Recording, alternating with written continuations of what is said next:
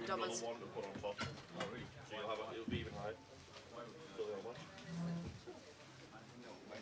You're just fine with that one, yeah? Stakes players, it's time to light the torch.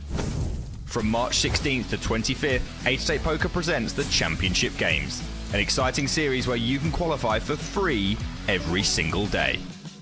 And don't miss the $100,000 main event with a buy-in of only $25. Register today and take your place at the top of the podium. 888poker, made to play.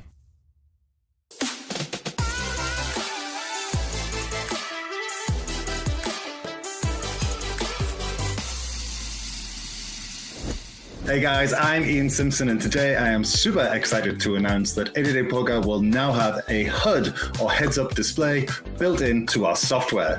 Whenever you're seated at the table, you'll be able to hover over your opponent's avatar or your own and get some vital statistics about them.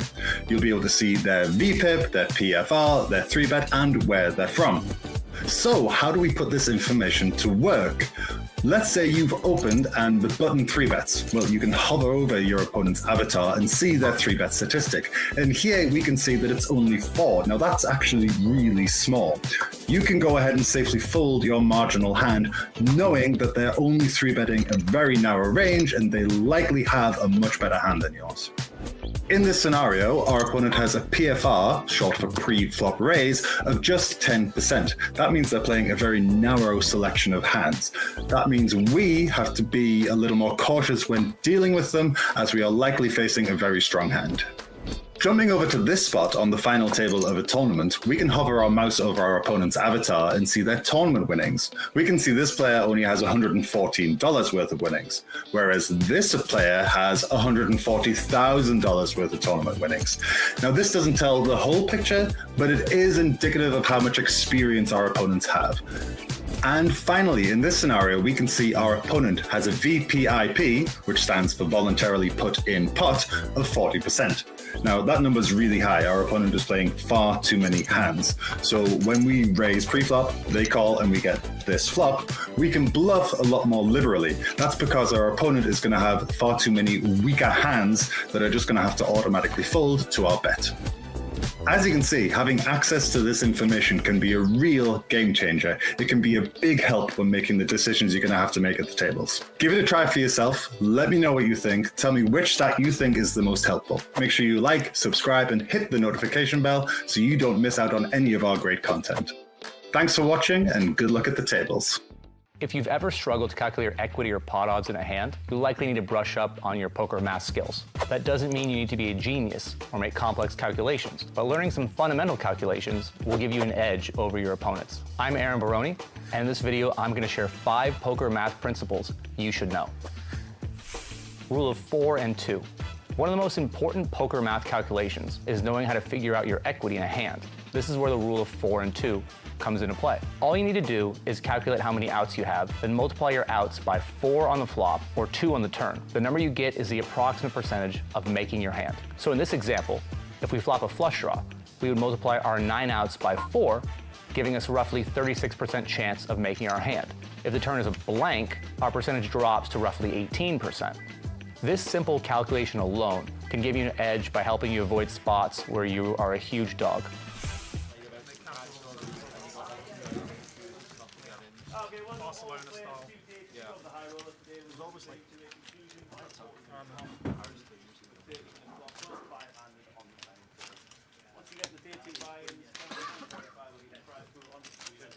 Okay, Dinu.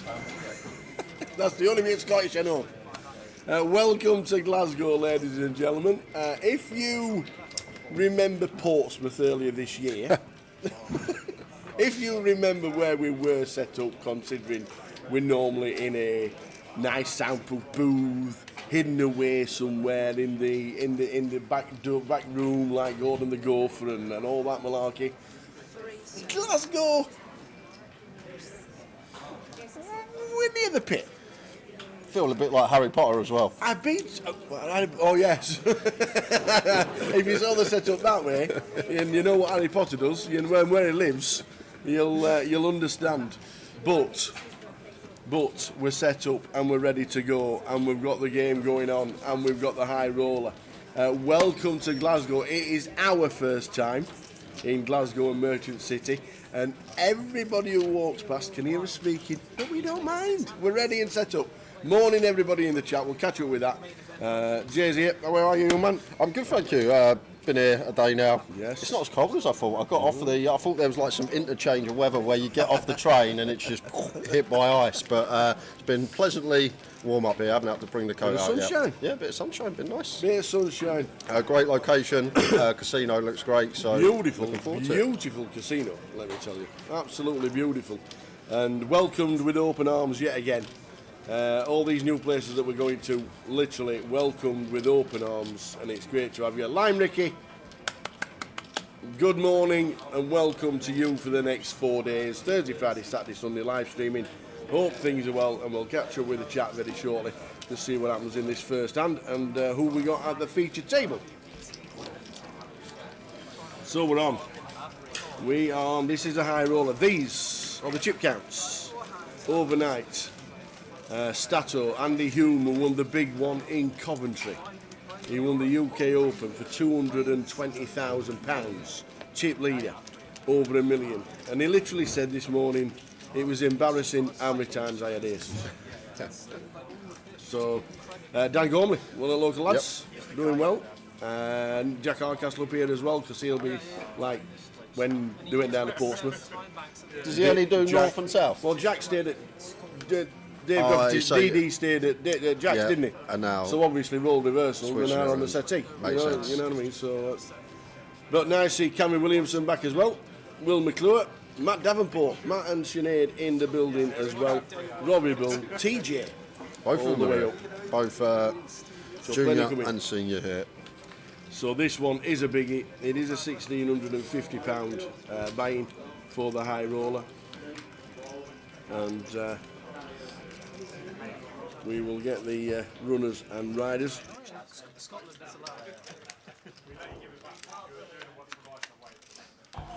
So the opening stages of the high roller will bring you the details. We had 17 entries making it through yesterday. Yeah, a total of 72 entries. Very nice indeed. We had 12 that joined the party today for day 2 buy-ins. Not bad.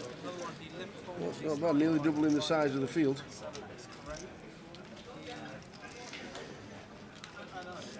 So good afternoon, Lime, and everybody in the chat joining us these early stages. Wherever you may be, let us know where you're watching from, because with the 888s it's usually very cosmopolitan and all over the world. A lot in Canada watching, usually watch.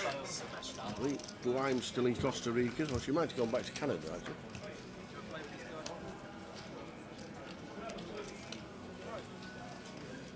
There's blind on blind action here between Matt and Liam. Matt turns best with his pair of sevens, flush draw to go alongside it. Interesting one from Liam here with a deuce.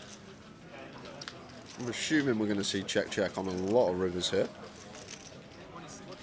Effectively turning the bottom pair into a bluff blind on blind as Liam. If we do go after it here, we'll probably specifically be targeting a jack. Does just take his showdown with the deuce. And we're going to be behind to the 9-7 of Matt.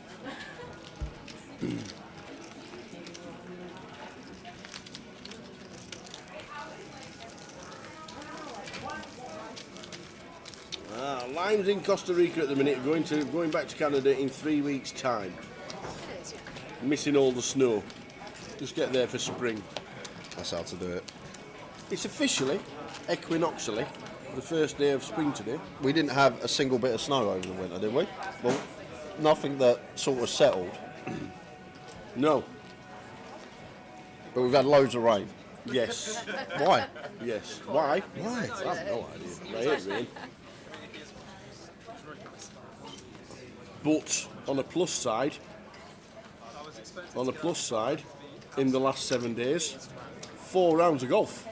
Really? Yes. How you been playing? 4 rounds of golf. I'll show you. I can't tell everybody, but I can show you. So you know I'm not lying, because they're all recorded. Right. So we shoot 82.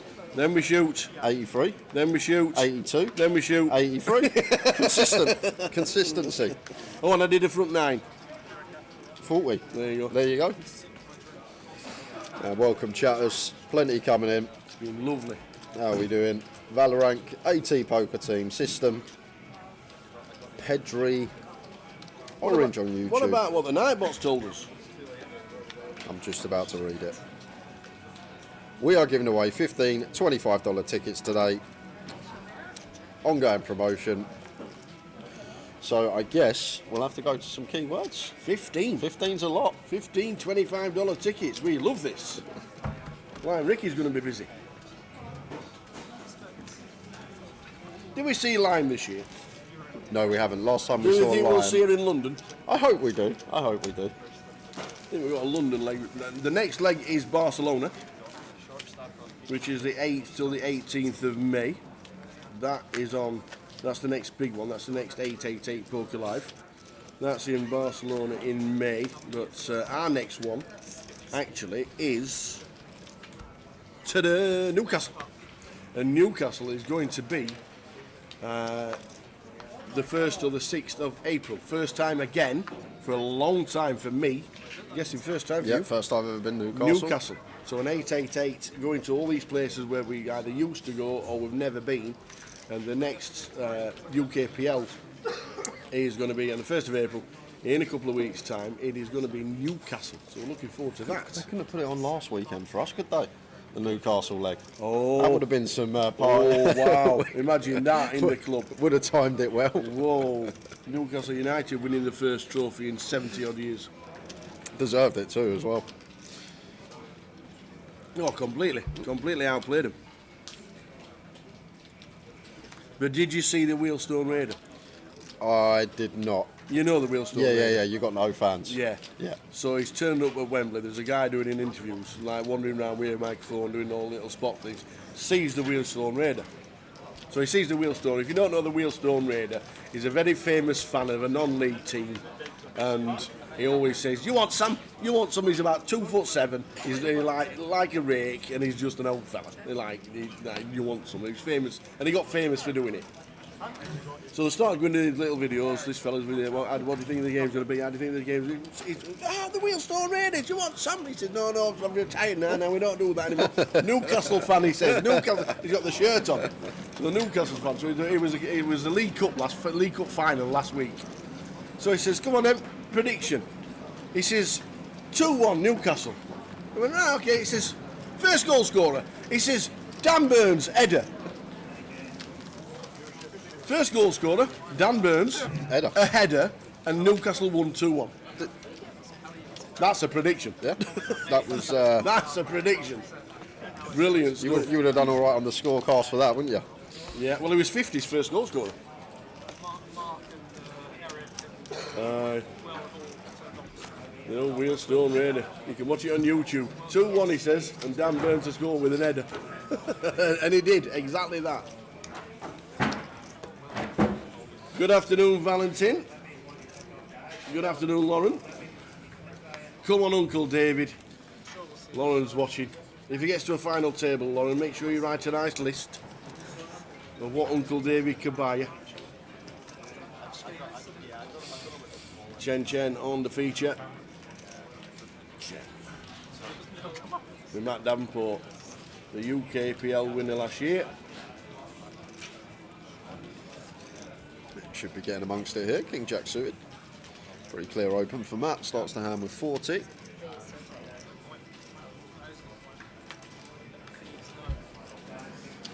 Whoa, what's happened to old Ian on the outer table? Whoa. Well, if there's ever a place to spin for him, Tower, it's probably this His specific feature table. His table. So I'm guessing Ian ran into some trouble on the outer just before he moved over here to the feature. Now an opportunity to spin it up with a 10-8 suited.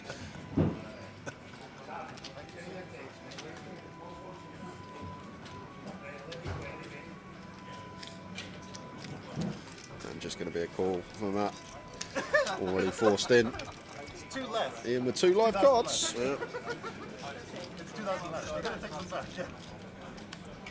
my favourite hand. I think it's 11. Oh, no, 13. It is 13. Apologies. You were here. This is a professional stall. Oh, yeah. Look how live. Sorry, Matt. No, it's alright. In advance. I don't know. Yeah, 72. What? 12% paid? How many 12 and a half. 12 and a half. So we're on the bubble. So Ian with a 10-8, unfortunately needing to hit a 10 or an 8. And it's a 2. Ian Simpson with his 2 bigs. What did he start with today? Oh, it was a day 2 bang. That's fair enough. That's fair enough. So he dropped down to 2 big blinds. Ian Simpson busting out as a day 2 bang. Hi, Ravi. Ravi chef's in India. Hey there, Ravi, mate. Hope things are well. Have a nice holiday. And we'll see you soon. Next event for us, the 1st till the 6th of April in Newcastle. Yeah, so Ian Simpson was actually the 4th out today, out of table. Carnage, Dale Wilson, Michael Caine and Ricky Murphy all busting just before Ian. So when that number updates, it should say 25 right on cue. 25 left in the high roller.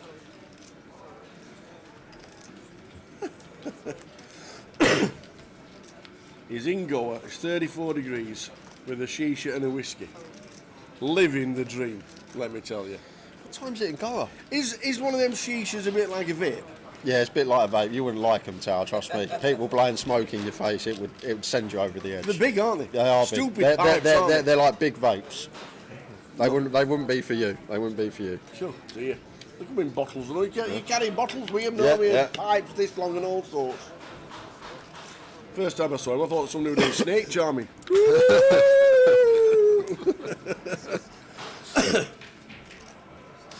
So blind on blind here, Dean with the 10s.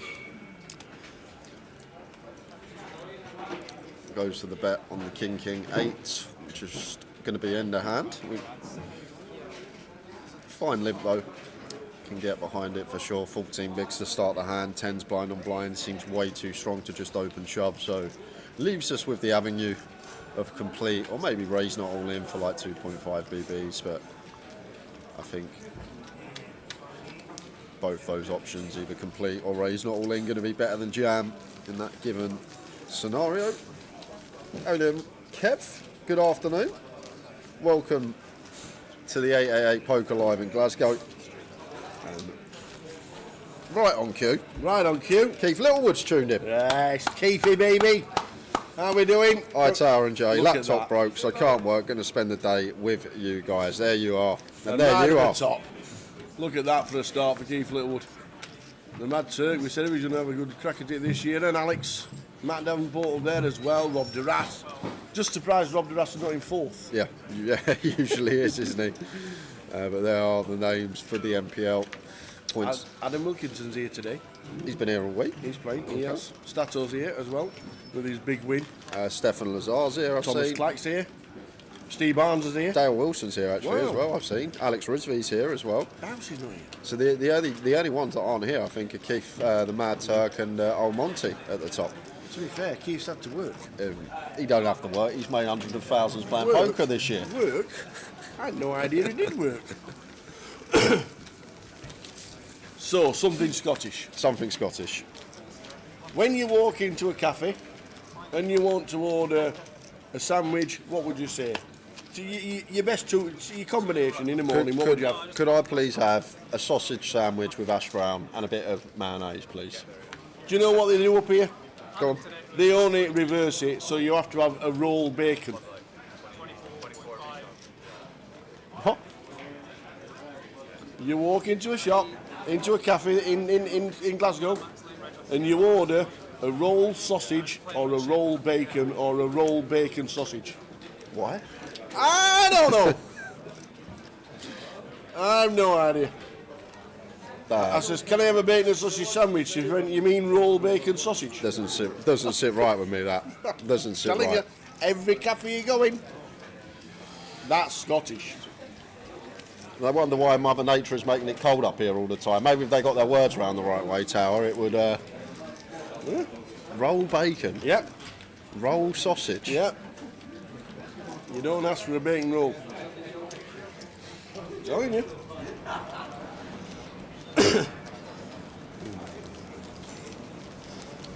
Yep. How bizarre.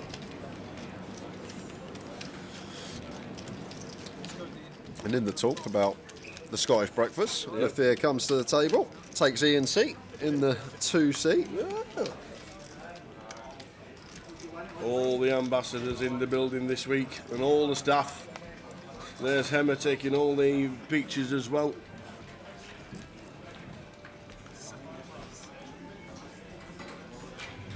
We'll see you, Navarro.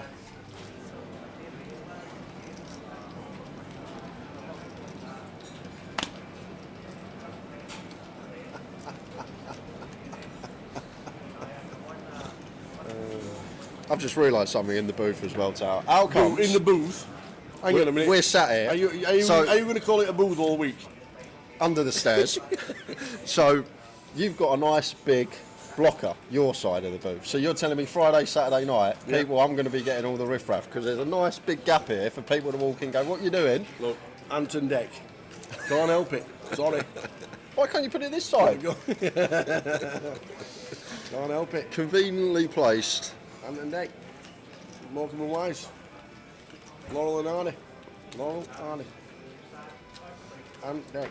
So it's going to be me who has to answer that question that we had to answer 100 times in Portsmouth. What are you doing, guys? Anytime what are you guys up to?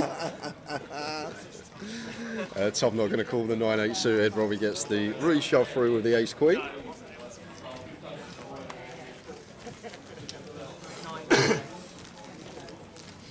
Seen footage of the casino, it looks absolutely beautiful. It is a lovely, lovely casino. One of the nicest things as well is you can tell that they have a lot of social. You don't have to gamble all the time, you don't have to play the pit all the time, you don't play poker all the time. There's plenty of place to come, sit, chat and eat. Yeah. It's great.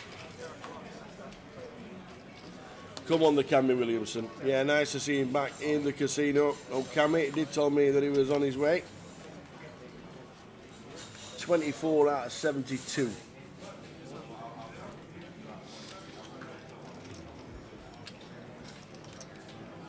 Good turnout for the high roller, 72.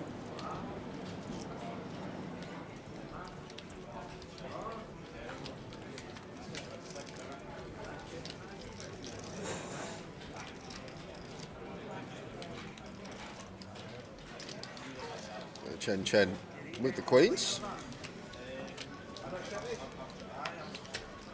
Robbie 6-7 suited on the button here. Not quite deep enough to think about free betting it. Even flat seems kind of dicey. I may fancy a call with position.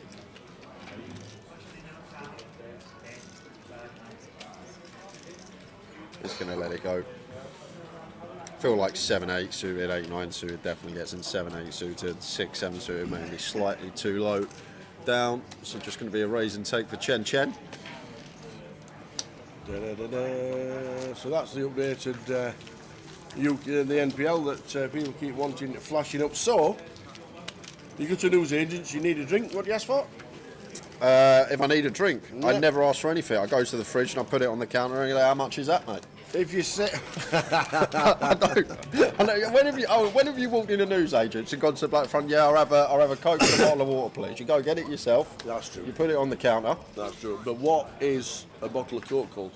A Coke. Coca-Cola. Fanta? Iron Brew? English Iron Brew. I don't know. Juice. They've got it all wrong up here. I don't know who's in charge, Tower, but they've got it all wrong. Who's in charge? Juice. If you walk to the counter with a can of Iron Brew, just that juice, sir. Juice. What? So any fizzy drinks juice? Is that Any what you're drink. saying? Any drink. Any drink. No, any fizzy drink. Any fizzy drink is juice. Okay. But mainly Iron Brew. Because most people drink Iron Brew up here. Yeah, take a bottle of Coke, there's your juice. So I'm going to jump back to it here. All in, bottom versus big, 12 effective of Dave, 4s versus King Queen. Guessing this went raise call from Liam. Come on, Dave. We've got Lauren watching. Faded so far. Yeah, still King of Queens and 10s needing to fade.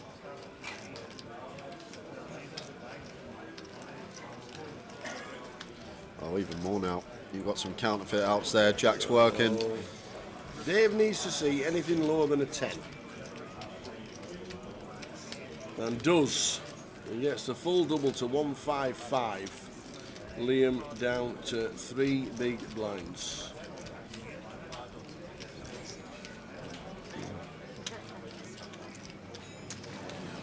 (888) Poker Live Glasgow.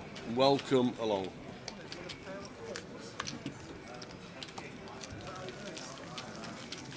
Wherever you're watching from, we're on all day till we crown a champion.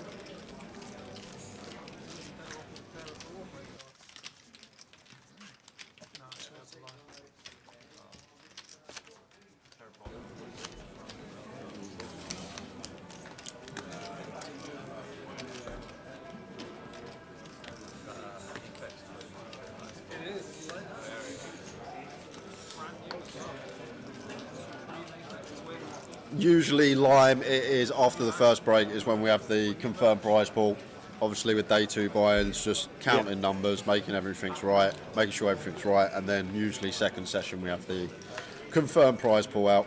As soon as we get it for you, we'll let you know.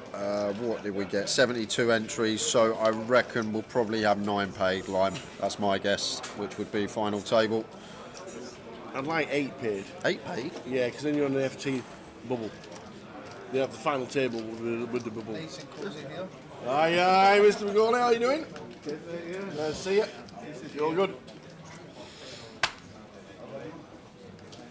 Yeah, if there was 8 paid, the final table would be 9. That would be the pure bubble, whereas 10 would be 2 tables of 5. But then the very annoying thing about that, we don't have a final table bubble no more. So we'll have 2 tables of 5, dilly-dallying, twiddling their thumbs, waiting for the other table to play a hand. That's true. So I think 9 would be...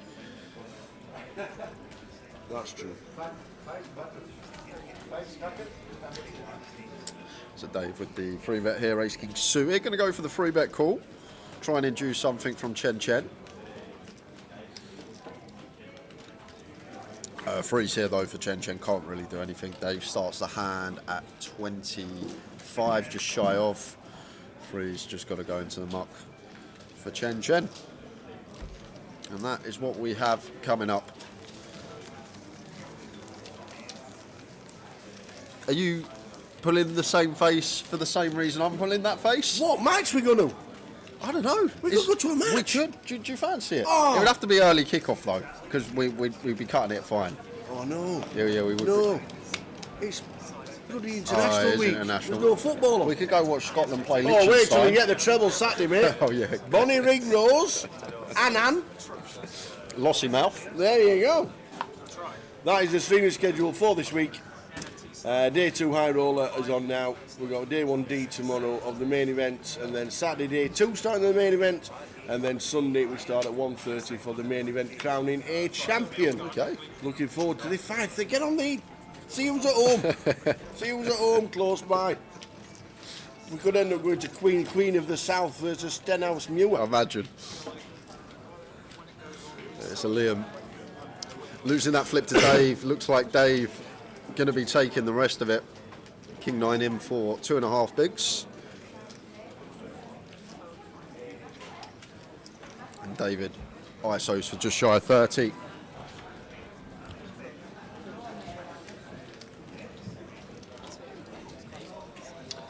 Does Liam spin and get some chips back off DD or not?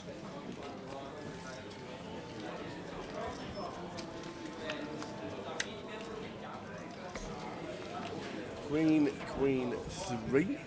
Liam needing a king or a 9. Robbed of the 9 of spades as well. So 5 outs.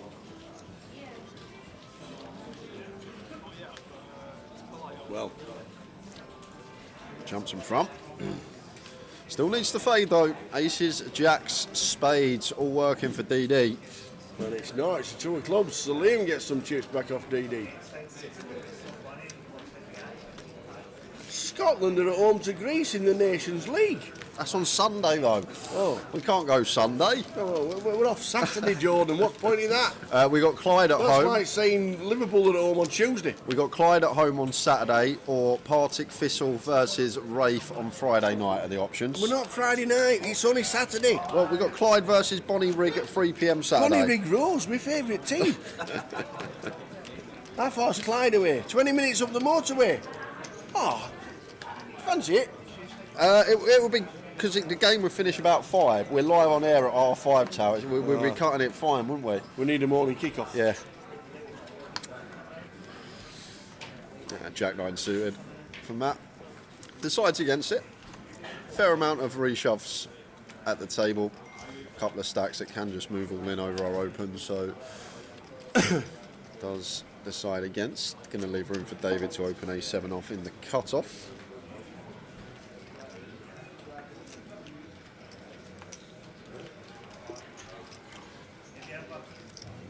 Tom Hall here knows that Dave will open potentially wide from this position, but 10-8 suited, nothing we can really do. As Tom into the muck.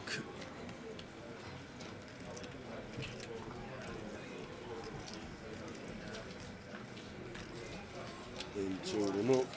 Morris is watching from round the corner in Cumbria. Was there an earthquake here overnight or something? When Cumbria moved? It's about 3 hours away. No, it's not. It can't be, because that was my last stop before I got to. No, it went Cumbria, Motherwell, Glasgow on the train for me. So it was the one before Motherwell. Motherwell? Yeah, we stopped in Motherwell. Did you say hello to Dave? I didn't know, but yeah, we stopped in Motherwell. That was the one before we got into Glasgow, so it can't be too far away. Certainly not round the corner. And then he's off to Tenerife in May. Nice one, Morris. Robbie, couple of 8s under the gun.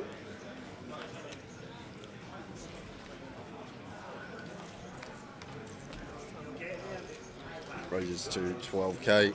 Similar spot that Tom Hall just had for Dean. Nice looking prospect, but can't really do anything off of this stack depth. Doubt we're going to see Chen get involved. King 9 off in the small against gun. Expected to hit the muck.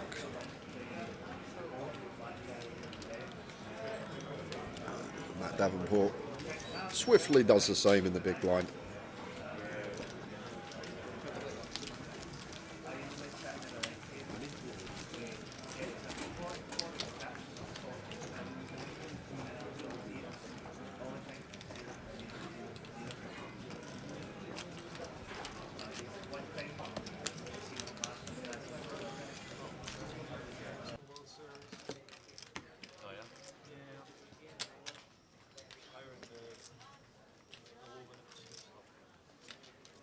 I like late reg, whatever, it's fun. I won't play stud because it's so hard to track. So like dead cards, you know. But 1 hour 45 from his house to Glasgow. Or 1 hour 20 in a fast car.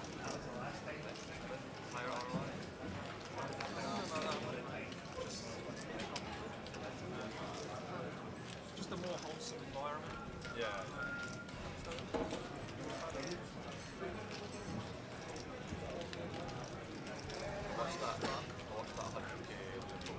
I watched that as well. I like it. That's what I'm saying. I really enjoyed it. I barely had a clue what was going I on. can barely watch Hold'em now, like watching these games. It's so intriguing. It's not fun. Matt with a 10-8. Makes up the blinds. Robbie gets a free flop with the Queen 5. Jack high flop. Jack 4 6. Could go either way as Matt. Difficult blind on blind spots, but important question to ask. Can we fold out better? Maybe 10 high. Folds out some queen high, king high type stuff. 3 to a straight both ways, but Matt decides against, goes with check.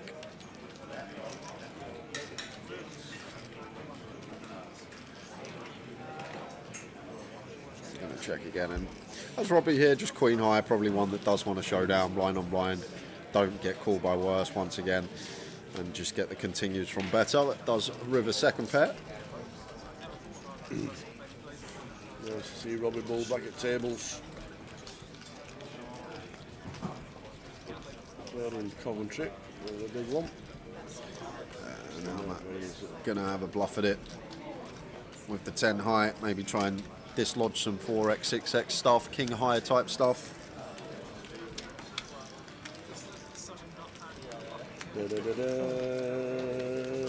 Yep. Line, keyword, 9 minutes. Give them a little bit of chance. We've got lots to give away. We've got loads to give away. Robbie, loads to give away. So what we're going to do is we're going to do a keyword at 1 o'clock, if that's okay with you.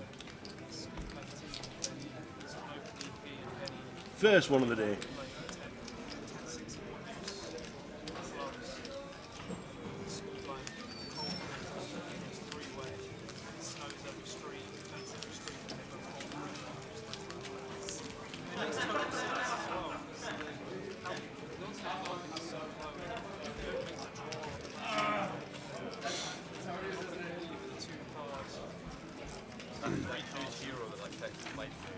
As Nightball told us, we have $15, $25 Championship Series main event tickets to give away today.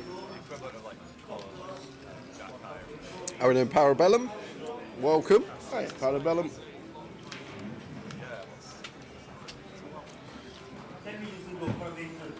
Hope you are well. See, that's also something else.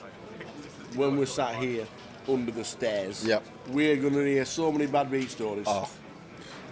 We might need to have to get a booking. We might even hear some about wanting to hear them. There Oh, might just be a couple having a chat there at the bottom of the stairs. Yeah, that's what I'm thinking. Because there's a little square bit we can stand and just tell your story. Oh, listen to this.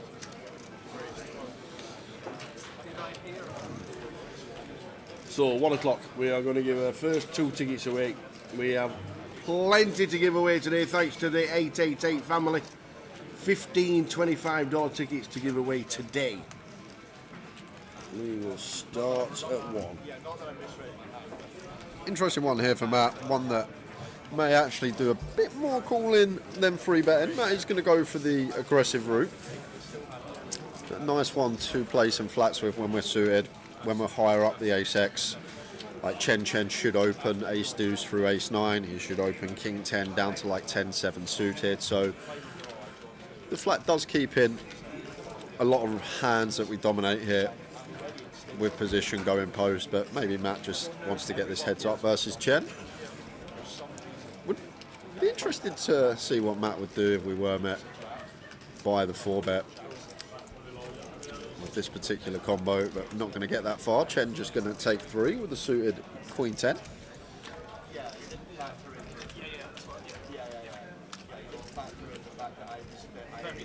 Queen high flop, queen 4-3. Does find that 3 outer on the queen high board. Matt just with ace high, a few back doors to go alongside it. Can already start pressuring some of like the 5s, 6s, 7s. However, what I will say, at like 40 deep, cut off versus button, like 6s, 7s, 8s, 9s, all this stuff just wants to jam, which is kind of interesting. So like we start eradicating some hands that we potentially try and get some folds from, if not flop then turn, like the pocket pair stuff. And Matt is still going to see bet here. Like Chen shouldn't really have any offsuit queen X, ace queen once again, cut off versus button, probably wants to get in pre. Maybe like ace jack is the offsuit. It's kind of interesting. Assume we're just calling here, but interesting what turns Matt's going to be barreling, what turns Matt's going to be giving up. Wow, goes for raise, okay. Well done, Chen. Surprised to see this, Sour. I thought against Matt, Well, just called. Yeah, just keep some bluffs in. Like, Matt's going to free bet stuff like ace-7, ace-8, ace-9 as bluff, stuff that's drawing to like 15% equity, potentially keep that in the pot, but Chen just happy to run his top pair there and then. Afternoon, Dennis. Yes, the keywords are just on 888 Twitch. We are streaming on 4 channels this week. We're on 888 Twitch, 888 on YouTube, and also Grosvenor Poker on YouTube and Facebook. But all the giveaways, because we've got our amazing Lime Ricky sat with us with the keyword will only be given out on the 888 Twitch channel. So 888 Poker TV on Twitch. You've got 3 minutes to switch over if you want to try and get yourself in. Or can you just watch it? Here we go. Yes, only on Twitch. So I've been told. That's what I got told. If you want to confirm that for us, Lime, that the keywords are just on Twitch.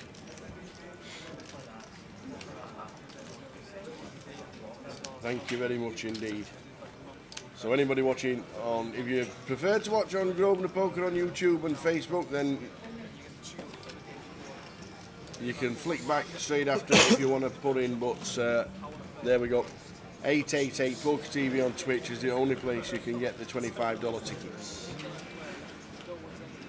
Just open jam here for Robbie. Into 2 shallower stacks. 8s for Liam, won't be going anywhere. Absolutely not. In the big blind, out the way quickly. Let's just see what Robbie was shoving for here. Attention all visitors, registered 14-1B of the main event. Your seat draw is now on display.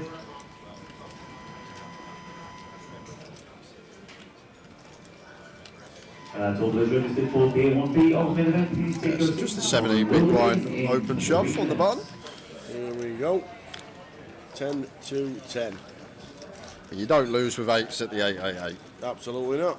Just failing aces, only 2 left in the deck. Probably an 8 on the turn. Oh, a little bit of drama. 5 on the turn. Now fading 5s and aces. Oh my word! Wow, Robbie Bull. What a filthy run out that is. Oh man. Oh, that's a dirty one early on in the day. That is dirt. 5-5. Yeah, as Lime says, if we do a J or a Tower thinks, probably not, but we might get given some kind of token or ticket for a future event. If we do that, we'll let you know, Lime. But most of the giveaways will be on Twitch, and most of them will be the old keywords. And the keyword is coming straight after this next hand, so get ready, because Lime will be ready to give us the keyword, sending Jay a message, and we will be on it in 30 seconds time. So if you are on 888 Poker TV on Twitch, you've got yourself a chance of winning a $25 ticket. There is 2 up for grabs. This is the final call. All players registered to Tier 1B of the main event. Please take your seats. The tournament will begin in 1 minute. Is that Jab Ricardo? Yes, it is. The one and only Tom Hall. Such a nice lad.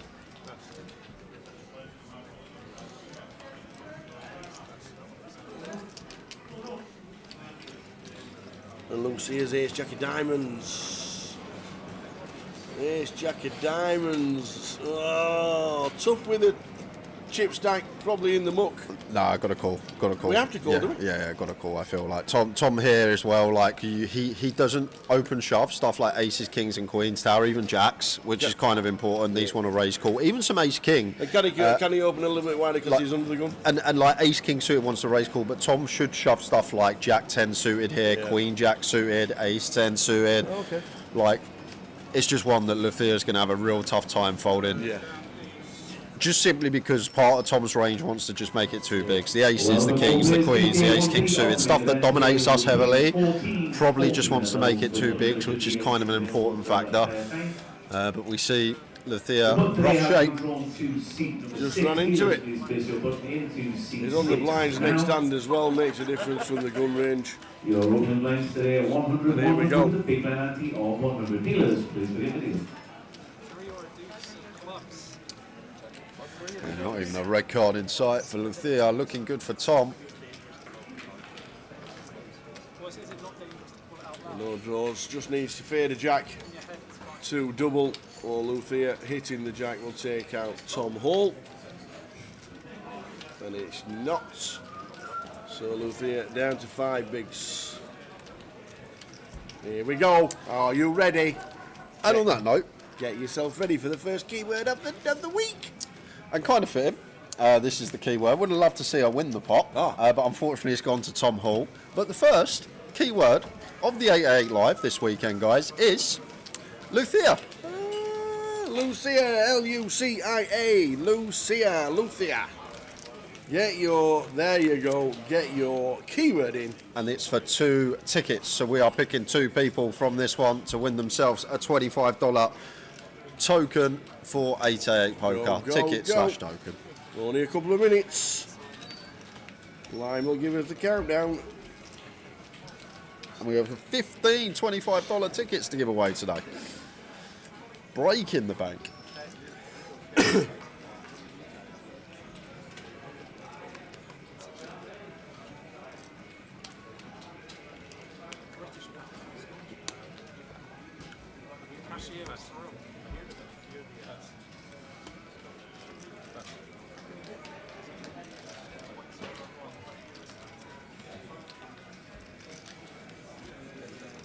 So with a late start on Saturday, I've been invited to a round of golf at North Berwick. Are you going to ask me if I would like to come?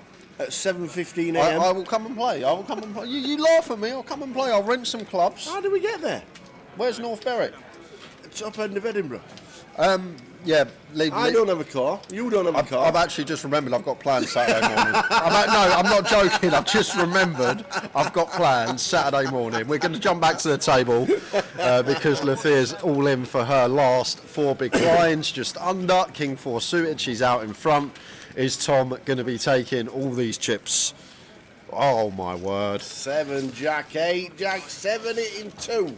So he's taking the lot. Going to need some runners here. It's Luthia. And that is not one of them. No, he's just taken the lot off Luthia. Good job we got the keyword in.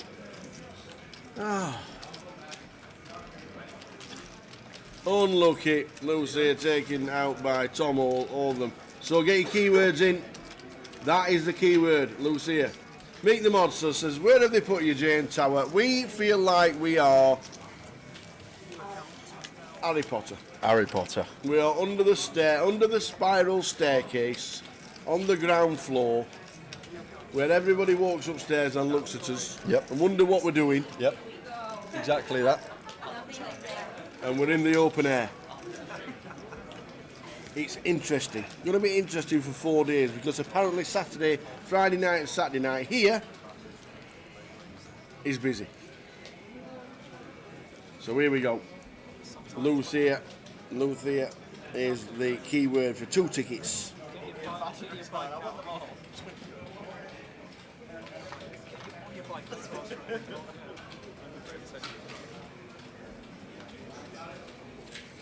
So thanks to Tom Gill for the invite to North Berwick, but unfortunately at 7:15 with no car and no clubs. It'll be a tough one. Did you not bring the heli up? No? Did you leave it? Nowhere to park. Left it in nowhere to Blackpool? put it. Nowhere to put it. Argyle Street's quite busy. Buying for this one was $16.50, Liam. £1,500 plus the juice. You've got less than a minute to get into the keyword. We have got plenty of you guys in already, so well done to everybody for getting involved for the $25 tokens today. There's 15 to give away. And last chance, says Lime. The feature table's upstairs, Dennis. It's upstairs if you are coming in the building, walk through and it's on your right hand side. It's actually a decent place for the feature. It was just us that we struggled to accommodate. Yeah, going to jump back into it here. Straight back into it. Dean shoves for just shy of 10. Matt calls off 4s. LP versus Big. Dean Lyle needing a 2. Well, Matt's going to take him out. A little spade. Spade with a 2 of spades now playing. Any spades about? And it's not, it's the 8 of clubs, so Lime's going to do the draw. Right now, get ready guys, there's going to be a countdown and then the name Luthier will be irrelevant after that. Lime will count us down and we have 2 $25 tickets for 888 poker events. Here we go, the countdown is on. I love this, we're counting down to 5 and 4. Here we go. Are you ready?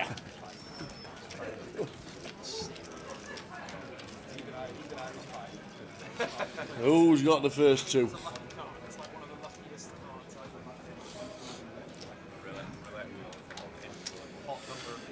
Here we go. We go.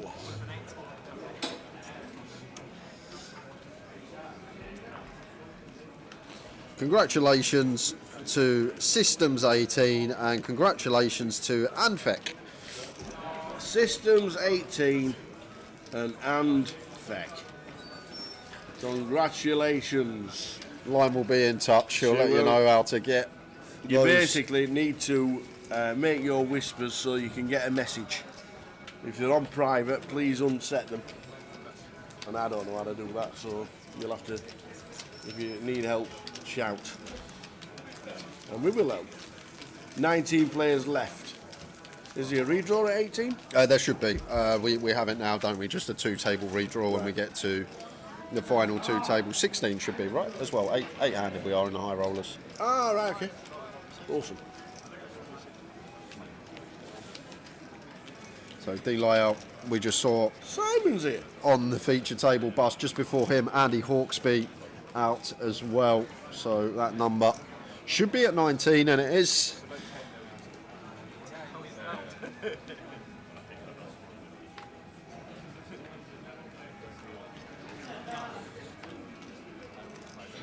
Queen Jack for Robbie here from gun is going to open. We are just sitting 6 max here, so effective low jack. Seems fine from Mr. Ball. Dave Doherty out of the way. Over to Tom. With the 9s here. And at 22 tower, 6-handed, may just be sending the lot in here. Like, going to have some pairs like the jacks, queens that maybe we want a 3-bet call. Feel like 9s is one that could potentially just send here for 22 bigs. And here it comes.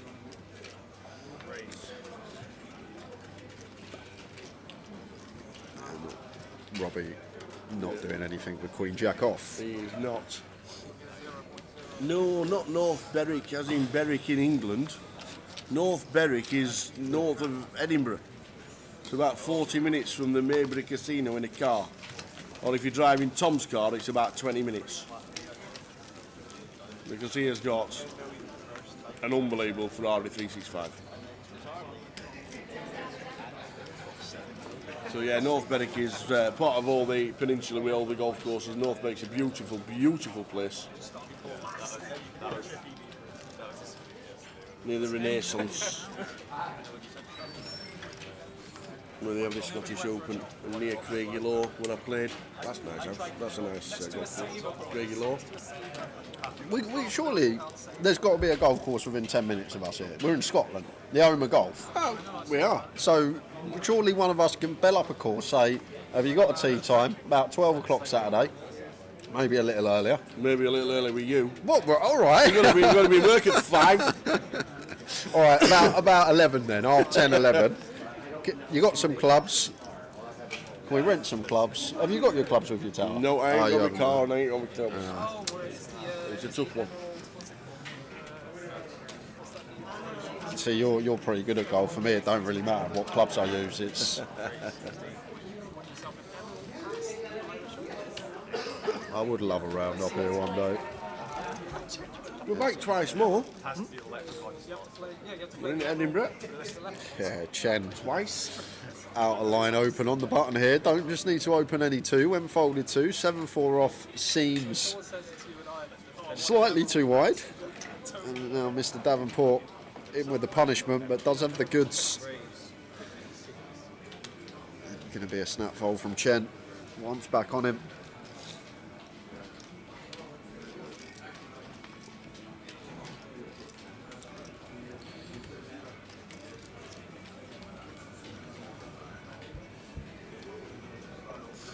Going to be a snap fold from Chen once back on him. He's not thinking about doing anything here, Tower. We see a lot of Chen Cheng on streams. He's just one that likes to use his full 30 seconds. Whether he's folding, calling, really does like to slow the game down. The clock is your friend. If you're playing less hands on your table, potentially more going on the outers, more bust outs, more collisions, all that type of stuff. 19 from 72. No live poker in the month of March for CFO. Is that due to Ramadan? That's tough, that, you know. No live poker. No, Ramadan. Ramadan's tough. Can't have a drink of water between sunrise and sunset. It's tough. It's tough, it really is.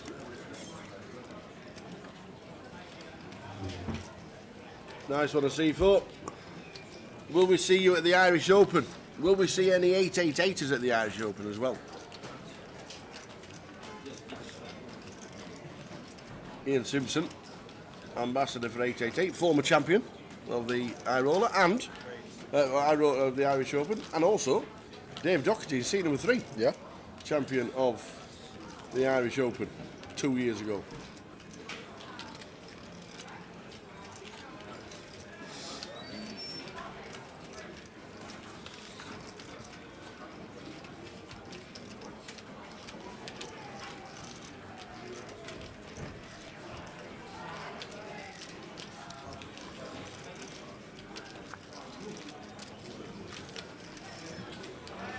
He's won 2 seats up to now for the Irish Open, playing Friday the 18th, so he's coming for the final weekend. Friday, Saturday and Sunday. When do you get there, the 11th, Tower? 9th. 9th? Yep. What, you go for setup? Yep. Yeah. Yep. I'm there on the 9th. The 9th? Yep. You don't even start till the 10th. Correct. What are you doing on the 9th? Got to be there. I guess you got to be Got to there. be there for starts. Yep. 11 a.m. Thursday morning. I am there on the 9th, hosting the Irish Open, which is a super privilege. Yeah. Maybe there myself, a CFO.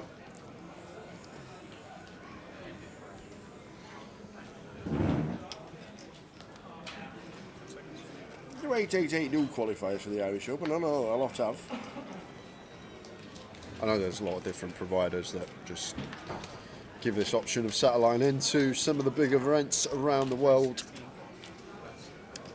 I know on Grosvenor Poker, plenty of sats running for the Irish Open up until that event takes place. This time Chen got an actual hand. This is his 3rd Open in a row. Sometimes from the table's perspective, if you sat there, it does look like our opponent may be opening too wide, too many hands. Maybe potential for people to attack lighter. Just a call with the ducks from Terry in the small blind. Flop time. Well, we flop bottom set. So TJ Jr. Yeah, not the best board here for Chen. Like, we still have deuces, 4s, 5s, but Terry has deuces, 4s, 5s. He has ace 3 suited. He seems to still have some like 6s, 7s, 8s over pairs that don't want to get him 40 pre-flop. He's just going to come out firing here with the queens. One nice thing about the fire, we do get calls from all the ace high stuff, like the suited ace X of Terry, the ace 10 off, ace jack off. the stuff with a will draw 2 overcards. Terry just flattened the ducks. Keeping some bluffs in of Chen. Turns a 10. Still looks pretty good for Chen with the queens, the overpet.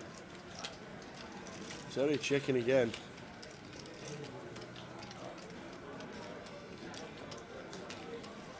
Do we see check back?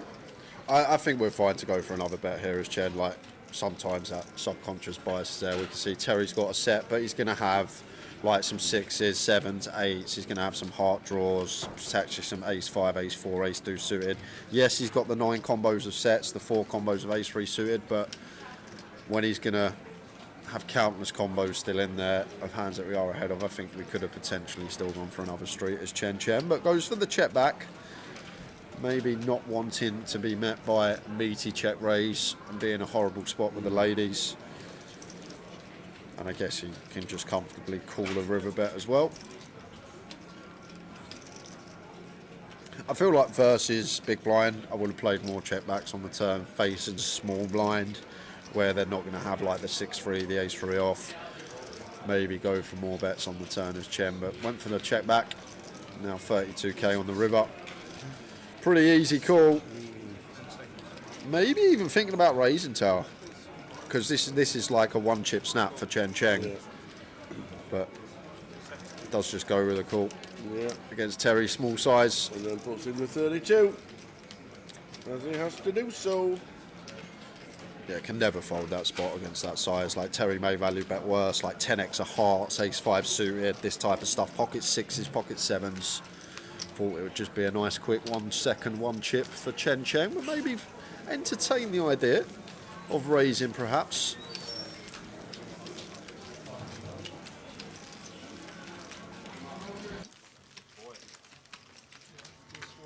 Attention all this registered for the 1B of the main event. Your seat draw is now on display.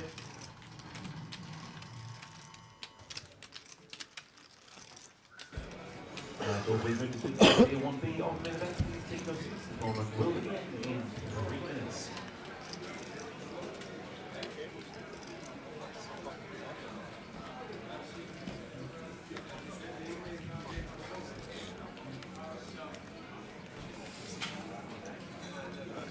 Lines 4-8.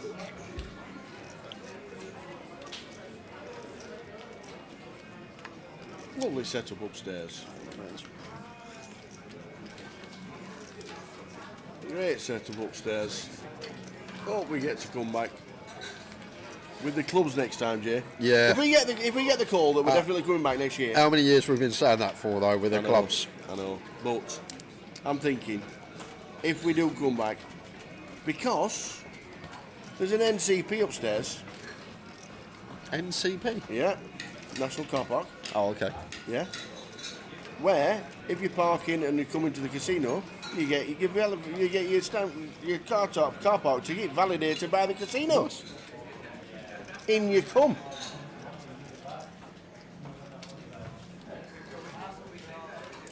Hey there, Mr. Spinks. Gary Spinks in the chat. Gary. Good afternoon, lads. Spinksy here, watching the live stream with you in glorious sunny Derby. Not long now until the Irish Open. Let's have it. See you there. Yeah, nice one, Gary.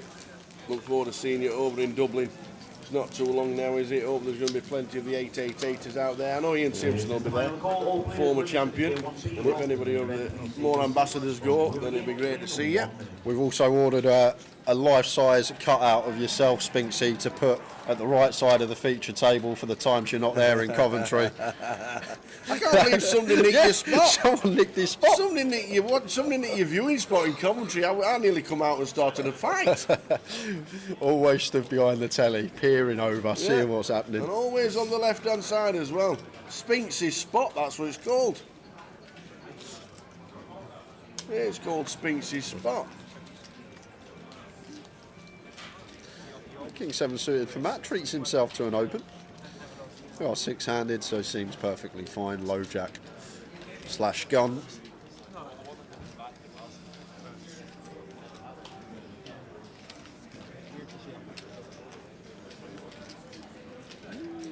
Dave here, King Jack off. Not really much to work with 18 bigs. Like if we wanted to continue as Dave would have to make it like 34, 35k. But that's what you're generally going to see. Facing the gun open into the muck.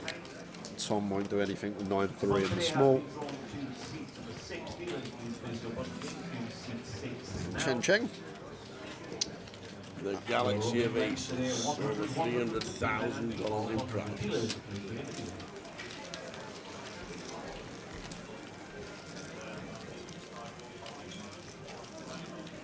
That's, yeah, I'm worried.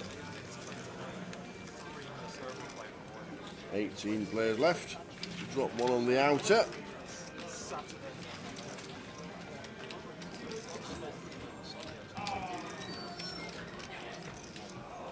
Do we know when London is? Have we got dates for London? Yes, we do. Is it like Octoberish? It is. Oh, we're frozen. 10th to the 20th of July. What? 10th to the 20th of July. The 888, big one. We have got dates. I've definitely seen the dates for it I've somewhere. not seen them. I don't know why. I'll tell you where I've got the dates on my work calendar. I'll tell you when it is. Okay. Let's have a look. Oh, there it is. 4th till the 14th of September. There you go. I knew it was on there. Yeah. 4th to the 14th of September. I don't know why we froze, but we have frozen. Hello! Hey!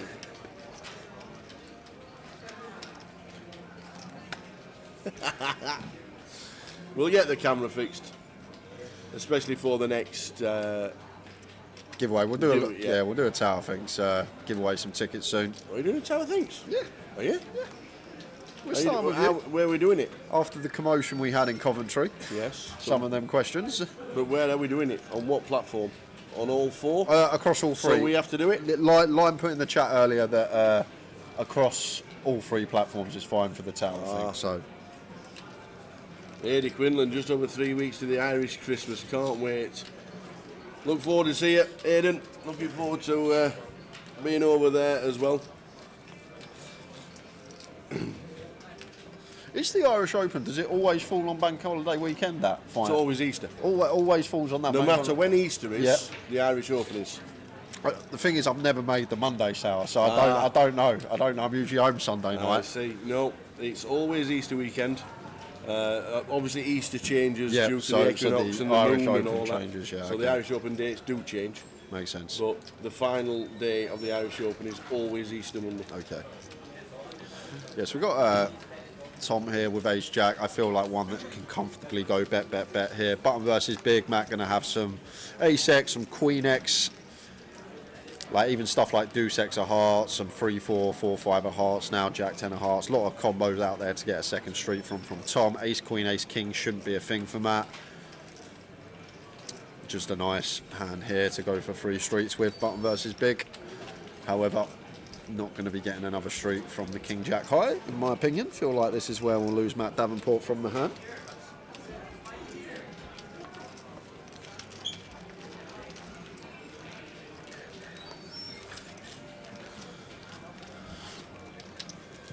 Any more results, Aidan, in the last month or so?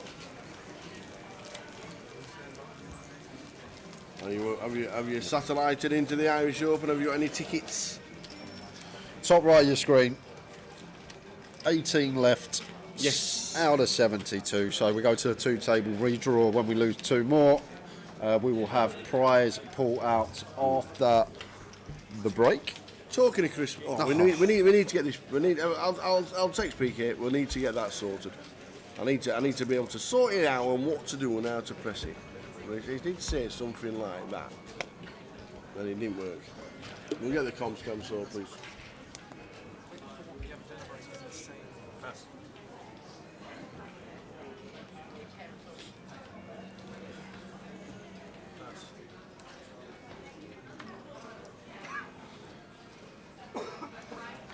Let's do suited for Tom. Nice one to attempt to steal. Is the feet? Sorry. No, it's okay. No, I just said somebody was in there saying is the feet stuttering. Hopefully not. Give yourself a quick refresh if you're on Twitch. and let us know. Interesting one here for Matt. Ace-king suited. Slightly too much to jam, such a strong hand. 30 bigs, yes, we're out of position, but want to try and induce something here from Tom, like against an ace-5 suited, against like a queen-jack suited, like hands that can potentially go for the 4-bet rip in terms of a bluff LP versus blinds. And ace-deuce of hearts, maybe not like the prime combo, but if we are going to pull some 4-bet bluffs in the form of a jam, we do like choosing some suitable ace stuff, but we prefer having the ace-5, the ace-4 suited. Maybe if we just shove any suited wheel ace, we're definitely going to be overdoing it. So we'll see what Tom comes with. But I feel like ace-5 suited obviously going to be the prime candidate. We also like some suited Broadway stuff, like some queen-jack suited, some king-jack suited, to go for the 4-bet send. But he's going to take this avenue here as Tom, which I'm surprised about, Tower. Generally, Ace-deuce. we are getting a nice price in position. But in general, I'm shocked to see this. Where are we in this hand with an ace-high flop? Ace-5 jack.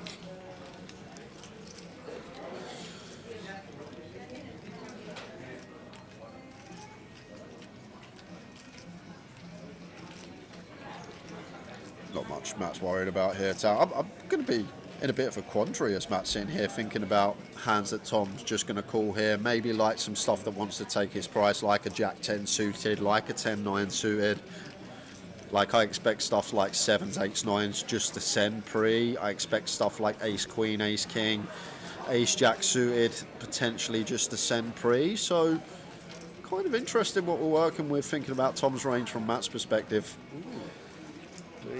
Like I'd never assign him this tower. I'd never give him the ace-deuce suited, the ace-3 suited. I expect these hands to just potentially fold, or maybe once in a while go for that low-frequency 4-bet. But now we get here, going to be a real problem for Tom Hall, because we have top pair facing a capable opponent, and Matt will find some bluffs from stuff like King-Queen, Queen-10, King-10, something like a King-8 of spades that now turns a nut flush draw. And then obviously Matt's value range just going to be the Ace-King, Ace-Queen, Ace-Jack, pocket jacks, Ace-5 suited, Ace-4 suited that were bluffing pre. These can still be in there for value too.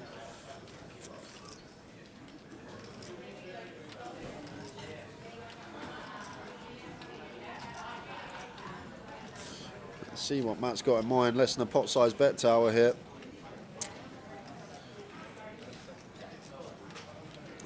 0.95 SPR.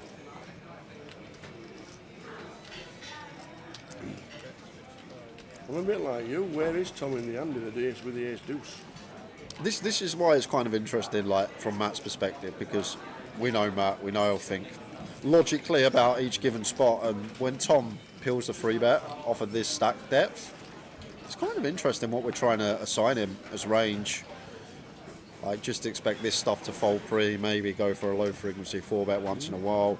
I'm probably just going to give him stuff like Jack-10 suited, Queen-10 suited, these type of holdings.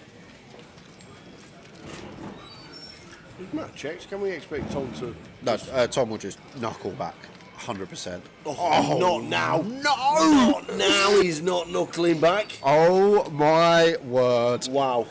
What a ridiculous river. One thing that is kind of good for Matt being the 3 of spades is we assign Tom that range that calls the 3-bet pre off this stack depth. I'm going to believe, I know we can see he's got ace-deuce suited, but I was sat there as Matt. I would think Tom would have a lot of this Jack-9 suited, Jack-10 suited, Queen-Jack suited, King-Jack suited. And Jack-X of spades is so real. So if we check here as Matt, and Tom does go for the all-in, which he will, maybe there's some hero folding going on here from Matt.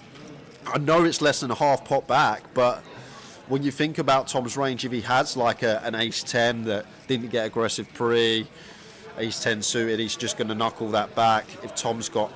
Well, Matt has gone for the jam, and Tom's going to call it off anyway. But yep, he's already shown him the deuce. Oh, can't believe it. Yeah, it's a pretty rough one for Matt. Pretty rough one. maybe Matt feels like ace 10's there to get heroed by ace queen. It's very hard for Matt to get called by worse Otat. Ace queen wants to shove pre, 30 effective LP versus blinds. So we literally target ace 10 suited, ace 9 suited that may be in there. And that's about it. Is Tom really heroing like a king jack of hearts? That just folds turn anyway, so... That is leaving Matt pretty short, 29,000. Pretty grim run out for Matt Davenport. Really interesting river jam from him though, Tar, because where are we getting paid from? Ace 10 suited, is that going to hero? Ace 9 suited, is that going to hero?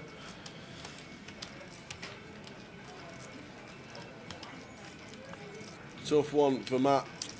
Enjoyable hand to delve into though. Really nice one to cover.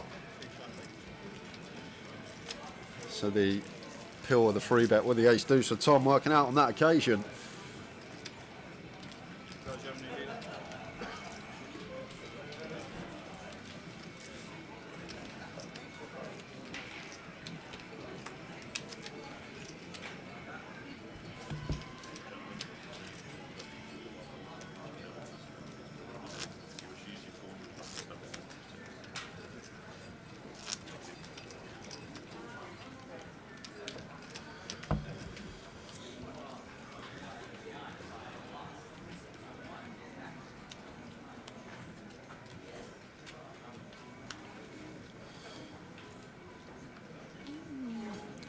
Close one for Dave. Like king 9 suited, definitely open. 6-handed is still going to open the king 6 suited here. Nice raise fold combo, one that we can try and steal with. Just comfortable decision facing a free bet. We can just get out of the way, and we still actually get some value from big blind. Like Terry going to defend 6-7, 6-8 suited, stuff like that. 10-5 off though, not going to be getting involved. It's going to be a nice little pickup for Dave. What you want to be doing? You're not really getting much distribution. Well. Here comes Terry. 10-5 off. 10-5. No, 7-3-9.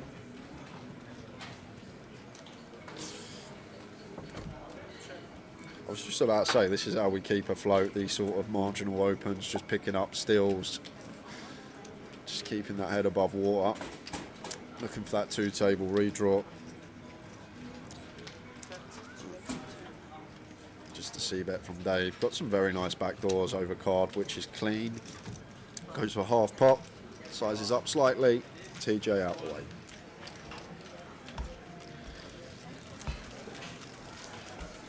Oh, we're back. Fixed it! You fixed it, yeah. Fixed it! I did it! I thought I was going to ask you. Oh, we were talking about the Irish Christmas. Yep. I was really upset last week. Okay. We weren't streaming when Cheltenham was on. I want to ask you how you did. I didn't back a single race. What? Didn't watch a single race. What a didn't waste back of a a single story race. that was. I got right excited. I was locked in last week. I was playing a lot of cash. So okay. 5 days straight, I was playing basically. Did you? Last week? Yeah, literally. So it was You didn't have a bet? It was a grindy week. No, did not have a single bet. I was down. expecting all kinds of stories. No. Sorry, family. Didn't have a single Sorry, bet on 888 Cheltenham family this are year. expecting all kinds No of stories this year. No lucky 63 without a place this year. Can't believe it. How you doing, Mr. Gardner? Anthony Gardner in the chat. Nice to see you. Still doing a bit of TV stuff as well. Oh, is he? In the old, I'm sure he was on the Tottenham Fulham or something like that. I'm pretty sure he was on the field, on the pitch with the old microphone. Nice to see you still doing a bit of TV, Anthony. And hope to see you at the table soon. No, I didn't even touch it, Tower. Wow. What I also want to know is this year there's only 34 runners for the Grand National. Which is in 2 weeks' time. I've never... It's the lowest field ever, apparently. And I don't know why. I don't know either. There's normally 40. Yeah, there is. And now there's 34. So I don't know what the reason is. But the winner of the Gold Cup, which was the favourite for the Grand National, he's not in it. Oh, is he not? So I don't know why. I don't know what's happened. Well, going to jump. Anybody horsey out there? Going to jump back to it because Matt's all in here with the ace-9 suited, or at least he will be all in. He's only got 1k back. This is always going in.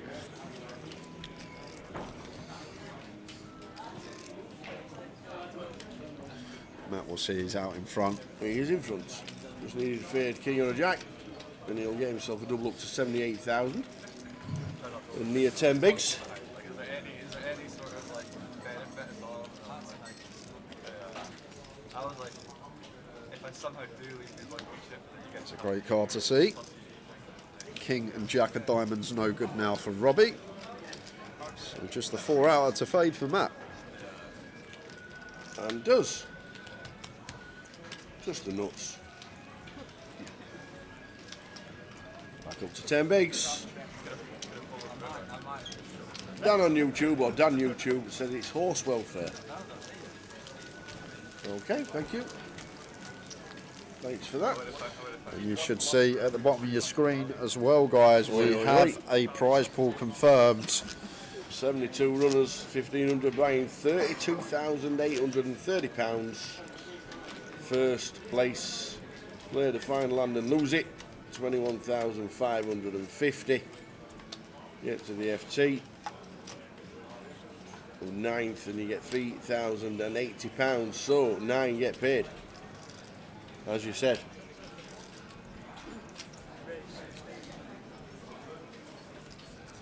Yes, Anthony Gardner's, he'll be in the crack, Denny says. Looking forward to it.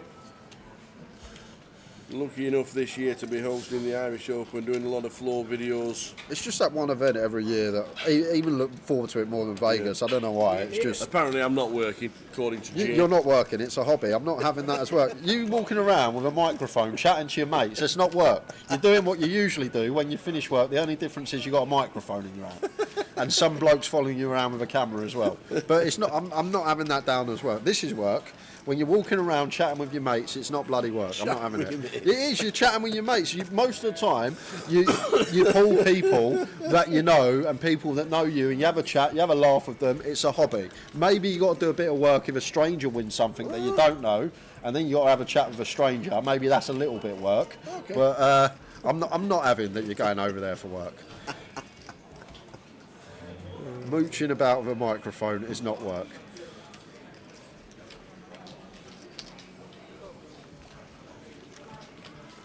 So dire strains. There you go. Smart man, getting paid for doing what he does anyway. Looking forward to it. Really am. And Grosvenor and 888. We're taking a lot of people out there. I know Grosvenor Poker have got 60 qualifiers so far.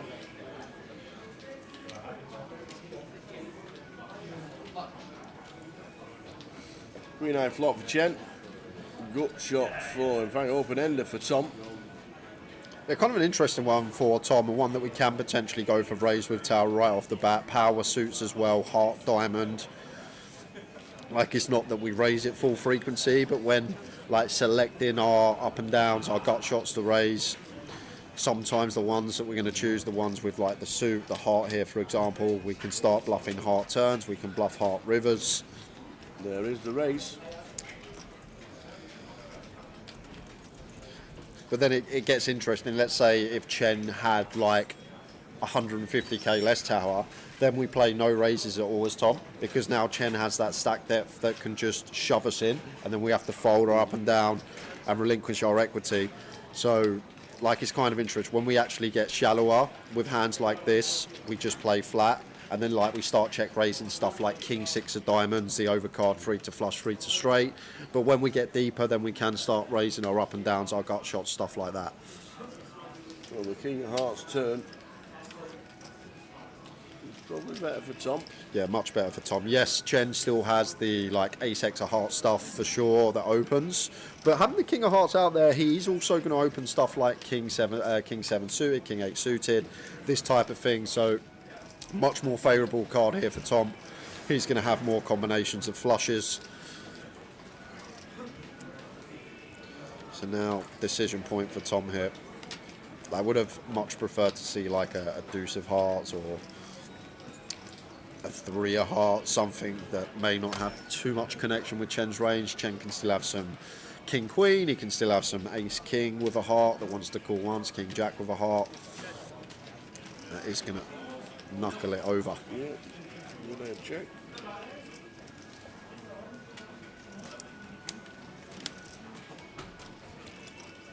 Pretty clear check back for Chen here. Don't want to reopen the action for Tom.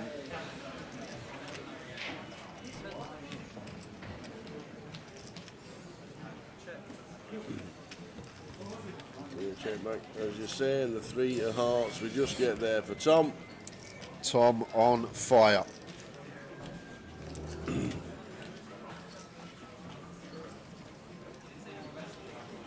We check calling. He may even block tower. Would be if he checks, yes, it would be check calling unless met with like a huge size in. But may go for like a little smallish bet here. Try and get a hero from like a queen, non-believer.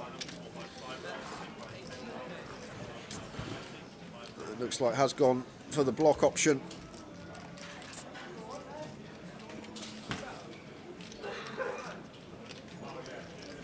Nigh on impossible to call.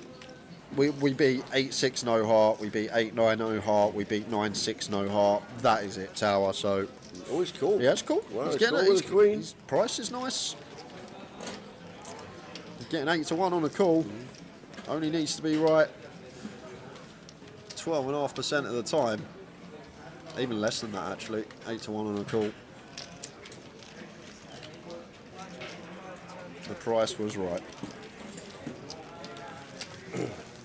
Dan on YouTube says Gold Cup winners are not only because the turnaround's too short. 3. I thought it was always 3 weeks. Maybe not.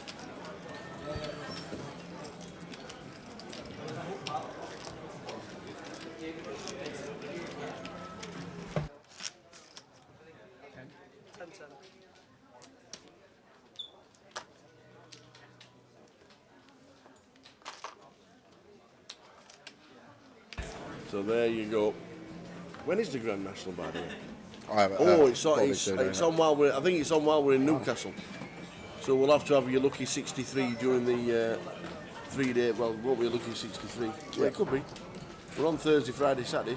I think it's on during the Newcastle Festival. I didn't realise horses needed that long to recover from one race. What, 3-mile race? Yeah. Oh, yeah.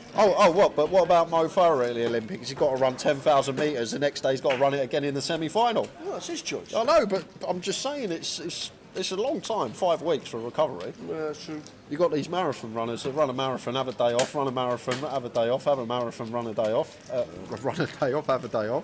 Makes you wonder how they do it and why. It's a long old time.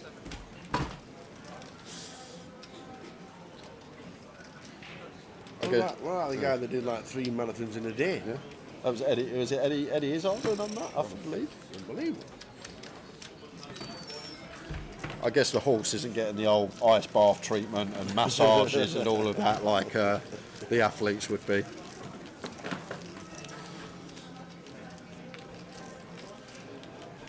"40 minutes to go until we hit the first break of the day, guys. Been stuck on 18 for a while now. Yep, 9 getting paid.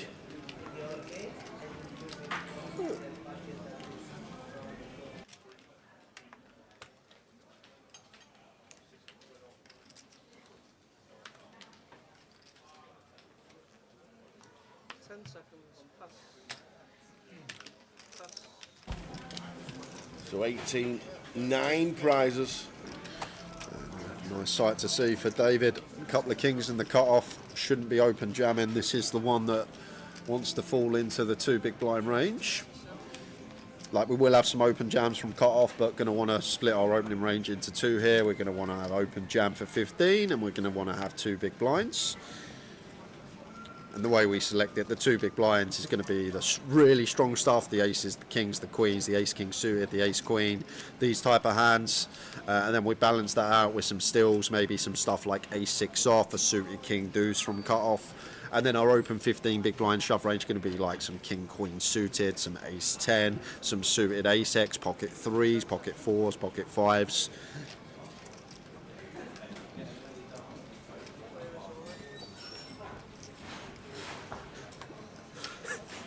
And Chen's all in with the ace-queen suited, going to jump back to the chat box in a second.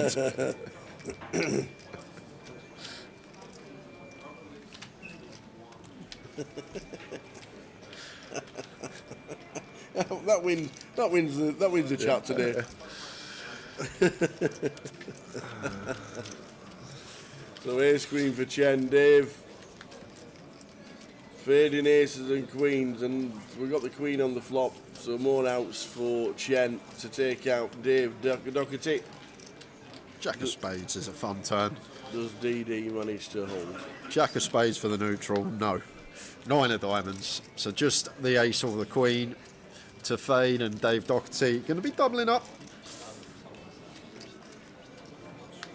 And there we go, so DD doubles to 320. 32 bigs, now the blinds are 10k. A very good point from TM in the chat box. Says Mo Farah doesn't have to do it with a 5-foot Irishman on his back. That needs to be an Olympic sport, surely. Oh, brilliant TM. Hi Andy, Andy McKenzie. All right lads, how are you enjoying Glasgow? Loving it, thank you. See you tomorrow for the main. Managed to go into the oldest pub in Glasgow last night, a place called the Scotia, where they did an unbelievable stout on cask called Ghost Town. I've had Ghost Ship.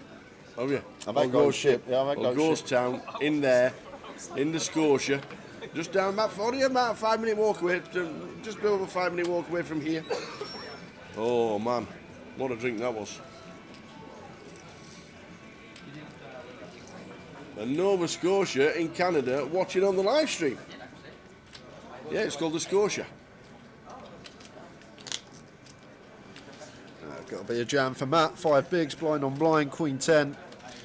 Not going to get much better than this. There's the all in. Robbie will have to call pretty wide. We'll have some folds though. Queen 5 off, just shy of 6. Kind of a grim one for Robbie to find here. Like suited queen, would definitely call. Raggedy offsuit seems kind of meh. We call any king here, we call any ace. We call suited queen X, we call stuff like jack 10, 10-9 suited. But these sort of offsuit high lows, just shy of 6 bigs, it seems like a real rough one here for Robbie Ball. Couldn't fault him for either. He's going to make the call. And Matt in good shape. You got to remember, it's down to just the 2 bigs after that ruthless river card against Tom Hall. Could be back to 12.5 after this run out. Can he get there?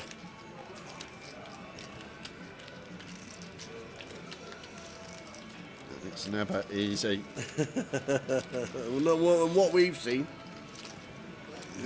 seen, here comes the 4. 4s and 5s for Robbie Ball. Well, now a catalogue of chop outs. Spades covered though by Matt.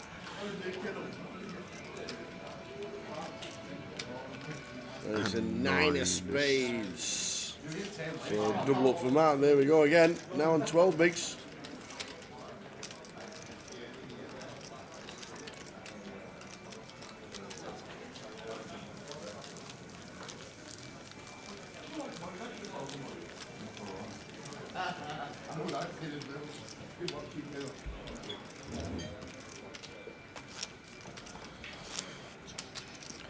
I think we've got to squeeze another keyword in before the break. I think you're right. Because we got 15 to give away. Bang on the hour again.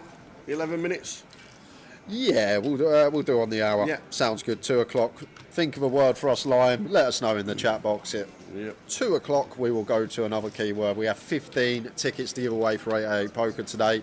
I can't see this one lasting past 9, 10 o'clock, so we will need to get them out in quick fashion over the course of the day. Like it. How did we do last night, Andy? Andy McKenzie was in the building yesterday. I think he was playing the satellite yesterday.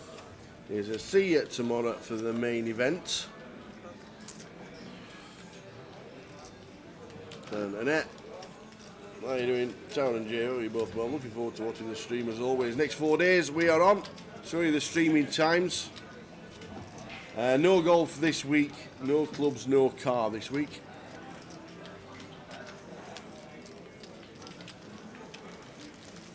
No clubs, no car. Up on the choo-choo. Surely Agis McTavish has got to come and say hello. We're in Scotland, Agis. We're in Glasgow.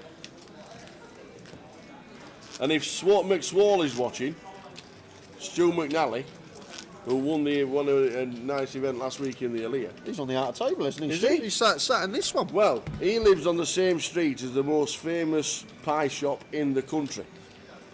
And he's not brought us any in. And he needs to have a word with himself.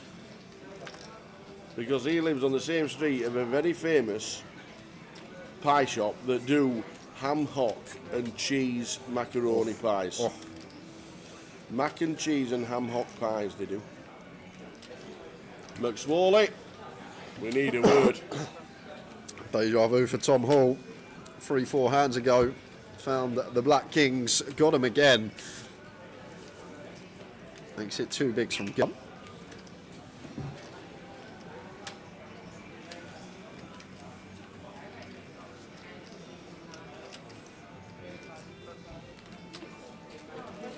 So Tom with the Kings. No action. Won't be getting any. Oh, the old whip in the big for Dave Doherty into the muck. Agis was here last week. Might take a trip down again.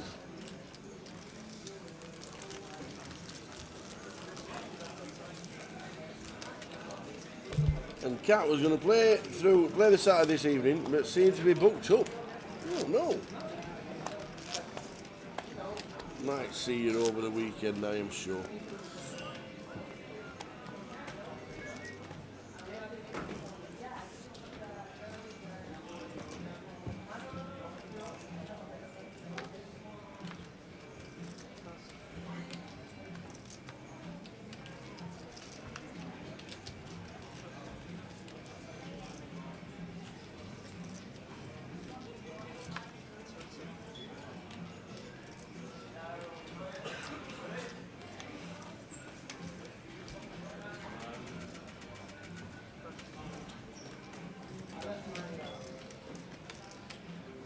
A6 for Dave here. Bottom line. We'll be continuing. I think Tom slightly covers us now. It could be one that goes for the raise. Bit of both going on maybe. Some complete and some raising. Kind of a grim hand with playability. The A6 off, so more than happy to take this down here and here. Just getting Tom to fold like a 7-10 off is a win in itself.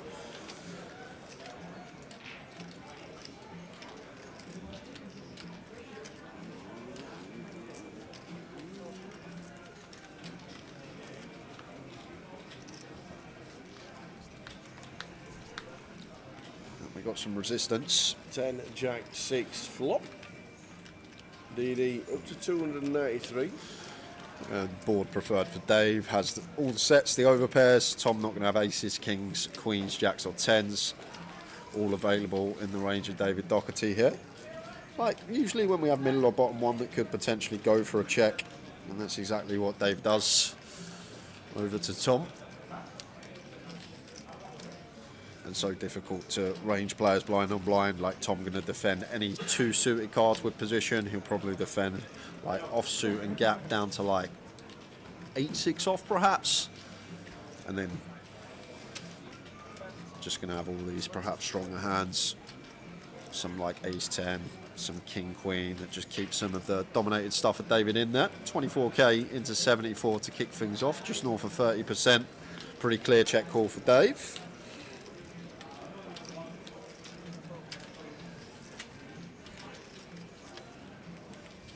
Turn, which is the 8 of clubs.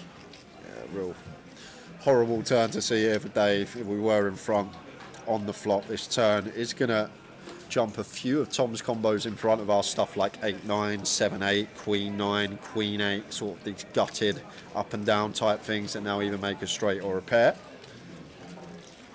We will be ahead of some stuff, maybe a hand like a Queen-5 of spades, Queen-5 of diamonds, overcard, 3 to flush, 3 to straight, that Tom wants to stab flop with, target some ace-high stuff at an ace-5, ace-4, this part of David's range, but we do see the check behind.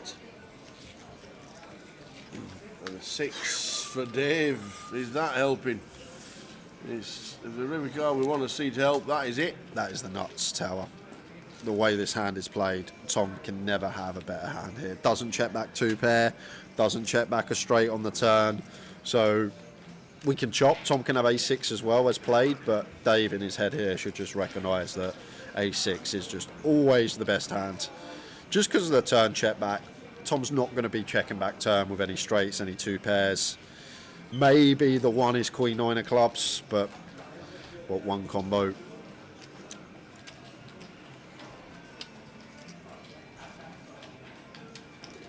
There you go, dire straights, right on cue in the chat at the same time.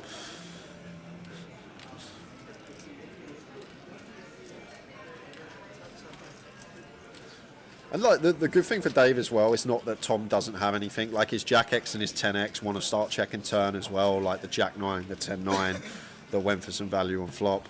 Potentially going to be hands that we target to get called by here. 72 into 122.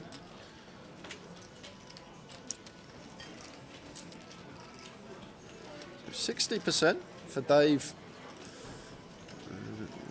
Tom not insta-folding, so seems something along the lines of a 10, maybe something like 8-9, Queen 8. A Jack wouldn't be able to fold this river tower once checking back turn, so I feel like it's an 8 a lot of time here for Tom, like an 8-7, an 8-9, a Queen 8. Something along those lines, maybe a 10 with no kick up, like a 10-7 suited. Pretty confident never a Jack here for Tom. I think that's already paid.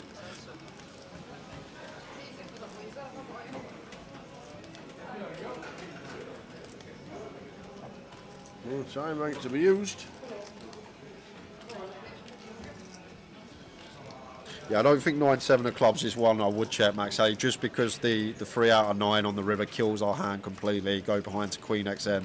I feel like the top end one would be the one that Well, he's flicked it in. would go. The call. Yeah, would go for the check. We'll never know what Tom had, unfortunately. But 10x. You reckon 10x? I reckon Queen 8. I'm going to go with Queen 8 for Tom there. Maybe a 10-9. Maybe.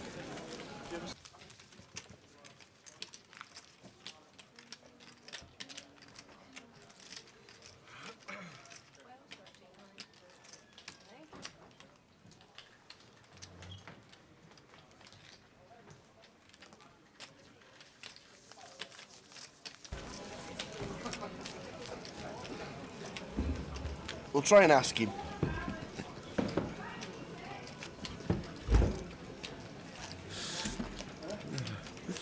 Max Ellie said, he sent me a text, it was defo 9-7 of clubs. Then he's just mucked the best answer. Just straight beats trips.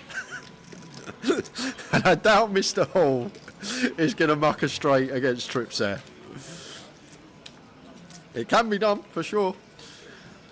There's always a time where sometimes you misread your hand, but I'm going to go out on a limb and say Tom did not have 9-7 of clubs there and muck the winner. I didn't back a single horse at Cheltenham. Haggis asked me how I got on at Cheltenham. I was just locked in on the cash game grind last week, really, just playing a lot of cash, long hours, sort of finish a session, go to bed, wake up, get ready, go play again, repeat for like 5 days. I was locked in last week at the tables.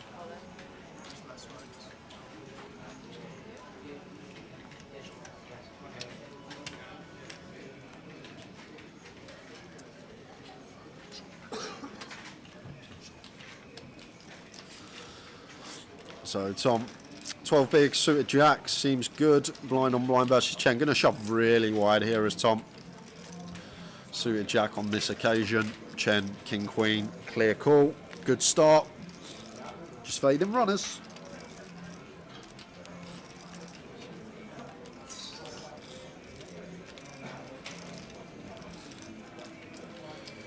Oh, a runner has become available. We're off to Motown. Jackson 5s. It would be ill, but it's clean for Chen. A roller coaster session for Cheng Cheng. He's been up to 450. He's been down to 120. Back to 25 bigs, just north of a quarter of a milli.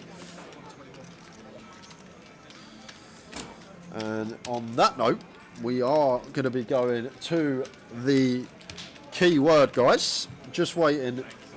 T-boy. For the T-boy. Here he is, walking in with a tea and so things you have to do to keep him smiling. And we have What do you think you got to do to keep him smiling? Another two. $25 tickets to give away for 888 Poker online. All you have to do, nice and easy one, it's a keyword, is just write the keyword into the chat box and it's a random draw. And the keyword for the second giveaway of the day is roller.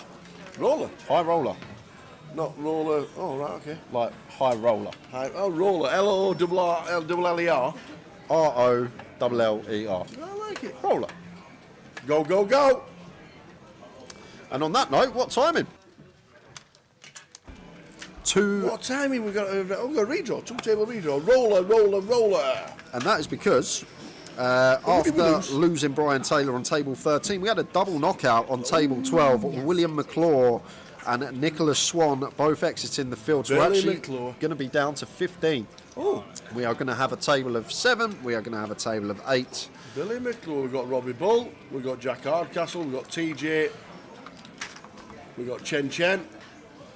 Relation to Troy? Remember him, Troy McClure? Troy McClure, no. From The Simpsons. Hi, I'm Troy McClure. You may remember me from, yeah. I do now. Hey, I'm Troy McClure. Hey, so get your name, get roller typed in. And yes, it has to be on Twitch. Andy McKenzie. It has to be on 888 Poker TV on Twitch. We'll give you a couple of minutes. All the giveaways are monitored by Lime, who's our amazing moderator for 888 at every event that we do.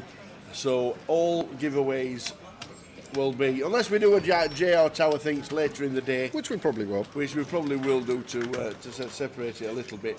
But the giveaways of the keywords have to be on 888 Poker TV on Twitch.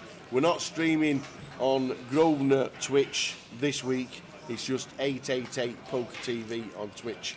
This week we're back for the GKPTs and everything else that we do on Twitch then, but 888. So if you do want to get in and you want to win yourself a $25 ticket, the roller has to be named in on 888 Poker TV on Twitch and nowhere else. Just for the giveaways. So table is set, guys. Quick run through who we will have at the feature. In 1, Terry Jordan going nowhere. Chen Chen moving to the 2 seat. Magun Fu in the 3. Dan Gormley in 5. Robbie Ball in 6. Cameron Williamson in 7. And Jack Hardcastle completing the lineup in the 8 seat. The outer table is going to be Thomas Hall, Craig Conway, Stato, Laurenis Jakutis, Adam Wilkinson, David Doherty, and Mitch Johnson. And Matt Davenport. So we've got a cracking final 15 left. We are going on break in 22 minutes. And you have your last chance to write roller in the chat if you want to win one of these $25 888 tickets for online. So get your guesses in, guys. Get them in. Go on, Cammy. Good to see him. Cammy Williamson back at the tables. Okay, we are ready. We are ready. Gladiators, ready.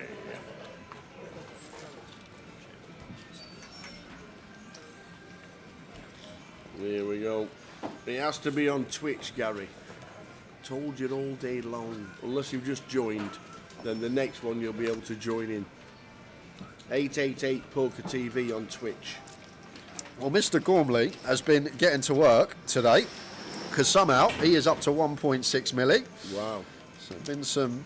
That has to be a hand against Stato, doesn't it? Ongoings on the outer tables. Think. Mr. Gormley up to 1.7 milli. Here we go.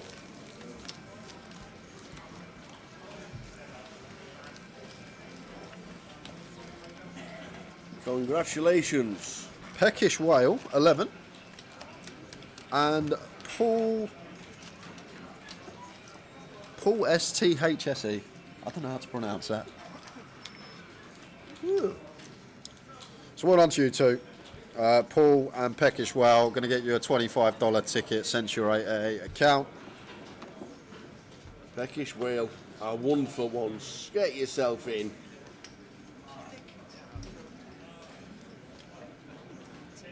By the time we set up, we were really late setting up yesterday, Garrett.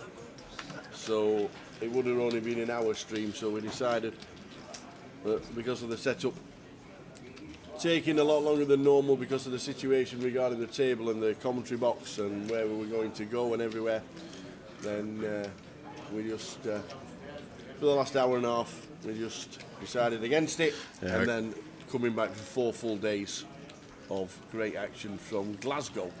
Yeah, could be some carnage here. Potential problems for Cammy. Like Jack goes for the free bet here. Ace, Queen, start the hand. 24 effective. At 24, we're happy to free bet get in. As soon as we start getting deeper, Ace, Queen plays slightly more flats just to keep that dominated range in. But at 24, we do just want to go for the free bet as Jack call off the 4-bet rip. Pretty standard one. And as Cammy here, it's kind of interesting, Tao, because we much prefer shoving something like Ace-5, Ace-4, rather than Ace-Jack here, because Ace-Jack doesn't ever get better hands to fold when we call we need to win a flip or find a 3-outer. So, like, from Cameron's spot here, so much better to shove suited wheel ace, Ace-5 suited, Ace-4 suited, something like that. Ace-Jack may actually fall into some call remits, but against Mr. Hardcastle may be difficult to not 4-bet send here when you know your opponent's capable. You know he's going to find stuff like Ace-9, Ace-8, some King-Jack perhaps. These type of combos wouldn't surprise me to see the 4-bet send come in.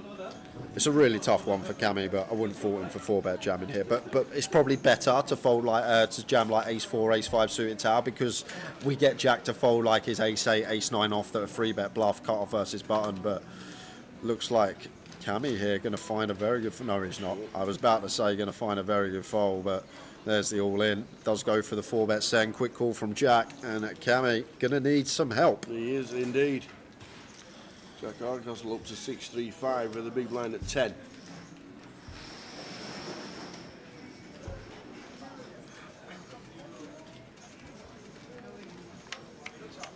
So Jack fading Jacks.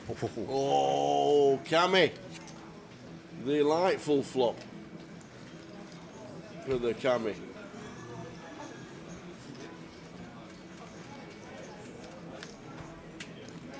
And now fading a king as well with a 10 on the turn. So a queen or a king to fade.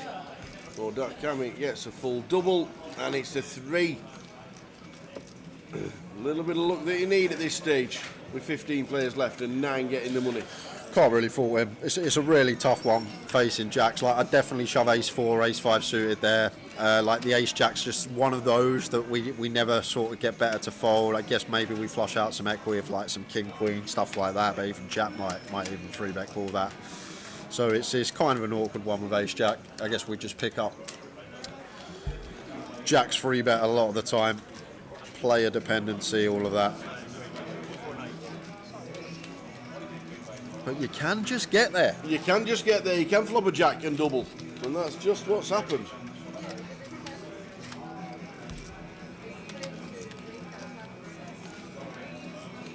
Oh, you're right, Gareth Wright's coming up with the healthy stuff. You lad. See, we go to Portsmouth. Yep. We enter a new audience. Yep. And they all start to know the talk. I know. How good is that? I know, yeah, it's great. I've never ate so much fruit in all my life. Yeah, exactly. Come on, Gareth. Look forward to seeing you. So just under 20 minutes to go, guys, and then first break of the day should only be 15-20 minutes. We'll make you aware of how long that's going to be.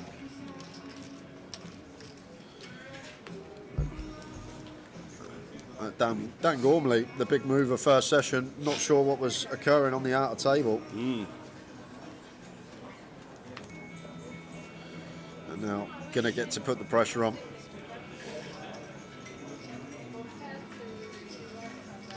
Opens to 20.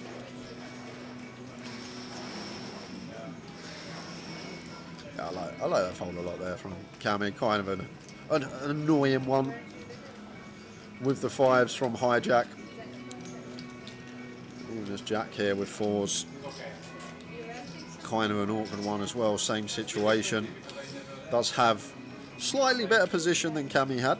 He's going to have a look, and slightly deeper than Cammy as well. So maybe more inclined to call when we flop that set. Potential to win a big one against one of the chip leaders. Now again in with the defend with the King Queen.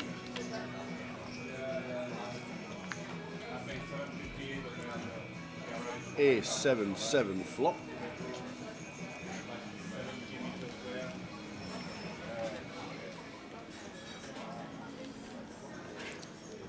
Checks over to Jack here. We'll be aware though, like when Dan opens, like if he has some suited ace-X, they will start playing some check out of position to Jack. 3 of hearts on the turn. And after check through on the flop, wouldn't surprise me if we saw Dan go for a delay here. Like we expect some leads from Malgan the time he has some 7x. Ace-X probably wants to check again from the big blind, but wouldn't be surprised if check to Dan here we saw a delay. Like Jack's going to have some king 10, some king queen, some king jack that we can potentially fold out, but we're not going to get that opportunity. Interesting lead here from Malgan. Does get it through.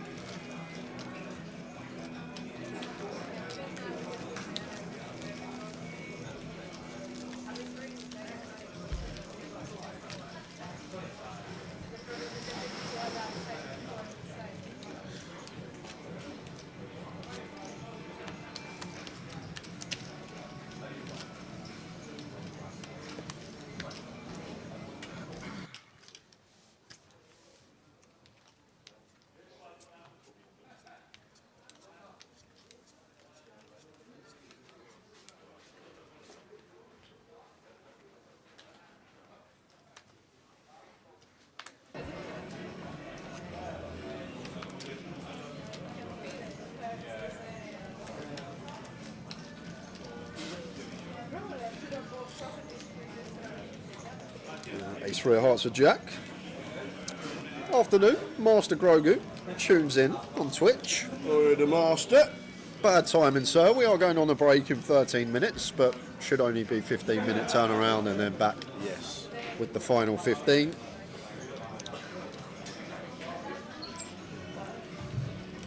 Just going to be a raise and take for Jack. Yes, we're chip daddy as Dan, but can't defend any 2. 9 do straight into the muck.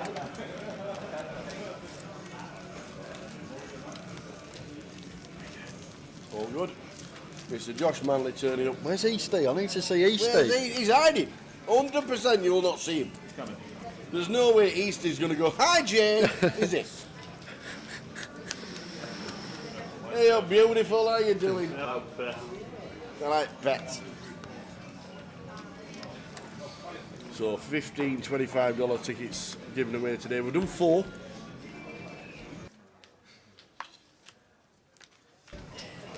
The Master Grogu.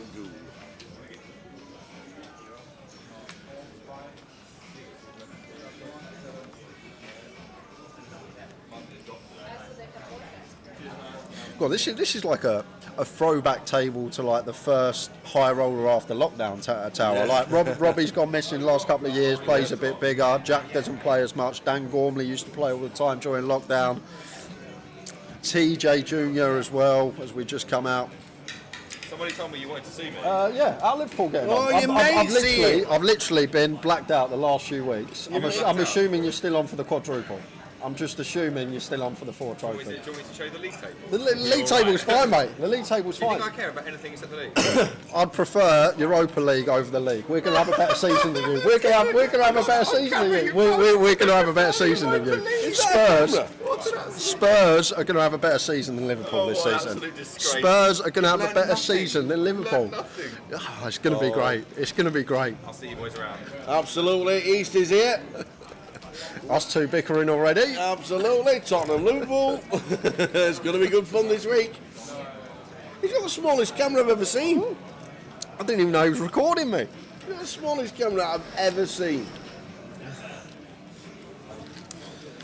They're going to jump back into things. Big Pot Brewing, already 20 bigs in the middle, open from Malgan. Dan goes for the 4.5x free bet, up to 9 big blinds, out of position, and Malgan making the call. Seems pretty standard.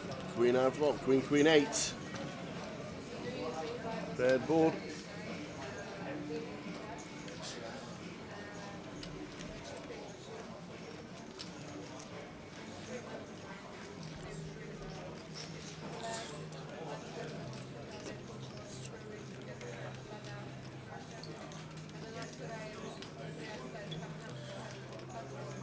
Expect Malgan to check this one back.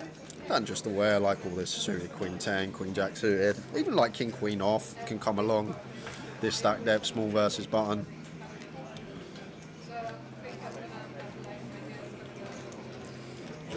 on the turn for Maujan with the ace jack.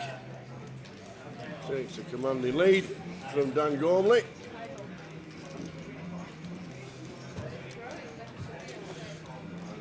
Not really a good card for Dan, like some king jack suited, jack 10 suited now getting there, jack 9 suited as well, button versus small. It looks like he's going to go for the delay. 65, oh, 115, 60%. And after turning this jack, got to stick around as Malgan here, but maybe Dan with something else in mind here, Tal, with the ace king. If he's betting turn, wouldn't be surprised to see the unload on the river. He's sizing for exactly that, because we're going to have 430 in the pot, 366 in Malgan's stack, so 356. So Dan potentially setting it up here. And just because we've checked flop doesn't necessarily mean we can't have some queen X. We can still have some kings and aces as well.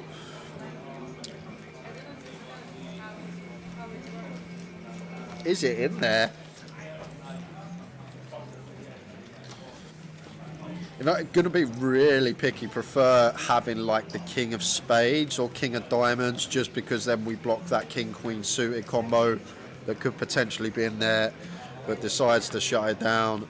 Yeah. And the ace-jack going to be good for Malgan.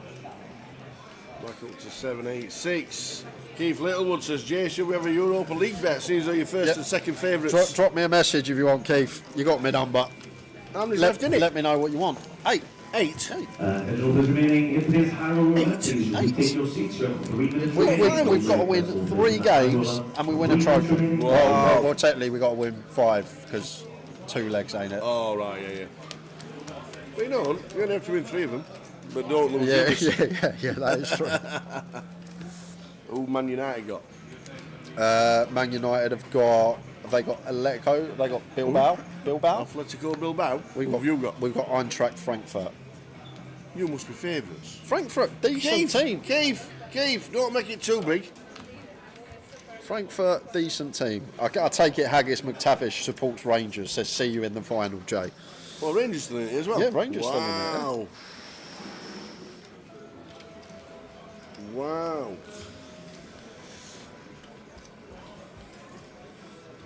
Oh, look, I might even start watching it.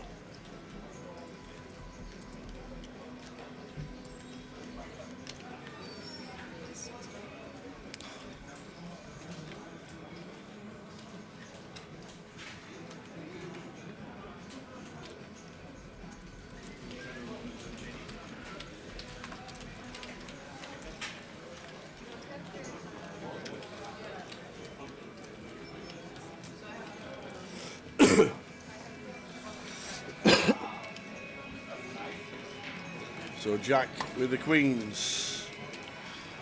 And we're deep, Tower. We are very deep. Gone. 60 bigs, 72 bigs. Maujan 3 bets to 60. Gun versus cut off here, and Jack 4 betting. Coming in with the 4 bet. You can see 150. And now, as Malgan, ace king suited. Is he going to run it here and now? Are we going to have a monstrous flip approaching the first break of the day? Wow. So Malgan never folding here, Tower, but once Jack 4 bets, gun versus cut off, there has got to be some alarm bells in his head, and there we go. He's just going to land on flat. Like, it's just a disaster if we go for the 5 bet jam, we get snapped by aces. In the High Roller Event, please retake your seats. You have 1 minute remaining on your break. 10-eye flop, 10-3 deuce. Clean for Jack. Very clean for Jack.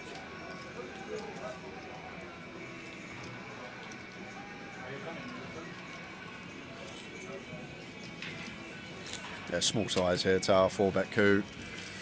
Doubt we're going to see anything big here from Jack.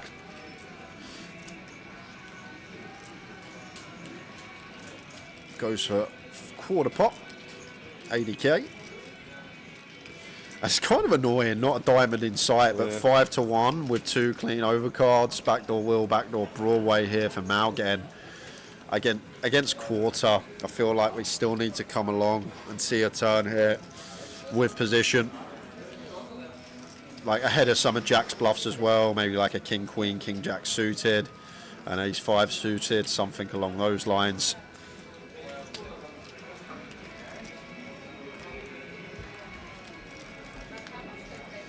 Four of spades on the turn brings in the 5s as well now for Mausian. It's actually a really bad call, because one of Jack's bluffs, like the ace-5 suited, if it's ever in there, we are going to find some 4-bet bluffs. One of the candidates can potentially have. Those dealers in the main event, you have new blend level 100, 300 with the 300 big blind Andy 133 in the main event. And now with just 80% pot left, looks like Jack is going to send the lot in, and it's a snap fold from Mal again. Jack back to north of 800, closer to 900, 895. Hardcastle on the move. The bubble will be 10 players left. We're going to have 2 tables of 5 when we're at 10, 9 places paid. Prizes coming across the bottom of your screens. Me and Keith Littlewood are on. You're on? We are on. Well, you got a 10 on? 5. £5 on whoever, what is it, whoever lasts longest? Yep. What happens if you both go out to the quarters? Well, then it's no bet. They have to win. Your team have to win it. Sorry, no, it's not last longer. Your team have to win. Oh, right, so okay. if Europa League champions are nor Spurs nor Man U, it's no bet from me. Right, got you. But we're on. And it's Rangers who's got Atletico Bilbao, and Man United have got a bye because they're playing Lyon. Oh, whoever they are. Leon. That's where we got Hugo from.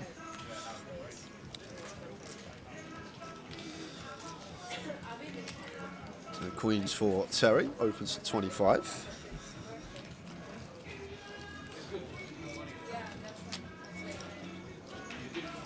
Doubt we're going to see much happen here from Robbie on the button.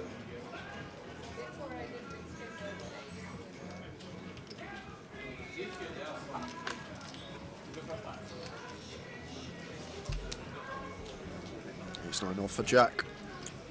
Going to be defending from the big.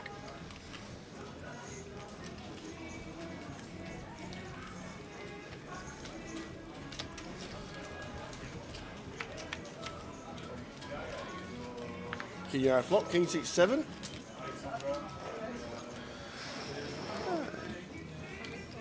Like Queen seems like one okay to check. Better to bet like 8s here that need a bit more equity denial than something like Queens that only real bad turn that can roll off for us is an ace, especially with the Queens and Diamonds. But Terry just going to go for the C bet on the king high board. Into the bin, there you go. Deal of change, could well be the last hand. Yeah, I remember we beat Frankfurt a couple of years back in the, was it Champions League, Richie Burner? I thought it was Europa. You might be right though. We used to be in the Champions League all the time, didn't we? It says Champions League.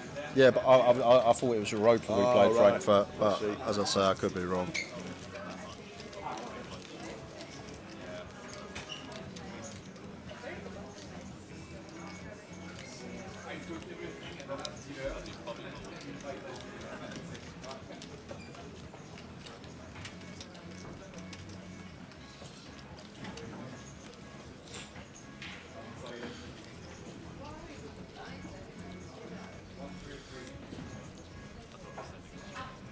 So Annette's boys Nathan is home early from school because they've closed early today. So I've got to say hello Nathan, but you've got to do your homework, mate. Why have they closed early? What day is it? Thursday. Was it Thursday afternoon shopping? Do your homework. Get your homework done, you.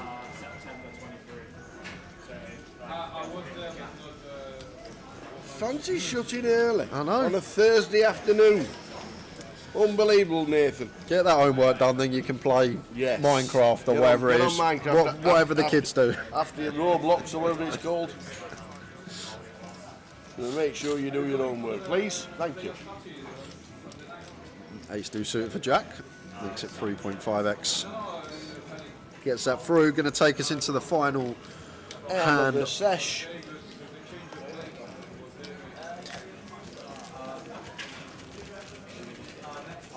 How long do they give you homework wise? Is it until it's finished? I have no idea. Or is it like an hour extra? Because you're at school for 8 hours normally. Something like that. And then they give you homework to do it when you're back in. Yep. Well, that's another couple of hours. When do they want you to eat? school dinner play. time. You know, when going out straight after school and playing outside, getting some fresh air and running around a bit, that's not a thing anymore. Like, you got to blame the teachers for giving them homework. I blame the teachers for all the kids getting putting weight on. Too much homework, I say. Robbie Bull with a 10-9 of diamonds, 13 bigs. Just good enough to definitely shove Jack 10 suited, like fist pump jam Jack 10 suited here. So 10-9 suited seems like it has to go as well for Robbie. And in it does. The triangle is in. Oh no, not what you want to see when Cammy's got the boots. Wow, Robbie. Jam's going to be fine, unfortunately. Can't account for someone waking up with it behind. And No. Cammy here just got enough tower to play flat with aces. Oh, okay. It's one of these stack depths there that we want an ace queen, a pocket nine, something like that to ISO behind. No. But we're not getting any of that. We are not. Robbie Bull needs to find some decent flop cards.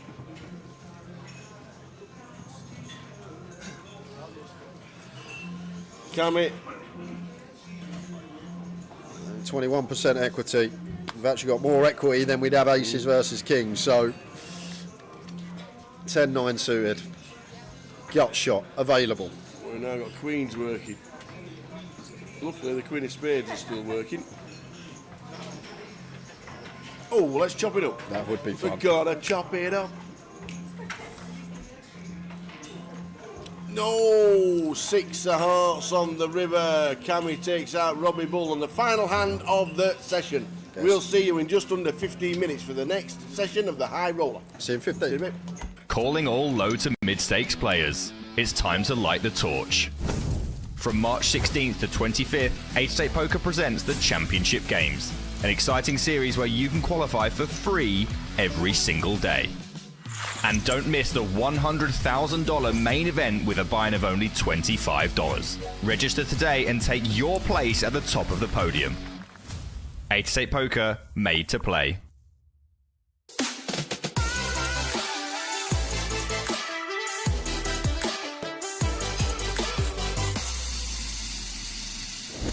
Hey guys, I'm Ian Simpson, and today I am super excited to announce that 888 Poker will now have a HUD or heads-up display built into our software.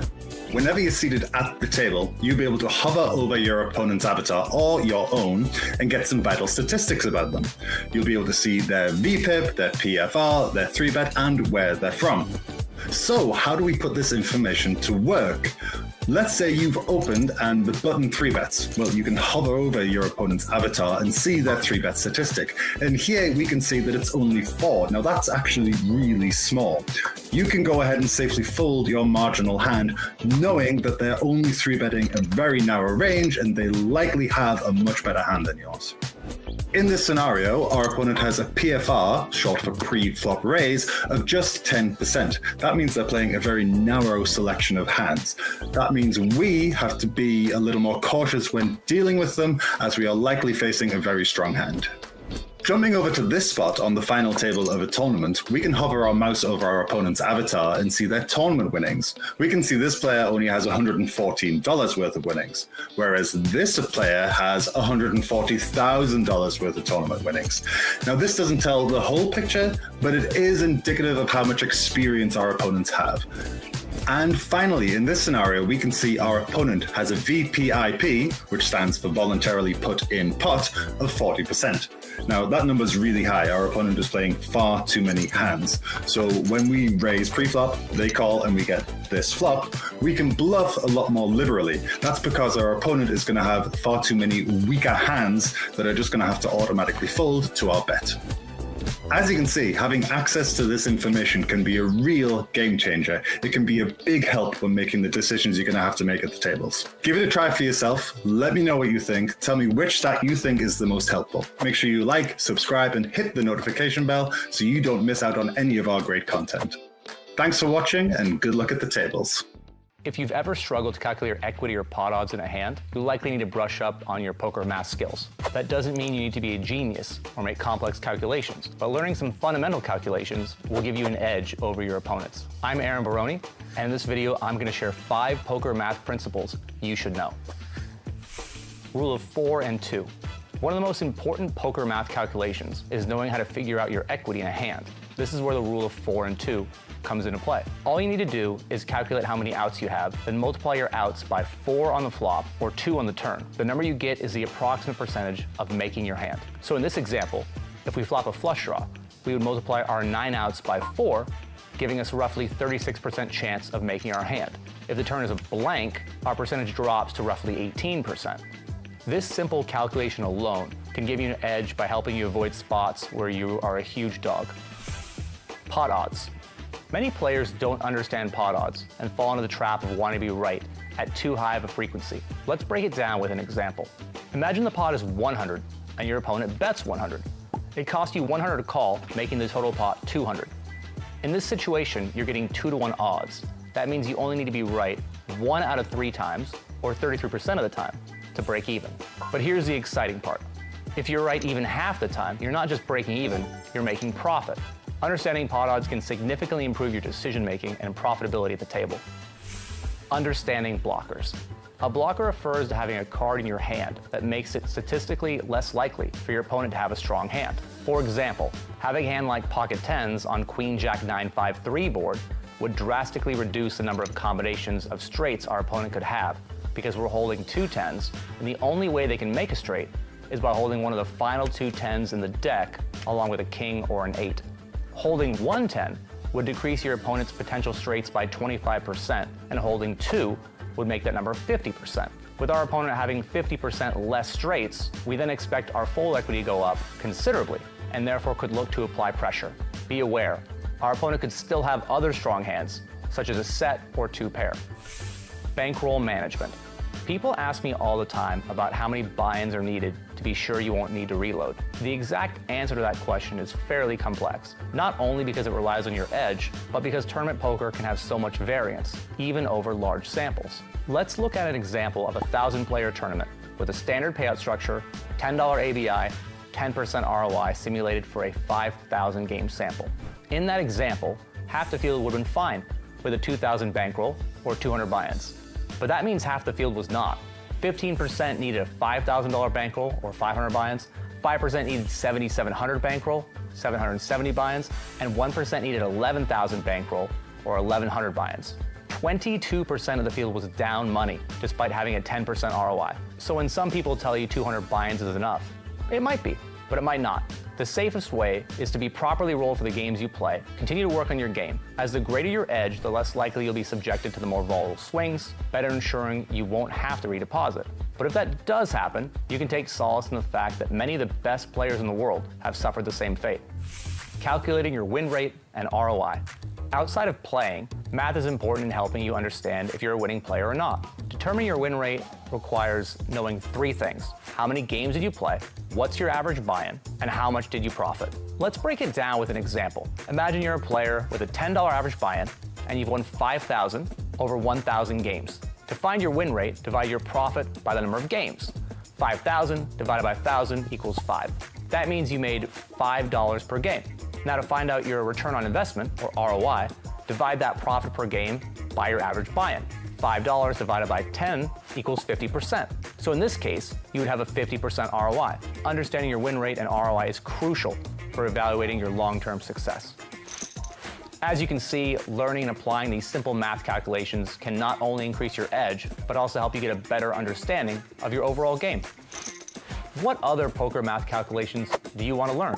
Let me know in the comments below. Do you get frustrated trying to play against super aggressive players? What if I told you there are ways to exploit them?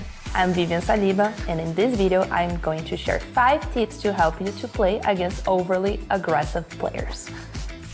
Don't fight fire with fire. If someone is betting weaker hands more than they should, if they're bluffing more often than they normally should in certain spots, you shouldn't get out of line yourself and start making super aggressive plays. Instead, It is better to play tighter and wait for the right moment to engage in a pot together. Slow playing your strong holdings is the best way to win chips against a bully at the tables. Adjust your ranges. Aggressive players are likely to overbluff. This translates to an imbalanced ratio of potential value hands they might have to complete air holdings. Having this in mind, you should consider widening up your calling ranges. Against someone who is betting way too much in most spots, you should incorporate calls with middle and even bottom pairs sometimes. This exploitive adjustment will work much better when playing a heads-up hand against the overly bluffy opponent. So you should be careful with the other players at the table, because every time you deviate from what you should be doing, people can adapt and punish you. Don't feel intimidated. Playing against someone unpredictable that will often put you in tough spots can be intimidating and even discouraging. But don't let the fear of facing difficult decisions interfere with your game. Knowing your opponent's tendencies is an advantage, and it is your job to make the best decisions with the information you have. It is true that sometimes you'll be put to the test, but this is what poker is all about. Prioritize position. Having position in poker is always an advantage, but being the last to act against someone who is frequently too aggressive is even better. Have in mind that an aggressive player may check raise you more often than you would experience against a regular opponent, so think twice before placing a bet. It is important to think beforehand about all the possible scenarios and already have an idea of how you will react according to your opponent's moves. Don't level yourself. You must be careful not to place yourself in tricky spots just because you're playing against someone who is too aggressive or that isn't following any proper theoretical guidelines. Be careful playing huge pots with hands that might be dominated. Just because you told yourself that your opponent's range is too wide doesn't mean you will outplay them. Not giving in to someone else's mental pressure at the tables is harder than we realize. Your goal is finding out how to navigate and how to respond to their tendencies and weaknesses without compromising your own strategy. So there you have it, some important things to keep in mind the next time an overly aggressive player sits down at your table. Stay calm, don't give in to their pressure, and look for opportunities to exploit their play. How do you adjust to playing against an overly aggressive player? Let us know in the comments below. Have you ever wondered whether you should play poker tournaments or cash games? How do you decide which one is right for you? I'm Ian Simpson, and in this video I'm going to share 5 things to consider that will help you decide which form of poker is right for you. Understand the differences. Cash games and tournaments may seem similar, but there are many subtle differences that can make them feel like entirely different games. Typically, cash games tend to offer a more consistent experience. Usually you're playing with around 100 big blinds, the blinds don't go up, and there is less variety of scenarios that you'll come across. On the other hand, tournaments are much more complex, with a ton of variables. Medium stacks, small stacks, bounties, and of course, ICM. Even playing a normal tournament versus a bounty tournament can feel like a completely different game. There is a lot to understand, and it can be overwhelming at times. Getting familiar with each type of game and understanding the differences between them will help you get a feel for which one suits you best. Pros and cons of tournaments.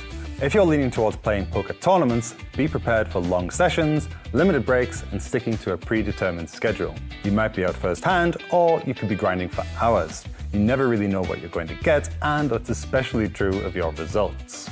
On the other hand, tournaments are super exciting and come with a chance to win big prizes. You get to play against lots of different opponents, and if you're lucky, you may even get to experience the thrill of playing at a final table. Plus, with so many recreational players chasing a big score, the competition is often softer, which improves your return on investment. Pros and cons of cash games. When looking at the pros and cons of cash games, flexibility is one of the biggest perks. Because you can sit down or leave whenever you please, except when there's a waiting list, establishing a healthy routine is a lot easier. You can leave the table with your money whenever you want, which is a luxury you do not have in tournaments. Cash game strategy.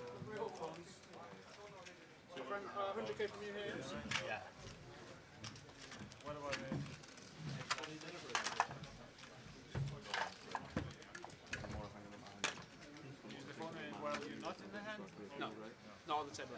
Can't be on the rail. Can't be on the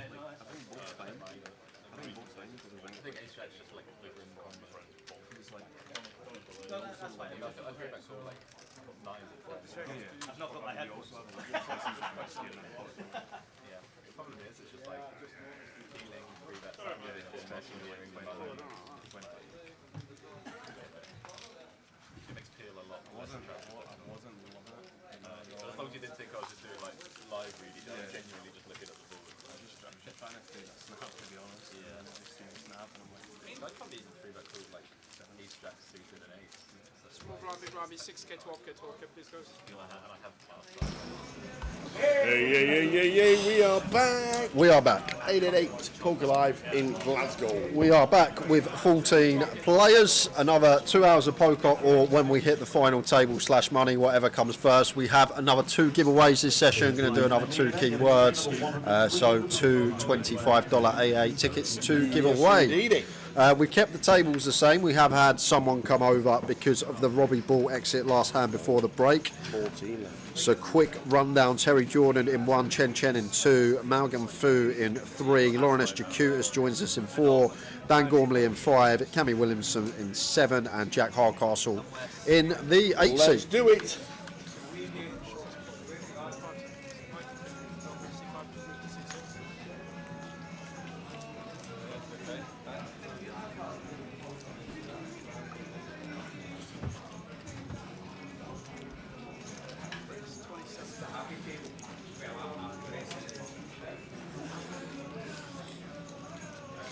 Deuce for Jack in the cutoff here.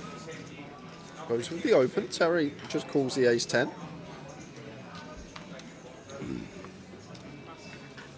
So the final 14 players. 9 get paid. Yeah, I think we'll get to a final this session. Line may go close, maybe like 10 left on the bubble or something in 2 hours. Comes up. Yep. Top right of your screen tells us how many's left and how many played. 14 out of 72.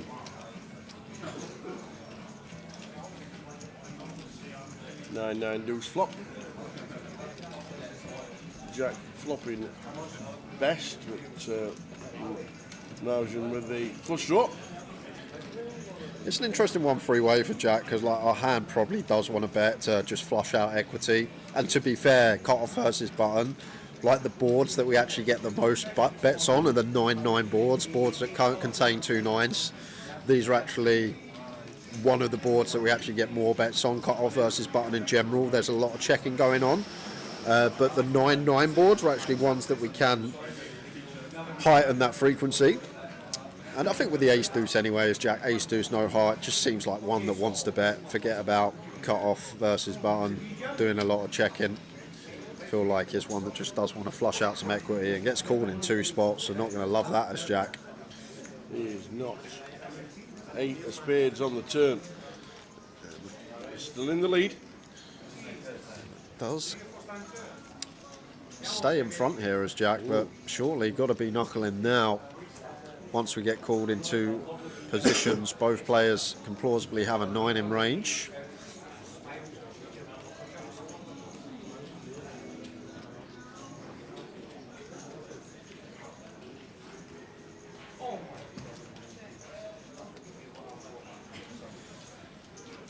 Does Terry feel like he needs to start bluffing the ace 10?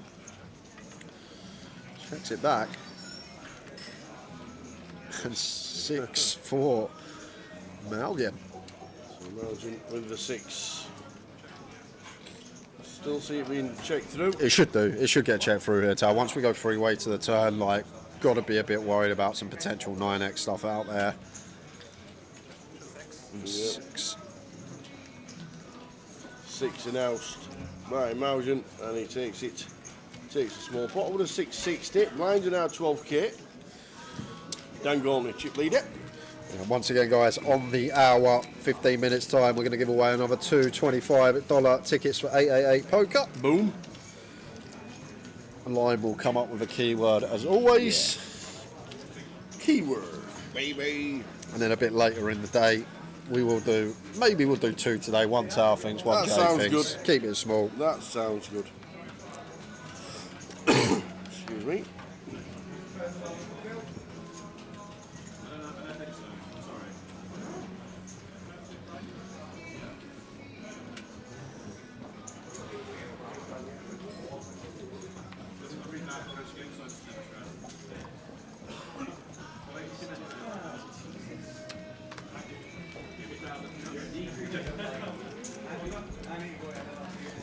I don't think one of our viewers, Noodaloo, is on the table. I think Chen Chen was just tucking into his noodles, Yes. and Dire Straits made the comment in the chat. Now everyone's like, who is it?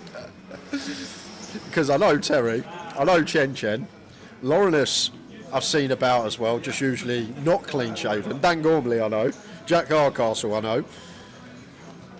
So the only person it could be is seat 3 potentially. And everybody raving about the F&B over in Glasgow as well. Open 24 hours, the F&B. Get what you want when you want. It's got a fantastic reputation as the food here in Glasgow. And tucking into his noodles.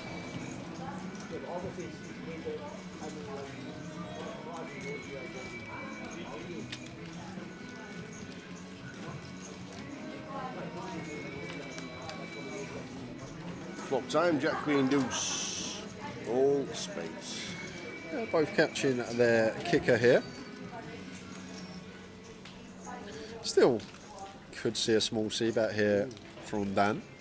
Mono board could go for like 17k, quarter pot-ish. Slightly less, 15. And Longus here. Only working with 13 bigs back tower, so it actually wouldn't surprise me if he went for it here and now, when we can credibly rep some bluffs potentially, some 8 bear, ace of spade, king of spades that wants to run it. It's just going to continue calling. Well, the 4th spade and the 9 of spades on the turn.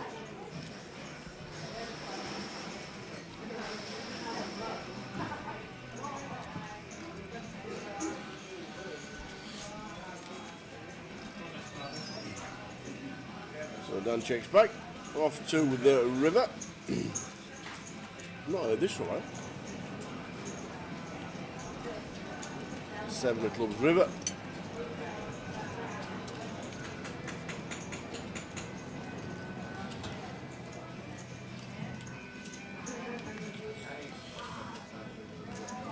No need to bluff for Laurenus, and I think all the same for Dan. Still beats enough staff. We beat some worse Jack X. It does go check, check. It does indeed. Poker Mel. Oi, oi. 2 hours to go, and then out of office is on for me. Going on my holidays to Glasgow tomorrow. Awesome stuff. See you tomorrow, Mel.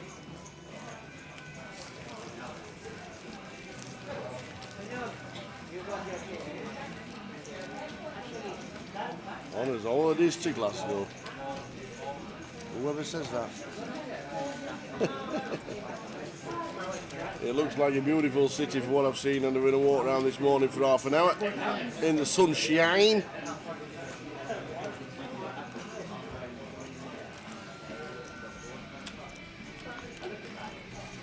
One thing I have noticed about the central little bit that I've seen, you would never go hungry in Glasgow. Oh, you wouldn't? No. Oh, no. It's no. Food everywhere. You would not go hungry. You're not going to struggle for choice either. You pretty much anything you want. Location is great. As long as you order it correctly. Can I have a roll, sausage and bacon? I will not be saying that. Roll sausage, roll bacon, that is... It's like you've bought the butcher's version of Monopoly.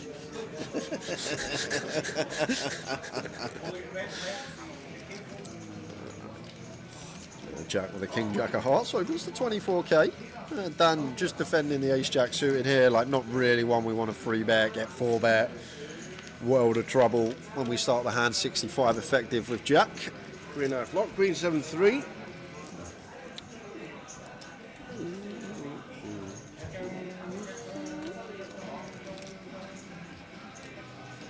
Nice board for jack to continue on, wrap around that queen, 3 to a straight flush, also blocking some of this king queen, queen jack type stuff that can still be in Dan's range. Ace jack for Dan, prefer a spade on board, but facing this size, gonna need to be coming along. 16 into 66 from jack. So against quarter, pretty clear check call with the ace jack high.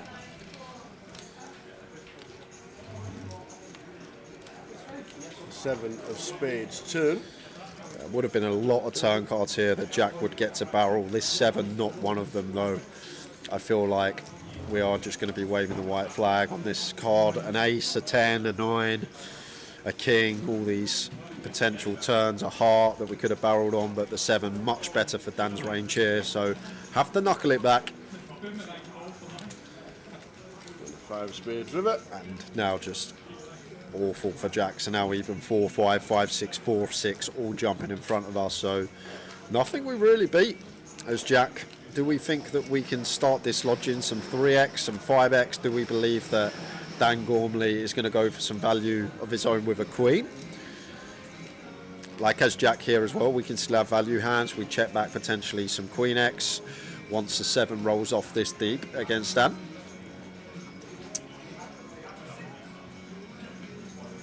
So just check it back. Yes, high from down, they're going to take it. Get Easty on the feature. Easty's not in the high roller. Easty's going to be in the main tomorrow. Yes, he is. Do you ever play PLO 8, Jay? Yes, I used to play it a lot more. About 4 years ago, I used to play a DC game regularly. Is that high low? Yes. Right.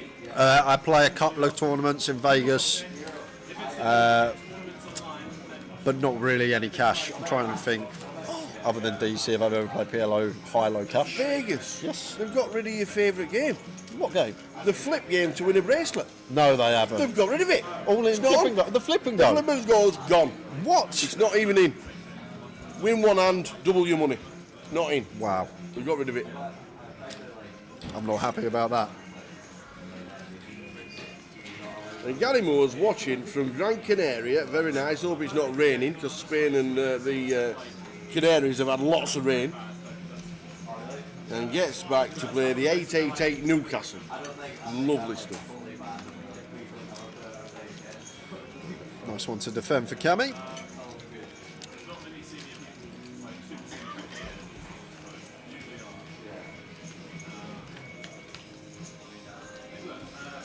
King high flop, King Jack 5, 2 diamonds. Cameron flopping best.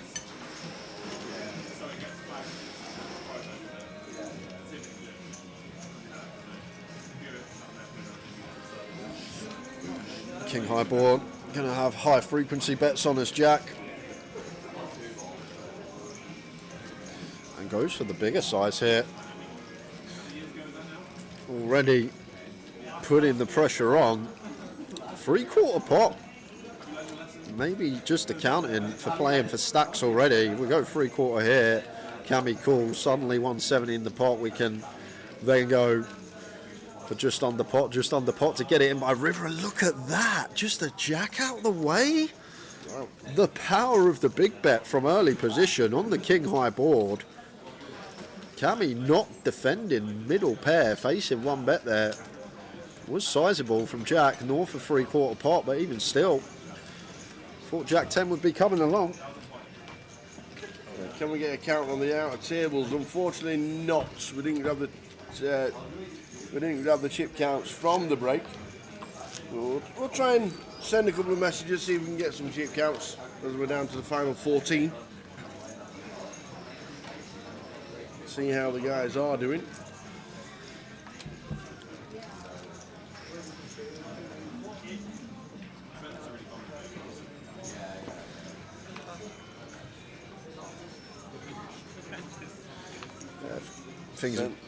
Send line to the floor.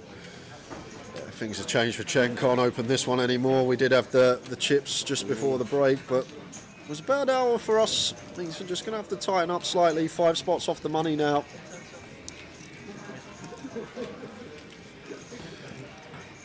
It don't matter where you go, Tal. You just seem to know everyone, don't you? It's Scotland, Portsmouth. I bet GUKBT Blankenburg, you're still walking past saying hello to people in the street. Oh, Dennis just walked in with Kevin Frame. Recluse got a bit of Adam. I saw Adam posting on social this morning. Anybody want to chuck in off? Sold 50% himself for the high roller. Oh.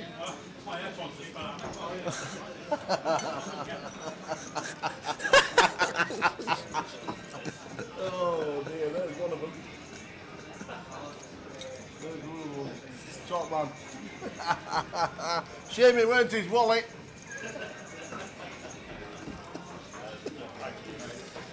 Got to be careful down here. We might need hard hats. Absolutely. Somebody said you might get showered in beer sat here.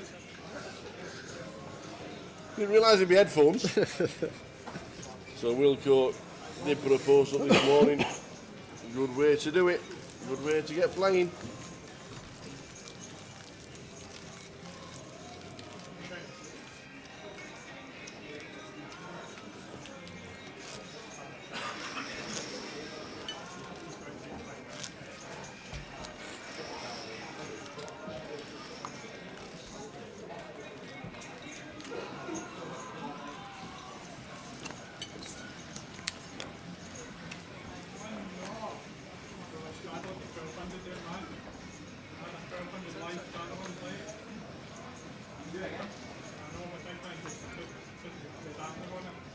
So 14 players left, 9 get the money.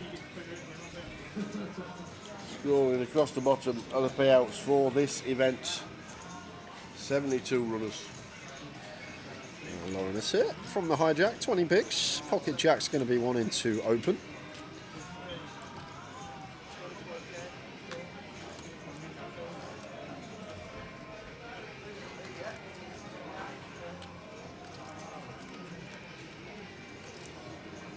Ace deuce off here for TJ Jr. Just slightly too shallow to think about free betting this one as a bluff.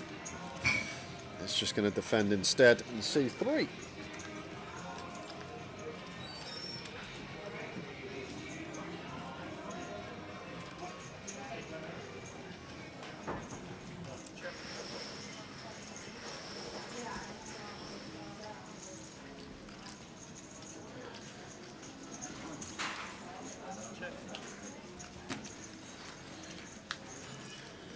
Check, check, flop. 7 of hearts on the turn here. We'll have a lot of probes on this turn as Terry wants check, check, flop, but we need to be selective with what hands. He's going to go for it here with the ace deuce. Personally prefer to have a gut shot, an up and down, like 8x, 9x, 4x, 3x, something like that. I guess we have the overcard. Like, much prefer this lead with like ace deuce than jack deuce suited.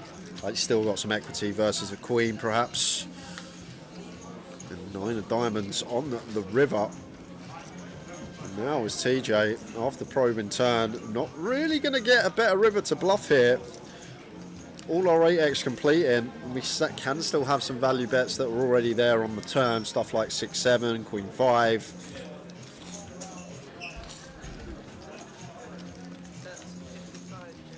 And now half pot, 55k. 55k from Cedric.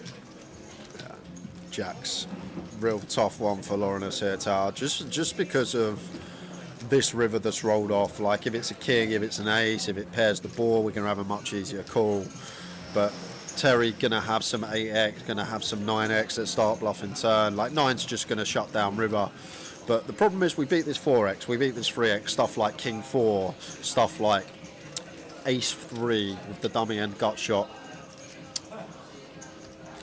The problem is when Terry goes half tower, he could still potentially value bet a queen here after check, check, flop if he's got like a king queen, a queen jack.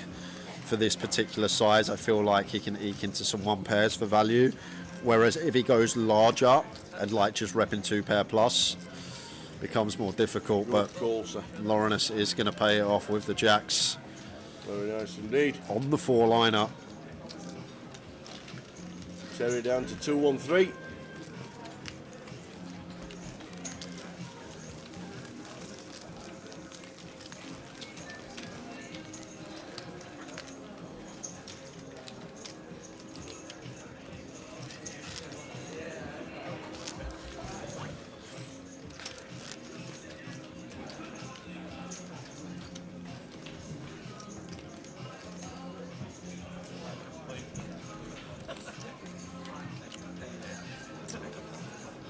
After this hand, guys, we are going to be going to the next keyword. Oi, oi.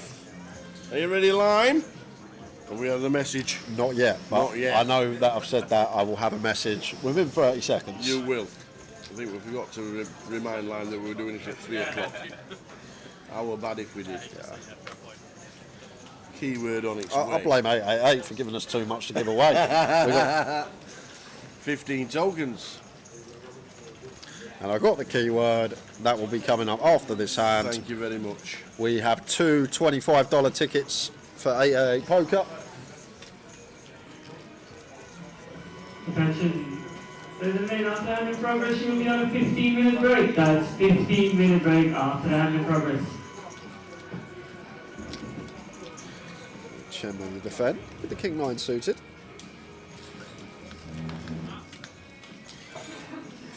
Ten, 6, deuce, all diamonds. Check 15k, hand over.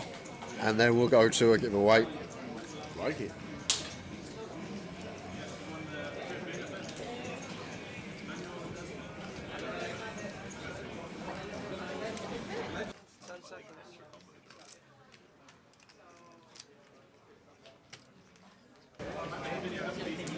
Delayed check. Little quarter pot from Dan. Somewhere around there, hand over. Goes even smaller, goes for the old 1BB. Going to be the same result. Good night, King 9. In the bin, Chen. Sling him in. Keyword on its way. King, he's going to delay fold. A delayed check, delayed fold. Come on, Chen. Get him in the bin. We've got a giveaway to do. In the bin. Flipping heck. How often were they ever not in the bin? Never. Well, I guess we are 5 off the money, although 5 in this field still probably an hour and a bit. We've got a long way to go. But anyway, I have got two $25 tickets to give away for 888 poker, guys. Sorry if it's loud, there's a break. We are doing a keyword. So I'm going to say the keyword. Lime's already given it to me. You just got to type that in the Twitch chat and then it's a random draw. Twitch chat only. No YouTube, no Facebook. Twitch chat only. And the keyword for the third giveaway of the day is bubble. Bubble. As we're approaching the bubble. B-U-B-B-L-A, bubble. You'd be good at one of them spelling bees. You haven't got one wrong yet. Bubble. Off you go. Get yourself into the keyword. Go, go, go.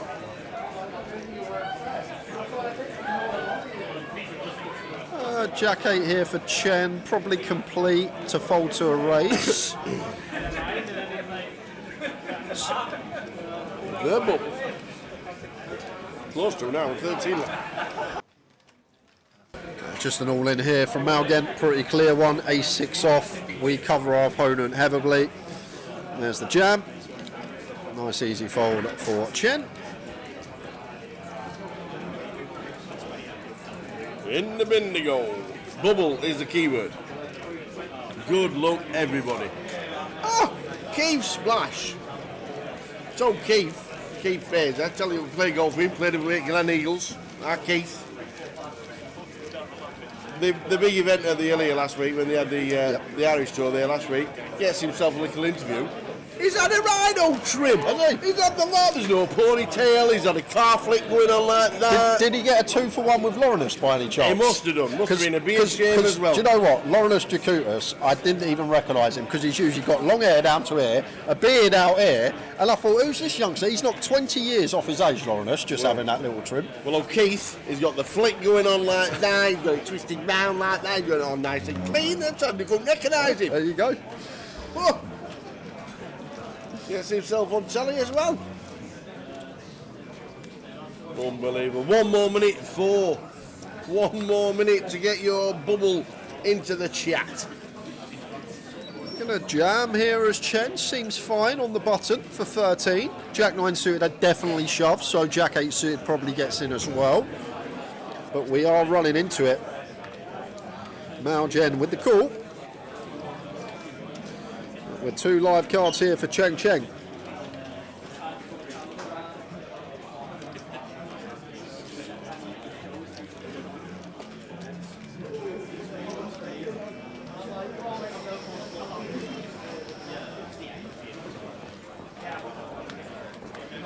Ten-out flop, 10-7 deuce.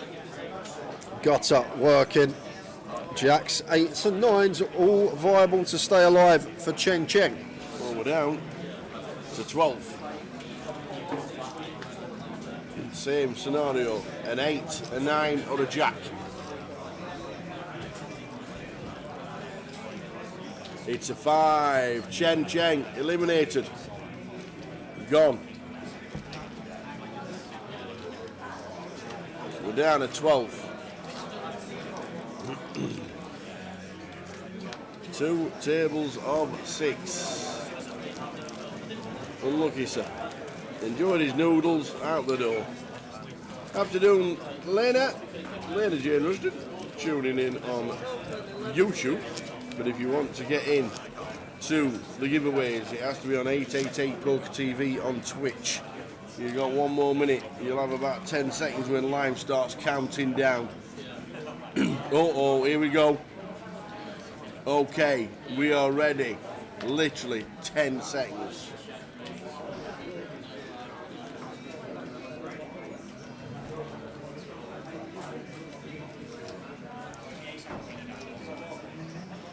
Happy Ray just got in.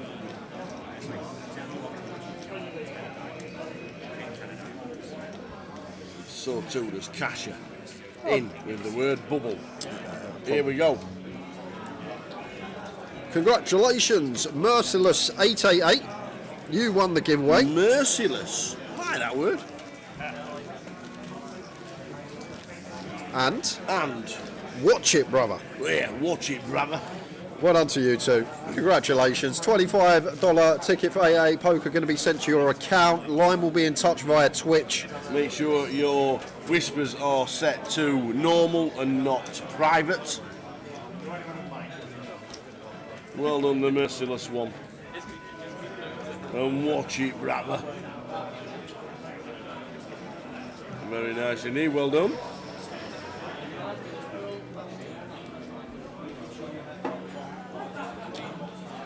So we've got 9 more to do. Lawrence here with the Ace King. Going to open on the button. 25k into the big of Cammy. King 4 of spades in with the defend.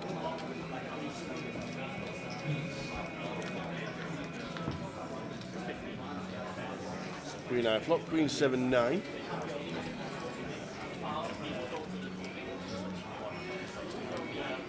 A nice board still to continue as Lawrence here.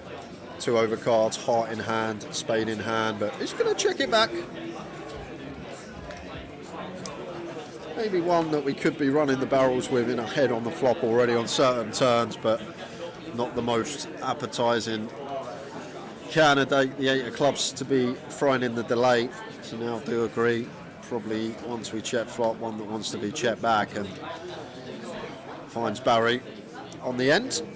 Won't be getting any value though. Going to be a nice easy check fold for Cammy. Lawrence should be going on the hunt for value, but won't be getting any at all.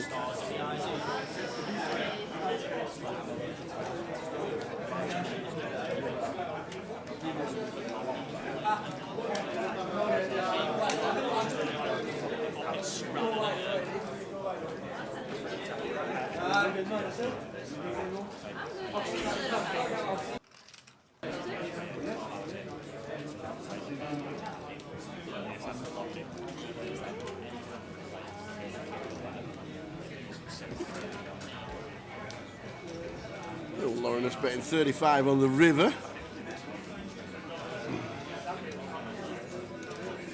You thinking of raising? Yeah, no. Check it all the way down. Like we even lose to some potential bluffs here, like King Jack, King 10. That's trying to dislodge like a 7x, something like that. Oh, he's going to go for raise. Okay, I much prefer this from Cammy. I thought he's thinking about the hero with a King 4. Personally, fold, raise, call would be my order tower. I'm going to make this 110 here and put Lawrence in a real tough spot. And maybe just Cammy thinking here, Lawrence going to just be capped at 1 pair ace X. Ace 9, ace queen going to bet flop. Ace 8 probably going to delay turn. So only really ace 7 that gets there in the form of 2 pair. So maybe just an exploit here. Trying to go after ace king through ace deuce that is going to be in the button's range. Like we can still have stuff like 2 pairs that something like say 7-8, a 7-9, looking for the check raise, Queen 8, Queen 9, looking for the check raise on flop and turn, and then getting to check raise when this ace rolls off. These are real grim river spots, these are, Tower, when faced with them. Just a guessing game. Is our opponent capable? I like how they think about it, because most time you see top pair, top kicker on the river, you're just instantly calling. The thing is, we only beat a bluff. This is the problem. Like, Cammy's not going to raise ace-10 here for value. He just called. So once he raises, he either has a better value hand or he has a bluff here, and people just don't bluff this spot. That's the problem, Tower. Once this ace rolls off and it looks like our opponent has an ace, people are less inclined to bluff. And as I always say, these are the spots that are actually the really good spots to bluff, because you just get non-believers a lot of the time. You get believers a lot of the time, and they're like, no one bluffs this spot. One pair's never good. But he made the call. And he does find the hero. He did see that call. Laurinus getting stack up to 40 big blinds with 12 left. And the other thing from Laurinus' perspective, Tower, maybe Ace-King has to call there for the fact that the way we play the hand, we don't get to the river with a better hand, maybe A7. But other than A7, there's no real two-pair hands that we get to the river with. So when we have ace, nut kicker, maybe we do need to start finding some calls from here. I know it's probably better to call ace-10, ace-6, stuff like that block the straight that Cammy could potentially be representing, but as played, we don't really have any two-pair plus that gets to river, so when we have top pair, nut kicker, doubt we're going to be finding many better hands to throw on the cape with.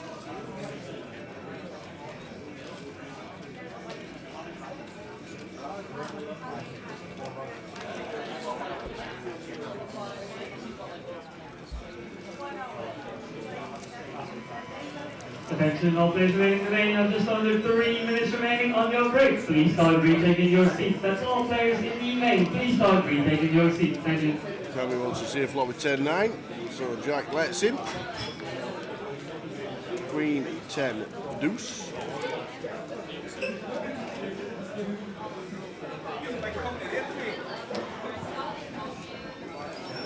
Snap from Cammy, snap fold from Jack.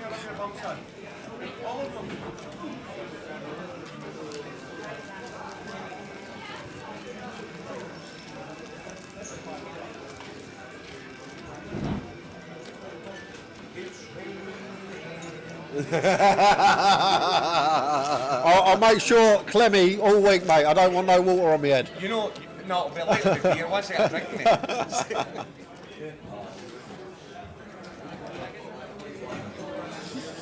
Honestly, if we annoy someone, Tower, we could get some bucket of water thrown on us. We could seriously get wet. We could.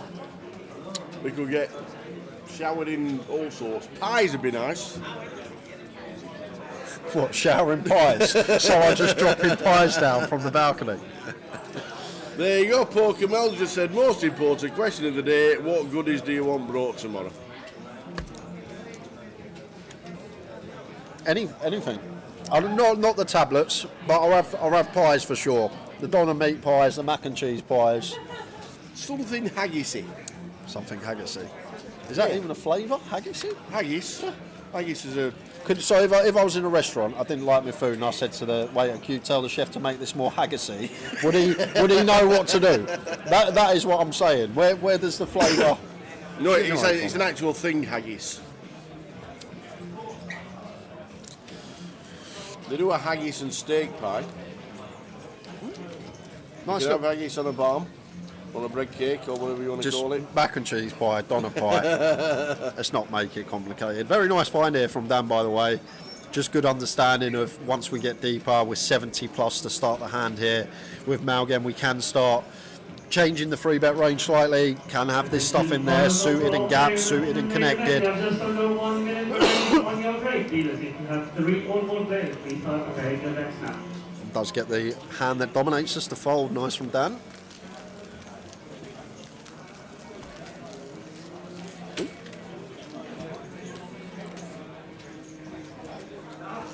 Oh, Mel's on her way. She's on her holidays to Glasgow, and she's bringing in the pies.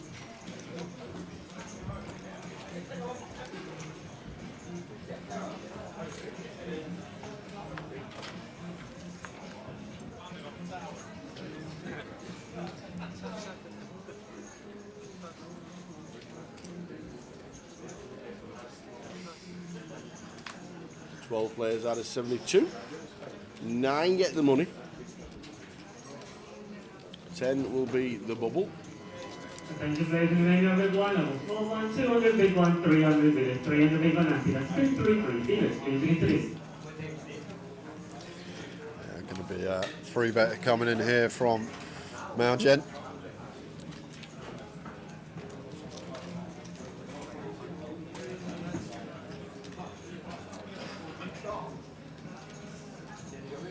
Makes it 95k.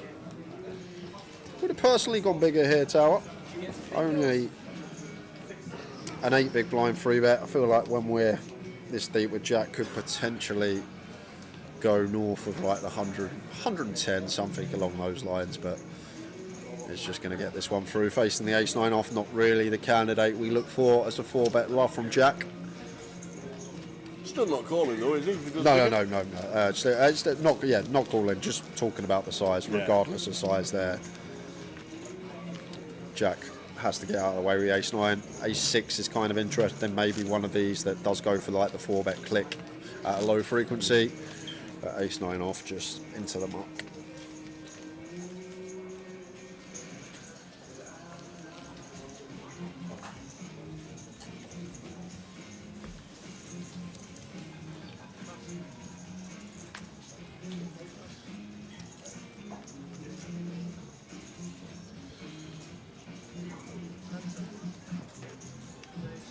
So covers everyone behind us, Jack. So going to treat himself to the Jack 5 suited. I guess the good thing is as well, Malgen, the one that almost identical stack with, he is in the small blind, less likely to get involved from there. Lawrence does make that call. Heads up to the flop. 993.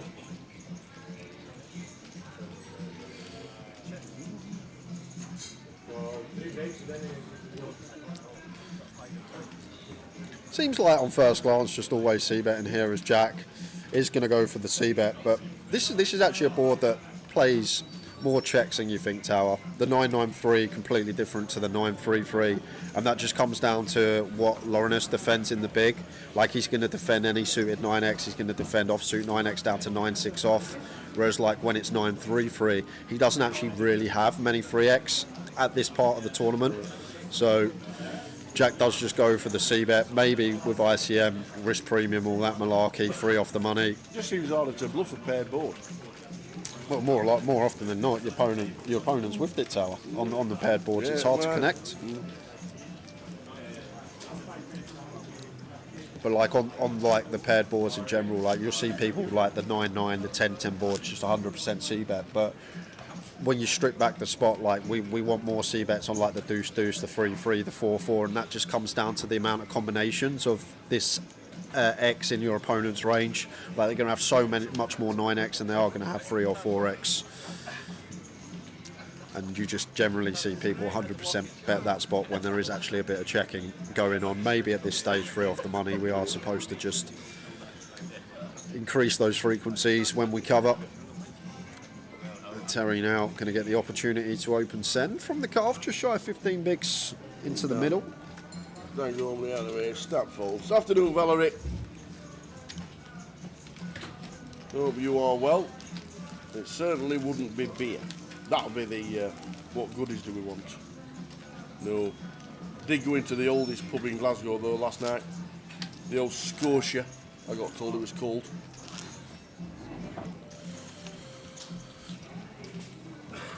And interestingly enough, when you walk in there, or we sat at the bar, 3 stools together, me, Andy, and Paul. And where was my kid? I don't know. He just said no. He just said no to a wander round. Okay. And then he found us. And they've got this weird tradition of pinning foreign notes to the ceiling. Oh, I bet. No, they didn't. Oh, yeah, that's a great... Oh, come in, guys. Stick a one up there. It's tradition. It's just tradition. They got everything. What a business idea that is. Absolutely everything. I said, how did it start? He says, well, obviously when we get a lot of tourists coming into Yeah. town, they'd pay, or they'd try and pay in their currency, or they change it, so they'd just give you a bit of change. And they'd stick a $1 up or a 10 cents, and then they'd end up. He said we once had a $1 million Zimbabwean note that was worth like 25p or whatever it was. So they had it absolutely clattered across all the ceilings. Do you know what? If I ever start a pub, I'm going to start that tradition as well. I'm going what a business idea.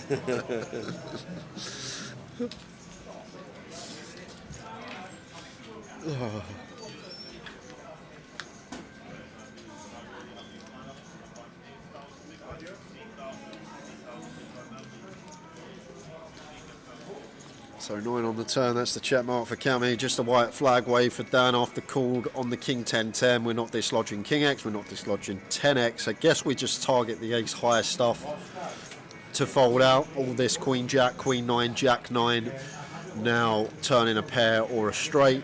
So seems like a pretty clear white flag wave for Dan. I feel like one that could check back as Cammy, but it's just going to go for the small turn probe. Gets the 6 high out of it.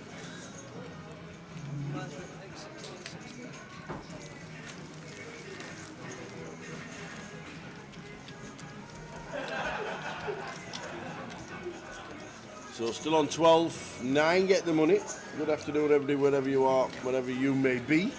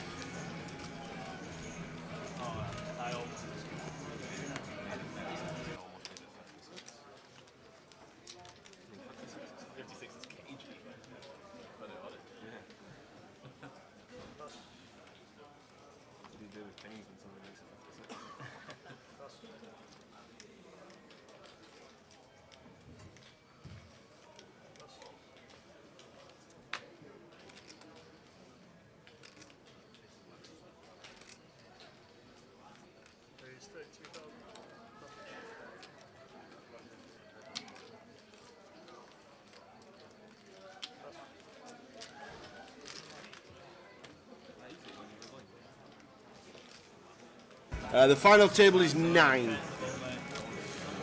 Still with 12 left low. Last out was Cheng Cheng. Cheng Cheng, Cheng Cheng Cheng, that's the way it should be. Ooh, yeah.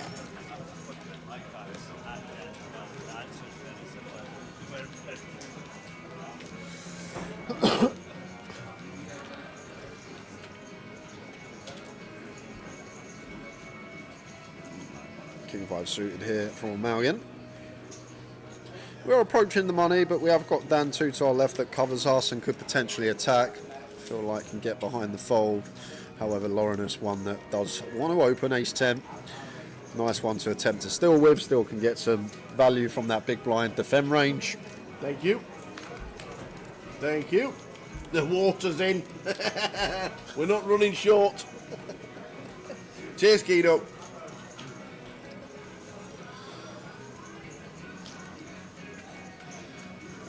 King 3 suited. Definitely going to get some action from this one. TJ in with a defend.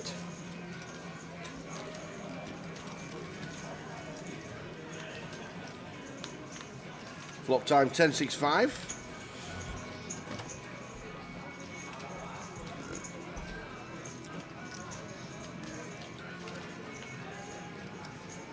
Check. Bet. Fold. Should be.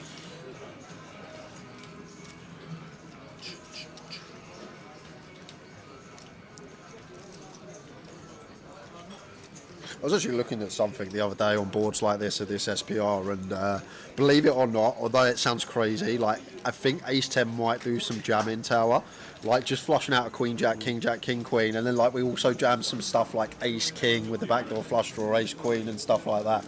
This was in Solverland though, obviously a bit different in live poker, but I saw some stuff the other day at like 1.6, 1.7 SPR when we when it's like a 10 high board, a 9 high board, a jack high board, as the opener, like we do actually have some jams for like 160% pot. We have like some ace high jams, some top pair jams. It's quite an interesting one that I looked at that just goes for what you see in general when people flop top pair in that given situation, just small bet, hand over. I think the logic behind the big jam, like 160%, is like just flushing out like a king queen, a king jack, a queen jack, something like that. It's going to be a win.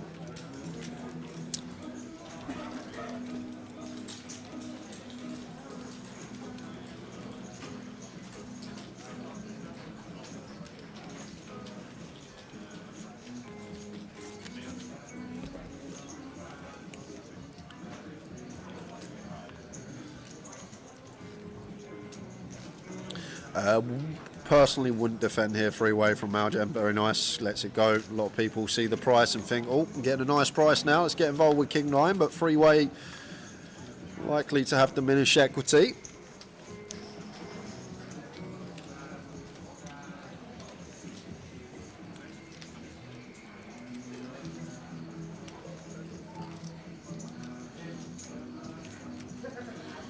Nice board here for Cammy. I think we're just happy to bet once check two from Dan.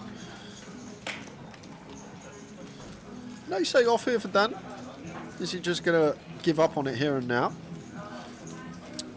Like Cammy can still have some like king queen, jack 10, queen jack with the backdoor flush draw that we are in front of. The problem is like difficult to do much on turns that aren't an 8 or an ace.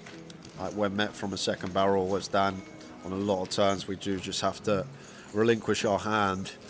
But does want to see one and can get behind it against 20%. Tiny bet from Cammy here, so agree against B20 that we do need to take one off as Dan. 7 of spades turn, nice one to see for Cammy, still with an overpair to the board. But this is where it should be hand over. Second barrel coming in and ace 8 off for Dan. Gonna have to hit the muck here. And as it does, we head over because we have Mitch Johnson in the tank here, and it's Wilco who has put him in a spot. So the board reads Jack 7 ace, 10 on the turn, 8 on the river, and Wilco is all in for just over 300k. And Mitch has called, and he's laughing, so he can't like what he sees. And it's backdoor bingo for Wilco. Backdoored the straight against the top 2 pair of Mitch Johnson. And we're going to lose him out in 12th place. We were DD with nearly 700k. And Wilco backdoors the straight and wins a monster against Mitch. He's going to be veering towards $1 million.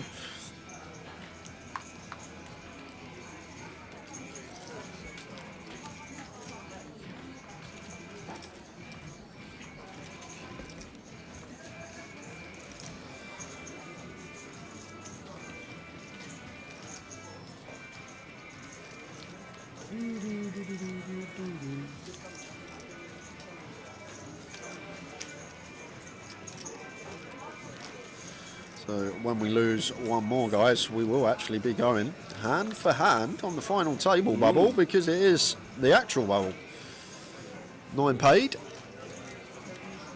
10 yet, the money.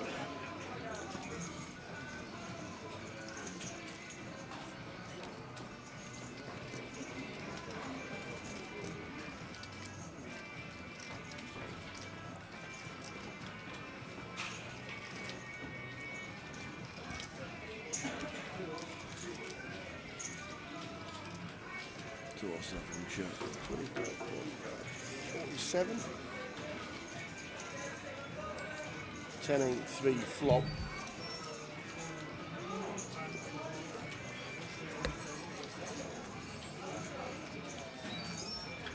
$48,000 from Jack.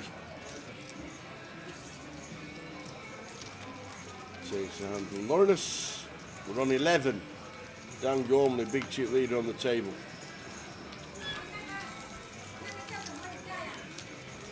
TJ Jr. on 10 bigs and in a bit of trouble.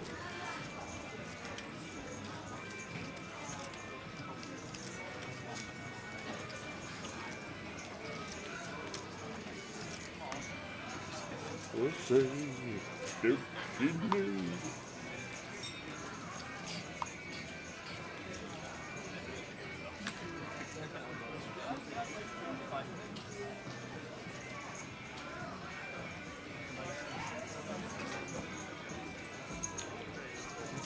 King 4 suited for Jack and the hijack. Raises to 32. It's been opening up a little bit last 30 minutes or so, and Malgen not going to do anything with the 9-7 suited. Good timing. Yep, very good timing. So Lawrence here starts the hand with 27 BBs. 20.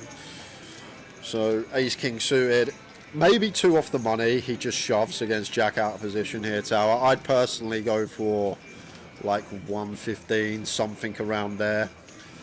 But he is just going to take this option away from Jack. Maybe not wanting Jack to shove like a 7s or a 6s and have a flip. Third of his stack. Should be in the bin, unfortunately for Dan. It's actually grim, Tower, because it's what do we expect Lawrence to shove here for 27? Like, he shouldn't shove aces, kings, queens. We expect these are the hands that we do expect to free bet, not all in. But he will have some, perhaps some ace jack in there that we dominate. But Dan, very good fold with the ace queen suited. If Jack Hardcastle just didn't treat himself to an open with the king 4 suited there, could have been a huge double up, blind or blind for Lawrence.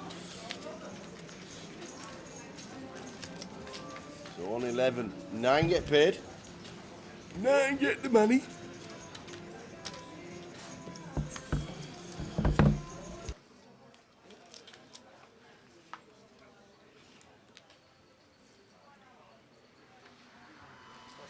Attention, all players remaining. You have just under 3 minutes remaining on your break. Please start retaking your seats. That's all 11 players left. 9 get the money. Start retaking your seats. Thank you. Just over 7 million chips in play. With the big blind currently at 16.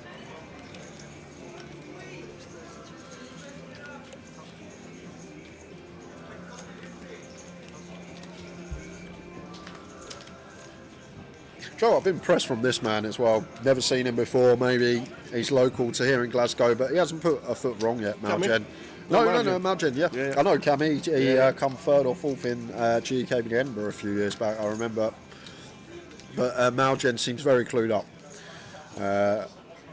Always refreshing when you see a new face, and they don't seem to be putting a foot wrong and playing some very nice poker. He hasn't done anything special, no crazy bluffs, no 4-bet, 5-bet all-ins as a bluff, but he's just played good, solid, fundamental poker, and that's going to get you far. Flush over flushing someone gets you far as well, so if we saw the diamond roll off, which we do not. 8 of spades turn. So, Cammy picks up and down. That is in a world of hurt against the pair and flush draw of Malgen. Looks like Cammy going to start leading here. There's a bluff on this 8 of spades. It doesn't shift too much, Tower. Malgen still has queen jack pure. He should open 6-7 suited, I think, as well. Down in the small blind, yeah, I think 6-7 suited opens and jack 7 suited as well. So I don't think we get to lead this turn as much as it looks on first glance. Yes, we have more straights, but at this stage, Malgen going to open 10-9 suited, 8-9 suited, 10-9 suited. Like, it doesn't shift it enough for me that we get to start playing leads. And maybe just trying to say, okay, you're going to have a lot of ace highs, you're going to have a lot of king highs that just have to fold to this turn lead. So Cammy trying to fold out this part of Malgen's range. And it is just going to go check, check, and 7, 5 of diamonds. Not going to be any good for Cammy. That will be pleased to see it didn't roll off a diamond. There you go, superhuman dude. Malgen plays online full time. There we go. Very nice indeed.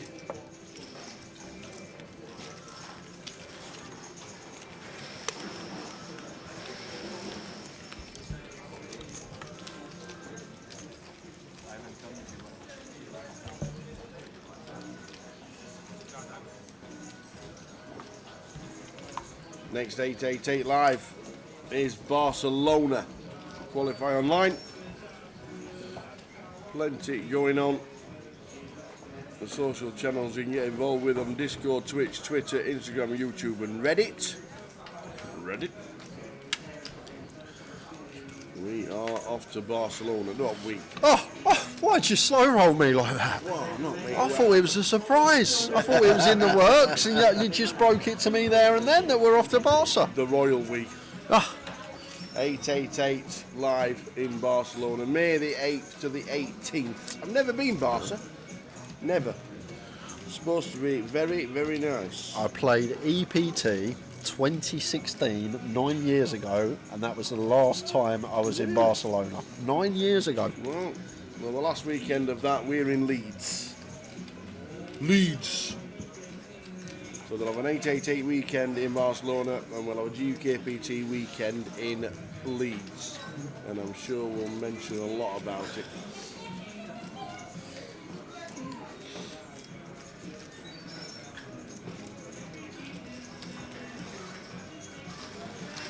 Hiya, Jamie McTear. We are in the Merchant City Casino in the town.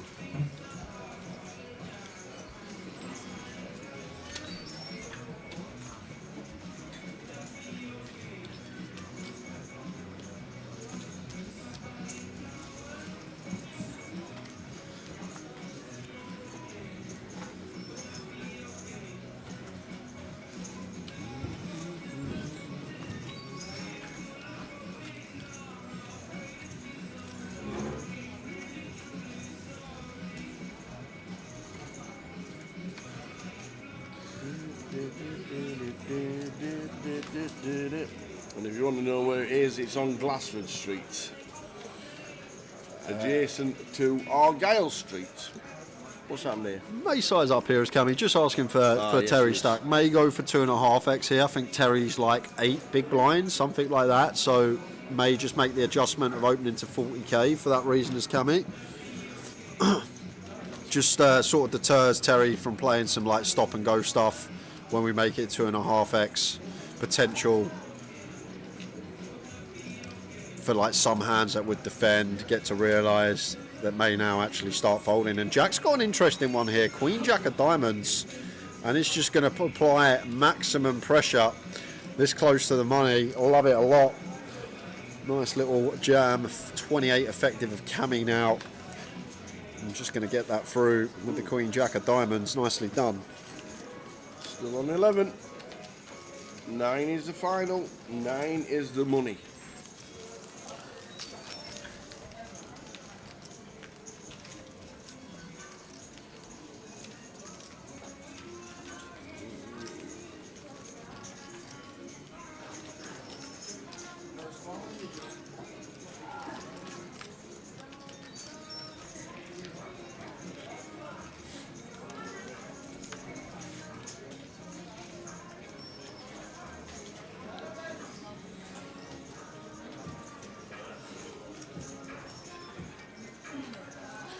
Ace 2 suited for Dad. Certainly will be opening as the chip lead, 2 off the money.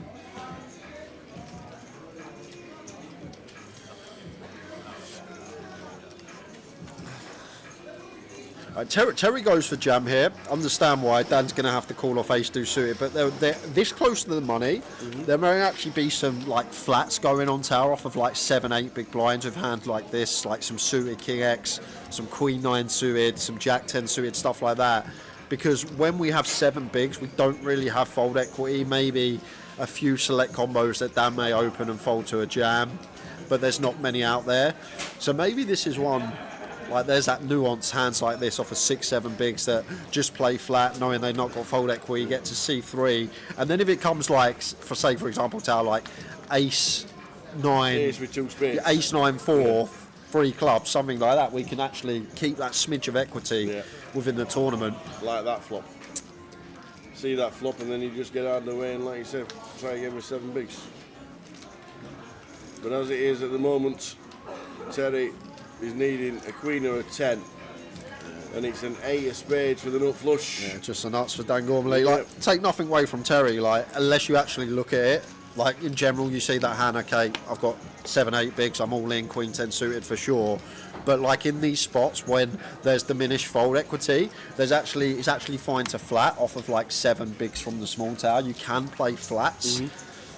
Like, you probably wouldn't actually know that if you sat there at a table, you've never looked at the spot specifically, and you just think, okay, it's either all in or fold. But there's that little nuance in the small blind when we have 6, 7 big blinds that we can actually just call the 2 big blind open and C3.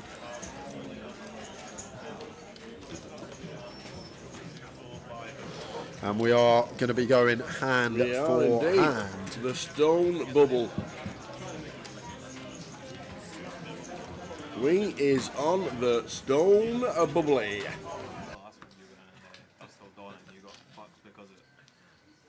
Remember the one that was like dust out sun and dust dawn, but the bubble went on for like 2.5 hours. Oh, fuck, I think I remember that. And you had like chip leave and you ended up bagging like fucking 6 places. So the stone bubble, 10 players left. 9 get the money.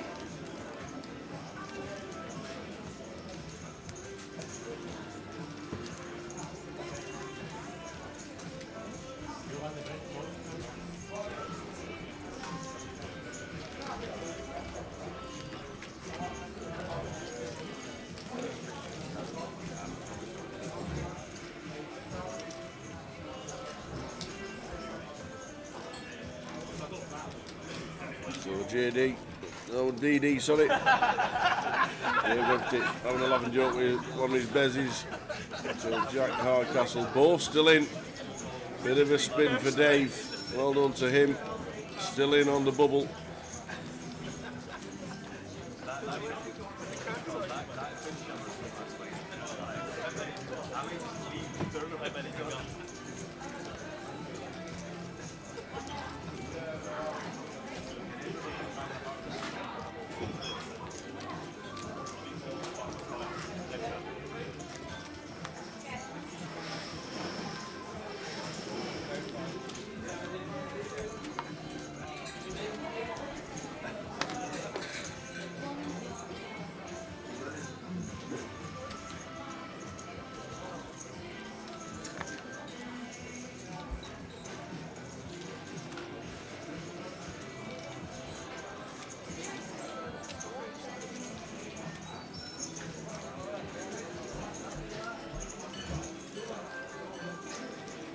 So hand for hand means both tables start the hand at the same time. When one table finishes, they will wait for the outer table to finish and then deal at the same time.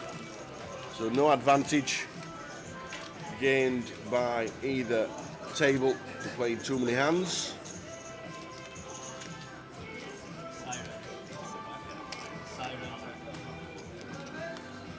Simon has just said next hand already, please, thank you.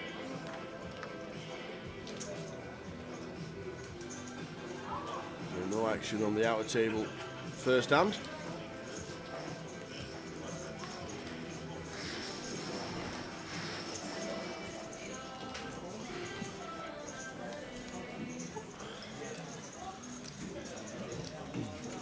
Some spin for Dan Gormley.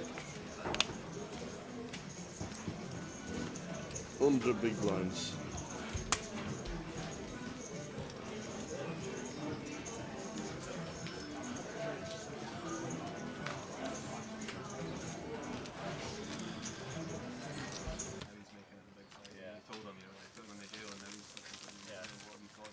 Have you ever done that where you've misclicked and gone, oh, I actually like what I did? Yeah, yeah. I was planning to. Yeah, it was good. I was like, wow, 3x pot really is a good size.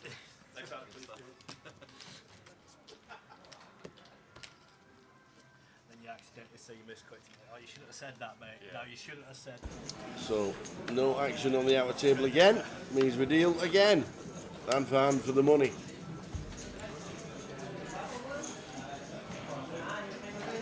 So suited for Dan. This is the things you wait for in poker towers. One of the most fun spots to play. Chip leader on the bubble. Raising it. You just have so much fun. just get to open so many hands. People don't free bet you without the goods. People don't play back at you. One of the most fun parts of a poker tournament when you got the chips. And Jack defends the King 5.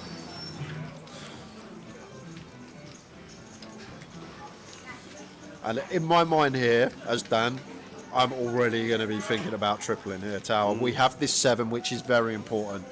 Jack's going to free bet aces, kings, ace, king, of course. But having this 7 by the river potentially can fold out some ace X. We block king 7, we block ace 7, we block pocket 7s. That's sort of the key here. So Jack's going to have, like, when he calls flop, he's just going to have so many one-pair hands that are going to struggle to strap in for 3 streets. Even if he's got like ace 9 here, it's just going to be in the blender by the river. So yes, we have a pair, we have showdown as Dan, but once Jack check calls here, Tower, let's go on the run. Maybe not on this turn, because now we are really going to struggle to dislodge ace X by the river here, and even king X not going to be folding on the turn barrel. So in your head, you got the ideas about running it, but not really the turn that we're going to be running it on. But I do feel like most of the deck we would have seen a potential double barrel from Dan. He's going to knuckle it back once this ace pairs. 6 of spades, river, back doors everywhere.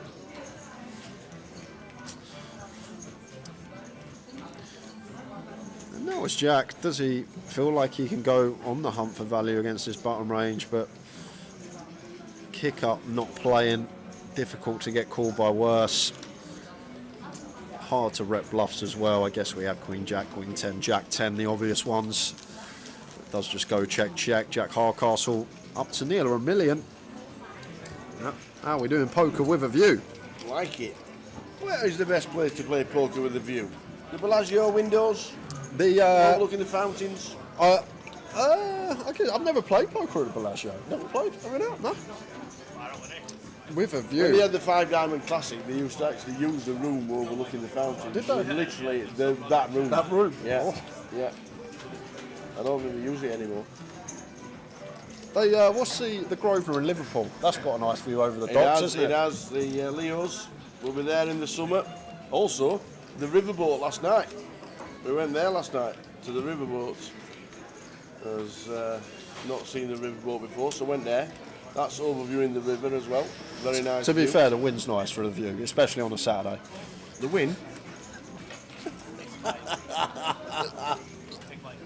Oh, God.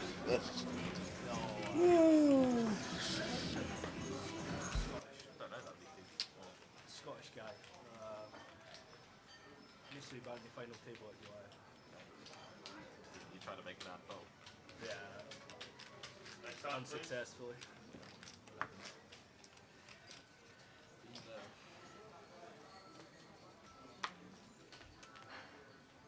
You always get someone at 6 o'clock. Elia as well overlooks. Oh, yeah, I've not been to the Elia either. That's supposed to be quite nice. I'm not seeing that. Not to be fair, not had much chance to wander around. I had a wander around Glasgow last night, walked to the riverboats. So we had a couple of local drinks in the old Scotia, and where else did we go? Karaoke. Oh, aye. We found it. You missed it. I saw the videos where I woke up this You morning missed in the it. chat. We ended up with a karaoke bar. Boothie was there. Google a karaoke bar. I've got to do it before I go home. I'm only here one night. Get me in a karaoke bar. He finds one. Yeah, of course he does. We brings out the old velvet tones yet again.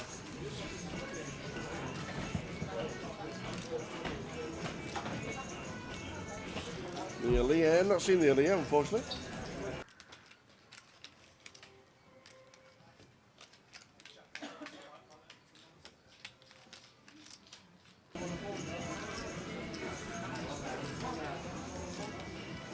Poker with a view.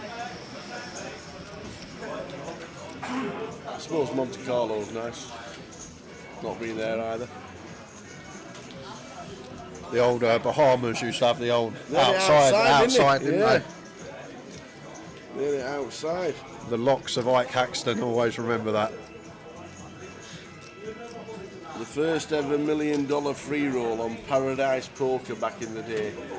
was in Aruba, and I don't even know where Aruba is, I must admit. But they played it online, first ever $1 million free roll, got to the final table and took them out to Aruba live. Because a guy from Blackpool won it, believe it or not. See, Spinksy knows what I'm talking about. Great place to play poker, Mr. Spinks. One of my favourite in Vegas. So he's going to jump back to this hand, blind on blind here, complete from Jack. Malgen with the check, 9-7-3, bet from Jack, call from Malgen. And Jack turns up and down now on a complete rainbow board. Nice looking turn for us. We got Malgen, who has picked up a gut shot to go alongside his bottom pair. Still in front of some stuff like some 5-6, some 6-8, some 4-5, sort of these gut shots that there are plenty of on the 7-9-3, and Jack getting the better hand to fold.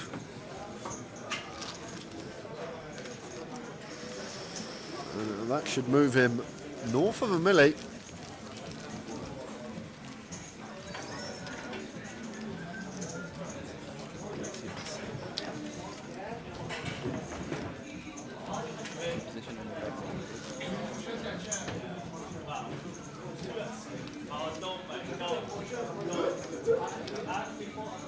Camry having a wander. Jack's always wandering about. His bezies on the outer table. Dave Doherty.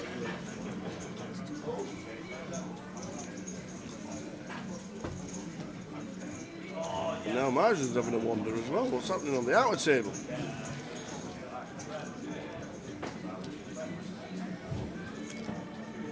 Action on our table. If there's anything occurring and we get the thumbs up and the PK there with the camera, we will head over.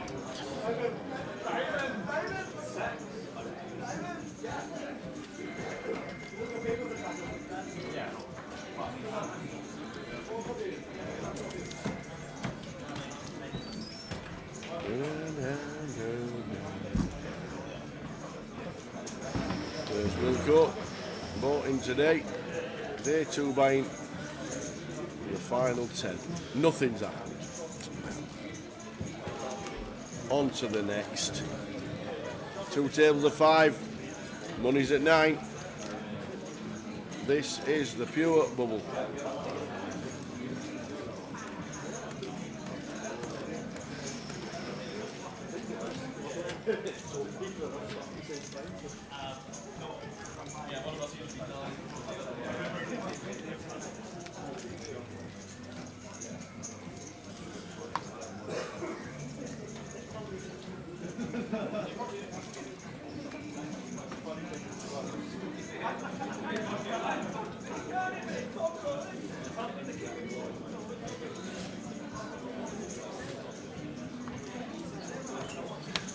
Malgen here with the pocket eights.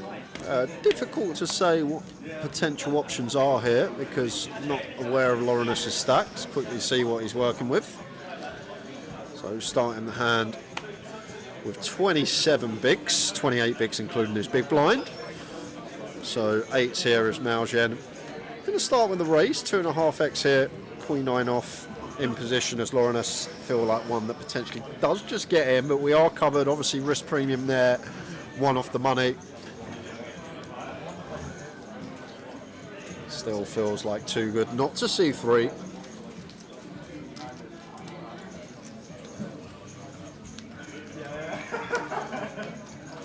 Queen 9 flop, Queen 9-7. Top 2 for Laurinus. What a 3 they are, blind on blind, even a little 9 of diamonds alongside his 2 pair for some backdoor flush insurance. Malgen with the 8s, 2 overcards we are met by. Let's just want to see bet.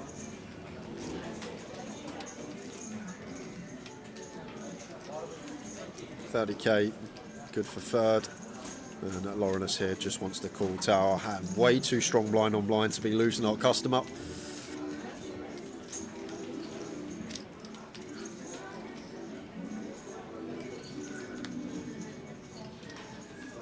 Ten of spades, turn, up for bet. And a call from Laurinus.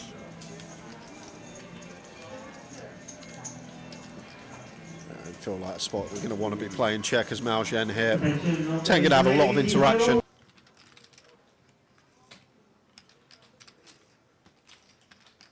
Check. interaction with the calling range on the flop. Ace of clubs on the river. So Lauren is actually going for the check back here and may induce something from the pocket eights of Malgien once this ace rolls off on the river.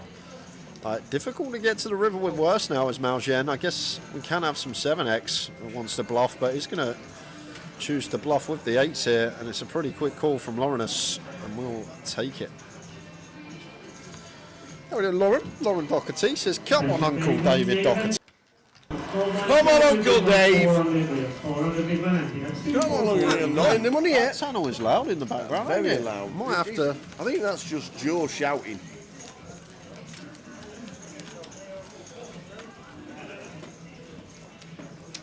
But it did seem pretty loud in the ears. Come on, Uncle Dave. You alright, Dave? Alright, Dave. Of course. Yeah. We are indeed. Yeah, I know. We've got a password for the free roll. 2 hours to go till the free roll at 6 o'clock GMT. We have a live stream free roll. 6 o'clock, 2 hours to go. You can log in from 5 o'clock, so we'll give you that at 5 p.m. because we're on GMT. So it starts at 6 p.m. Final call for all.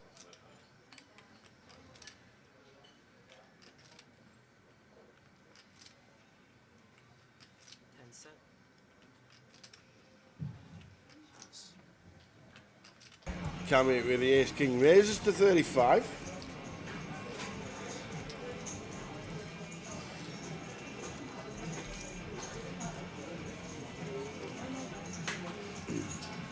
We'll get you a lot involved in the free roll that starts at 6. You can check in from 5 o'clock. So we'll give it out at 5.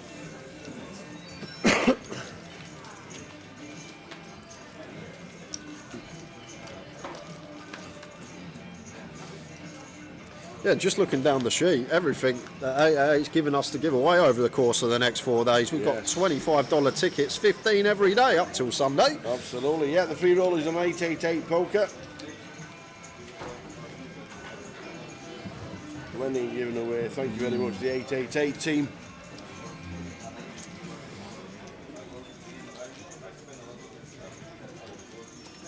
So, how about here from Dan Tower? King of clubs, free to straight, risk premium and cammy's big. We got the overcard to the queen. We're at that sort of right stack depth to choose the free to flush, free to straight overcard. It's just going to go for call. I thought we might see the little sort of check raise to 70k there. Just going to call with some ideas on later streets, and we're not going to get many better ideas than the 8 of clubs on the turn. Turns up and down, second nut flush draw as Dan Gormley here. And if this goes check on the turn, which I'm pretty confident it will, doubt Cammy going to be betting. Dan just has a mandatory bluff on all rivers, maybe not the offsuit ace, but other than that, pretty clear bluff for Dan now. Does actually pick up showdown though, so it's kind of interesting with the 5x whether to knuckle for showdown now, beating some ace highs, some king jack, king 10, or whether to try and start dislodging stuff like 9s, 10s, jacks, well 9s is straight, stuff like 10s, jacks, some 8x perhaps. So it's actually kind of interesting for Dan now. In our head, we're probably aware we want to bluff a lot of rivers with this combo, but we do jump in front of some ace high, king high combo stuff now that Cammy can have. So it's kind of awkward what to do.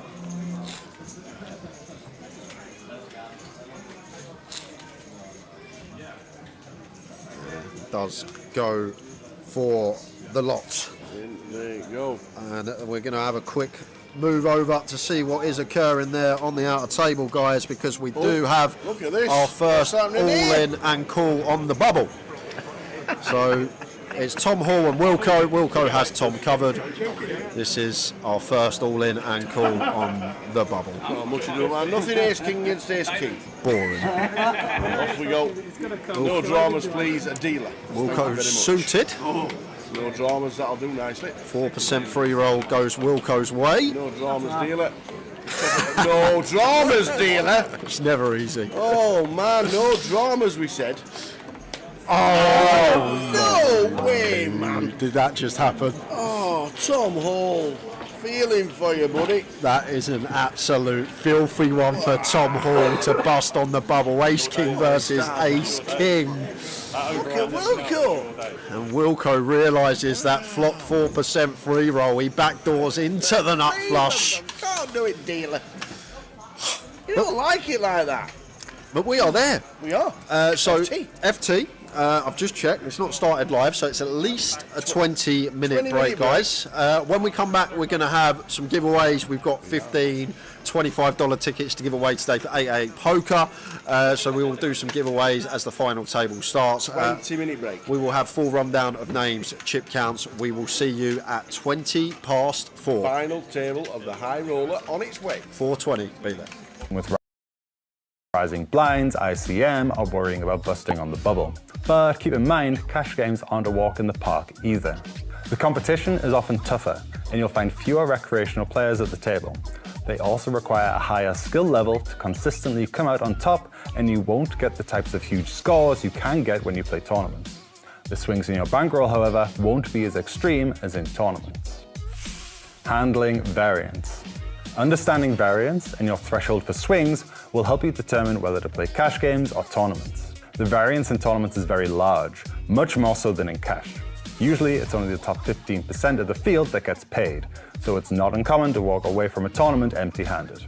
However, when you do cash and get a deep run, you can sometimes win a prize 100 or even 1,000 times your buy-in. Cash games, on the other hand, offer more stability. While it may feel like a grind, honing your skills at the cash tables can result in more consistent, small profits.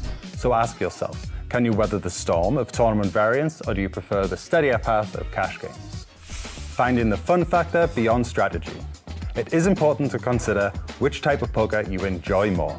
Tournaments bring excitement, unpredictability, and an adrenaline rush, especially if you make the final table. It's an incredible feeling to have a deep run, and it's what keeps so many players coming back to tournament poker. On the flip side, becoming a cash game player is more consistent, and while you won't be involved in situations that will yield 100 times your investment, you will clash with your opponents for chunky pots regularly. It's all about finding what brings you joy at the poker table. Try both and see which format gives you the most enjoyment. And there you have it, cash games or tournaments, which form of poker works best for your personality. Of course, the best way to find out is to spend time playing, study the game, and soon it will become obvious to you which game you like the most. Are you a tournament player or are you a cash game player? Let us know your favorite form of poker in the comments below. I made many final tables in the last few years, and without these tips, I couldn't have done it. The mental game is really important for making deep runs, because if you are not well prepared mentally, you're gonna suffer a lot. At the first problem, you're gonna quit. So to be able to go through all the downswings, you need to understand that you're gonna lose more than you're gonna win, but in the long run, if you are good enough, you're gonna win. So, okay, you play bad one hand, you make one mistake, maybe you realize after that or think that could be a mistake. It's okay, everybody make mistakes. That's not what it matters. What it matters is what you do after that you made the mistake. You cannot have that hand there. Otherwise, you're gonna be on tilt because you knew what to do, but then you didn't do it for whatever reason. And then you're gonna become angry and upset at the same time, and then you're gonna be making wrong decisions, one follow to the other. So it's very important to be prepared and knowing that we all make mistakes. Reading opponents, if it's not the most important, is the second one, because the first important thing for me would be mentality, but then the second one, or at the same level, would be reading opponents, because you can get a lot of information from the players depending on the moment of the tournament, but I would say you can get the information from the start, and then you know how that person thinks, and then you can use it in moments that are very key moments, like bubble or close to the final table, because if they no experience, if they told you they don't play much, or if they told you that they're not gonna make another bullet if they bust. I mean, talking, even though if it's like things outside of poker, you can get a lot of information that you can use it in a crucial moments in the tournament. If you are a big stack on the bubble, for example, you can put a lot of pressure on the medium and short stacks, because the very short ones, they don't wanna bust, because it doesn't matter for them to double up that much. They're gonna have a very, very, very strong hand. So when they go all in, obviously, you need to call very, very tight, like just with the very good ones. Even though the medium stacks, they are in a good position to double up, they also need to have a very strong hand in order to do that. Otherwise, you're gonna be able to put a lot of pressure on them, because they have people shorter than them. In the opposite side, I remember once I was 7 blinds on the bubble, and I was gonna be big blind. It was no point for me to double up, because even though if I double up with 7 blinds, I'm not gonna do much more. For me, it was more important to make the money. So I ended up winning that tournament because I knew I didn't have to put on risk my tournament. I folded my big blind because I didn't have to call. And luckily, I went into the money and I won that one. It was the high roller for Portugal. Choosing the right game is very important in order to get deep runs. Because if you are playing a 10,000, let's say, tournament, and you are gonna be afraid to put your chips on risk, then that's gonna make you play bad and you're not gonna have good results. The buy-in amount that it makes you feel comfortable to play like you think it has to be played a hand. If you have to bluff for all your chips, you have to do it, then do it. Don't think, oh, but the buy-in is 2,000 and I couldn't afford to pay again, and then I'm gonna be walking around with nothing to do and I have to say to all my friends that I busted. I'm bluffing, you know. If you think about this, when you jump in a tournament, that's not your tournament. You should go down. Do you often fire many bullets, or are you willing to? No, I'm never willing to fire a lot of bullets, but if I have to, I do it. Every bullet is like you jump in a new tournament. Doesn't matter if it was 3 times the same one. You need to play as much as you can when you are in a festival in order to make it profitable. So if you're happy to play 1,000 tournament buy-in, that means that you are prepared to play the bullets that you need to. There is no magic formula to make a deep runs. I think every person needs their own path. And even though I tell you what to do, you need to do it yourself. So at the beginning, you're probably gonna get tilt or upset when you bust. But if you keep doing it, and if you are strong enough, mentally strong enough, and you resist, then it will get to the point that experience will matter in this. If this happened a few years before, there's no way I would deal with this situation like I'm dealing now. So I know my progress, and now I'm like surprised myself how good I take it. Sometimes I surprise myself. I'm like, wow, I don't feel what I felt when I started. It's a path, yeah. You cannot shortcut it. You have to go through that. Calling all low to mid-stakes players, it's time to light the torch. From March 16th to 25th, 888poker presents the Championship Games, an exciting series where you can qualify for free every single day. And don't miss the $100,000 main event with a buy-in of only $25. Register today and take your place at the top of the podium. 888poker, made to play.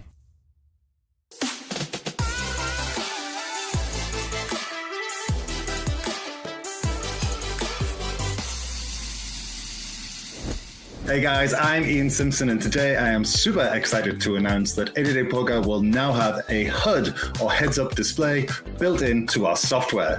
Whenever you're seated at the table, you'll be able to hover over your opponent's avatar or your own and get some vital statistics about them. You'll be able to see their VPIP, their PFR, their 3-bet, and where they're from. So how do we put this information to work? Let's say you've opened and the button 3-bets. Well, you can hover over your opponent's avatar and see their 3-bet statistic. And here we can see that it's only 4. Now that's actually really small. You can go ahead and safely fold your marginal hand, knowing that they're only 3-betting a very narrow range and they likely have a much better hand than yours. In this scenario, our opponent has a PFR, short for pre-flop raise, of just 10%. That means they're playing a very narrow selection of hands. That means we have to be a little more cautious when dealing with them, as we are likely facing a very strong hand. Jumping over to this spot on the final table of a tournament, we can hover our mouse over our opponent's avatar and see their tournament winnings. We can see this player only has $114 worth of winnings, whereas this player has $140,000 worth of tournament winnings. Now, this doesn't tell the whole picture, but it is indicative of how much experience our opponents have. And finally, in this scenario, we can see our opponent has a VPIP, which stands for voluntarily put in pot, of 40%. Now, that number is really high. Our opponent is playing far too many hands. So when we raise pre-flop, they call and we get this flop, we can bluff a lot more liberally. That's because our opponent is going to have far too many weaker hands that are just going to have to automatically fold to our bet. As you can see, having access to this information can be a real game changer. It can be a big help when making the decisions you're going to have to make at the tables. Give it a try for yourself. Let me know what you think. Tell me which stack you think is the most helpful. Make sure you like, subscribe, and hit the notification bell so you don't miss out on any of our great content. Thanks for watching, and good luck at the tables.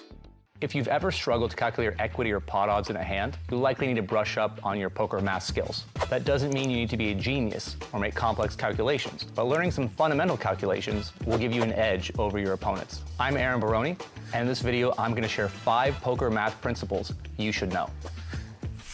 Rule of 4 and 2. One of the most important poker math calculations is knowing how to figure out your equity in a hand. This is where the rule of 4 and 2 comes into play. All you need to do is calculate how many outs you have, then multiply your outs by 4 on the flop or 2 on the turn. The number you get is the approximate percentage of making your hand. So in this example, if we flop a flush draw, we would multiply our 9 outs by 4, giving us roughly 36% chance of making our hand. If the turn is a blank, our percentage drops to roughly 18%. This simple calculation alone can give you an edge by helping you avoid spots where you are a huge dog. Pot odds. Many players don't understand pot odds and fall into the trap of wanting to be right at too high of a frequency. Let's break it down with an example. Imagine the pot is 100 and your opponent bets 100. It costs you 100 to call, making the total pot 200. In this situation, you're getting 2-to-1 odds. That means you only need to be right 1 out of 3 times, or 33% of the time, to break even. But here's the exciting part. If you're right even half the time, you're not just breaking even, you're making profit. Understanding pot odds can significantly improve your decision-making and profitability at the table. Understanding blockers. A blocker refers to having a card in your hand that makes it statistically less likely for your opponent to have a strong hand. For example, having a hand like pocket tens on Queen Jack 9-5-3 board would drastically reduce the number of combinations of straights our opponent could have, because we're holding 2 tens, and the only way they can make a straight is by holding one of the final 2 tens in the deck along with a king or an 8. Holding 1 10 would decrease your opponent's potential straights by 25%, and holding 2 would make that number 50%. With our opponent having 50% less straights, we then expect our fold equity to go up considerably, and therefore could look to apply pressure. Be aware, our opponent could still have other strong hands, such as a set or 2 pair. Bankroll management. People ask me all the time about how many buy-ins are needed to be sure you won't need to reload. The exact answer to that question is fairly complex, not only because it relies on your edge, but because tournament poker can have so much variance, even over large samples. Let's look at an example of a 1,000-player tournament with a standard payout structure, $10 ABI, 10% ROI simulated for a 5,000 game sample. In that example, half the field would have been fine with a 2,000 bankroll or 200 buy-ins. But that means half the field was not. 15% needed a $5,000 bankroll or 500 buy-ins, 5% needed 7,700 bankroll, 770 buy-ins, and 1% needed 11,000 bankroll or 1,100 buy-ins. 22% of the field was down money despite having a 10% ROI. So when some people tell you 200 buy-ins is enough, it might be, but it might not. The safest way is to be properly rolled for the games you play. Continue to work on your game. As the greater your edge, the less likely you'll be subjected to the more volatile swings, better ensuring you won't have to redeposit. But if that does happen, you can take solace in the fact that many of the best players in the world have suffered the same fate. Calculating your win rate and ROI. Outside of playing, math is important in helping you understand if you're a winning player or not. Determining your win rate requires knowing 3 things. How many games did you play? What's your average buy-in? And how much did you profit? Let's break it down with an example. Imagine you're a player with a $10 average buy-in and you've won 5,000 over 1,000 games. To find your win rate, divide your profit by the number of games. 5,000 divided by 1,000 equals 5. That means you made $5 per game. Now to find out your return on investment, or ROI, divide that profit per game by your average buy-in. $5 divided by 10 equals 50%. So in this case, you would have a 50% ROI. Understanding your win rate and ROI is crucial for evaluating your long-term success. As you can see, learning and applying these simple math calculations can not only increase your edge, but also help you get a better understanding of your overall game. What other poker math calculations do you want to learn? Let me know in the comments below. Do you get frustrated trying to play against super aggressive players? What if I told you there are ways to exploit them? I'm Vivian Saliba, and in this video I'm going to share 5 tips to help you to play against overly aggressive players. Don't fight fire with fire. If someone is batting weaker hands more than they should, if they're bluffing more often than they normally should in certain spots, you shouldn't get out of line yourself and start making super aggressive plays. Instead, it is better to play tighter and wait for the right moment to engage in a pot together. Slow playing your strong holdings is the best way to win chips against a bully at the tables. Adjust your ranges. Aggressive players are likely to overbluff. This translates to an imbalanced ratio of potential value hands they might have to complete air holdings. Having this in mind, you should consider widening up your calling ranges. Against someone who is batting way too much in most spots, you should incorporate calls with middle and even bottom pairs sometimes. This exploitive adjustment will work much better when playing a heads-up hand against the overly bluffy opponent. So you should be careful with the other players at the table, because every time you deviate from what you should be doing, people can adapt and punish you. Don't feel intimidated. Playing against someone unpredictable that will often put you in tough spots can be intimidating and even discouraging. But don't let the fear of facing difficult decisions interfere with your game. Knowing your opponent's tendencies is an advantage, and it is your job to make the best decisions with the information you have. It is true that sometimes you'll be put to the test, but this is what poker is all about. Prioritize position. Having position in poker is always an advantage, but being the last to act against someone who is frequently too aggressive is even better. Have in mind that an aggressive player may check-raise you more often than you would experience against a regular opponent, so think twice before placing a bet. It is important to think beforehand about all the possible scenarios and already have an idea of how you will react according to your opponent's moves. Don't level yourself. You must be careful not to place yourself in tricky spots just because you're playing against someone who is too aggressive or that isn't following any proper theoretical guidelines. Be careful playing huge pots with hands that might be dominated. Just because you told yourself that your opponent's range is too wide doesn't mean you will outplay them. Not giving in to someone else's mental pressure at the tables is harder than we realize. Your goal is finding out how to navigate and how to respond to their tendencies and weaknesses without compromising your own strategy. So there you have it, some important things to keep in mind the next time an overly aggressive player sits down at your table. Stay calm, don't give in to their pressure, and look for opportunities to exploit their play.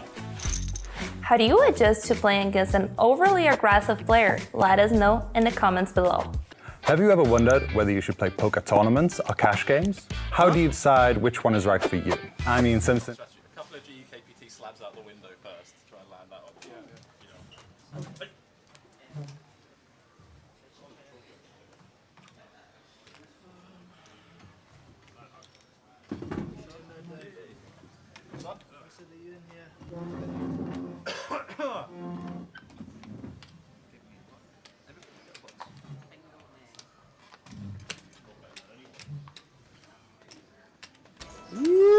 final table time. Final table. Final table time. So we have got here, pretty quickly to be fair, 20 past 4, Thursday afternoon, playing for £32,000. Everyone is now in the money.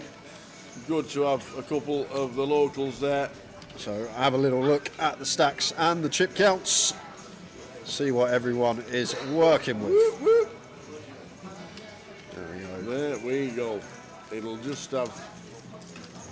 There we go. There's I think the two Dans are switched. It's Dan Yeah. Gormley with the 1.5. Yeah. Yeah. And Jack's got $1 million as well, so... Yeah. Yeah, looks like we've got the wrong down. Let's just check that. Dan Gormley in seat number 1. We will check that. Nice to see Dave Doherty there as well. Uncle Dave. Uncle Dave? 770,000. I've got an Uncle Dave. I haven't. You haven't got an Uncle Dave? No, I haven't. I ain't got an Uncle Dave. I have not. At my age, I don't have too many uncles. At my age, to be fair. I had an Uncle Derek. He used to race whippets. Race whippets? They did. Yeah. They did. My Uncle Derek used to race whippets back in the day. So just quick rundown from the TD, and then we will be off for the first hand of the final table. Quick run through seat drawing: 1 Dan Gormley, 2 Dave Doherty, 3 is Wilco, 4 Jack Hardcastle, 5 Maljem Fu, 6 Craig Conway, 7 Cammy Williamson, 8 Laurenus Jacutus, and Andy Hume Stato in the 9 seat.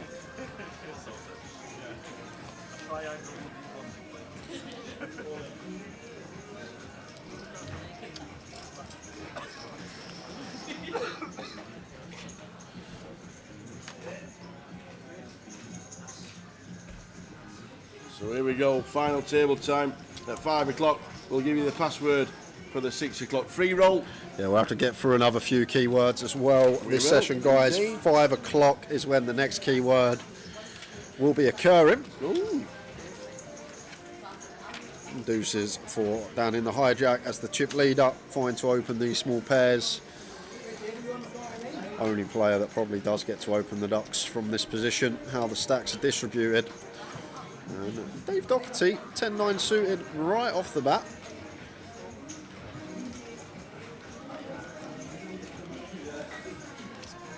Does make the pill with the position on Dan. That's the end of Wilco. Can I stand here? Sorry. Jack 9 of diamonds for Jack here in the small line. Gonna let it go. Maljen won't be going anywhere. A 7 of clubs, pretty clear defend freeway.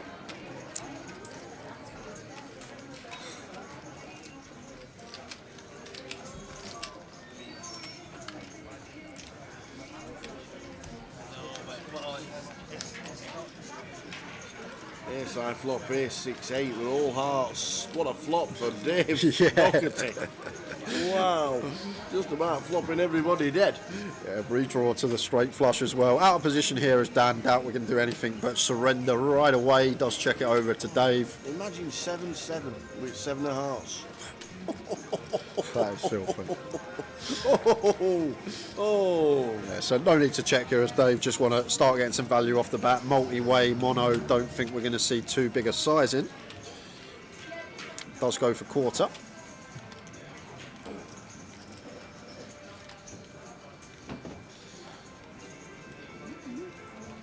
Kind of sketchy for Maljan already, but against quarter, even with Dan behind. Ace 7 too good to be folding just yet. Going to have to play some turns.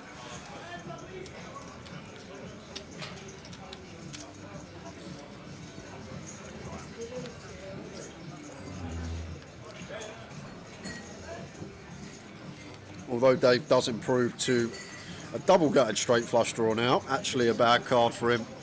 Potential action killer against some ace-x, some 2 pairs from the big blind. Also potential action killer against some flop flushes of Maljen as well from the big. We're expecting to see check here, Tower. Especially when we have the 9 of hearts along with our 10 high flush here as Dave. Whoa, this is interesting from Malgen. Leading for 75. 75 into 193, so just shy of 40%. It's actually kind of interesting, this lead tower, once we strip it down, because Dave never calls King Jack off, King 10 off pre, which is very important.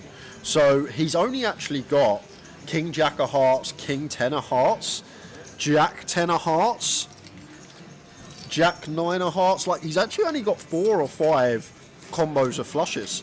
It's actually a really interesting lead from Malgen, because I don't think our hand actually wants to lead as Malgen, but you think about Dave's range, never peels offsuit King Jack, King 10 at a final, so therefore Dave's going to be having a lot of suited hands, like the Jack 10 suited, the King Jack, the King 10 suited of hearts.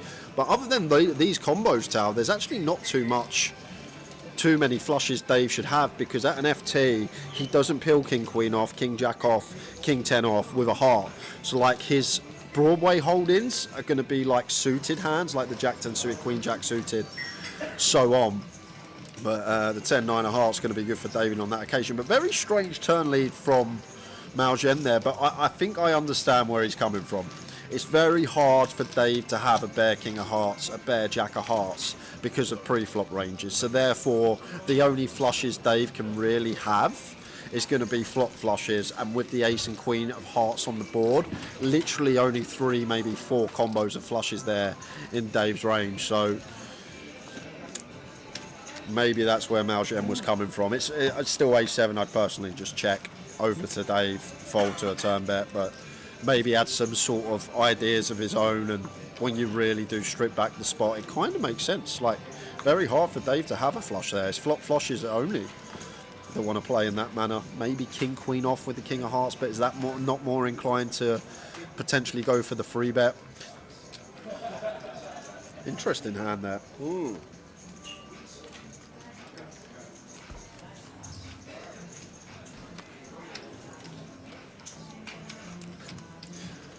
Did the player that went through day 1-8 last night have to sit there for 3 hours as no players left and late reg was day 2?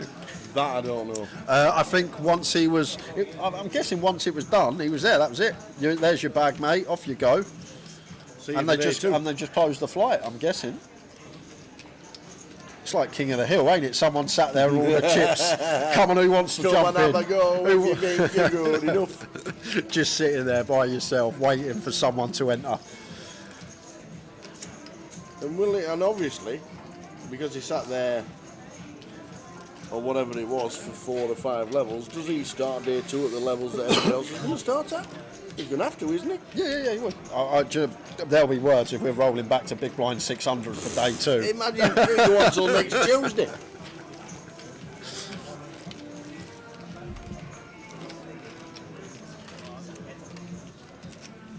Interesting question, Will. I'll see what the actual floor says. Oh, yeah.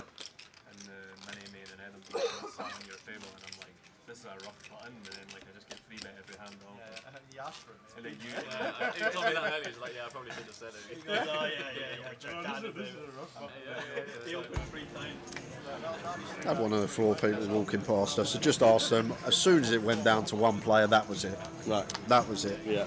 Flight was closed. He bagged up his chips. He went home. See you for day 2. Still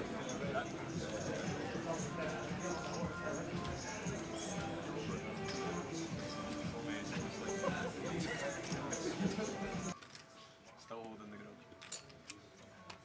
£300 ladder or something. I don't even think it was that much. I've waited 3 years for this day, Gormley. I will have my £300. And this comp for the next. So the final of the high roller. Jack getting to work here. Really nice seat to have. He's got Wilco and Dan, the 2 that are covering him in chips on his direct right. So therefore, once they fold, we just have the avenue to open any ace, any suited king, dip into some suited queens, some suited connectors. You get the idea. This is in general what you see. Final table, big stacks. This is how we want to strategize big cards removal. Like, we don't want to open like stuff like 6-7 suited. Yes, it's pretty, got good playability, but we want to become very removal based with our opens at this part of the tournament.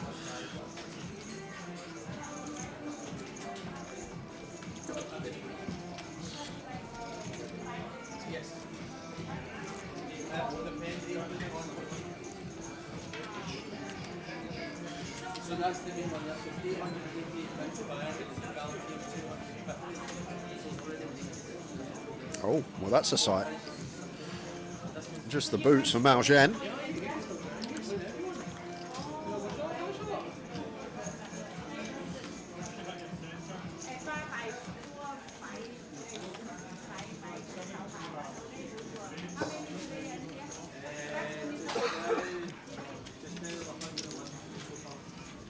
So Malgen, no action, unfortunately, with the boots. Bang on the chip leader. Adam Wilkinson, chip leader overnight, Stato on 30 beats. Another final table for him.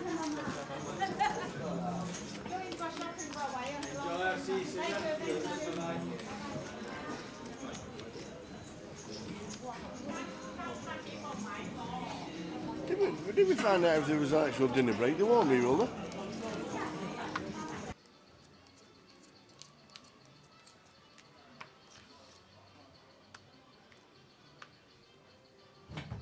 Race 40.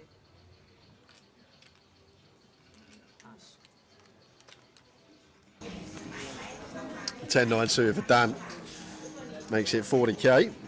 Actually, some flatting going on here for Wilco at an FT, ICM, all that. It's not just mandatory free bet all the time. There will be some flatting going on with our strongest holdings.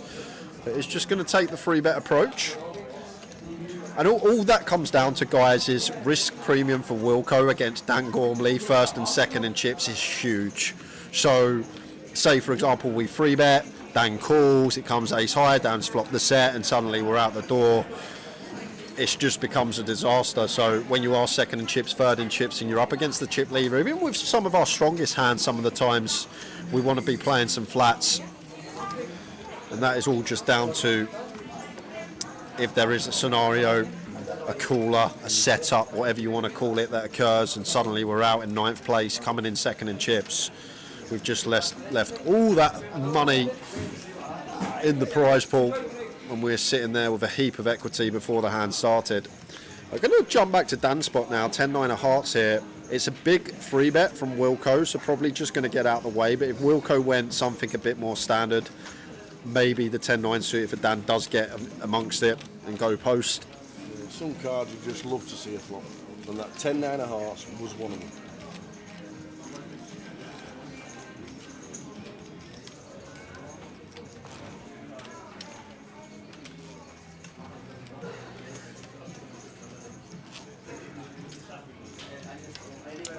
Afternoon, Jamie, by the way. Hope you're well. How are you doing, Jamie? That's very interesting. Says the free bets he has here, he's meant to make it like 10 BBs. I'm guessing that's just going to be a super polar, though. Super polar when we go 10 bigs.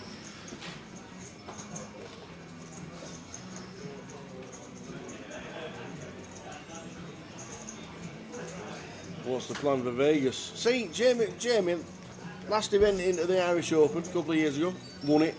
Vegas last year, won it. Is there any way he doesn't win? Huh?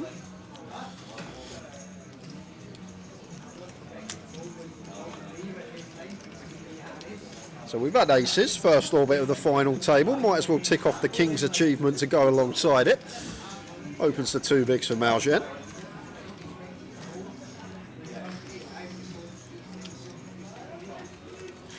Ace 10 here for Dan in the big blind, not going to be going anywhere. Absolutely not. One that prefers the call tower. Yes, got a strong ace, but like it's better to free bet stuff that's getting better hands to fold, like ace deuce, like ace 3, this type of stuff. Ace 10 seems one that's just nice to make the call. C3, and off we go to the flop. Oh, flop. Second pair for Dan, but Malgen has got the King's flopping top set. Like in general, a board we probably do bet range. With top set, it's one of those, isn't it? Sometimes you just want to check. keep your opponent in, especially when they're defending from the big blind and just got all these combos in there that are complete whiffs on this board. But does just come for small, just north of 20%. Clear check call for Dan, middle pair, nut kicker, not going anywhere. Turns the queen of clubs. Kind of interesting one. It's a nice one for Malgen to get paid a second street, just because now all this Jack 10, King Jack, Jack 8, 8 9, Queen 9, King 9, all this sort of pair stuff now picking up a straight draw to go alongside it. So we get another street of action from all this like pair up and down, King Jack, Queen Jack, 10 Jack, and as well as that, 10x of clubs also a thing in there to get a street from. Dan with just a pair of 10s can't really do much but get out the way as he does. Malgen takes a small one. Very nice indeed. Question. What was you doing 17 years ago today? What was I doing 17 years ago today? So it would have been 2008. Yeah. It would have been March. So I would have been year 9 in school. Year 9 at school? Yeah, I was year 9. Flipping heck. So what was it? 2008. Was I by any chance at Wembley watching Jonathan Woodgate lift the League Cup? It seems too late. I feel like that was February time. I feel like the League Cup years ago used to be February, the final. Did it? Wow. Did I get it right? Is that what I was doing? I don't know. I've no idea. Why did you just randomly ask me that? It's a genuine question. It's a genuine question that I don't know the answer to. I just wanted to know. You were at school. Yeah, I was at school. No, I don't know. I just wanted to ask you a question on what you were doing 17 years ago. I thought there was a historic event that happened 17 years ago. There is. 17. Richie Burnett says 16 years ago today was the birth of his lad. So 17 years ago would have been getting prepared for it. You can't just. I'm just going to throw this out there. You can't just go to someone. What happened X amount of years on this day, and then that's it. You need something to follow it up with and say, well, what actually happened 17 years ago on this day, Jay, was X, Y, Z. Well, you can't just ask the question randomly. Why not? It makes no sense. Oh. Well, Dave's going to check this. I was going to raise it up. No, check. Suited ace-X, like we prefer checking the suited, raising the offsuit, playability.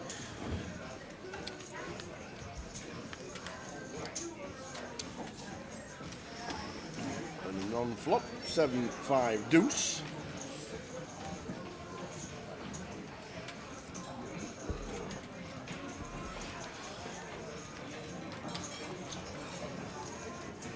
I feel like Dan could stab this one. Jack 3 of hearts, overcard, 3 to flush, 3 to straight, fold out some queen high, king high type stuff. The sides against it. There's the 2.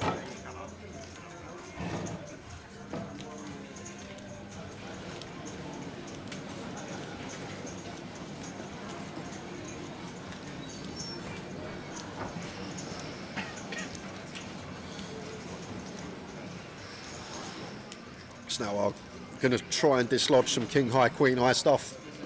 Dave has to call once here of ace high and a gut shot. Nothing really to say about this one, pretty standard. There's the call from Dave.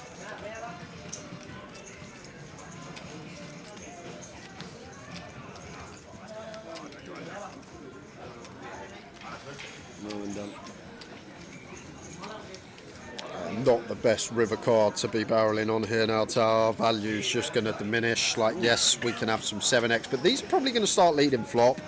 Some 5x makes sense. Deuce X now, hardly any out there once there's trip deuces on the board. What are we targeting to fold out as well? Question we need to ask ourselves as Dan, are we targeting the queen high, the king high?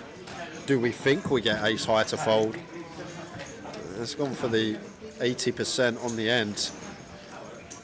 No, interesting spot for David Tower. One of the nice things about this spot for Dave, Dan should never have a better ace high. This hand's just going to want to check over to him. So it's not a situation here Dan's bluffing ace jack and we lose to that. So it's a situation that Dan's either got a 5, a 7, a deuce, maybe some pocket pairs that was trapping pre, or he just has a bluff here. So difficult spot on the end here for Dave, blind on blind when ranges are as wide as they are. Something that's really interesting though, when Dan covers Dave, he's probably going to start leading his 7x, maybe even some 5x on flop. Even some deuce x could be viable as well. So maybe the flop check from Dan is what is going to get him paid here. And ace high be good for Dave. I say getting paid, he doesn't really want to get paid. But I think the flop check has got Dave in a bit of a quandary here. There you go. Let it go. Valerie's asked a question. What was you doing 17 years ago to this day? I met somebody you didn't think existed. So there was a roll on. Yeah, but then the hand accused. Okay. I met somebody you don't think exists. Someone I don't think exists. Paddy Power. Look at you. Yeah, that's me. Paddy Power. That was the first time I ever worked the Irish Open. And that is Paddy Power. No, it's not. It is. He's made a living out of changing his name. That's Paddy Power. Okay. That is the man himself, Paddy Power. So that happened on this day 17 years ago. First time I ever worked the Irish Open. And you expected me to know that how? No, I just asked you what you were doing on that day, just in case. And then I was going to follow it through, and then we got a hand. So there we go. Paddy Power. There we go. The man that you didn't think existed. Paddy Power indeed. 17 years ago today, we started working the Irish Open for the first time ever. And we're doing it again this year. I know, look how long you're young. I'll tell you what, still got it though. Bit greyer now, but still got it. A lot more grey. Look at that. A lot more grey. So now I'm getting a lot of grey hairs. I'm all grey here now. And good luck to all Rails in fourth, next to Paddy Power on the right. Good luck to all Rails. He's having a big operation this week. What? That is Paddy Power. It is. This guy don't think he's a real person. That can't be. I need his birth certificate. There is no way there's actually a bloke called Paddy Power. I'm not having it. I'm still not having it. Not having it. I need a birth certificate. Picture doesn't mean anything. He could be Bob Smith. Bob from Smith. Liverpool. Yeah. Where is Bob Smith actually? Bob Smith's disappeared. Has anyone seen Bob Smith? Going to jump back to it here. Dan going for the free bet with the offsuit ace-x seems good. And Stato just going to get to shove in his 25 here. Jack's way too good a hand to do anything else. And just going to be an easy fold for Dan now. Yeah, that is a cracking.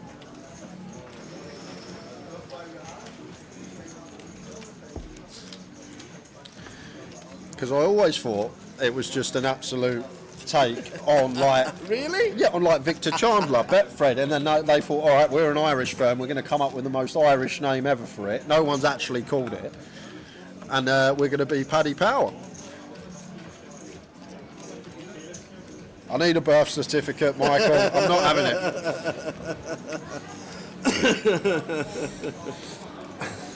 There was a Santa Claus on the UK poker circuit a few years back. Was that? There's somebody who looked like him. We had King High once, an Asian lad who was his first name was King, spelt K-I-N-G, and his second name was High, H-I. King High we've had.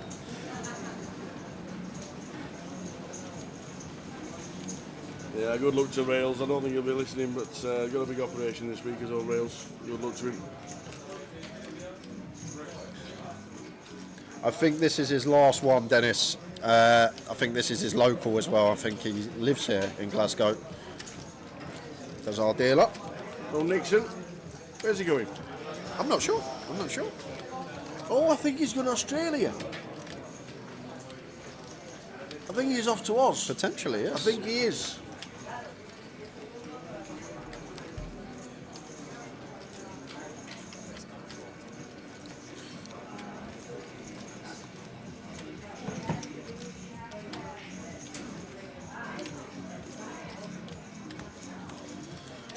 So open from Stato. Dave plays call with a suited ace on the button. Jack defends three-way, covering both.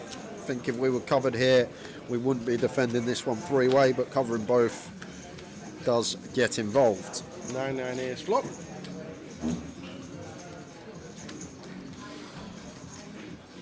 It wouldn't surprise me if Stato played some checks here, tower. Yes, we flopped two pair with the ace-jack, but Dave in position. we'll be doing some checking over to him, and there you go. And wouldn't even surprise me if Dave checked this one back. Aware Stato, very good player, knows that Stato will check a lot of his range over, so A6 of diamonds here, good for us to have some top pair check backs, and there we are.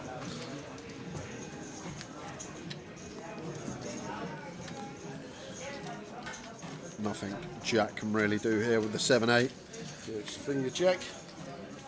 Now, this is where we should see a delay from Stato. I think this is where we are going to start going on the value hunt.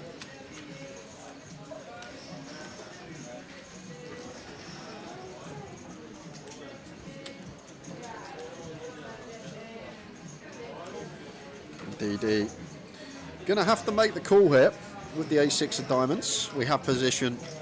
Stato may start probing some stuff like 10s, 8s, even some bluffs, a hand like Jack 10 of clubs, Queen Jack of clubs. I'm blocking this as David.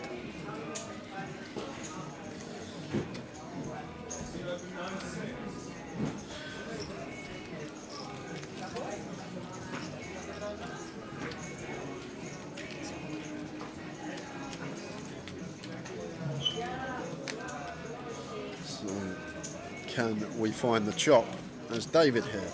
Can he find it?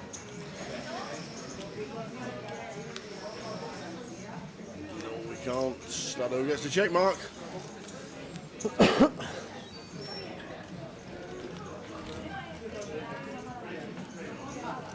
And shouldn't really be much 9x here for Dave, and ace of spades actually a lovely one to have. It just means that ace 9 of spades isn't a thing, so there's no ace 9 suited combos tower, not a single one out there. It's not real, not there.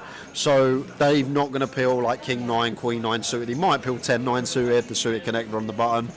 But we're comfortable to go for value here as Stato. We're targeting what Dave has, a check back ace 10, ace 8, ace 7, ace 6, this part of his range here. We're not getting the value from clubs anyway, so gonna target some ace X here, and Dave in a real grim situation. Problem is we're getting 4-1 here on a call. We only need to be right 20% of the time. We're under-repped as well after checking back flop. Great fold. Good fold, David. Really, really good fold that tower. Once we check back flop, getting that price, only need to be right 20% of the time. Correctly lets it go. Much harder than it looks like, guys. Getting that price after checking back flop, the key element, and still coming to the correct decision not to pay off that river bet of Stato. Indeed. Never see Katie won the Irish Poker Tour Ladies event. I did, and I saw the interview. Did she? Yes, she did. Go, Katie. And I saw the interview as well. It was really nice. Yes, her and Kyle are going over to Australia, so maybe Nixon's going at the same time.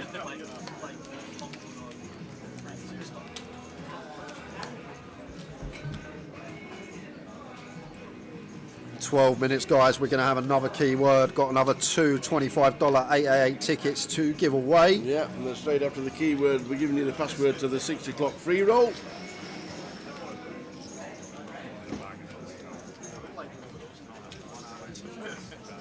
I don't think you can get into the free roll yet, which is why we're giving it out at 5 o'clock. You're an hour reg to get into the free roll, which we'll be giving out just after the keyword, and then we'll be in it.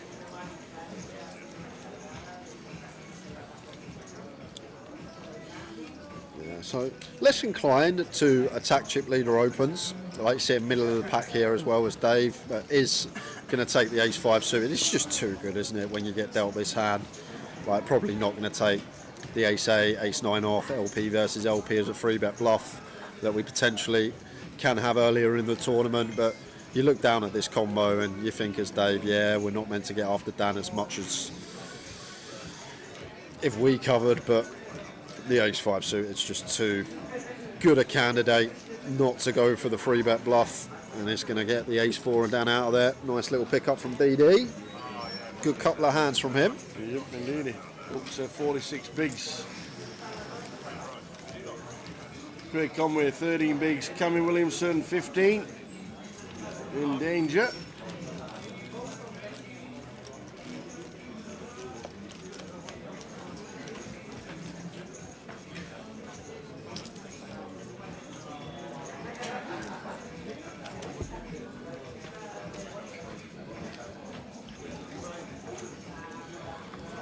So 30 minutes into the FT.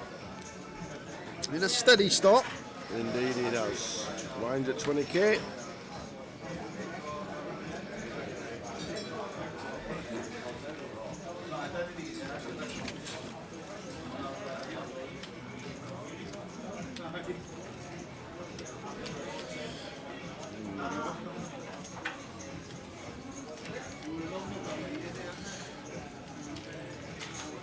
Couple of ducks for Wilco. I believe he covers everyone behind.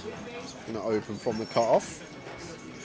Got to be aware though, we need to raise call facing the big blind here. If Craig did happen to move all in, once we got 2 invested, and I think Craig's got like 180, something like that. Pair would be too good to fold. King 9 off for Craig. Doesn't necessarily have to jam. Can have a look at 3 and does exactly that.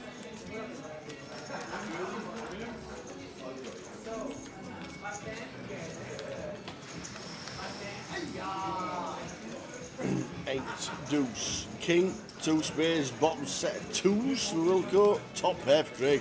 Bit of action. Wilco going to bet. I might have checked this back, Tao. I know we can see he's going to get it from Craig regardless. Craig with top pair, but I might have actually checked this one back, just looking at entire range for Craig. You're going to see the bad news that he's drawing to less than 1%, man. Oh, taps the table.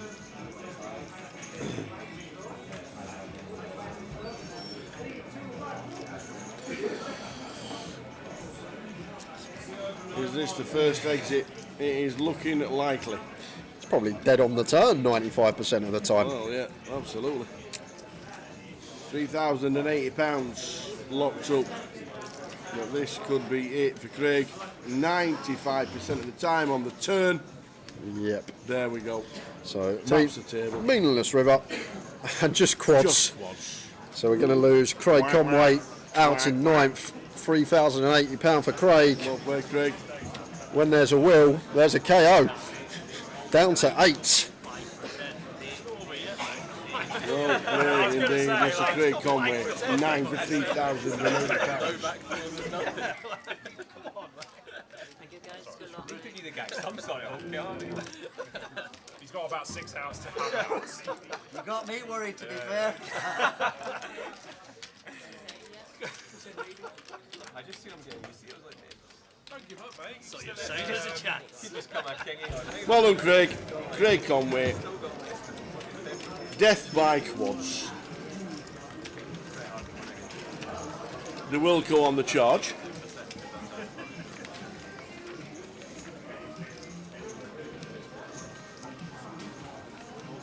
We have a keyword coming up, and we also have the password for the free roll that's on at 6 o'clock GMT, which is in an hour's time.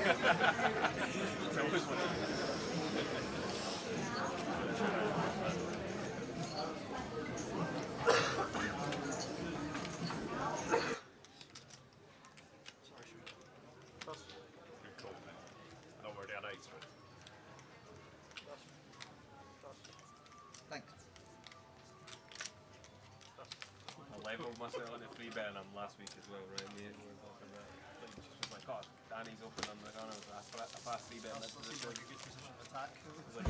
So well done, Craig. £3,080. Danny's got chunks of chips up them wide, right? Free bet on he's like just harsh. Free bets up here as well. Just gives me the look and he's like, oh, yeah, the worst hand to free bet. I bet there's a 7 Probably, on the mate. I bet there's a 7 on the You blocked the other 2 sevens. So blinds 20,000, lost 1 on the final.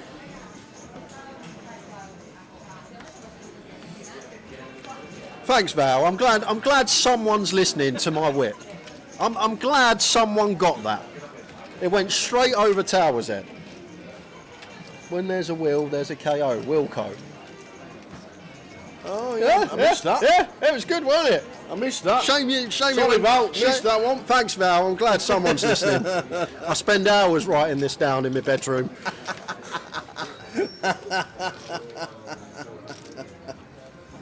Oh dear. Sorry, I missed it.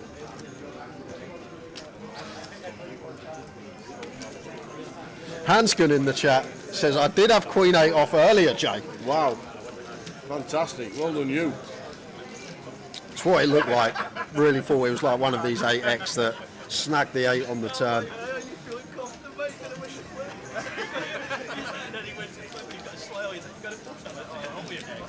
Well done, you. I've only got a 10.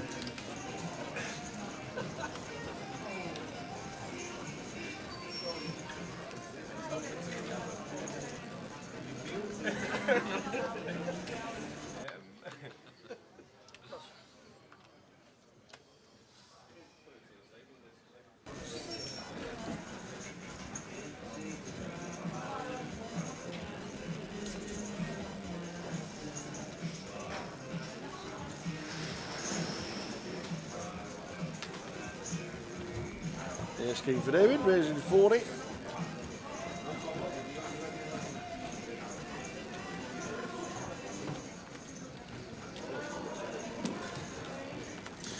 Not any action at all though for David, raise and take.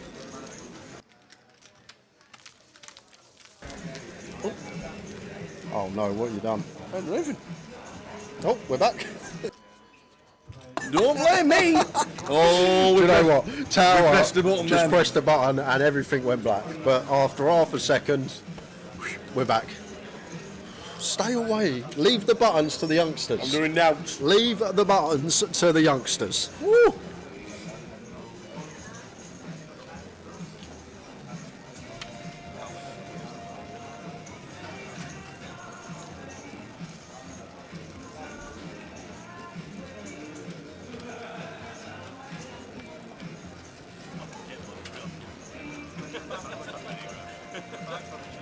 Press any buttons.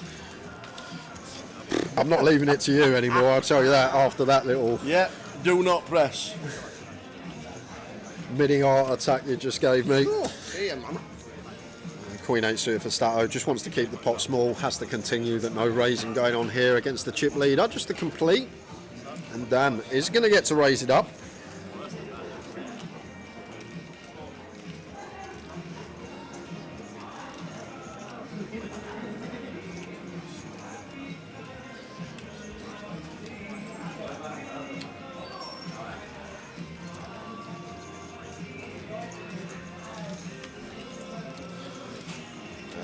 Straight away, Dan, just making this little adjustment here, making it 4 big blinds, even in position. Just straight away saying to Stato, and I'm assuming to do this with like his 9-4 off, 10-3 off as well, just basically saying to Stato, we're already putting more chips in the pot, could potentially be playing for stacks by river, sir, at the Queen 8 of Hearts. Too good to be folding just yet, even facing 4 BBs, and a nice looking flop for Stato, top pair on the Queen Jack 6 rainbow. And a board that we are going to have lots of bets on, I think, as Dan, even blind on blind. I know it's that age-old question, do we ever really get action from worse? I guess there's some worse ace-highs that could continue. Yes, we probably don't fold out better, but still got these sets. Queens, Jacks, over pairs, Ace-Queen, the strongest Queen X in range. Stato still going to have, like, sort of suited and gaps, suited and connected. Some ace-highs, some king-highs, something perhaps like a king-10 off. Important factor about this hand though, like Stato can still have some stronger Queen X, King Queen, Queen Jack. These hands probably don't want to be free betting pre against the chip leader.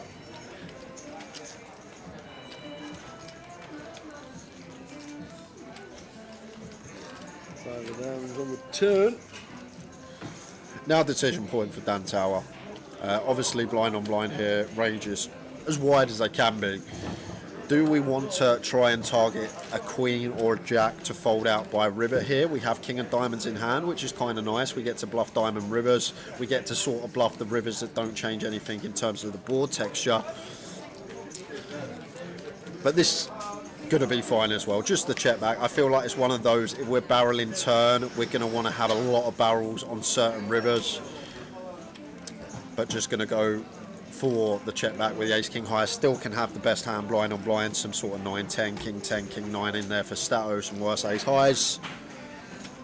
I think it's one of those that if we bet turn we have to unload on a lot of rivers, but if we're not happy to do that then just check back, still can be ahead of some of Stato's range. River 2 pair. On value hunt.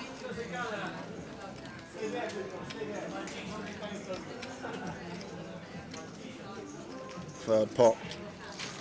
Not getting any heroes from the ace high. Just before the keyword. Okay. Just before the keyword. I pressed the button, by the way, sorry.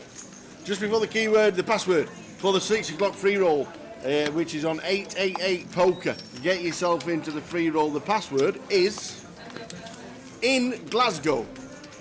Like it. The password's in Glasgow. We are in Glasgow. All one word, in Glasgow. All one word. The password for the 6 o'clock free roll that starts in an hour's time. Like it. Is in Glasgow. And now it's keyword time. Keyword time. So guys, we've got another two $25 tickets to give away for 888 Poker. This one is simple. You need to get yourself over to 888 Poker TV on Twitch if you're watching on YouTube or Facebook. And then you need to type the keyword into the Twitch chat box, and then we will select 2 people at random that win these $25 tickets. And for the 4th keyword of the day, yes, we are going with FT Hype.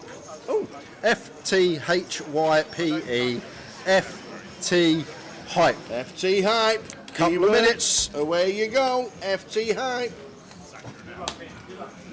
The keyword is FT Hype. The password for the free roll is in Glasgow.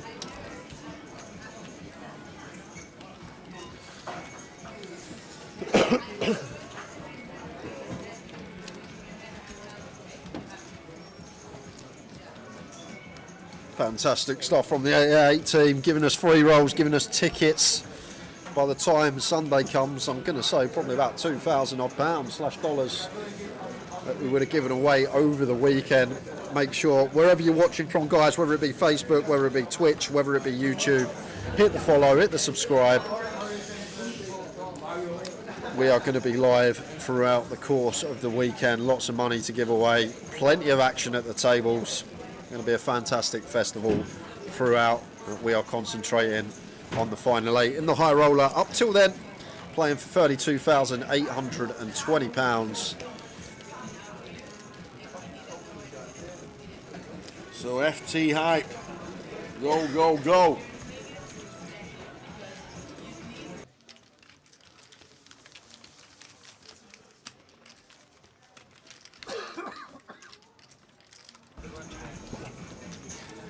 Eight left. FT Hype. Probably got another minute. My stream froze as Tower said the password, and it was just him going, eee. I love it. So FT Hype.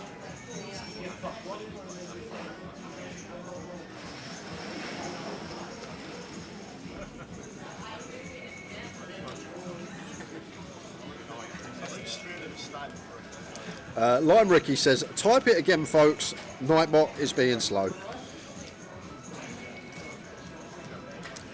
So Stato with a good half hour or so, doubled his stack without actually having to be all in and at risk. David, a couple of 10s on the button, clear open.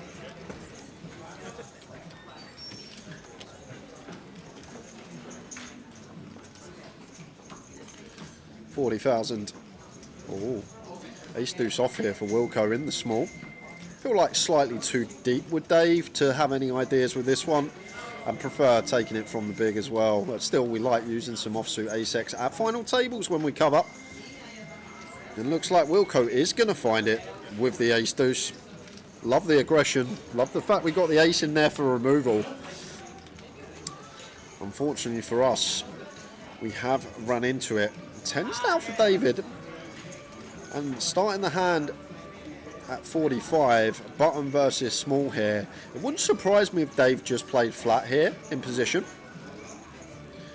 Like if we get this in versus ace king, ace queen, or Wilco, gonna be a horrible flip situation. He can still have the goods, jacks for aces that have us crushed. Definitely agree with Dave here. Sat fourth in chips, not really wanting to tangle with one of the big chip daddies.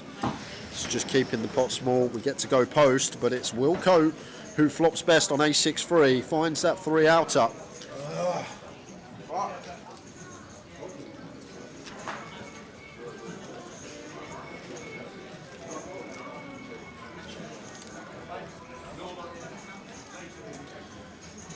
tens for Dave, 150 into 340. So just shy of half here from Wilco. Becoming very awkward now for David. Wouldn't shock me if he just let the tens go here and now. He is going to play the call. Still in front of some like king high, queen jack, this type of stuff of Wilco. Maybe 9s and 8s that are always shutting it down. Jack of clubs on the turn. I guess with position we are more incentivised to call as Dave, as Wilco will just slam the anchors on a lot of the time when called. Just going to set Dave in on the turn, on the jack of clubs. And the tens are out of there. And suddenly, Wilco, Adam Wilkinson, has got 1.8 milli. He has got over a quarter of the chips in play. Look at that from the Wilco. 90 big blinds. And we should be closing up this keyword shortly, guys. I'm just waiting for the thumbs up from Lime. It'll go okay. There we go. We are ready.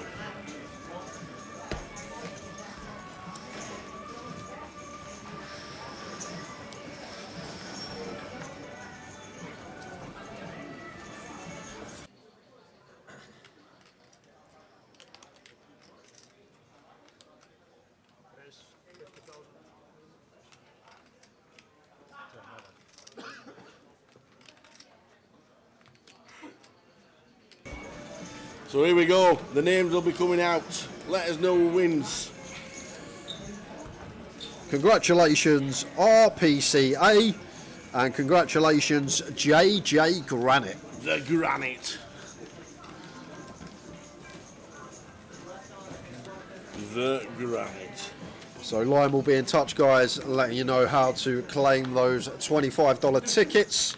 We have given away 8 now today. We have 7 remaining, which will be given away throughout the course of this final table. Yes. I think what we'll do, as we got 7 left, we'll do 3 more keywords, 2 a pop, and as you're the main man, we'll do 1 tower things. Okay. I'll ask you something Scottish. Great. I better start checking up on this Scottish then. Well done, JJ. The Granite. You know what to do regarding your whispers. Make sure they are checked so that you can receive a message.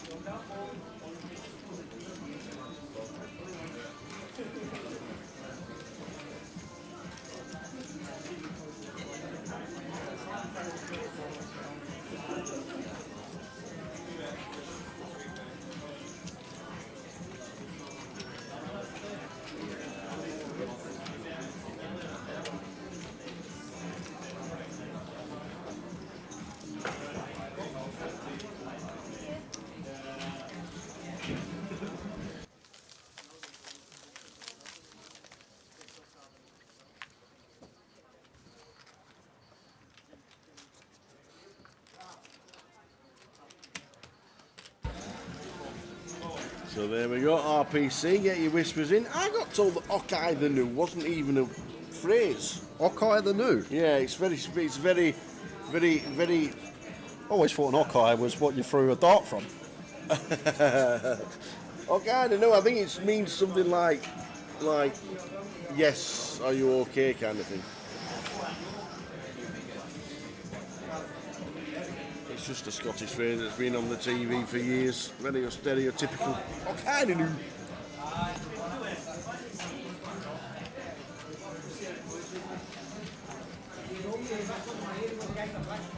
So we are on 8 on the FT of the High Roller. 32,000 and change to the winner. Aces for Motion and 640k with the blinds at 25. Yeah, second time he's had aces this FT. Yeah. Had kings as well. Very nice distribution. And now as Dan. Wouldn't shock me if he went for jam here, tower, but we're never folding 9s. Like call at the minimum. I feel Like, we never fold better. 10s isn't 3-bet folding, so maybe we do land on call. It's a really awkward one here for Dan. Yeah, we made the call. Does go with call, okay. It's just when we 3-bet jam, it's one of those, we never fold out a better hand. We'd never get called by worse. So yeah, maybe call is the way to go here for Dan. Seems like a tricky one, but even when we cover, I feel like call is best once I think about it a bit more.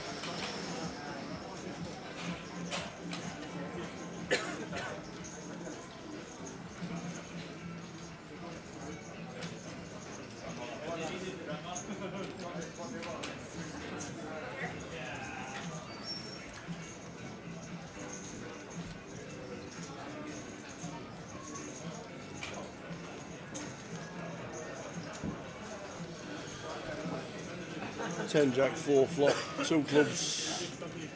Yeah, against quarter tail up 9s with position 3 to a straight. I'd definitely continue 9s with a club here as Dan.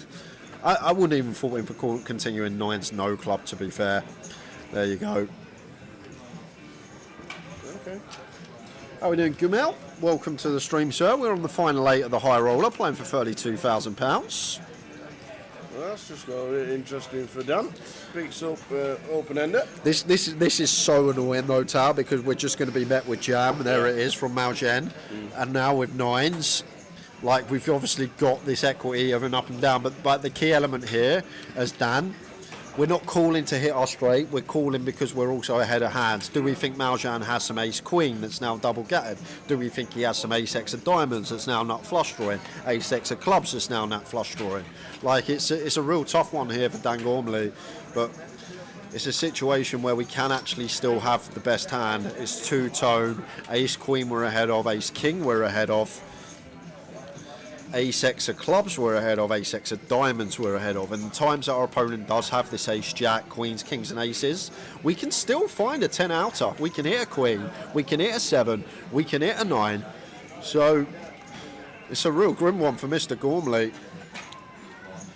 On such a draw-heavy board, there are some scenarios 9s are best here, and when they're not, we're still going to have 25% to hit that 10 outer. Tough spot.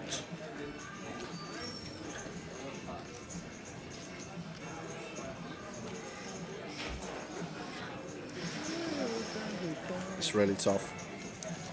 Such good 9s to call with as well, Tower. The perfect 9s to call with. But then saying that, you say the perfect 9s to call with, no 9 of diamonds, no 9 of clubs. There's not much in the 3-bet range of Malgen at this stack depth that's going to contain 9x anyway, so maybe less irrelevant than first glance. But here we go, has paid it off with the 9s.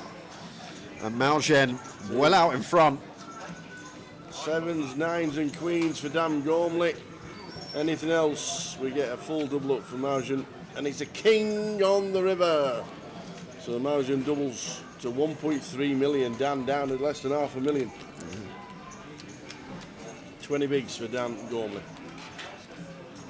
20 big blinds. Still in though with 8 players left.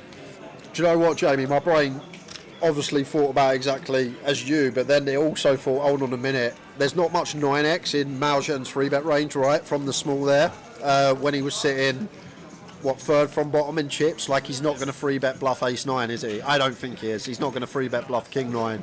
I don't think he is. He can't do anything with 8-9 suited, 10-9 suited at that stack depth. So, although we have the 9s that unblock the suits, is it really relevant? Is there any 9x? Is there any 9 of clubs, 9 of diamonds, ace-9 of clubs, ace-9 of diamonds in our opponent's range anyway?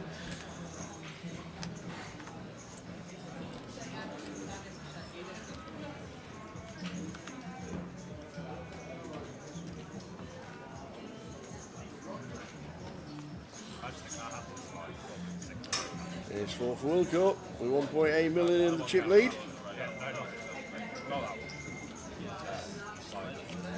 Just like gravity of how important it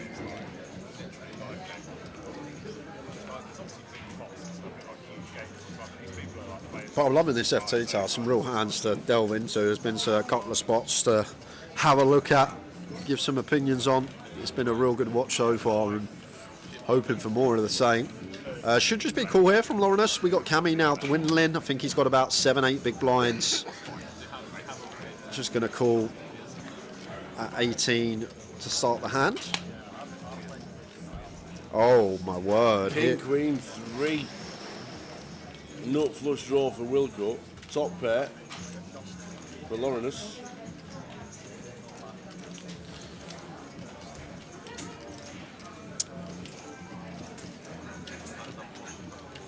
I know we can see, we can raise and get it in here, but I would most certainly be calling here as Laurinus.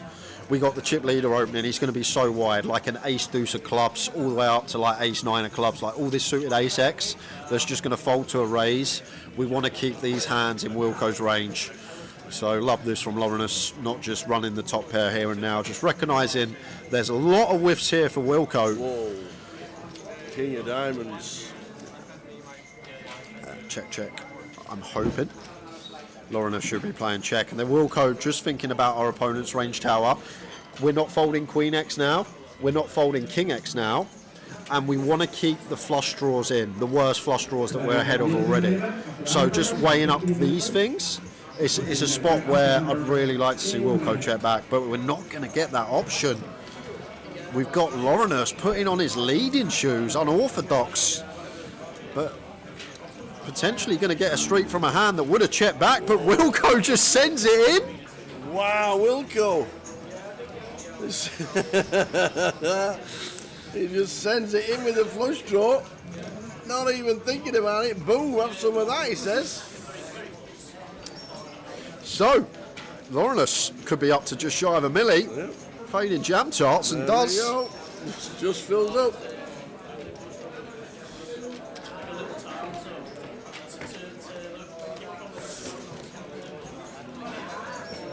I'm not sure about that turn. I'm not sure about that turn play. But Yeah, and I'm pretty sure that Jack and Dave were just chuckling away there. Cool, man. Then, to be fair, the lead from Laurinus is probably not a thing, but if it's an exploit and he's seen Wilco do some strange stuff like that, then fair play to the lad. Maybe got the maximum because if Wilco knuckled back there on the turn like he probably would. River comes a brick, Laurinus leads, Wilco folds. Laurinus doesn't double up, so has found an unorthodox turn lead there that potentially got him the maximum.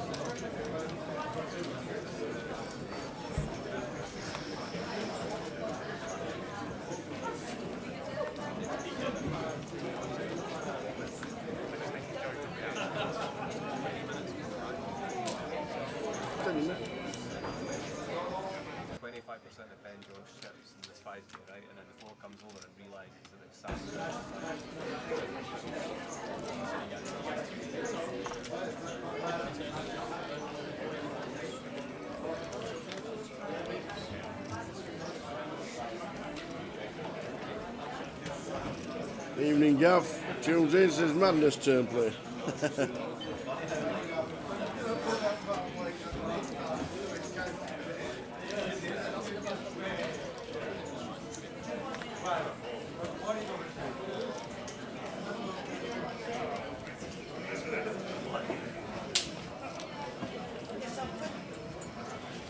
So complete from Laurinus. Stato with the check. Ace King 3 flop, Stato flopping top. Laurinus with the jacks.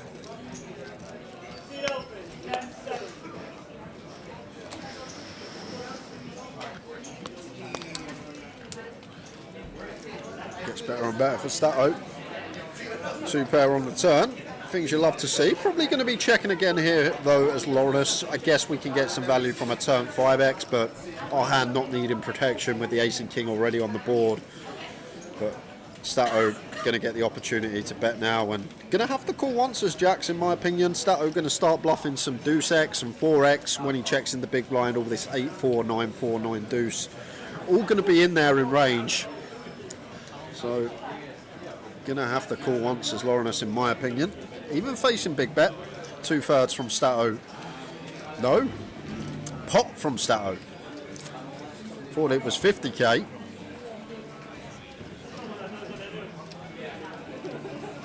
$75k called from Laurinus. And then 8 of hearts on the river. Clean as you like for the Stato. And now going to be looking for some value with the ace 5 suited. And it's a really bad river for Lorinus because now all this deuce X, 4X stuff whiffing out. Stato's checking the big blind, all combos in range other than the top end. So like deuce 10, jack deuce, 9 deuce, 4-6, 4-7. A lot of bluffs out there, Tower, and you also need to think where value is going to come from Stato. Where's he going to start value betting from? King X just going to go for one street on the turn and then check back. So now Stato basically saying that he has ace X or better. Some of the ace X going to be raising pre, some of the ace X going to be betting flop. So difficult river spot here for Lorinus, and it's pot on the turn, pot on the river from Stato. Putting him in the blender. Another time bank used. Sorry. Oh, frog in my throat. A bit of water. It's good, it's Scottish water. Good for you.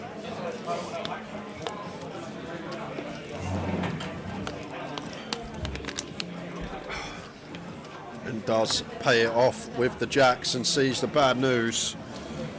Stato up to 1.3 milli.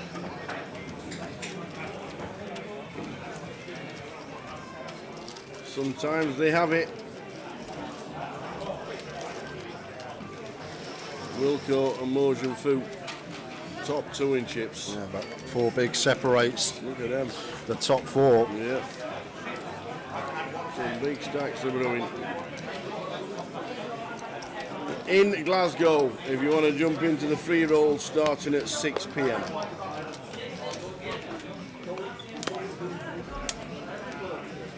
Ricky Kebab says Stato ever potting twice with a bluff there. I'm guessing he would be. Like the best ones are going to be like the 4-7, the 4-6, the stuff that can never show down, blocking that turn will. But if we're going to do it for value, we've got to have it for bluffs, especially against good players.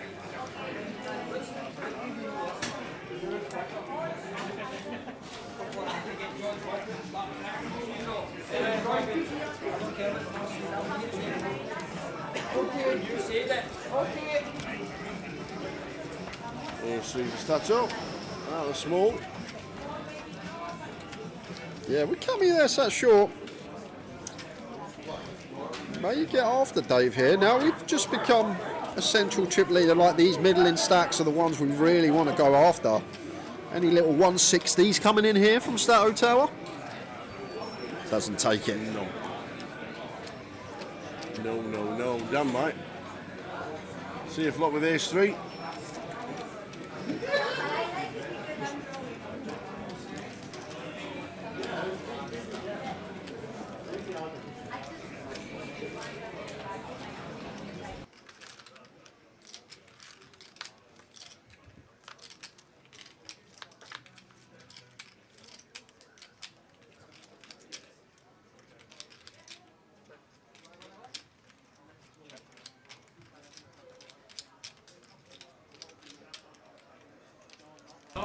Well, would you look at this set up central here? We've got Dan flopping top pair, and we've got DD with bottom set, and Dan Gormley is going to do well to get away from this one.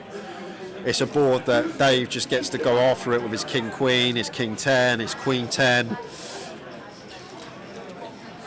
When we're as high up as an ace, we're going to need to strap him for at least 2 streets.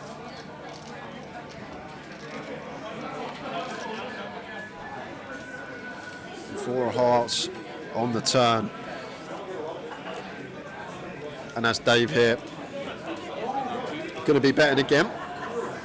2-tone now, so could potentially size up from that third flop bet. I don't think we're going to go extortionate though, because with Dan stack, like we could go half pot here, half pot river if we wanted to try and get the chips in. So maybe like 1-2-5 turn, which is going to put 500 in the pot and just shy of half in Dan stack for the river.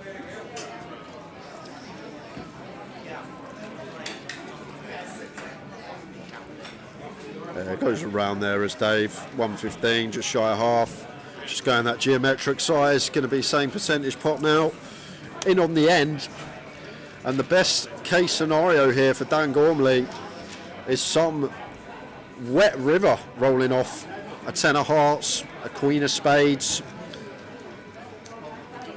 These type of holdings.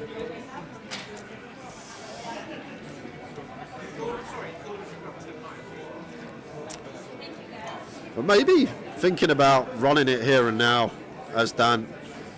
Difficult though, because it's one of those, we just fold out all of Dave's bluffs that we're trying to keep in, go into rivers anyhow. This is the avenue you do expect to see, just the call. And it's as bricky as it comes. 7 of clubs on the end, no 8-5 or 5-3 in there for Dave. So 7 not changing anything at all here. And with everything bricking out, Dan unblocking the bluffs as well. The king queen, the king 10, the queen 10, the king X of hearts. Like, we're going to have a tough time getting away from this, especially when it's half pot back.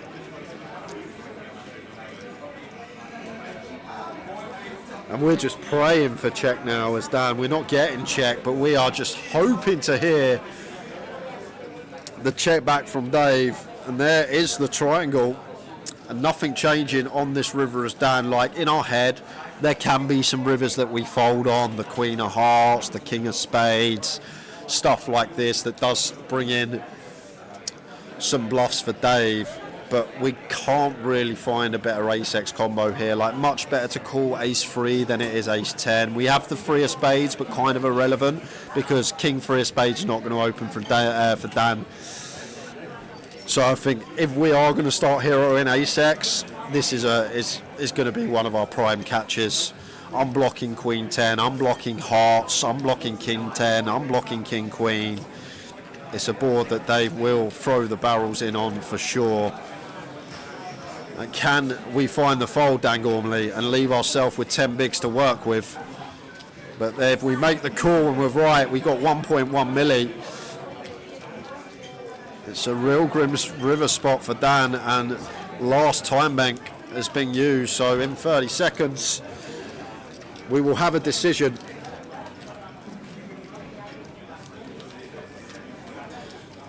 But like, so much better to call this ace than like an ace-10 with a 10 of spades or an ace-10 with a 10 of hearts. We're just unblocking all the bluffs here as Dan. And I guess we do need to call some top pairs, so maybe this one could be the one.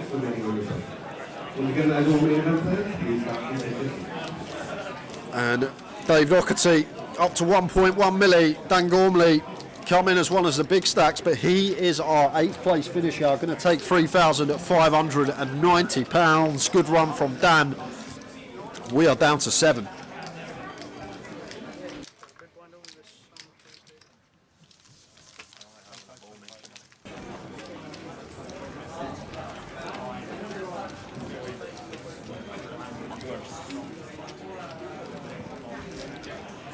And have just been told as well, guys, in 15 minutes time we are going to be heading for a quick 15-minute break.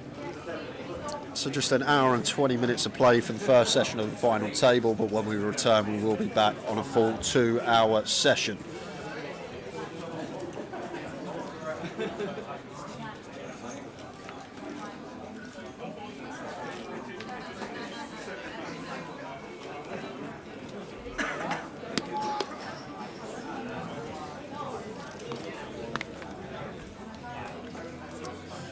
So Lawrence with the ace-jack, opens to 50.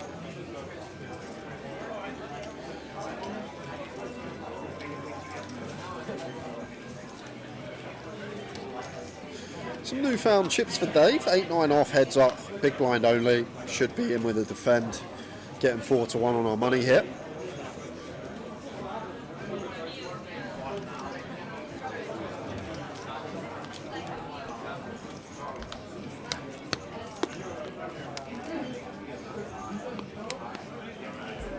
Piece for both.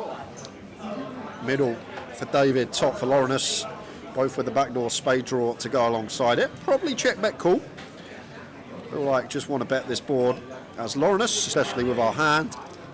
Lots to get called by, 9x, 5x, the 6-7, 6-8 and 8-7 and spade draws all there from the draws.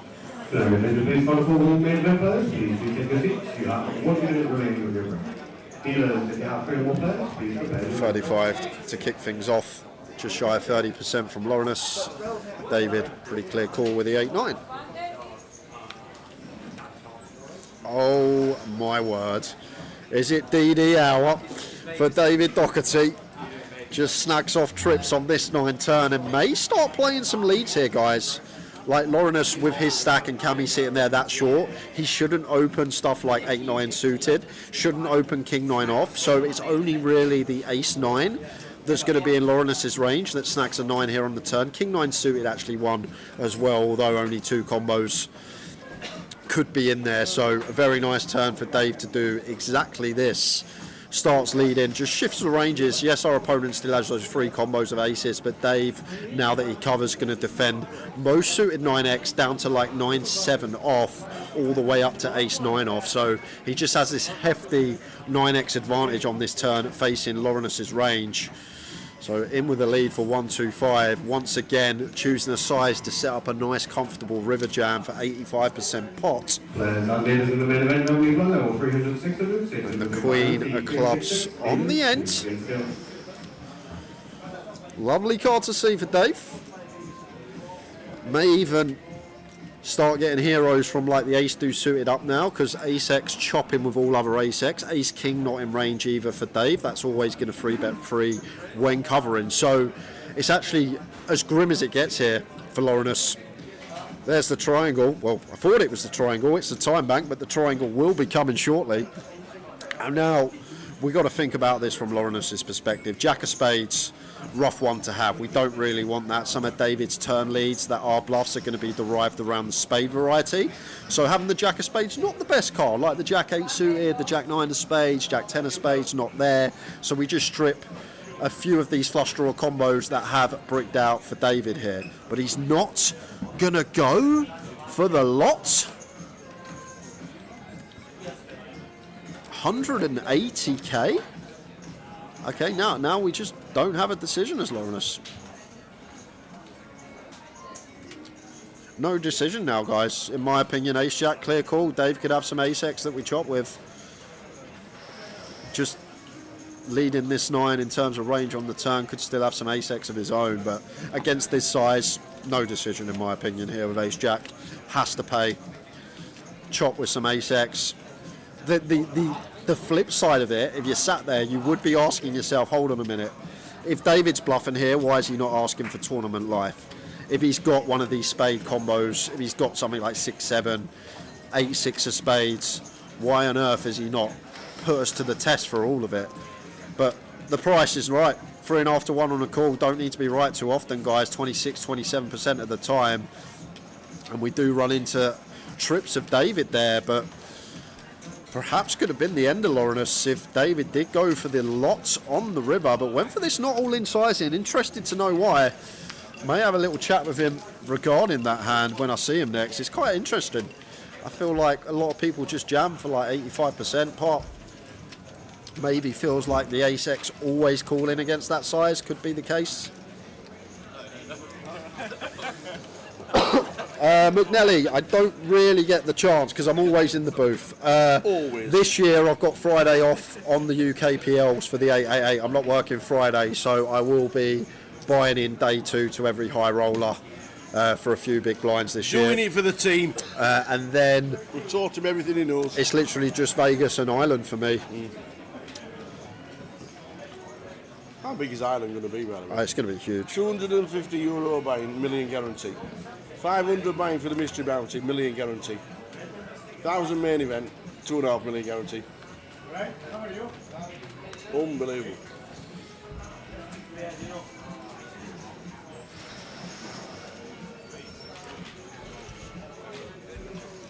And if you want to start somewhere, the free roll starts at 6 in 25 minutes time. And the password is in Glasgow. We're going on break in 8 minutes. Are we? Yep, they wanted a break the players, How does so that work? we are going on break in 8 minutes, I've been told. Huh.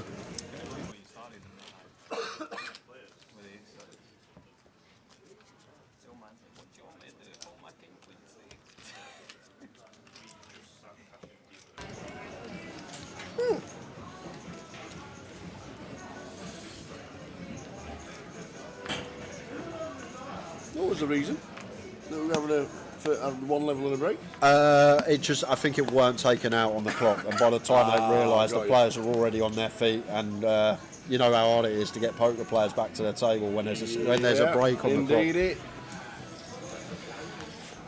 clock. I still get to play a lot of cash, McNelly. I've been playing some, nosebleed Oldham the last sort of 6 months or so, doing it in as of late, but the variance in that game is just insane. Remaining in the high roll, please retake your seats. That's all high roll players, please retake your seats. 2 minutes remaining on your break.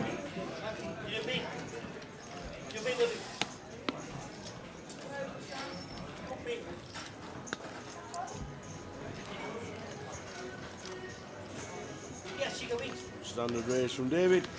Call from Jack with the Queen 7. Flop of Ace King Deuce. Shocking flop for Dave Doherty.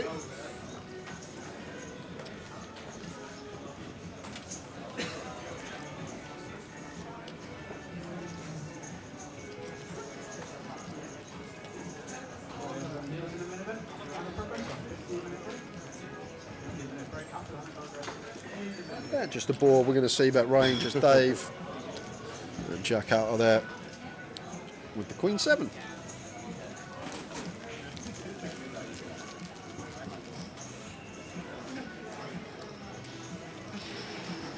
So, heading to the break. Which we didn't know was on, but there we go.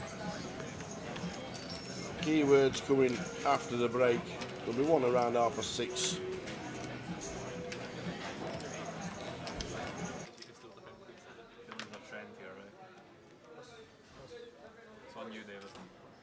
No, I don't mean that, like, it's actually on you, I meant. I didn't mean like that, I was saying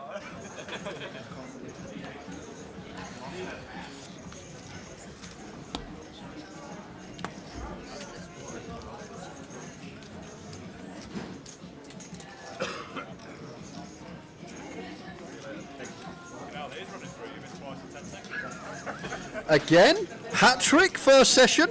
We're not even played an hour and 20 minutes yet, sir. Easy game, this. Save some aces for later. Third times Malgen's picked up aces. Easy game. He's had kings as well. Now, with the free bet to 175, not getting any action. Yeah.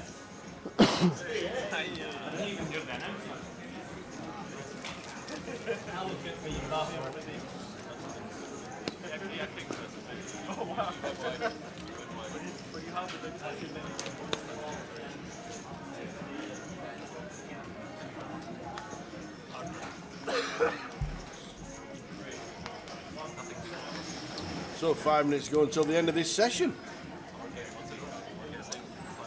And then a 15-minute break. And then back with the final table at this moment in time with 7 left. Free roll password is in Glasgow. Good luck.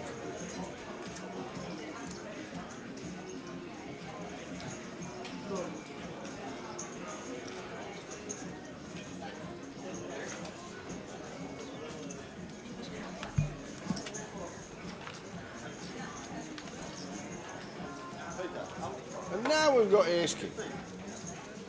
Malgen has now got ace king. So aces back to back, aces and then ace king.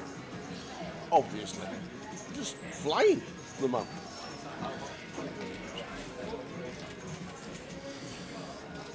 I'm really hoping Wilco doesn't play back at this. Got a nice healthy chip stack. Yeah. Would love to see him win this. Some absolute superstars on this table. Imagine Wilco in front of the trophy. There'll be a big wry smile, won't there? I didn't like how you stopped though. What? Well, you stopped short because you said there's some great players at this table and Wilco. That's what I thought you were going to say. I said it. Because you followed it on with, I hope Wilco wins. Wilco's a great player. Did you not see him in Vegas last year? Wilco. I was there. Hundreds of thousands of pounds. I was on the rail. Was that Venetian, wasn't it? No, the Aria. Aria. I was on the rail. There you go. Until 4 in the morning, rooting for him. He's a good lad. 3 minutes to go till the end of this session. Some great players on this table and Wilco. I never said it, Wilco. It weren't me. I've already had one eye over my shoulder with Clemmy being here in Glasgow this week after you stitching me up in Coventry. Malgen setting the 2 short stacks in with the Jack-9 off. Very nice. Gets it through. Final 7, 6 bigs for Lorinus. Cammy on 7, and then the rest are stacked.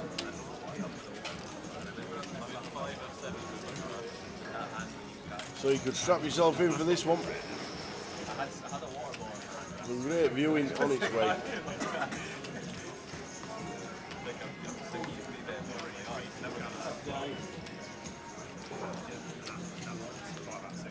In Glasgow is the password for the free roll yesterday. 6 o'clock free roll in Glasgow. Get yourself in 888poker.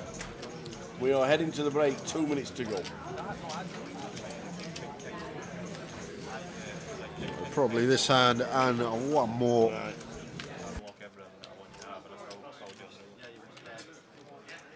Looks like I might be getting a walk just from your face, but maybe not. Lorinus with the King Queen. All of it. All of it, please. There we go. Final 6. Double down. 8-3 into the muck for 8-3. Stato. So final hand. Why do you double down? What, on 8-3? No, I mean, why is it called doubling down?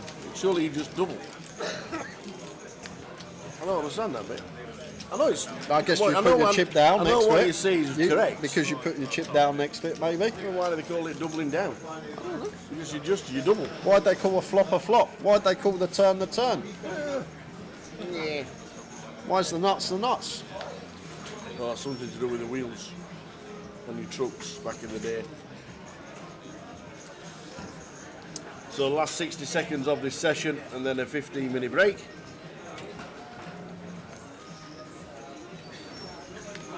Got to go for Cammy. Too good a hand, sir, as outright short stack. May leave himself some chips back if there's any carnage occurring behind for ladders.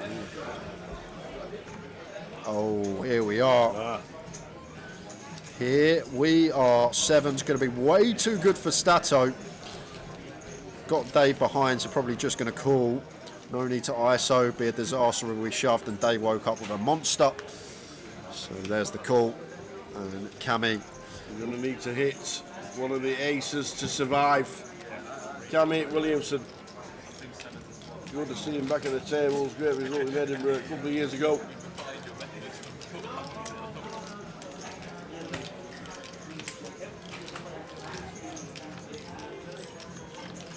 Oh, flops it. He flops it. That's a sight to see. And it certainly is. There's only 1-7 in the deck. And we need to fade it to double up to 420 down. And there's Cammy still in. We'll see you in 15 minutes. See you in 15, guys. To consider that will help you decide which form of poker is right for you. Understand the differences. Cash games and tournaments may seem similar, but there are many subtle differences that can make them feel like entirely different games. Typically, cash games tend to offer a more consistent experience. Usually you're playing with around 100 big blinds, the blinds don't go up, and there is less variety of scenarios that you'll come across. On the other hand, tournaments are much more complex, with a ton of variables. Medium stacks, small stacks, bounties, and of course, ICM. Even playing a normal tournament versus a bounty tournament can feel like a completely different game. There is a lot to understand, and it can be overwhelming at times. Getting familiar with each type of game and understanding the differences between them will help you get a feel for which one suits you best. Pros and cons of tournaments. If you're leaning towards playing poker tournaments, be prepared for long sessions, limited breaks, and sticking to a predetermined schedule. You might be out first hand, or you could be grinding for hours. You never really know what you're going to get, and that's especially true of your results. On the other hand, tournaments are super exciting and come with a chance to win big prizes. You get to play against lots of different opponents, and if you're lucky, you may even get to experience the thrill of playing at a final table. Plus, with so many recreational players chasing a big score, the competition is often softer, which improves your return on investment. Pros and cons of cash games. When looking at the pros and cons of cash games, flexibility is one of the biggest perks. Because you can sit down or leave whenever you please, except when there's a waiting list, establishing a healthy routine is a lot easier. You can leave the table with your money whenever you want, which is a luxury you do not have in tournaments. Cash game strategy can often be a lot simpler too. You're not dealing with rising blinds, ICM, or worrying about busting on the bubble. But keep in mind, cash games aren't a walk in the park either. The competition is often tougher, and you'll find fewer recreational players at the table. They also require a higher skill level to consistently come out on top, and you won't get the types of huge scores you can get when you play tournaments. The swings in your bankroll, however, won't be as extreme as in tournaments. Handling variance. Understanding variance and your threshold for swings will help you determine whether to play cash games or tournaments. The variance in tournaments is very large, much more so than in cash. Usually, it's only the top 15% of the field that gets paid, so it's not uncommon to walk away from a tournament empty-handed. However, when you do cash and get a deep run, you can sometimes win a prize 100 or even 1,000 times your buy-in. Cash games, on the other hand, offer more stability. While it may feel like a grind, honing your skills at the cash tables can result in more consistent, small profits. So ask yourself, can you weather the storm of tournament variance, or do you prefer the steadier path of cash games? Finding the fun factor beyond strategy. It is important to consider which type of poker you enjoy more. Tournaments bring excitement, unpredictability, and an adrenaline rush, especially if you make the final table. It's an incredible feeling to have a deep run, and it's what keeps so many players coming back to tournament poker. On the flip side, becoming a cash game player is more consistent, and while you won't be involved in situations that will yield 100 times your investment, you will clash with your opponents for chunky pots regularly. It's all about finding what brings you joy at the poker table. Try both and see which format gives you the most enjoyment. And there you have it, cash games or tournaments, which form of poker works best for your personality. Of course, the best way to find out is to spend time playing, study the game, and soon it will become obvious to you which game you like the most. Are you a tournament player or are you a cash game player? Let us know your favorite form of poker in the comments below. I made many final tables in the last few years, and without these tips, I couldn't have done it. The mental game is really important for making deep runs, because if you are not well prepared mentally, you're gonna suffer a lot. At the first problem, you're gonna quit. So to be able to go through all the downswings, you need to understand that you're gonna lose more than you're gonna win, but in the long run, if you are good enough, you're gonna win. So, okay, you play bad one hand, you make one mistake, maybe you realize after that or think that could be a mistake. It's okay, everybody make mistakes. That's not what it matters. What it matters is what you do after that you made the mistake. You cannot have that hand there. Otherwise, you're gonna be on tilt because you knew what to do, but then you didn't do it for whatever reason. And then you're gonna become angry and upset at the same time, and then you're gonna be making wrong decisions, one follow to the other. So it's very important to be prepared and knowing that we all make mistakes. Reading opponents, if it's not the most important, is the second one, because the first important thing for me would be mentality, but then the second one, or at the same level, would be reading opponents, because you can get a lot of information from the players depending on the moment of the tournament, but I would say you can get the information from the start, and then you know how the person thinks, and then you can use it in moments that are very key moments, like bubble or close to the final table, because if they know experience, if they told you this, they don't play much, or if they told you that they're not gonna make another bullet if they bust. I mean, talking, even though if it's like things outside of poker, you can get a lot of information that you can use it in a crucial moments in the tournament. If you are a big stack on the bubble, for example, you can put a lot of pressure on the medium and short stacks, because the very short ones, they don't wanna bust because it doesn't matter for them to double up that much. They're gonna have a very, very, very strong hand. So when they go all in, obviously, you need to call very, very tight, like just with the very good ones. Even though the medium stacks, they are in a good position to double up, they also need to have a very strong hand in order to do that. Otherwise, you're gonna be able to put a lot of pressure on them because they have people shorter than them. In the opposite side, I remember once I was 7 blinds on the bubble and I was gonna be big blind. It was no point for me to double up because even though if I double up with 7 blinds, I'm not gonna do much more. For me, it was more important to make the money. So I ended up winning that tournament because I knew I didn't have to put on risk my tournament. I folded my big blind because I didn't have to call. And luckily, I went into the money and I won that one. It was the high roller for Portugal. Choosing the right game is very important in order to get deep runs. Because if you are playing a 10,000, let's say, tournament, and you are gonna be afraid to put your chips on risk, then that's gonna make you play bad and you're not gonna have good results. The buy-in amount that it makes you feel comfortable to play like you think it has to be played a hand. If you have to bluff for all your chips, you have to do it, then do it. Don't think, oh, but the buy-in is 2,000 and I couldn't afford to pay again and then I'm gonna be walking around with nothing to do and I have to say to all my friends that I busted. I'm bluffing, you know. If you think about this, when you jump in a tournament, that's not your tournament. You should go down. Do you often fire many bullets, or are you willing to? No, I never willing to fire a lot of bullets, but if I have to, I do it. Every bullet is like you jump in a new tournament. Doesn't matter if it was 3 times the same one. You need to play as much as you can when you are in a festival in order to make it profitable. So if you're happy to play 1,000 tournament buy-in, that means that you are prepared to play the bullets that you need to. There is no magic formula to make a deep runs. I think every person needs their own path. And even though I tell you what to do, you need to do it yourself. So at the beginning, you're probably gonna get tilt or upset when you bust. But if you keep doing it, and if you are strong enough, mentally strong enough, and you resist, then it will get to the point that experience will matter in this. If this happened a few years before, there's no way I would deal with this situation like I'm dealing now. So I know my progress, and now I'm like surprised myself how good I take it. Sometimes I surprise myself.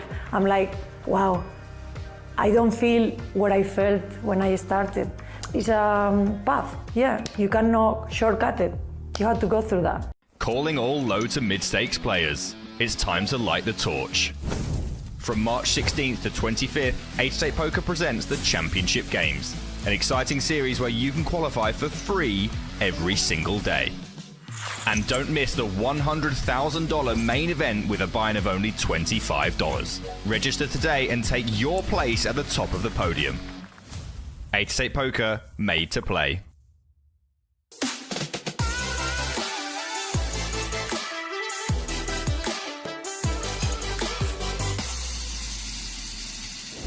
Hey guys, I'm Ian Simpson, and today I am super excited to announce that 888poker will now have a HUD or heads-up display built into our software.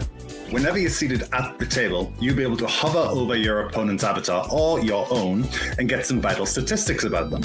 You'll be able to see their VPIP, their PFR, their 3-bet, and where they're from. So how do we put this information to work?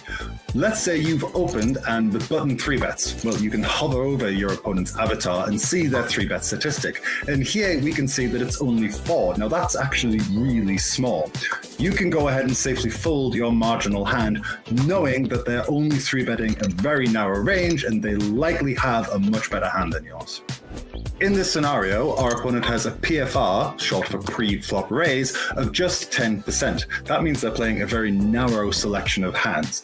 That means we have to be a little more cautious when dealing with them, as we are likely facing a very strong hand. Jumping over to this spot on the final table of a tournament, we can hover our mouse over our opponent's avatar and see their tournament winnings. We can see this player only has $114 worth of winnings, whereas this player has $140,000 worth of tournament winnings. Now, this doesn't tell the whole picture, but it is indicative of how much experience our opponents have. And finally, in this scenario, we can see our opponent has a VPIP, which stands for voluntarily put in pot, of 40%. Now, that number is really high. Our opponent is playing far too many hands. So when we raise pre-flop, they call, and we get this flop, we can bluff a lot more liberally. That's because our opponent is going to have far too many weaker hands that are just going to have to automatically fold to our bet. As you can see, having access to this information can be a real game changer. It can be a big help when making the decisions you're going to have to make at the tables. Give it a try for yourself. Let me know what you think. Tell me which stack you think is the most helpful. Make sure you like, subscribe, and hit the notification bell so you don't miss out on any of our great content. Thanks for watching, and good luck at the tables. If you've ever struggled to calculate your equity or pot odds in a hand, you likely need to brush up on your poker math skills. That doesn't mean you need to be a genius or make complex calculations, but learning some fundamental calculations will give you an edge over your opponents. I'm Aaron Baroni, and in this video, I'm going to share 5 poker math principles you should know. Rule of 4 and 2. One of the most important poker math calculations is knowing how to figure out your equity in a hand. This is where the rule of 4 and 2 comes into play. All you need to do is calculate how many outs you have, then multiply your outs by 4 on the flop or 2 on the turn. The number you get is the approximate percentage of making your hand. So in this example, if we flop a flush draw, we would multiply our 9 outs by 4, giving us roughly 36% chance of making our hand. If the turn is a blank, our percentage drops to roughly 18%. This simple calculation alone can give you an edge by helping you avoid spots where you are a huge dog. Pot odds. Many players don't understand pot odds and fall into the trap of wanting to be right at too high of a frequency. Let's break it down with an example. Imagine the pot is 100 and your opponent bets 100. It costs you 100 to call, making the total pot 200. In this situation, you're getting 2-to-1 odds. That means you only need to be right 1 out of 3 times, or 33% of the time, to break even. But here's the exciting part. If you're right even half the time, you're not just breaking even, you're making profit. Understanding pot odds can significantly improve your decision-making and profitability.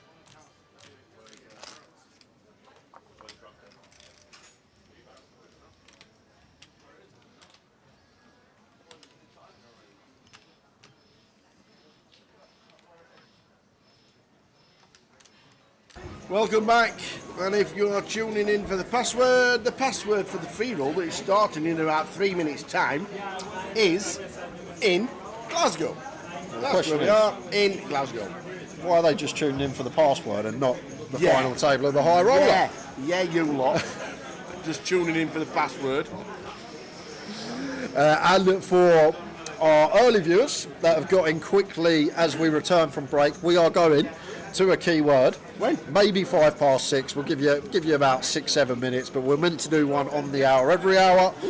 So we will go to a keyword quickly. I have 2 $25 888 tickets to give away to the chat. I will explain the rules in about 10 minutes time. So, who have we got left tower? We saw Dan Gormley bust just before the break. We also lost Craig Conway. So the final 7, Dave Doherty in 2, Wilco in 3, Jack Hardcastle 4, Maljan Fu in 5, Cammy Williamson in 7, Lawrence Jakutis in 8, and Stato Annie Hume in the 9 seat. How are we doing, Pedrino? Welcome. Good timing. Absolutely. If you're just here for the free roll, then we're not telling you the password.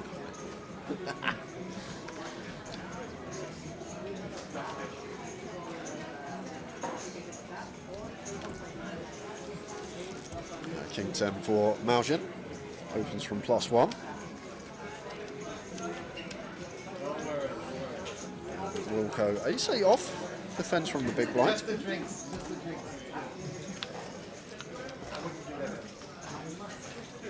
Queen high flop, Queen 6-4.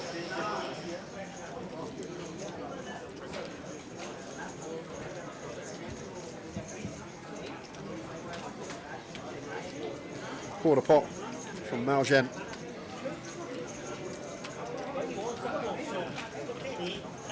gets the better hand to fold.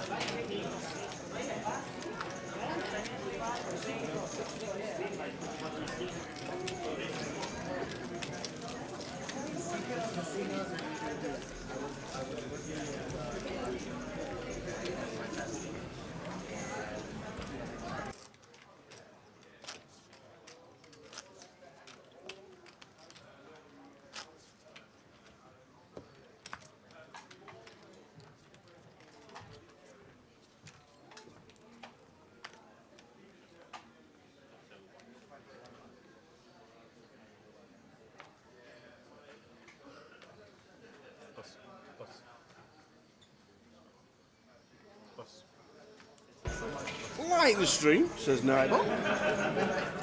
Make sure to hit the follow button. And check out other socials as well. Make sure you come and join us. Will cash tables with webcams come back on 888poker? Online? Did they do that? Did they? How interesting is that? Cash tables with webcams. Okay.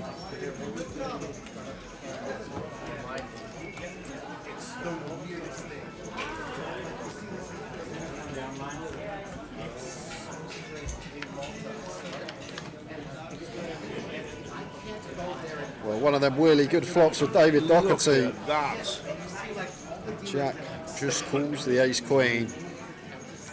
And Dave flops the wheel on 3-4-5. Very nice indeed.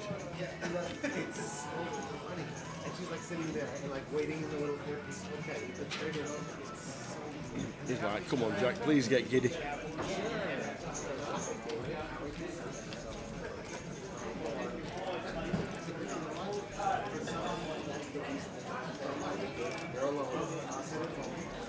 Good afternoon, live at the shed. This is indeed a great feast table. It's the actual final of the high roller.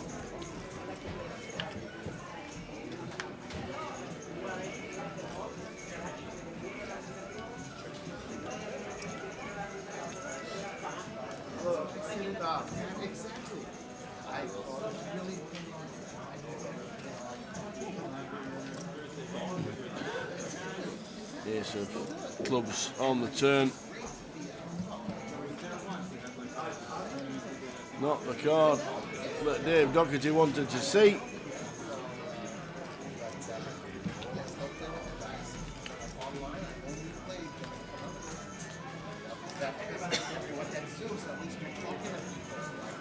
Jack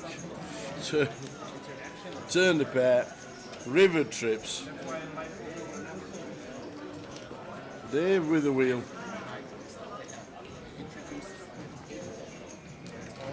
Yeah, it's going to be interesting because Jack, I assume, is going to go for value here with the ace queen, and then David going to get to raise for value with the ace deuce. And then it's going to be a real grim spot for Jack Hardcastle. See what size Jack chooses here, what he's trying to target, like sixes through kings, and like Dave on the button still going to open like king 5 suited, king 4 suited, king 3 suited. So some potential 3, 4 and 5x out there. And the ace-x, of course. I know it's very unlikely Dave has it when it has to be the case ace, but all this ace-6 up to like ace-jack. Potential to get some payment from. About 3.5. Not a little bit less.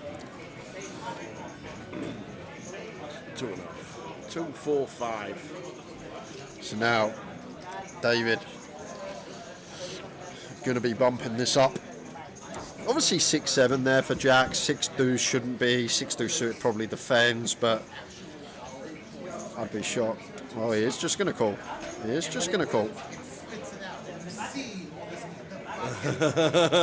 Why are you even there in the deuce? Oh, well, we're having words later. Would have been. I really wish Dave raised, not because he's got the best hand, but I would have loved to see what Jack was doing with ace queen there, Tower, whether he was playing, whether he was folding. But Dave against that size maybe just feels like we're not getting called from worse. Doesn't feel like Jack's going to pay us with any ace-x.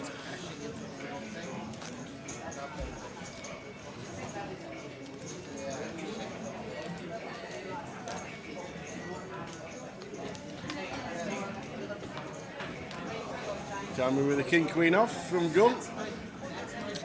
Yeah, I'd try and still here as Cammy. Looking at Laurenus' stack, maybe the defining factor, but I feel like they are separated by about 3-4 bigs. Oh wow, a lot more actually, so I'm guessing that playing into account. Well, we didn't attempt to steal the king queen, makes sense.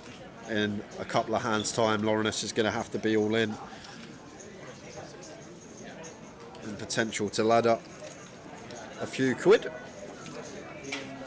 Stato's turn to open. King 9 suited opens to 60k. Wilco here, ace 9 off on the button. If we are going to continue, prefer free bet over call. I wouldn't mind fold either.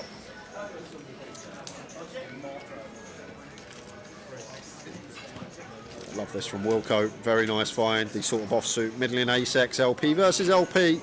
Nice candidates to choose, and going to get the King 9 of Stato out there. Nicely done from Wilco.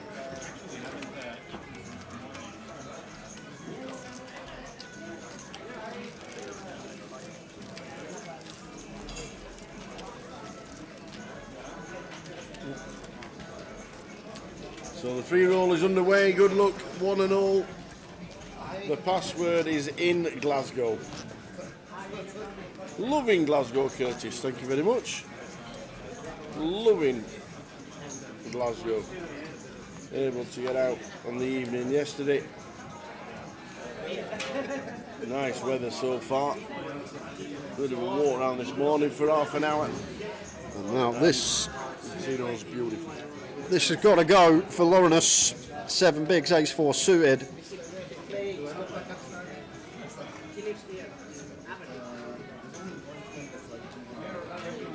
May leave himself like a big or two back for that scenario that there's all in behind and we can fold, look for ladders, etc. But everyone aware once he puts in this percentage of his stack, not going to be folding. Round to the small.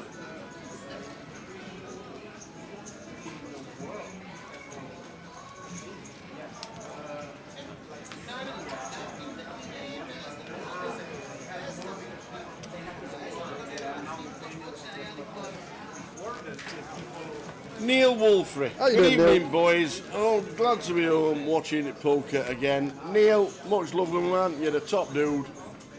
Get on the recovery, and we will see you on the golf course. I saw you pointing. I was like, see you soon, Neil. See you soon, Neil. We'll be on the course. I saw you pointing then. I was like, who's over there behind the stairs? I honestly thought you was pointing at someone behind our comms booth or area, let's call it. All the best, Neil.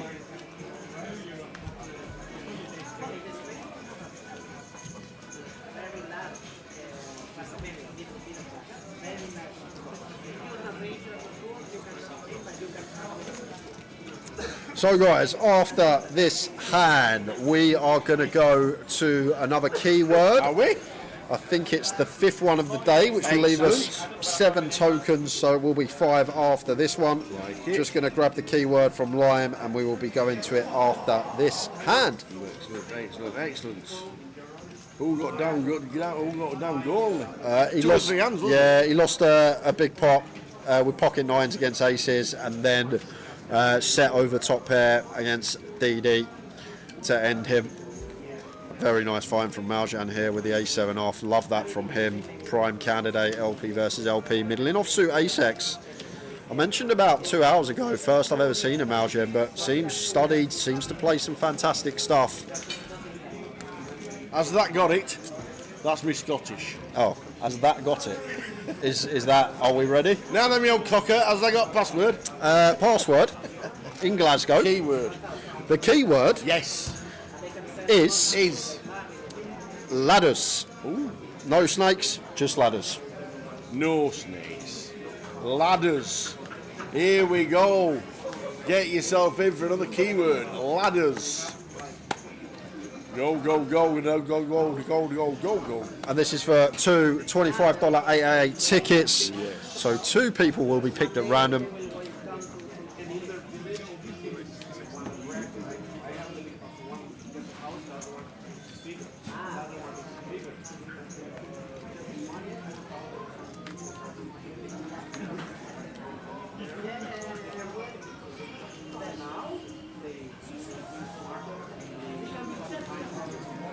Well, that's a sight to see when you're working with 7 big blinds. Big slick in the small for Lawrence and no fold equity. So Wilco always having to call this one off unless Stato wakes up with something in the big, which he does not.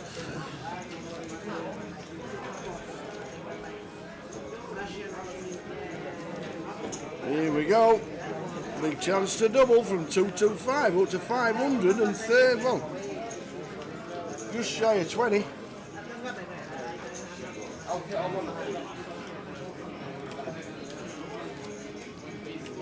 What do you have to do, R-Gigs? Well, you have to be RG. You have to be on 888poker TV on Twitch. That will dead it. That will dead it. Don't come running 7s, because now I have all these people in the chat box going, I thought you said he was dead. I thought you said he was dead. He is now. Ace on the turn. Do it very nicely indeed. 8 of clubs river. I actually got so much stick for that hand. The one, can you remember when Ed flopped quads? And I said, yeah, that's the check mark on the flop. And then Gary Bush ran a quads. And the amount of stick I got for that hand, everyone going, oh, I thought you said it was a check mark. I thought you said it was a check mark on the flop. For the giveaway. The giveaway is only on 888 Twitch. So 888poker TV on Twitch.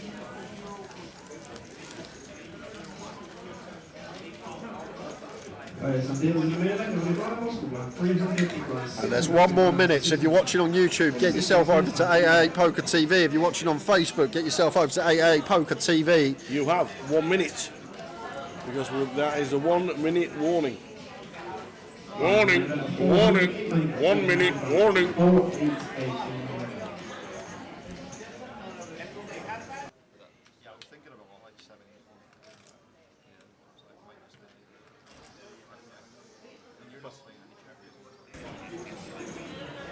Ladders, ladders, go, go, go, ladders.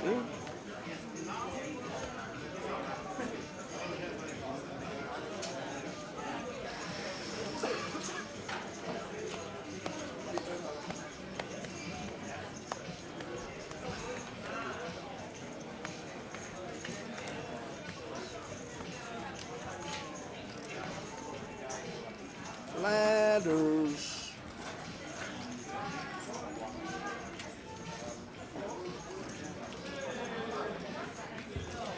Here we go. Lime Ricky says, okay, here we go. We are ready.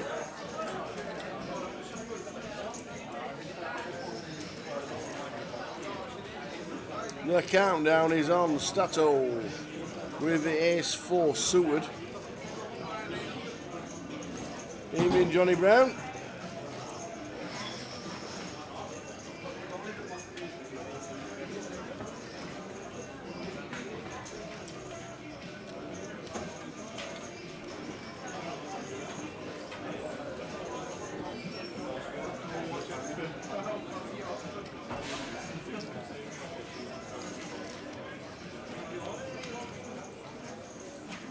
So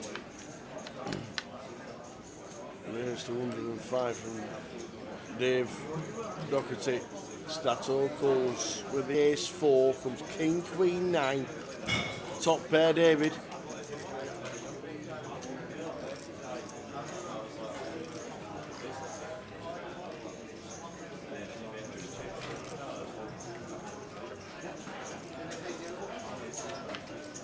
Check the flop. 3rd club on the turn.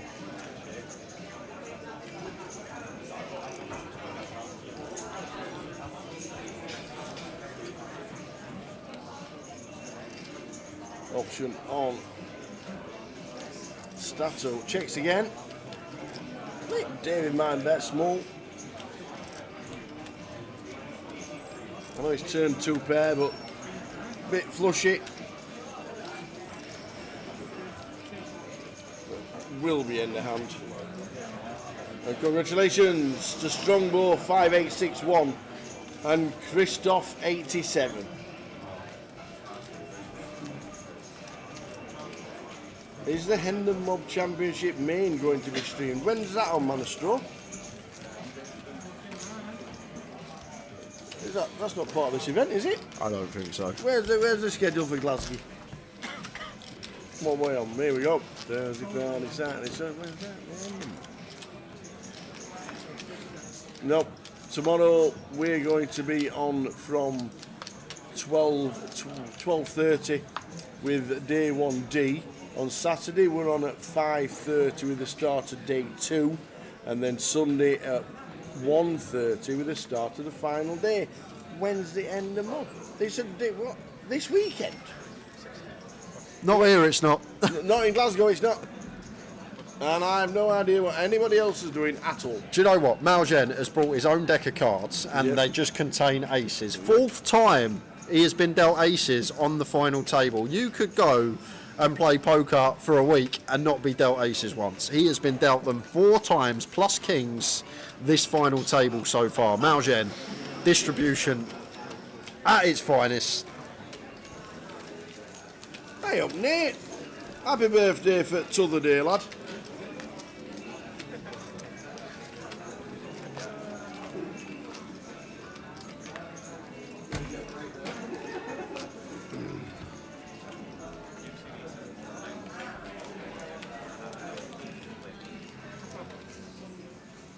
Well done to Strongbow and Christoph.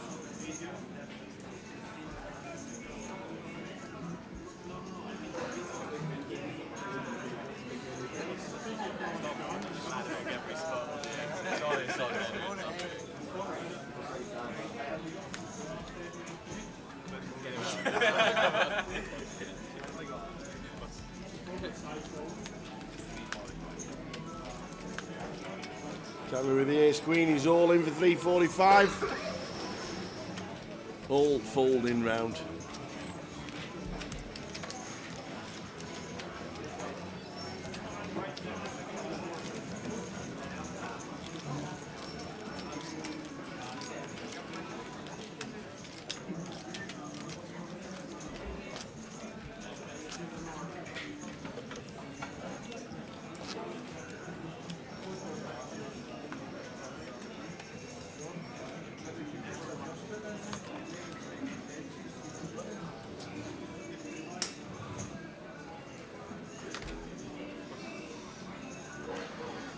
Lawrence with the ace 3 from 1. Gets out of the way with 17 bigs.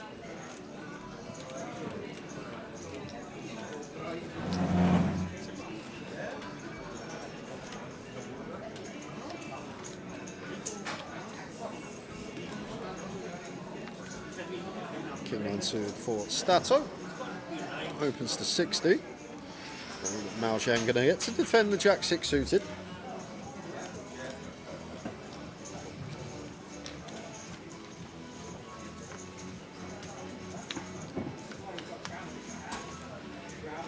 Ace side flop, ace 8 deuce.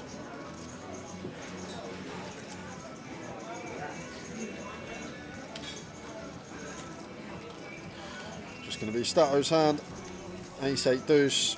Probably one we see bet range on.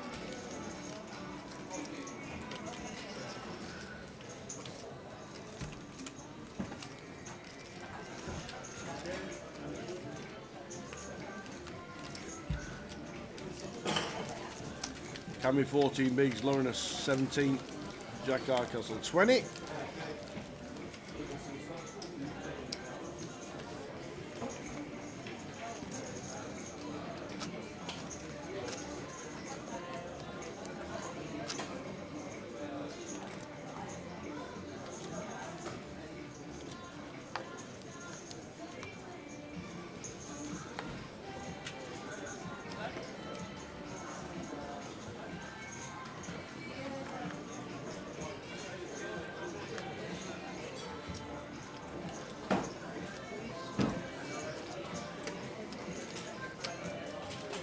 So 10-9 out of the way, King 9 on the button.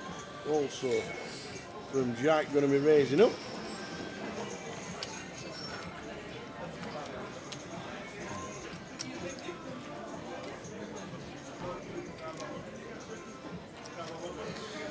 Just going to get this one through. Cammy can't defend the 4-3 offsuit.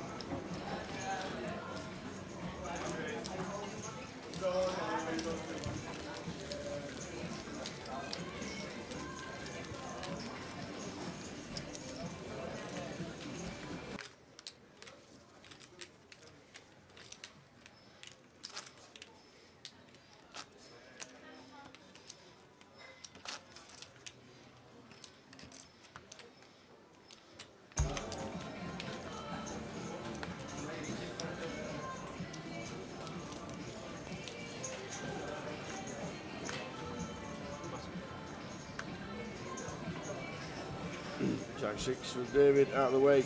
Wilco just under $1 million. Just over 30 bigs. Going to raise it up.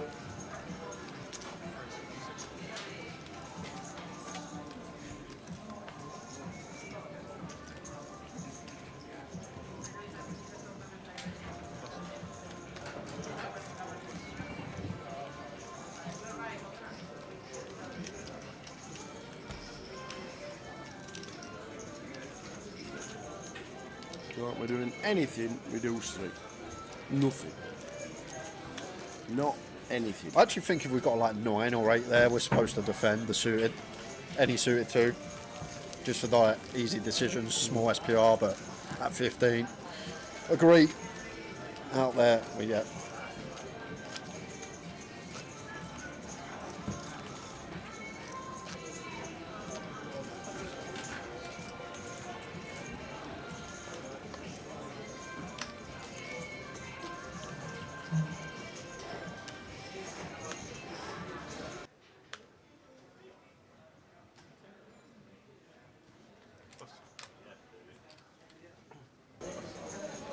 Wilco out of the way. Jack also doing the same. Now he's down to 22 big blinds.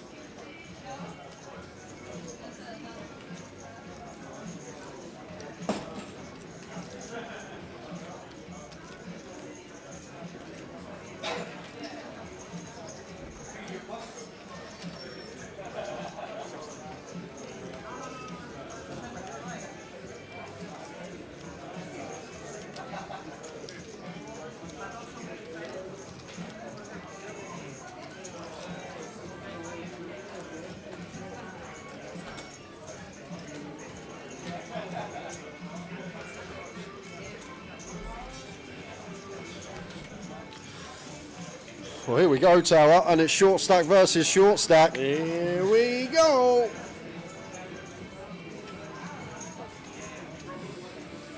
So, Laurenus out in front with the ace-10 suited, but 2 live cards for Cammy with the king-queen. And this is a huge one for both, because we're both the short stack, it's a situation that busting the other player is absolutely massive for us. So, for both, this is a big old sweat. 40-60. Can Laurenus hold it? 8-9-4, 2 hearts. Doing it so far. Cammy needs a king and a queen. Running hearts. 10 of hearts. Or 3 hearts. Just as good. Flush draws available. Kings and queens available. Are we going to be losing Cammy, or can he find the river? Oh, the offsuit king does it for Cammy Williamson.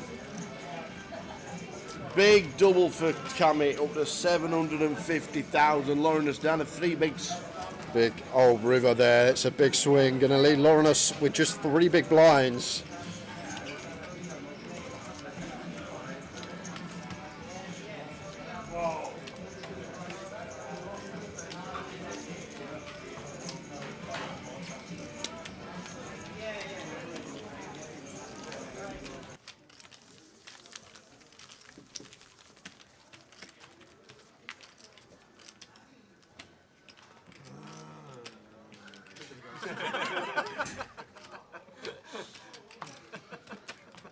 Thanks for breaking the ice.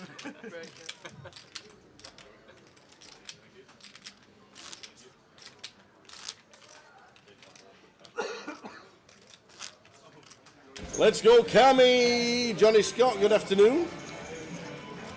How's the golf been, Johnny? You must have been playing every day the last couple of weeks.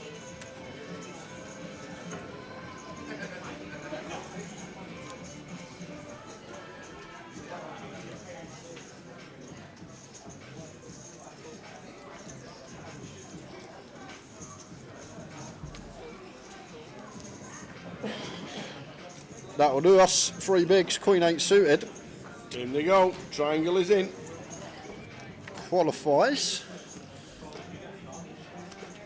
Well, Statter knows behind Dave's going to have to call close the deck here, but the ace is going to be ahead of the shoving range of Laurenus. Does he want to go for like a little 200k, try and get this heads up with him, or will he let David Doherty do the work in the big blind. I'm going to go for this option, call. I guess one thing that's good about call, we'll bring Dave in, then we're splitting equity 3 ways. Should both be playing honestly, checking it down, trying to bust a player. Yep. So I guess that's. is real. I guess call actually does make a bit more sense. So here we go.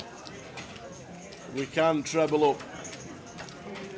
Lawrence is like, oh, really? Up against 2 of you?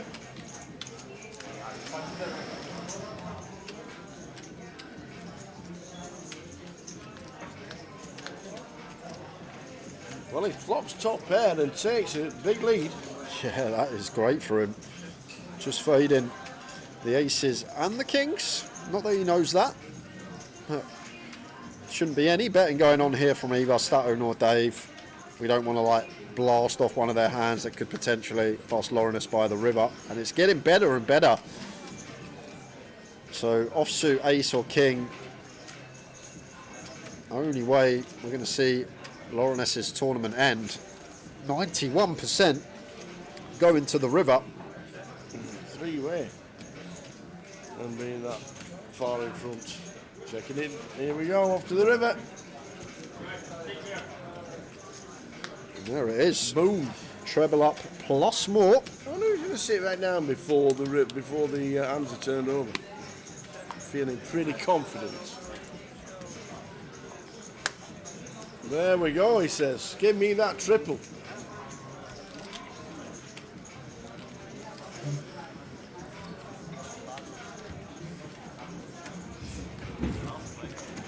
Back to 12 bigs.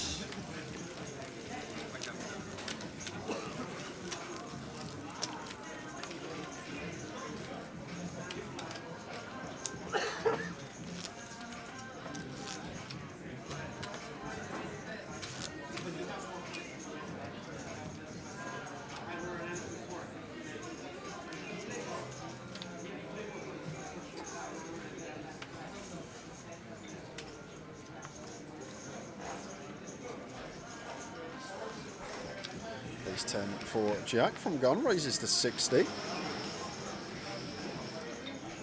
And 10s now for Lawrence. 11 bigs here.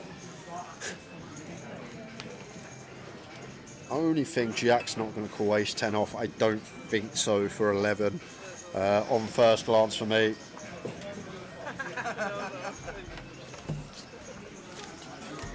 On first glance for me, seems like just finds the fold remit. The ace 10 here for Jack. Well, may not even get the opportunity. Well, definitely will not get the opportunity. The I feel like Wilco, when Jack only works with 20 plus, he runs it here with the ace queen.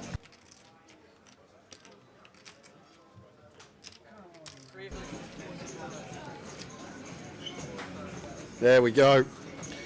And I don't think Jack was calling anyhow, but ace 10 off into the mark and we're flipping. Wilco with the ace queen, Lawrence with the 10s. Ace in the muck from Jack.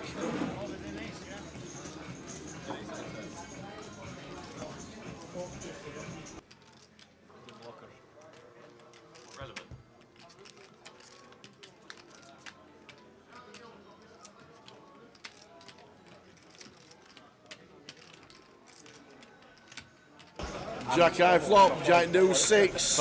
Anything else? Fading at the minute. Jack on the turn, fading at the minute. This could be up to 800k.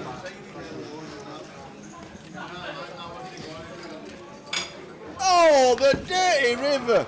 Lauren is sent to the rail with the river. Oh, we get trebled up. And we nearly get doubled up to 800k, and then we hit the ace on the river, the Wilco, taking out Lawrence. Is that because I he's already turned up. Did I bring the filth? Is that what I You materialized? just sat there nice and quiet, and then all of a sudden, boom, the ace on the river. Hello everyone, how are we doing? This is Ian Simpson. It's good to see you all. Twitchland, how are we doing? I tell you what, you've come in masses, you 888ers this week, haven't you? Oh yes. Everybody's yeah. here. Oh yes. Everybody. Glasgow. How is New Glasgow? star. You liking it? Love Glasgow. come here for music a lot.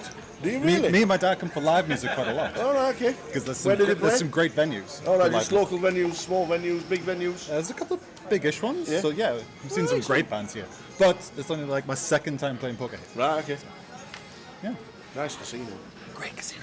Really Lovely. nice. It's very nice. Everywhere you go, I said earlier, that it's a place where you can come, sit, chat, have a drink, have something to eat, chill, vibe, without playing pit games all the time. You can sit around everywhere. It's fantastic. Such a nice place. And my hotel is overlooking the Clyde, the river. Oh, It's beautiful. I'm so happy. you got put in the posh ones, did you? La-di-da. Ian Simpson with us. What a lineup, by the way. Andrew Hume. I'm not going to list his accomplishments because we'll be here all night. That is David Doherty. Same. Jack Hardcastle. Withered reg, but I love him. He would say that himself. He knows I love him. Nate, hello there. Good to see you in chat. Hi, everyone. Oh, Shopper Yogi 12 Pavlo. It's good to see you all live. So friendly today. The gang's all here. First person in the chat this morning. Oh, hello. Line. Sorry, I just rock up to Jack. Oh, wow. 3-betting the aces. All right, Jack. We'll go with a nut low. Suited nut low. That is true. And he's thinking about something here. No way! All right. Oh my word! Let's just give Jack a What thumbs up, is shall Jack? we? Look at Jack's face! What's happening here? All right, yeah. Was that the limp jam with 3 deuce Dave suited? Doherty's saying I'm not expecting them 2 cards. Wow. Okay. Dealer, what you got for us? Oh my word! Jack Hardcastle.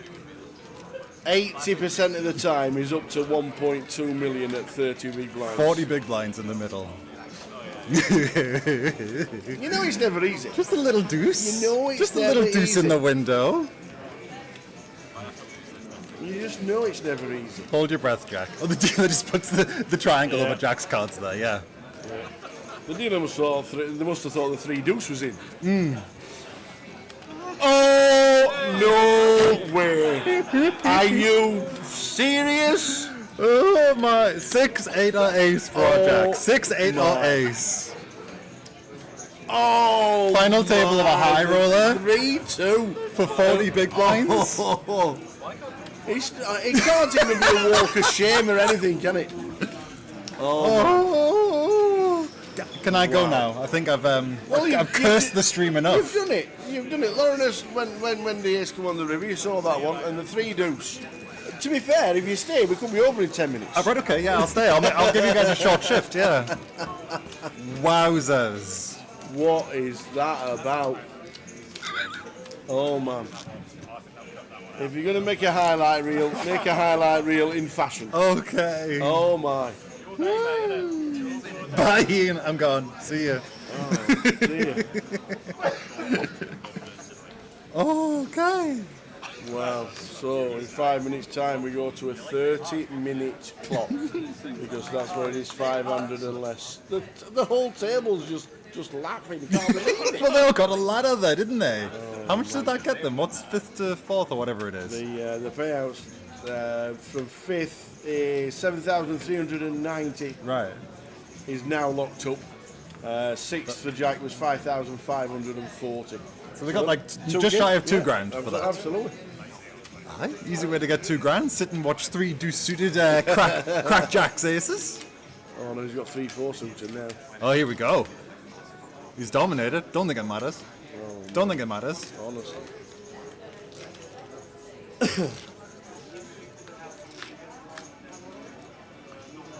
Full pocket 4s in the hijack. Did the hijack full pocket 4s there? I've just got here, so I haven't looked at stacks, so I can't speculate on ICM considerations. So I'm literally fresh into it. It does feel tight. Oh my god, the bluff card. The bluff card. But the big blind's got the ace. That's 100k. We'll go, not gonna... Just 100k, okay. I could have seen 100 him... to 150. Oh, okay. You can't do it again, can you? Yes, he can. This Oh, one's- yes, he This can. one's a 2. 4 pairs. He might not bluff this card. He might just shut down after getting called on turn. Who am I kidding? Who am I kidding? Here we go. What's the bit? How many is he pulling up?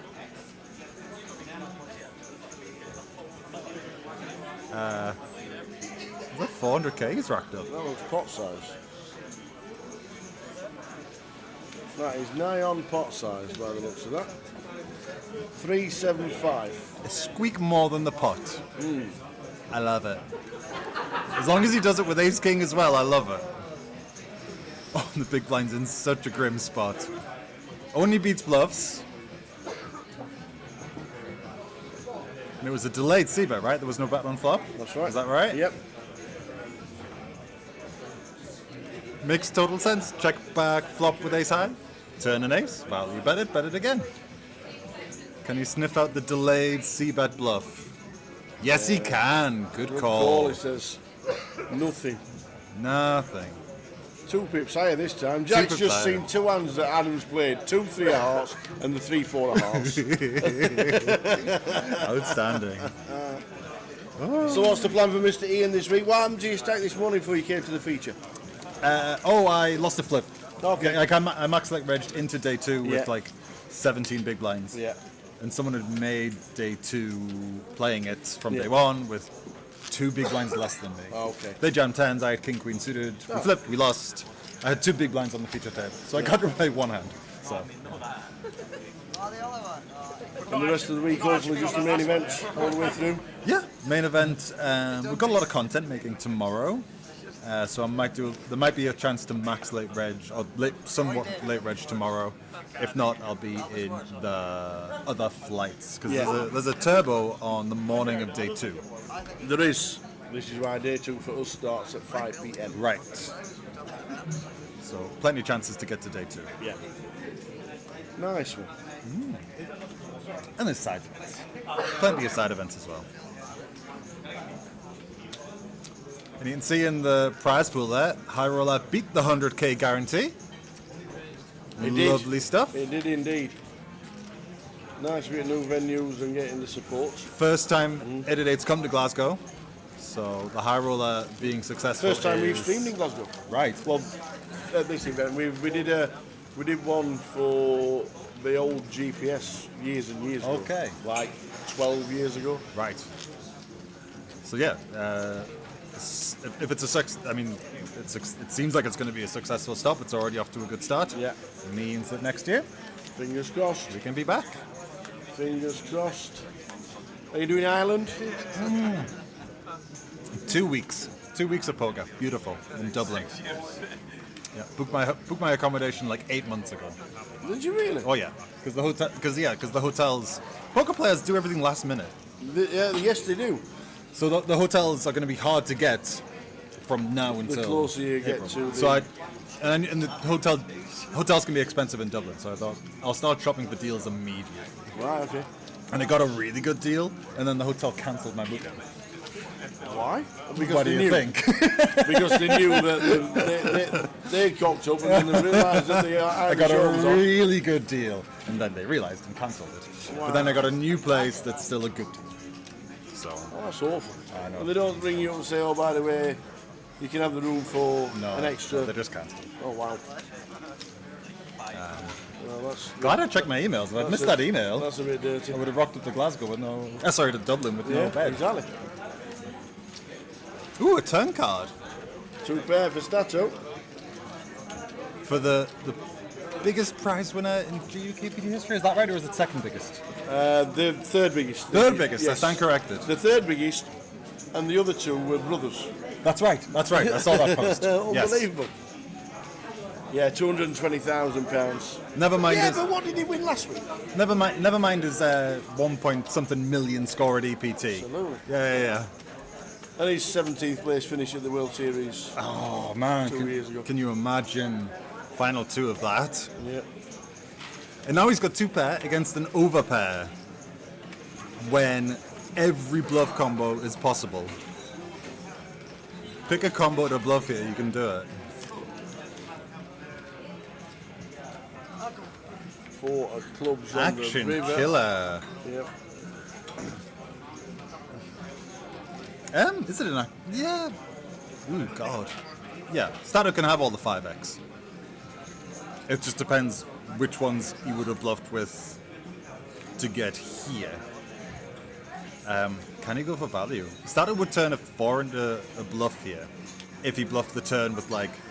Because the 4 spades and the 4 hearts aren't accounted for, with it being the 4 clubs on board. So Stato could have 4x of hearts, 4x of spades, and turn that into a bluff now, representing the 5. Where does a middling to weak 2 pair fit into all these ranges?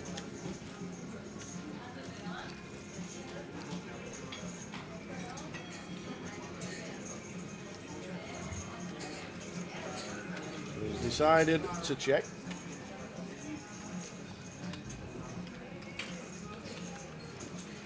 Gotta check those queens on that board. Exactly, and just a nod from Motion. So down to the final 5 players, 30-minute clock all the way through now with 5 players left. Great to see Cameron Williamson back at the poker table playing in 888's live event here in Glasgow and making the final table. Why'd they use Nick on the background and not me? I can't believe it. Can you believe this? Can't believe it. Where's my boss? I'm gonna have words. How did Nick make the... It's his lush head of hair, isn't it? Is that what's got me picked by him? You've got a nice 888 hat on though. I've got a nice 888 hat. You're promoting, the promo's there. The promo's for all to see.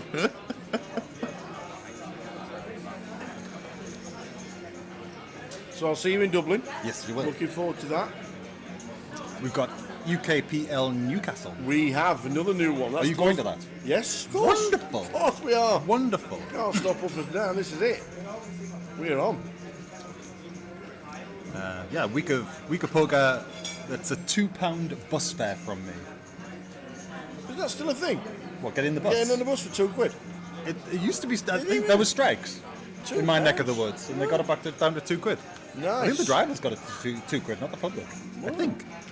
I think. But yeah, so I can get to a poker venue for £2. Like it. My hotel is my own bed for once. Love it. Fantastic Unless stuff. the wife says no, you're staying away. Oh, no, you stay out. You stay out. I still want a week off from you. Go on. Absolutely, Yogi.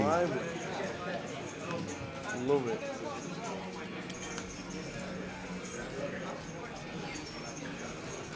Stato picking up another one. It's 50 bigs, yeah. 40 bigs, 40 bigs, 30 bigs, 15 bigs. Okay. Is Easty at the tournament? Yes, he is. Oh yeah. Is he jumping? Are you all just flicking in the main tomorrow? We've been in now. I just bust. Right, okay. Oh, right. Okay. Nick's got half a stack. Vivi and Josh have both got chunks. And they're on the same table. All three of them. All three of them are on the same table.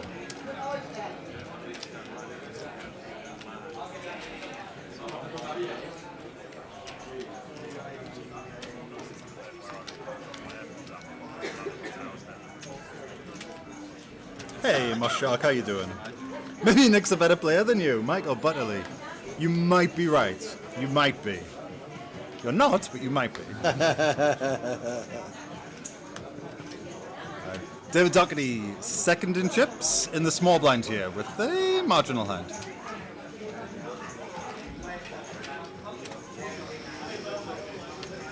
Against a little bit of a wild player, shall we say.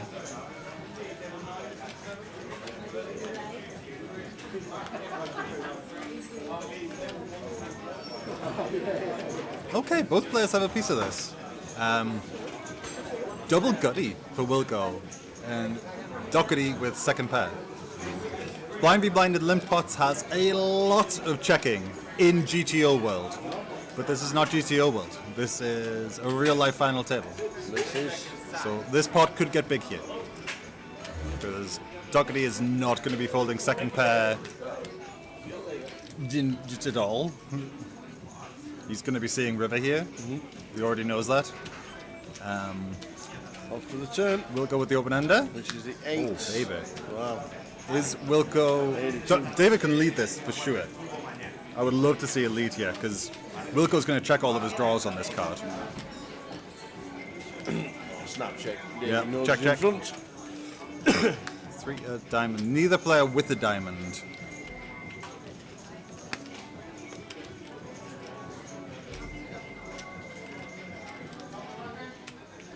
Not the greatest card for David on the river. We know whatever bet David does put in will not be getting called.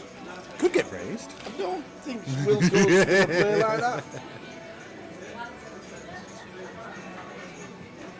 Day 2 buying Wilco. Day 2 buy-in. Down Max to the late final reg. 5. It's a powerful move, the max late reg. Yep.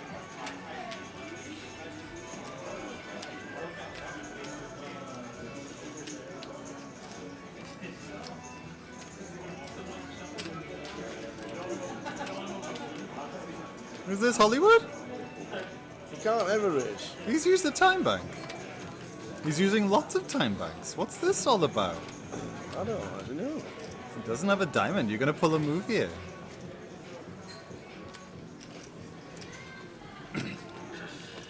Pretending to look for tells? What's this nonsense?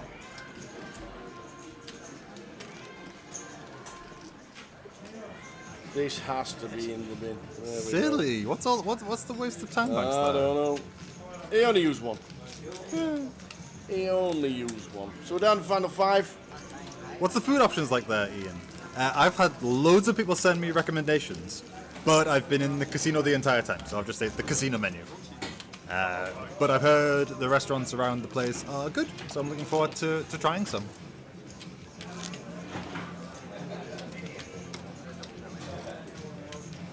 Haven't heard that phrase.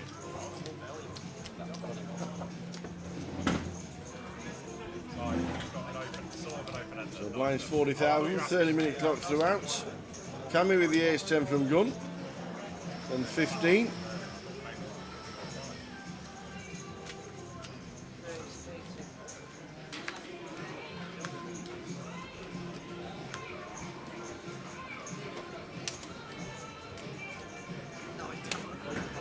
Will he be in Barcelona? For some of it? The next It's one? Barcelona. Yeah. Yes. 8th till the 18th, I know it's a long time to be away, so I'm Yes. guessing final weekend or something like that for the main event? Yeah, I might do 6 or 7 days. Nice, lovely. Yeah. Depends on all the other live poker I've got to schedule into life, you know? There's a lot on. There is. Got 3 weeks of it in April. Oh, yeah. Newcastle and Dublin. Yep.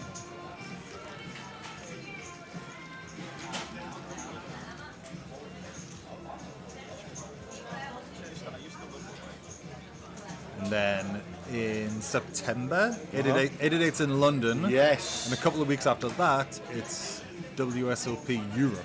Oh, wow. Was that this year? Still in Rosverdal. Still? Yeah, because there was rumours it was going to move.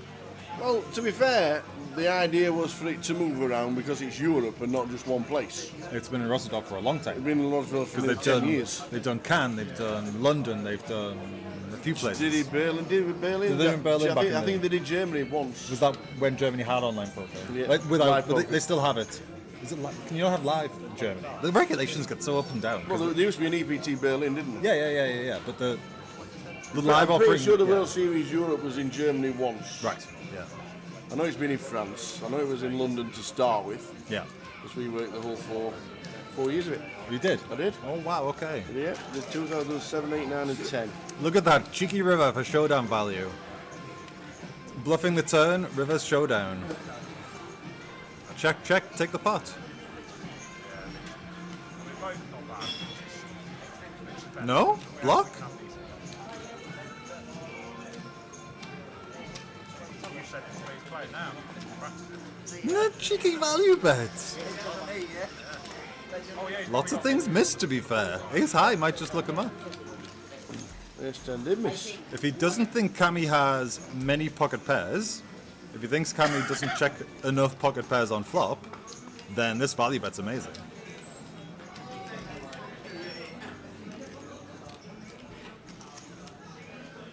At the very least, his opponent had to use a time bank.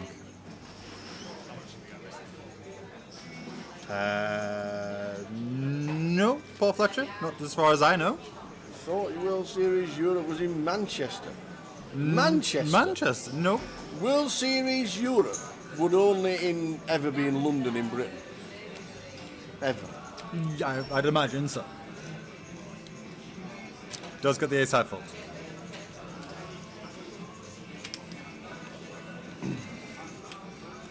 The old Rosvedov is back. Mm-hmm.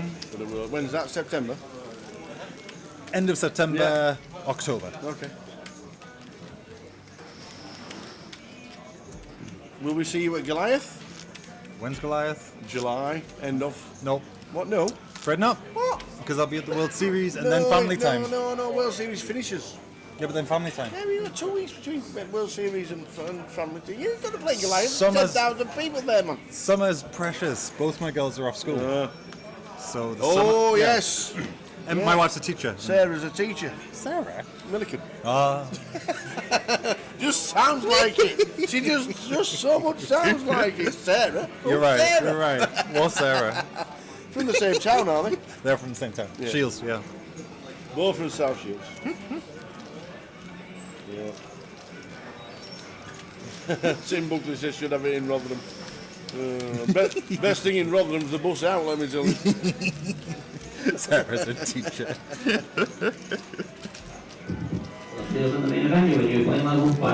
She's my Sarah Milliken. 511 next time.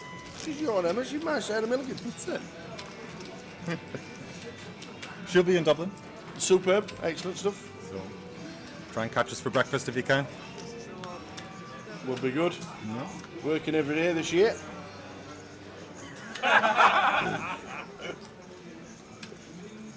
Flying over on the 9th and flying out on the 22nd. Big shift. That's me, big shift. I reckon you guys do that. Every day with camera in hand.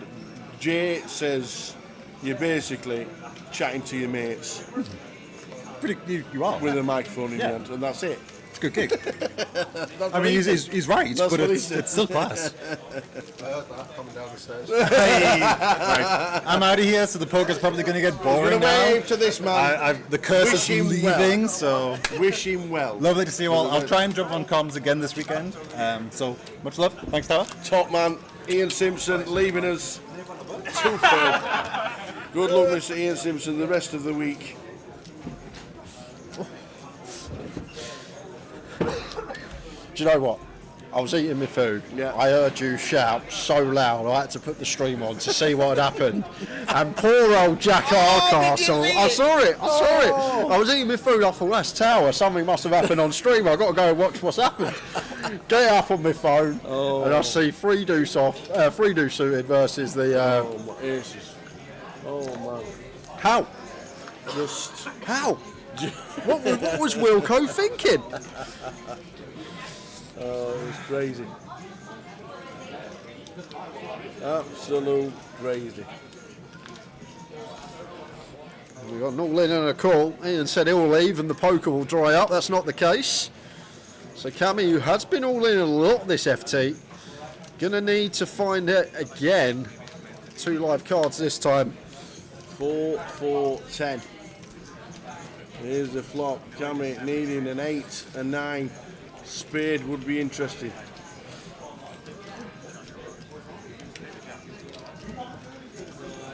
Or just an 8. He pings the 8. Cammy. He's surviving, this lad. It is survival, and he's been in that mode all day, and he's done it again. He's only gone and done it again.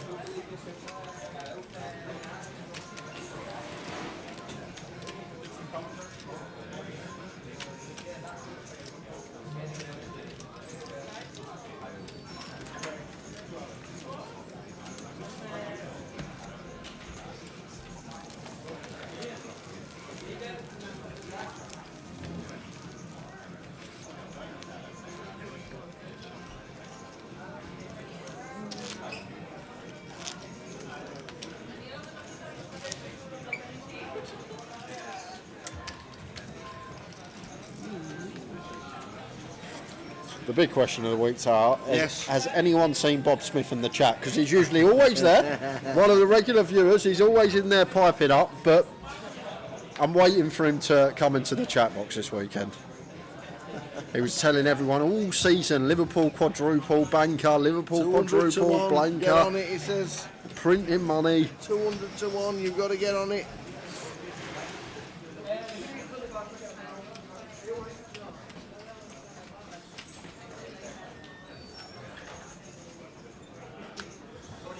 Maljan with the King 10. Opens to 80. Stato going to peel 7s on the button. David the King 10 off. Doubt we're going to be doing much here from the small blind into the muck. And King 9 suited though. Fine to defend for Wilco.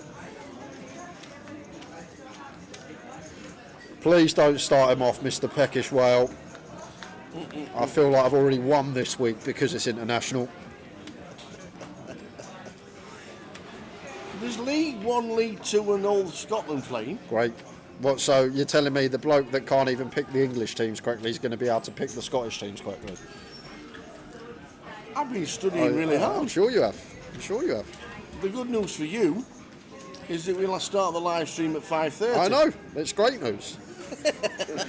The problem is the international start at 7. So Major with the continue. Maljan bets 75. Wilco calls with the pair of 9s. Turns flush draw to go alongside it. One potentially can play some leads on as well as Wilco once his bottom card pairs.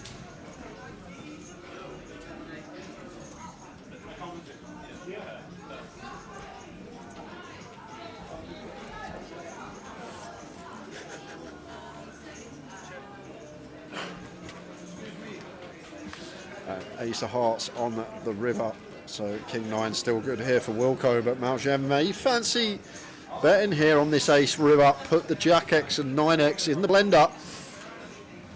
Personally, I would be barreling here as Maljan played it a lot like an Ace High, but Wilco does not believe him. He beats him into the pot with third pair.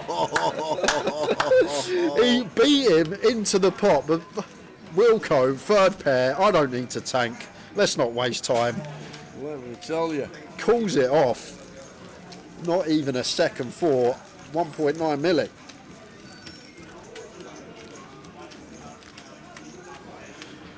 Oh, we got 6 tickets left.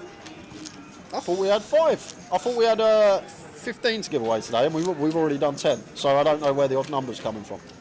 That's true. It is 5, Lime. Let me know, Lime, if I'm wrong. I think it's 5 lots of 10 we've done, isn't it? Or is it 7 tickets left and we've only done 4 lots? Oh, one of our players isn't eligible. So now we have 6. Okay. Oh, that's all right then. Works well. 3 lots of 2. Plenty of time to have a go at it.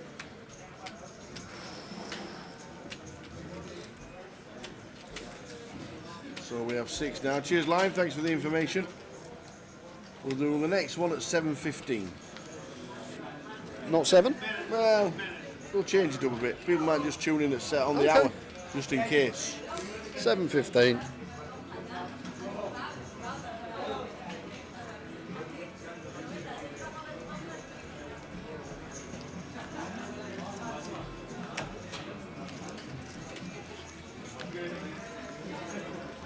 King 4, deuce flop, David flopping best.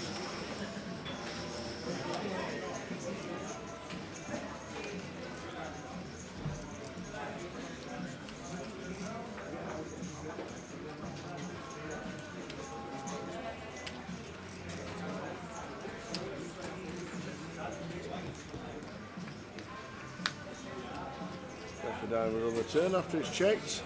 Yeah, mixing in a top pair, check back as David. Good to have some of these. It does turn the backdoor flush draw, and we got Wilco reaching for chips.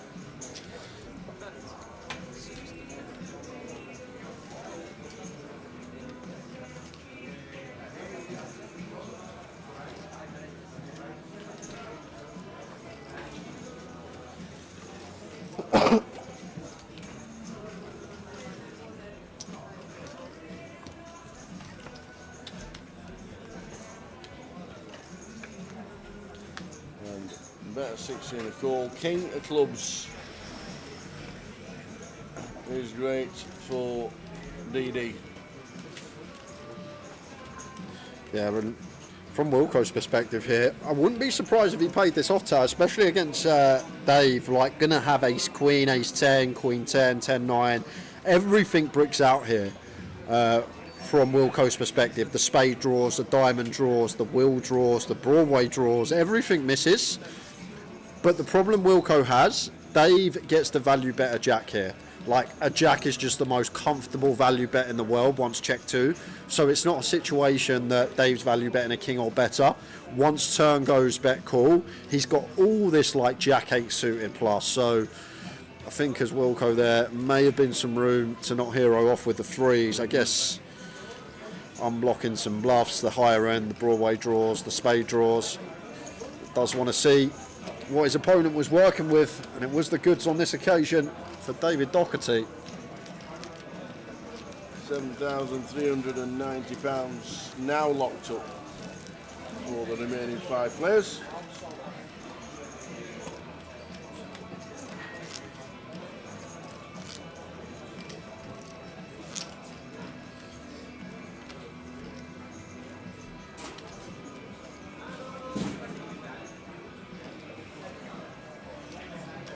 Players remaining. 30-minute levels.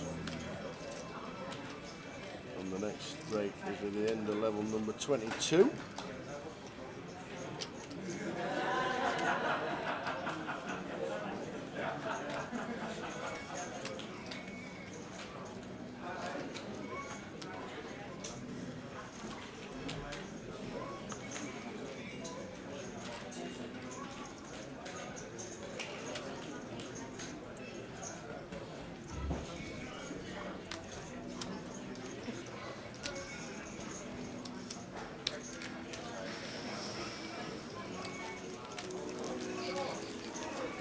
DD chip leader 50 bigs, Margin Fu 42 bigs, Wilco 37, Stato 30, and Kami still fighting on with 17 now.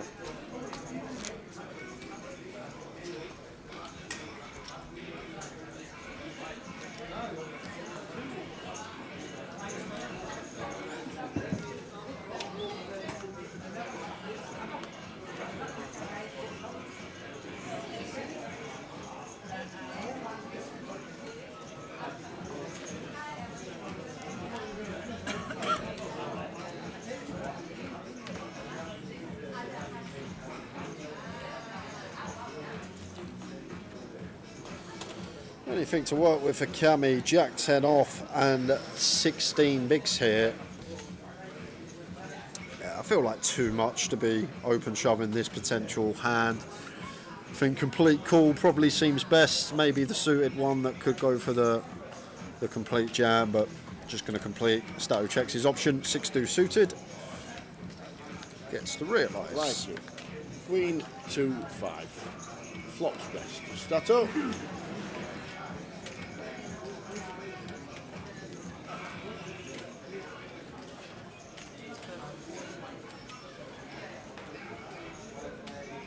Going to have to continue a Stato, bottom pair, blind on blind, pretty clear call.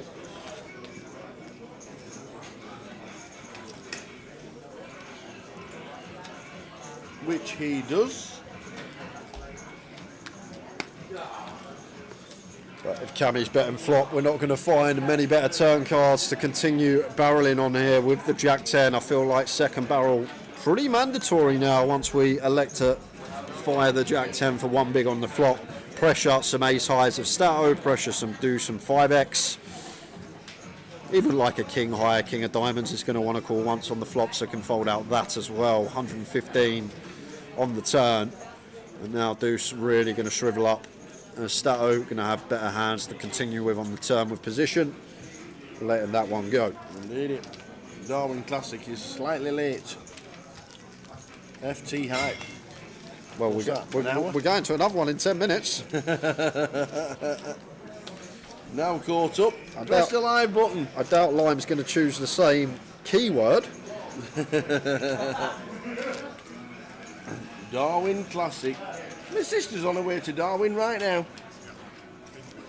to see her daughters. She's got 2 daughters out there. One of them's having a baby next month. So she's out there in the air right now on her way to Darwin in Australia.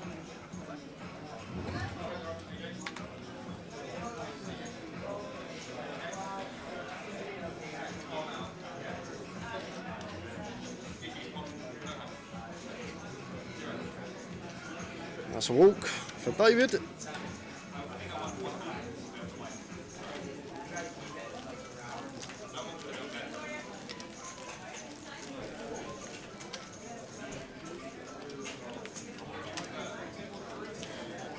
On 5 players, Cammy 20 bigs, Stato 26.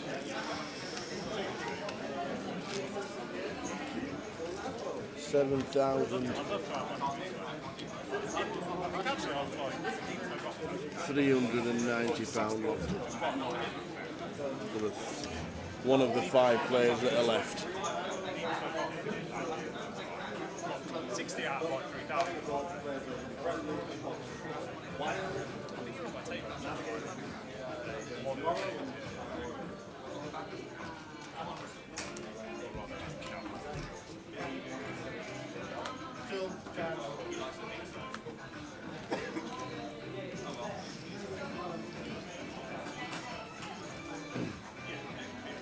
Small and big blind coup. Ace 9 should be raising from DD. And Wilco probably defend any 2. Any 2, you say? He's defended 3 deuce. He didn't defend it, he 4-bet jammed it. There's a huge difference. A big difference. Queen 8 off into the muck. 2 middling. Unbelievable. Unbelievable. I don't know where he is, this fella. He probably doesn't know either. He's in Glasgow. What's he doing in Glasgow? Is it in Wilco Midlands area? Yeah, Birmingham. How did he find his way up here?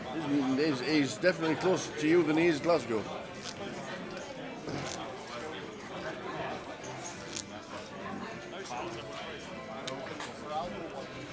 So, blind's going to be at the 50k. Big blind after this hand, guys, and then 30 minutes will take us to the next break of this final table. Nice to have a quick 15-minute cameo from Ian Simpson. I'm sure we'll hear his voice over the weekend again. Yep. Hopefully not too much. We hope he's in the field chipping up rather than busting and coming to give us a 15-minute break. But I'm sure we'll get most of them in. Easty, Vivi's here. Josh Manley's here. There's one thing, East's team can't lose this week. They're not playing. Correct. Nobody is.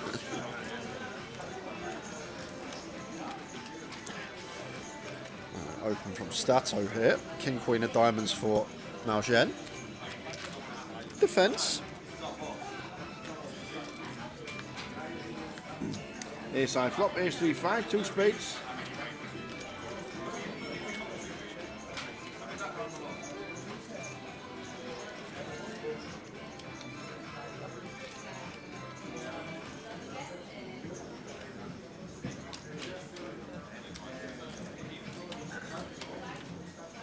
I would continue here as Malgen against quarter.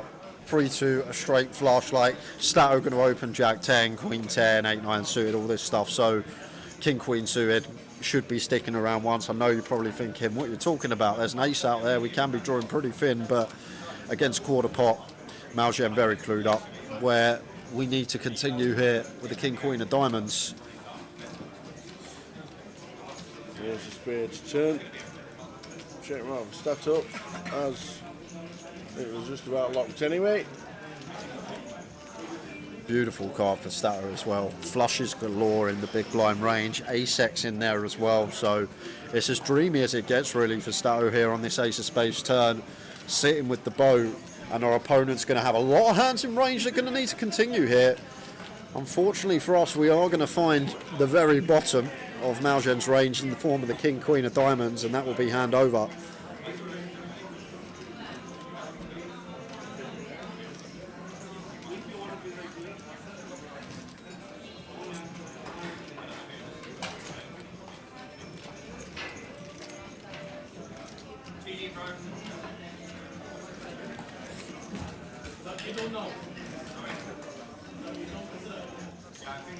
Into the bin, there you go. Put the clock down at 1. Blinds up.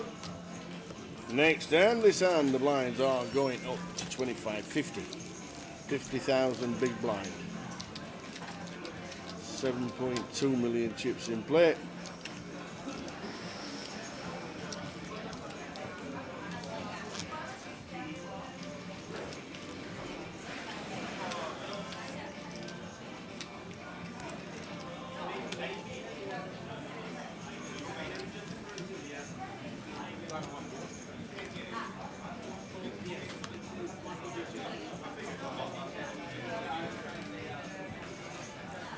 Round to Wilco, Jack 9 of hearts. I'm sure he'll treat himself to an open with this one. Very well indeed.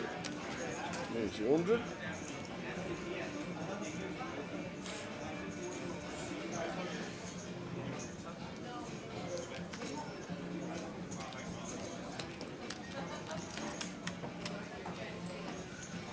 Raise and take for Wilco. Jack Darkcastle out in 6th. Foreigners done go on with Craig Conway all that time ago.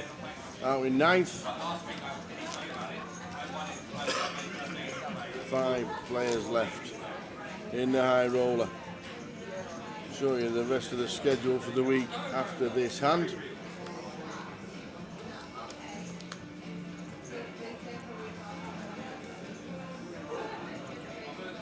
$102 in the main event today. 1-0. Level 501, close the big line on 511 next time.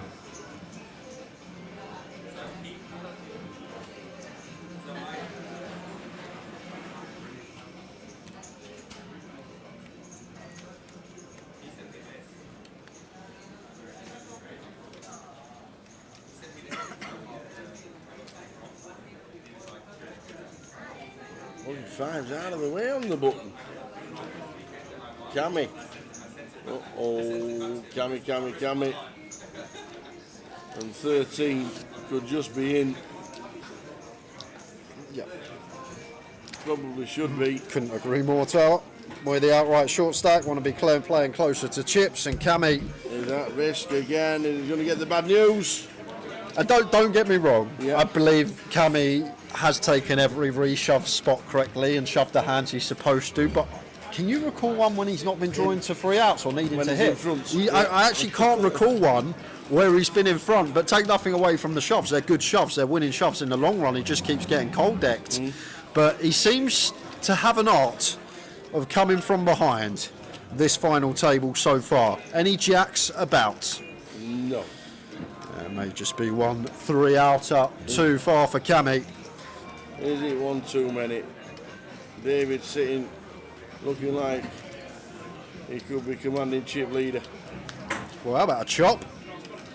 We're gonna chop it up if a 4 or a queen. Oh my word! The jack and sit back down again. Why have a chop when you can have it all? Wow! Cammy Williamson is on some heat, this FT. Pings the jack off. You're thinking, just give us a chop, give us some life. Forget the chop, mate. Have it all. I know we've not seen him for above 12 months, but he's having all the luck in one game. And the game's a high roller.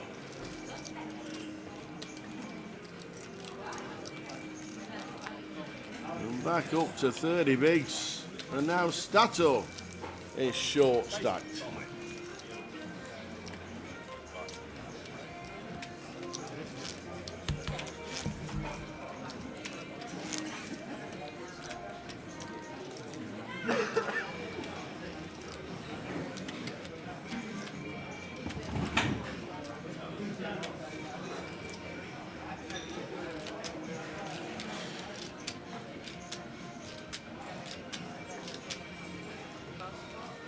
Wow, this is the Cammy.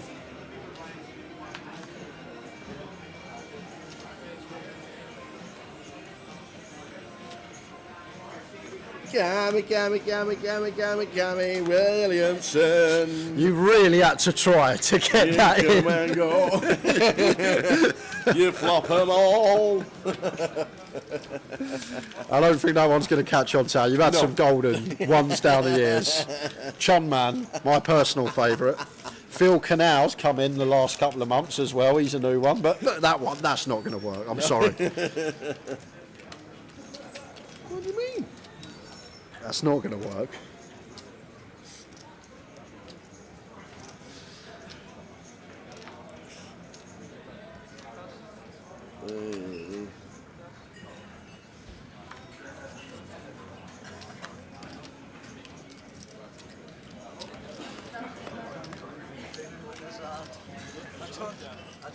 Blind and blind. Dave with the A6 off. Going to complete. One that could potentially attack tower, but I feel against Wilco, Dave's maybe less inclined to blow the pots out of position. Knows that like Wilco's probably not going to fold certain hands that perhaps he should theoretically. 8-high flop, 8-5-7. Here we go. Open ender for David, top pair. And the good shot for Wilco. And the 4 rolls off. Could be a biggie. 3 of hearts turn. So Wilco's still out in front. I like check here still from Dave Tow. Just the fact we're blind on blind with the A6 high. Yes, we're up and down, but we still beat enough. We beat the king highs, the queen highs, these type of hold-ins. And Wilco with the check the whole way down to the river. Pretty clear check now for Dave Doherty. Still beating these king high, queen high, jack high stuff. But I feel like this is going to go check bet call tower just on first glance. No, check, check. Wilco says check, check. Okay. Did he not want a street from the top pair? I am shocked at that check back from Wilco. We've checked twice for a bit of deception. We go for our value on the river, but didn't fancy a value bet there, Wilco. All aboard the check train.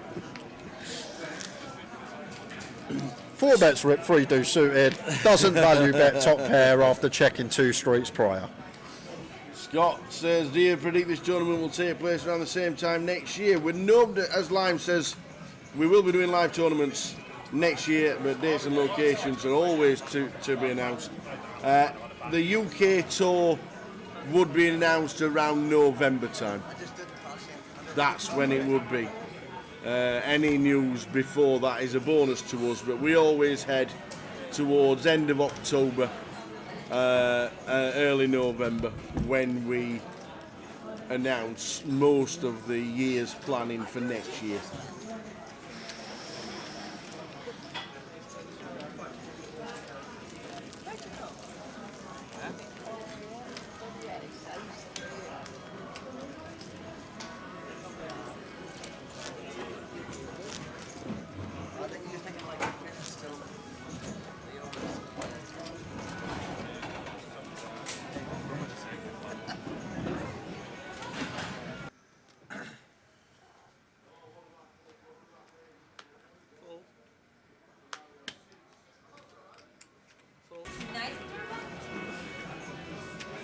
Jacks for Wilco on the button. Easy line of sight.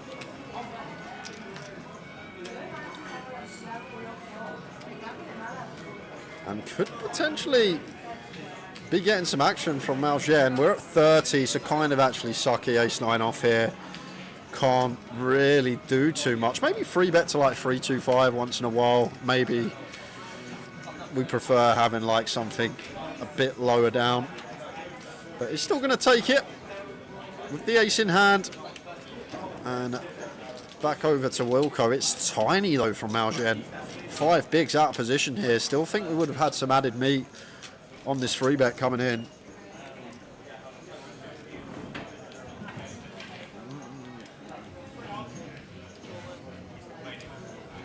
And there's the 4-bet send from Wilco. Easy decision now for Malgen out the way. We don't use shuffling machines. We never have. Probably won't for a long time. Just all hand dealt by the dealers. Yep. No shuffling machines. Yeah, we don't. I don't think we have tournaments big enough to warrant shuffling machines. especially on a regular basis. Remember that this only turns up in Glasgow once a year, so they wouldn't stick shuffling machines into every Grosvenor casino. They're not as big as Vegas or the EPTs. There's thousands of people turn up to one stop.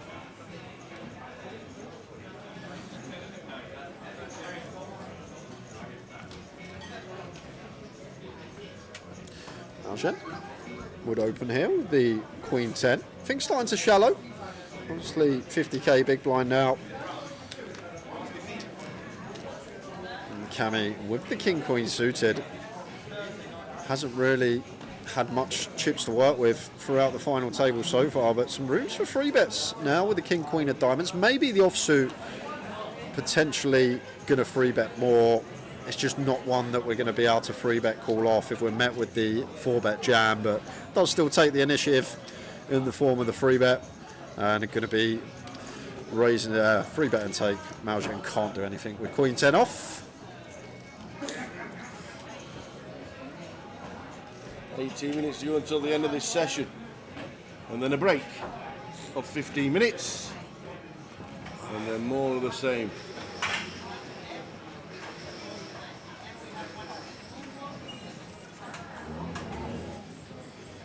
And we will go to the giveaway right now. Yes. So guys, we have 6 more 888 tickets to give away, $25 a piece for 888 Poker. If you want to participate in this, you're going to have to move over to 888 Poker TV on Twitch. If you're watching on YouTube and Facebook, it will not count. It's as simple as this. About 5 minutes. I'm going to say the keyword, write it down in the Twitch chat box, and then 2 people will be picked at random for a $25 888 ticket. Simple as that. So this keyword, yes, nice and easy, just 3 letters. It is the ICM. Oh, ICM. It's them 3 letters are ICM. I like it. Good luck, everybody. Get yourselves in. ICM. Don't spell it wrong.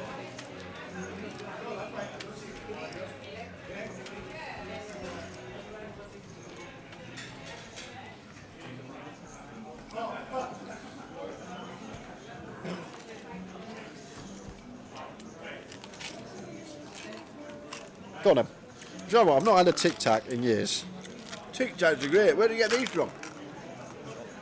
The McShop. Do they have a McShop like they have a McBookies?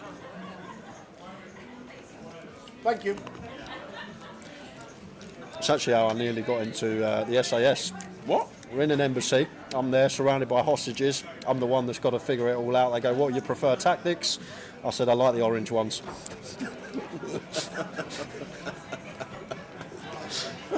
Only question I found them.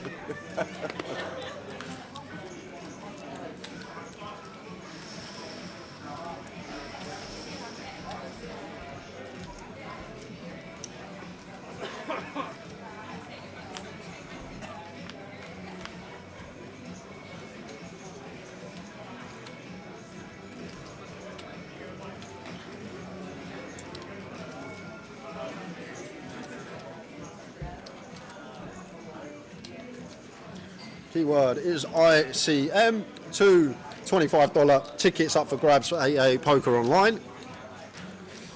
As we see Stato kick us off with a stab for 1BB. We have this gut shot and position as David. Probably prefer the 10 deuce diamond. I'm pretty sure that would always come along.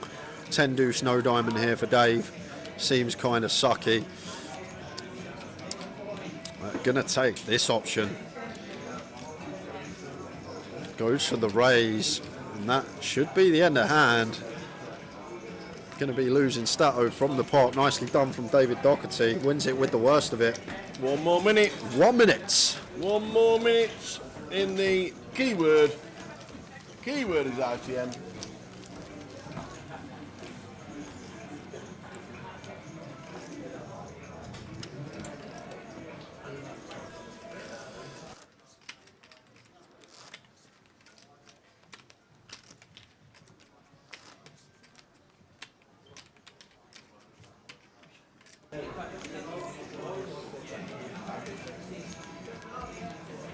So less than 20 seconds to get your word into the keyword into the chat. It has to be on Twitch. 888poker TV on Twitch.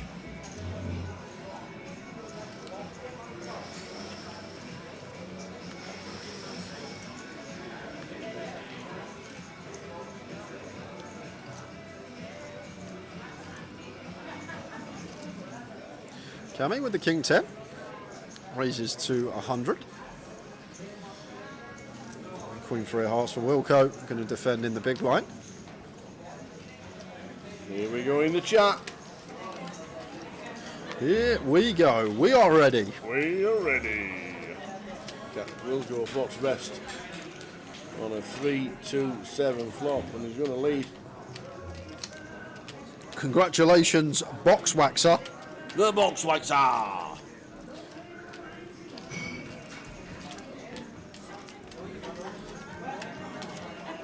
And congratulations, Lime Ricky. No way! No way! Get in there, Lime Ricky. How do you manage that? You can't win your own giveaway, Lime. Of course you can. It's an 888 giveaway. She's not going to take it. Oh, I think you should. Of course she's not going to take it. I think you should. I've never called your name out, winning a tournament, winning a comp before. Lime Riggy, someone puts in the chat. Congratulations, PVD 2015. You win Lime's ticket. No way, giving it away already, can't believe it. Well done, Lime. PVD 2015. That was quite funny, that.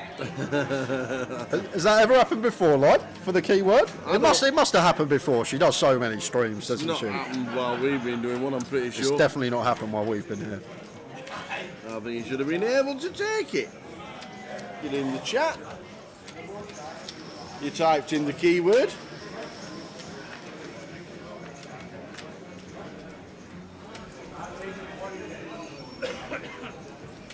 Anyway, Lime has given up the ticket to PVD 2015.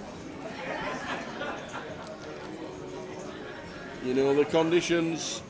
Make sure your whispers are unchecked and you can receive whispers off strangers.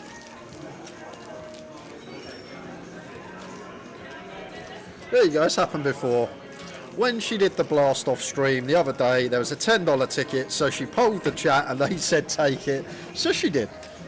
As you should. Yes.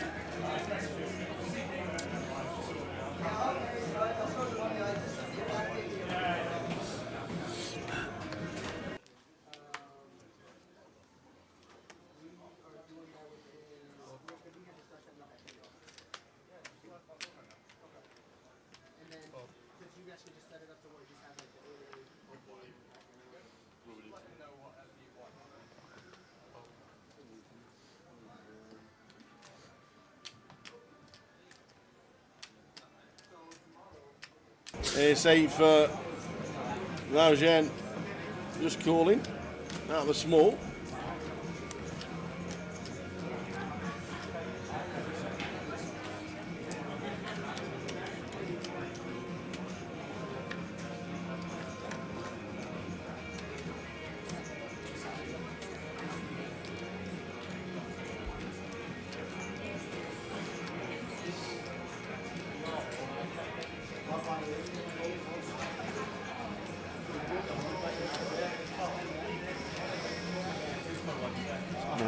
Flops best. 8-3 hearts here for Cammy. I actually kind of like this. Feel like a nice one to use. Fold out some king high, some jack high, some 10 high, 9 high type stuff. We got the backdoor flush draw. Maybe expect Malgen to be aggressive with some higher Broadway holdings. But on this 4 of clubs turn, probably now white flag wave. Can get behind the stab on the flop, but not really the turn card. Going to continue barreling on. Queen of Spades River.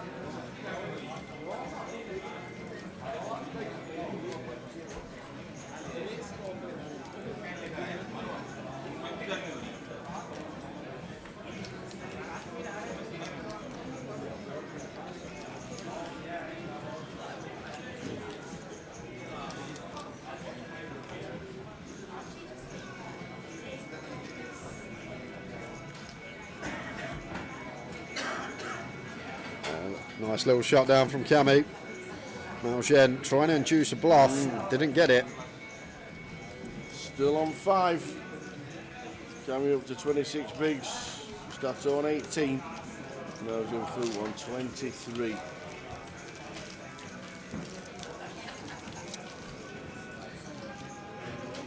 Nine minutes to go till the end of this session, and then a 15-minute break, and more of the same after.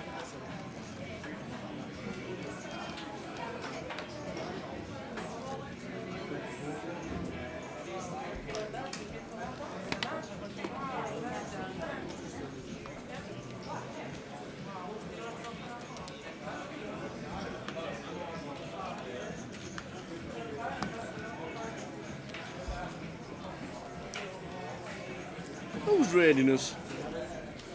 We got an old raid coming in. Komodo Dragon Jesus. Thank you very much to Komodo Dragon.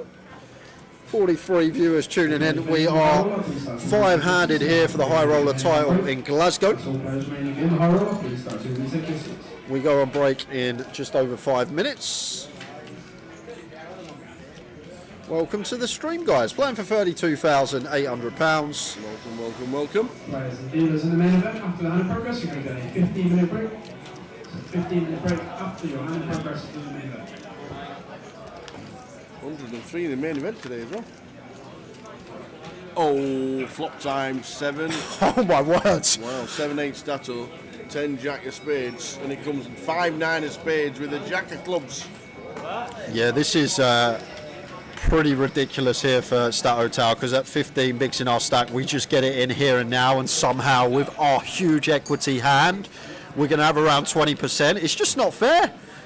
We shouldn't have a double gutter and a flush draw and have 20%. It's just not fair. Double gutter to the straight flush. Imagine. Yeah, I feel like this always runs it here and now. Fold out ace highs, fold out king highs that are in front of us. Yeah, and in they go, and a snap call from Adam. And Stato is going to hate what he sees. One of the worst possible hands we can see in this given situation. We actually prefer seeing the nut flush draw, giving us the 7 and 8 as an out as well, but drawing to just 10s and 6s here. Ace on the turn. And 7 on the river, meaning Wilco with top pair on the flop. Takes out Stato, Andrew Hume, who managed to finish 5th. Well played, sir. Well played to Stato for £7,390. Great effort. A couple of weeks ago, Stato winning £220,000 on our biggest stream of the year, the Million Guarantee. Well done to Andy. Stato Hume, who just finished in 5th. We're now down to 4, and Lauren shouts, "Come on, Uncle David!" Down to the final 4, Lauren. Lauren's Louis Vuitton bag's just become a Marbury.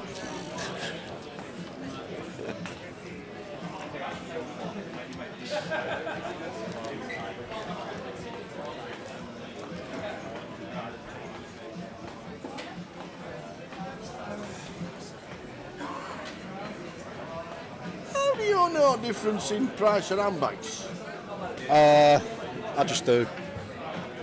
And how do you know that one brand's more expensive than t'other? I just do. It's the same with like people. Puma and Adidas. Yeah, well, not like that, but like just with anything. Like watches, for example. Yeah, certain people, not me, but people that like their watches will know this watch is more expensive than this watch. Right. Okay. True. True.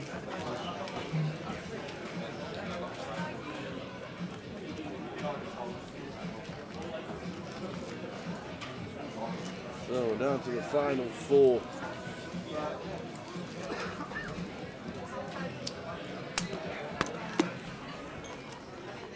Wilco will be chipping up some of them yellow stacks at the break in 4 minutes' time.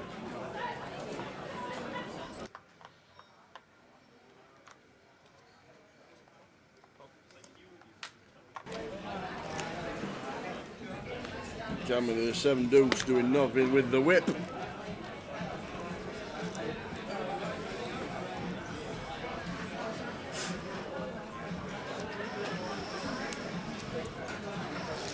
Walks for Wilco. And when we come back off the break tower, because the shortest stack now is going to be 1.4 million, that equates to just shy of 22 bigs. Yes. Wilco would actually get to start playing some open jams. Whether he's aware of that or not, we'll just be able to say the words, I'm all in. A lot of pressure on these guys now when they're so collated together. So it's a situation where Wilco can really start putting the hammer down. If he is aware that he can, that's obviously something key. You need to be aware that you can play some open shoves now.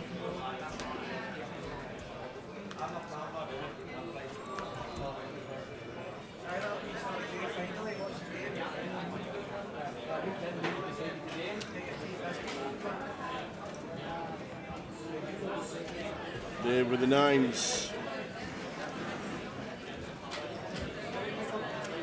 Raising up. Mosen says Queen 8, I'm calling. Out of the big.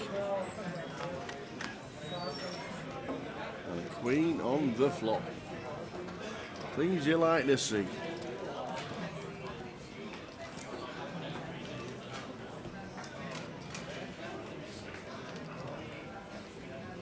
It still could see bet here as Dave 5x, 4x potentially to get called by it from the big blind. Goes for the check back though. And 7 of spades on the turn. So Malgen with his top pair out in front. I'm going to try getting some value right off the bat. Going to need to call once here as David Doherty. Like Malgen may start probing some stuff like 6-7, 4-6. Trying to get some value from some potential ace high stuff.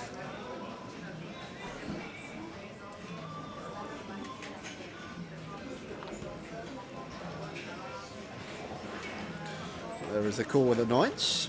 Going to be a tough river spot though for Dave if met with another street. Which I'm guessing he will be. Fairly clean run out for the Queen 8 of Malgen. Like Dave may check back some Queen X in position. Stuff like Queen 10, Queen Jack with a diamond could be viable. Malgen now going for his river value. For bluffs, going to have the 6x, going to have the 8x, going to have the diamond draws. This is where I believe bluffs are going to be built around. Obviously, value-wise, it's Queen X or better. Bluffs are going to be stuff like King 6, Ace 6, 9 6, something like Jack 8. Sees the bad news. Does Dave sees the bad news when he calls with the 9s. Down to under 1 million and under 20 big blinds with 1 hand left of the session. And then a 15-minute break. And then back with more of the 4 when we return.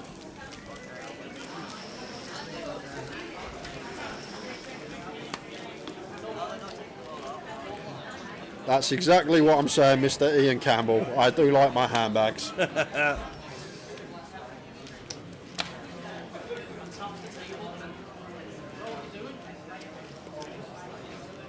So last hand of the session and then back with more straight after the 15-minute break.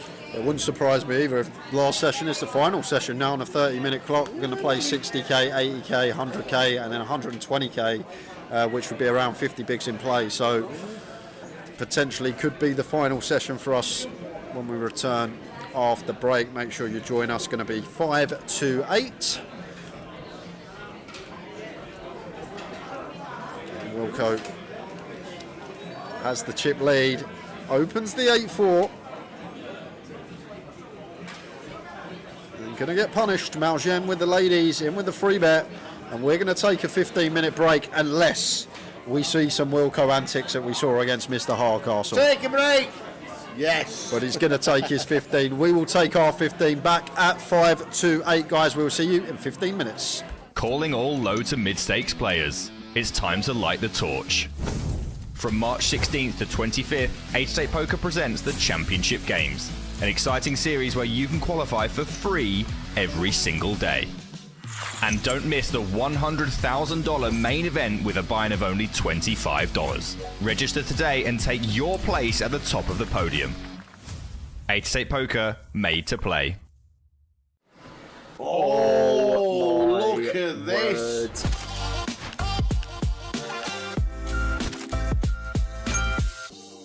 What a way to start for Kieran. Welcome to day 2. Ace King suited, thanks. Under the gun +1.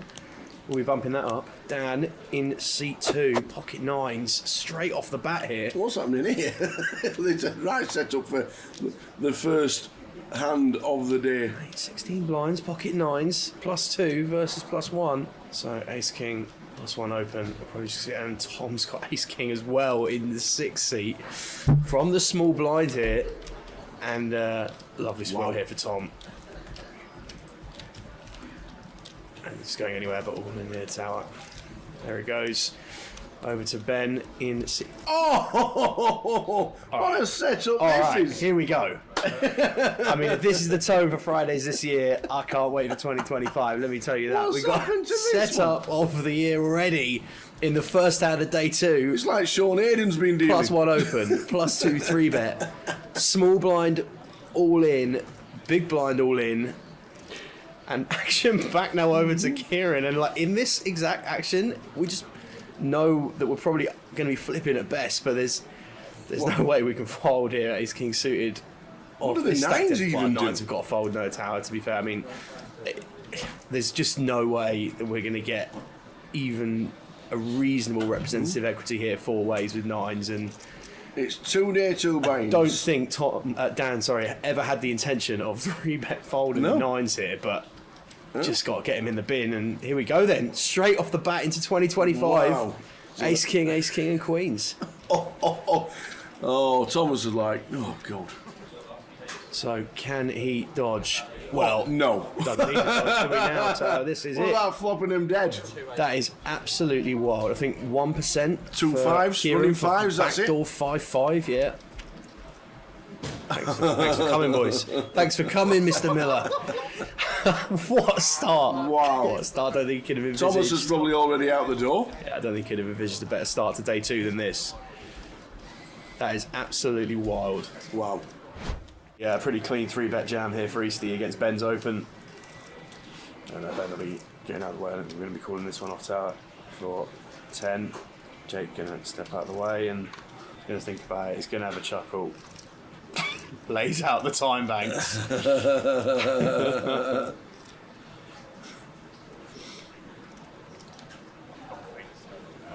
Yeah, these two know each other very well. But even in this situation, I don't think we're going to see. Oh, we can see that make the call. Oh no, Easty's face. King 9 of Hearts is going to take it. King 9 of Hearts through. Easty's pretty happy to see that with the Ace Queen. And we need to play it over here, says Easty. Well, that's clean. 10-7-5 is reasonably clean. 4 direct outs for Ben, but definitely some fun turns. That's not one of them. And now that takes our outs down to 4. Can't be finding a diamond, king or 9 as Ben now either. Oh, just no! 9! Oh, no way, man. Josh Manley, hand over head. What is going on? How bad do we run? Look at Josh. Look at Josh. How bad do we run? Look at Josh. Oh, the rucksack's on. There's no in it, but the rucksack's on. So John's turn for the 9s. Picking up some hands here, 3-handed John, I must say. Some nicely constructed hands as well, but certainly getting the goods so far. Makes it 75. Oh, wow. Jakey. Wow. We talk about people getting hands. Looks down at the boots. Oh, wow. Yeah. Clear 3-bet here. 240 maybe.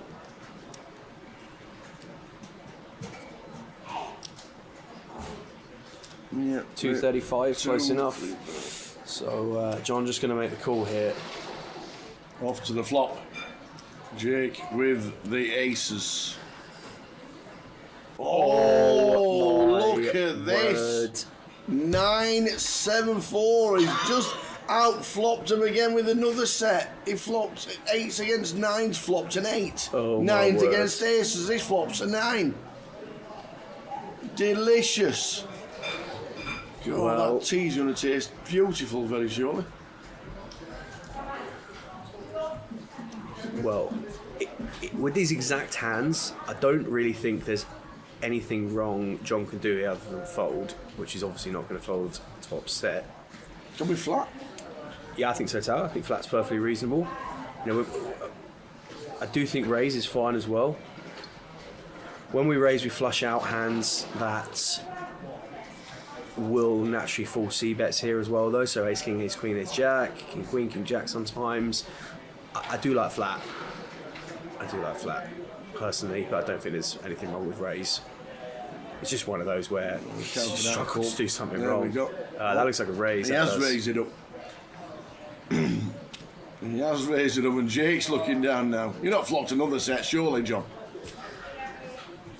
Jacob.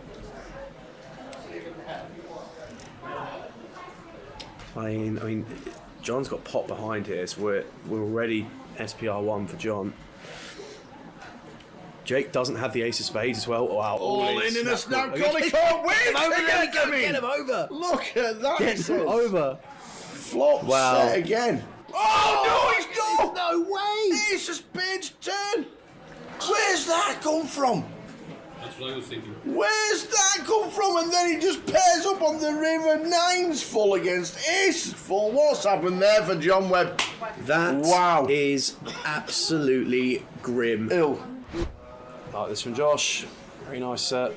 Ace five. Unlucky John set. just snaps. Walks into it. Ace five of hearts. Not in great shape. He But slaps down the ace five. still, 36% of the time, he's going to win 100% of the time. We're going to need. Well, I'm not being yeah. funny, but if you're behind, you're just being flop dead. He's going to need a 99% heart. of the We need a time. heart on the turn it's out, or an overcard to engineer us some kind of chop. 99% Well, of the now time. we need a jack. Can he find it? Now we need a jack. It's a jack to survive. It's an 8. 8 of hearts. Josh Manley. He'll be a bit gutted, but at the same time, should be really proud. It's a great run, Absolutely. Josh. A great run. £5,590. Josh Manley. Yeah, to navigate yourself Well through played, a day Josh. 2 buy-in. Well done. So Ben, 10-8 offsuit here on the button. Just gonna take this one all in. Send it first time. Here he we gets go. a call. Queen First 10 all dominating in the as call, well here, baby. Jake. First all in the call on the final table for the championship. Here we go. Queen 10 We are for playing Jake. for the title. Well, we got Deuce, 9. not the best flop at all, was it, It's for not Ben? the best flop, mate, no. Tell you what, these flops have been brutal for the guy behind today. So we are going to need an 8. Or an 3 of them left. In the 888, we need one of the 3 8s. Can he hit it? Or do we have it's going to champion? be We have a champion. Campione. Hey. We got a Campione. champion after one of the best battles you will ever see. Here we go, as I said about the Broadway for Adam. No way are we. Oh, the ace king not getting this. Any surely. tens about?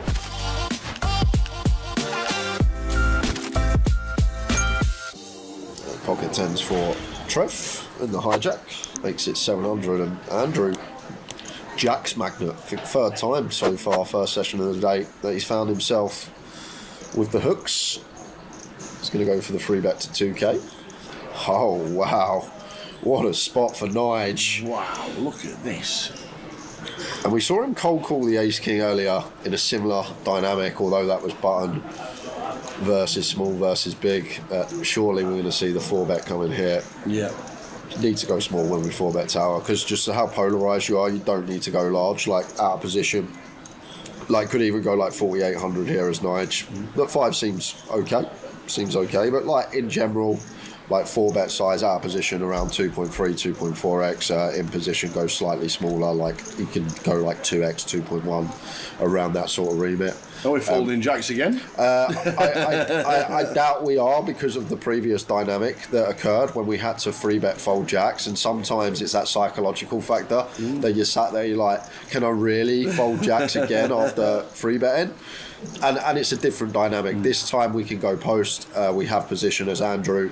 We're not putting all the chips in pre like we would have been on the previous occasion. But we're going to get in trouble.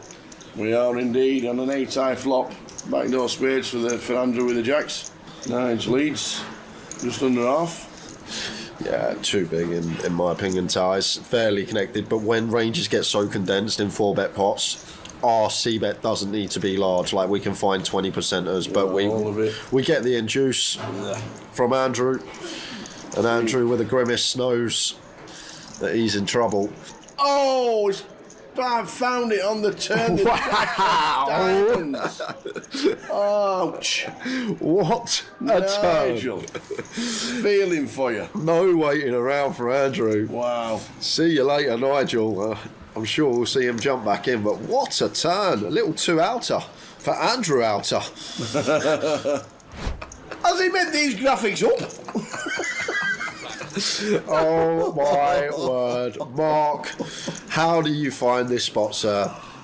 How do you find this spot? Wow, what a setup. Who gets this? Wow, what a setup this is. Mark. And Adam's probably going to be able to get away from this tower. I feel like it will go. Does it depend how big he goes? Well, Mark should probably just 4-bet here to like 6k, 6k, 6.5k, something like that. It goes huge. This is like a huge 4-bet. And now, Adam will probably fold the ace king. He can get away from it. Like that, isn't he? Yep. All of it. Oh, Adam. Like, what do we beat? Like, this, like, what on earth is ace king in front of here now when we're going to go 3-way likely? It's gone gun open, we 3-bet, cold 4-bet. Oh, he's gone for it. Wow, he's ran it. He's going for it. And the aces can't wait. Yes, of course. I mean, get me in. I just feel like if there's ever a time to fold ace king, that's it. Tower, we got a gun open, we 3-bet, cold 4-bet, and there's a 5-bet all in before it's back on us. What are we up against? Queens and jacks? Isn't it? I don't think so. So I feel like Adam, who's just come to the table, had a real chance to get away from this. He's going to need to make Broadway, or the nut flush in the spade form. And Balbia needs the case king. Literally, what a spot for Mark. You just don't get better spots. 85%, 3-way with 75k in the middle. Pre-flop, 85%. Wowzers. Well, here we go, as I said about the Broadway for Adam. No way are we... Oh, the ace king not getting this, Any surely. 10s about? Any king? Oh, what about the case king?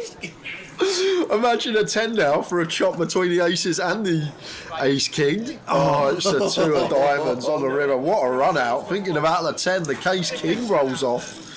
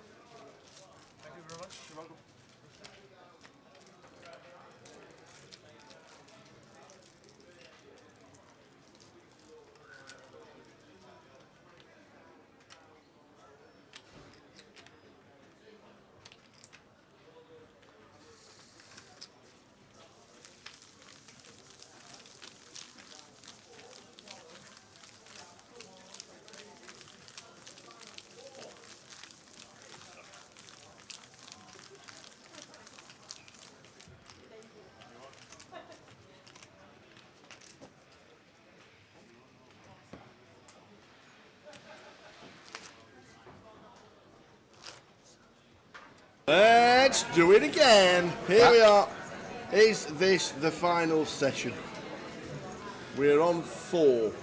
David Doherty. David Doherty on the left. Wilco. Oh, just above in seat number 4. Malgen. In seat number 6.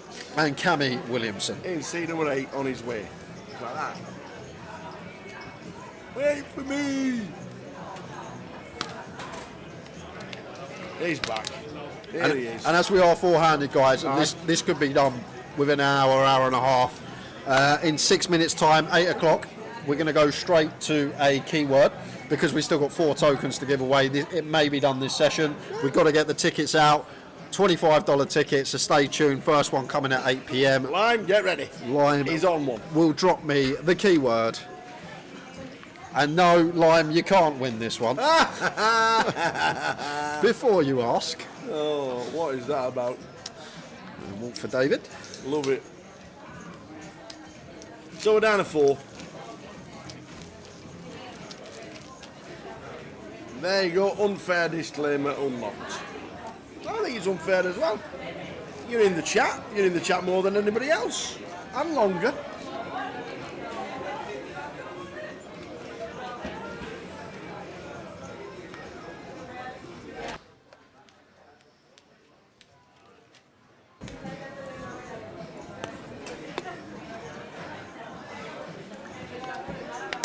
So this could be an interesting session.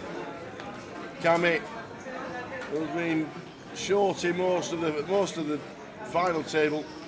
If you offered him survived last 4 when he come in TFT, I think he would have bit your hand off tower. Absolutely.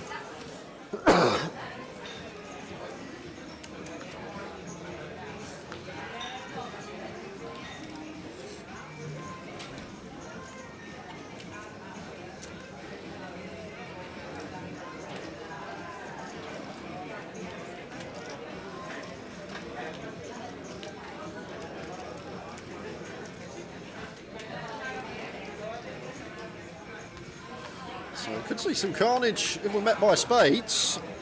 Which we are not, but top and bottom. Wilco top pair, Cammy bottom.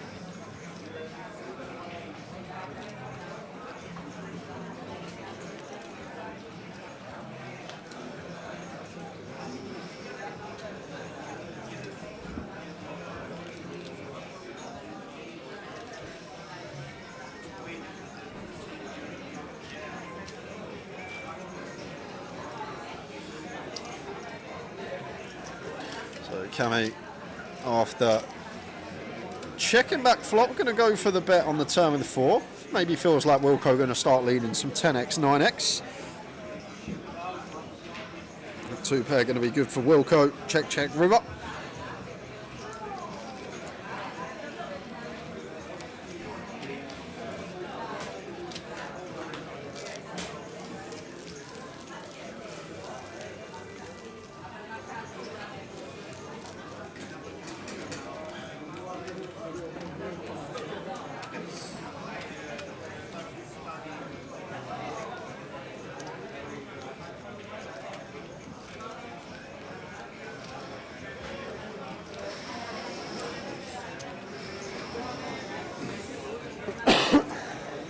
So the final 4 of the High Roller, been a great tournament. Really enjoyed it.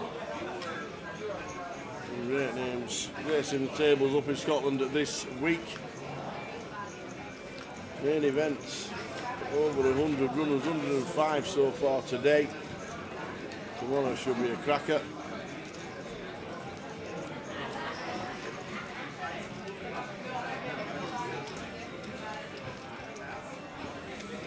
Wilco got the chips to put the pressure on. Queen 4 bumps it up. This is what you said he should be doing. Yeah, would go bigger here though, tower. Problem with 2 bigs, out of position, blind on blind. Our opponent just gets to continue. So many hands. Yeah. Better to make this at least 3 bigs as Wilco. Malgen with 8-9 off against this size probably wants to be continuing.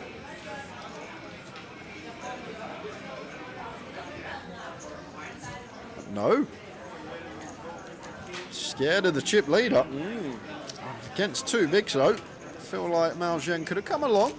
I know we got Cammy and David sat there short with 15-16, but even still, might have seen 3.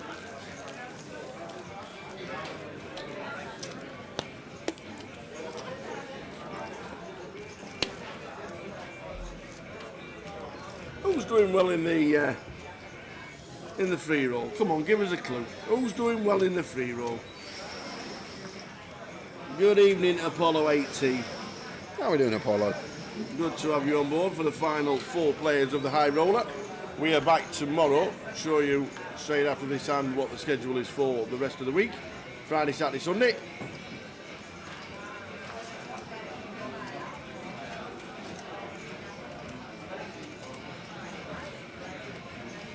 Donnie's still in.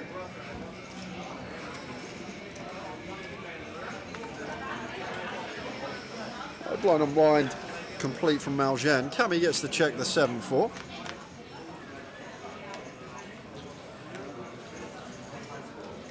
players catch the 7. Dummy and gutter backdoor flush draw to go along with Malgen's. Checks it over to Cammy.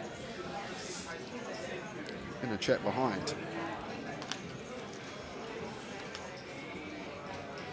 Ace of clubs. Shouldn't really change too much here, Tao. Once we start the hand at 14, Cammy is going to be sending some ace-x into the middle. So much better card here for Malgen that could potentially still complete some stronger ace-x to trap. Whereas Cammy, if he's got like an ace-10, ace-jack, all this stuff, going to be wanting to get aggressive pre-flop. And the 9 of clubs river pairing up. Chop it up. We're gonna chop it up. Should be a call from Cammy to chop up. How are we doing? Hey, Baroni in the chat as well. Hey, Baroni. We're all good, thank you. Hope you are well too. You tuning in at a good time? Yeah. Because I've got 2 $25 tickets for 888 poker to give away. Can an 888 streaming ambassador win it? I'm sure he can. I'm sure he can. Oh, I'll give him a chance. So it's keyword time, guys. 2 tickets up for grabs in this one. Going to be the penultimate keyword of the day. We've got 4 more tickets to give away. So for these 2, the keyword is rigged. Rigged. Well done, Lime. Well done, Lime. I love it. Rigged. Away you go. You got about 2 minutes. Oh, I love it.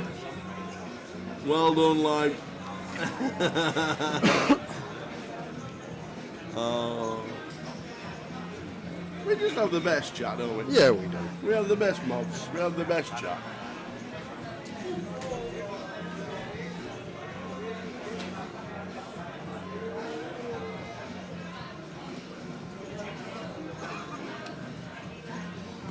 Queen 9 suited for Malgen. There's the triangle into the 2 short stacks. A lot of time for this. Effective stack is Cammy, who has 15 bigs, and here we go. David Doherty with the 10s. Yeah, loving this. He is loving this.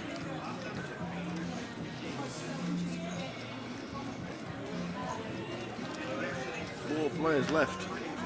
If we get outdrawn, it's 9,000. No, 9 ace jack. There's some runners. Queens and 9s fading at the moment for David.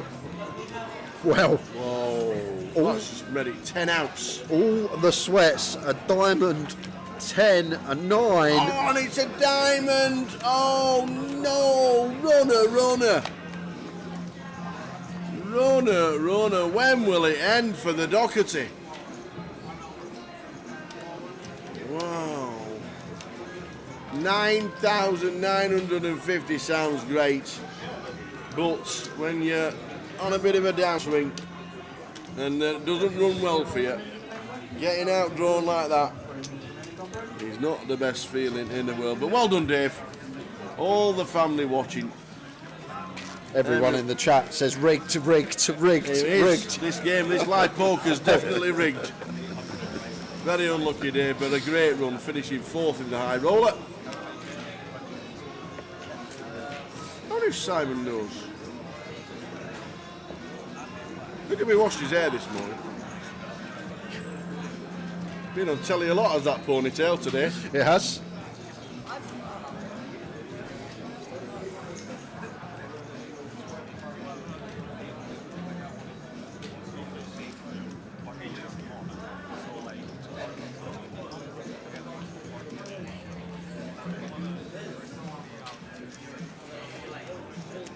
We haven't dealt another hand, guys. Oh, we haven't. I feel like Cammy is instigating something. And to be fair, if you're the short stack tower, ICM, it favours the short stack. Why wouldn't you? Absolutely. There's no harm in asking. You ask the other 2, you want to look at numbers? They say yes. Great for us as a short stack.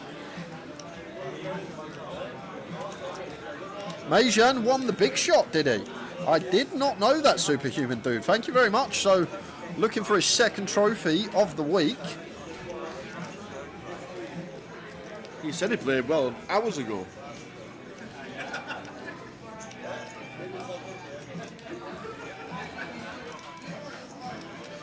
Okay. That sounded pretty easy. they're flatting it to 30,000 by the looks of that. So what is going to happen, if you have a look at the prizes, guys, at the bottom of your screen, it has been agreed to flatten the prize pool. So they are taking the 2,830 from first place. So first is going to get 30,000, and they are adding that 2,830 to third. So third is going to get themselves £17,190. Fantastic.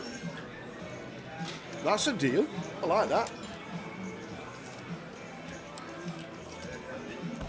So there we go.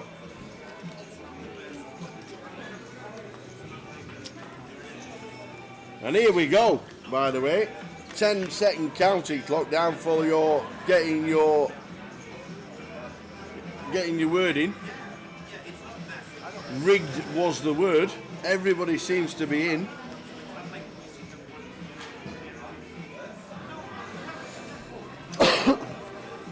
Congratulations at Lover. Oh, at Lover. At Lover. At Lover. And drum roll for the second one.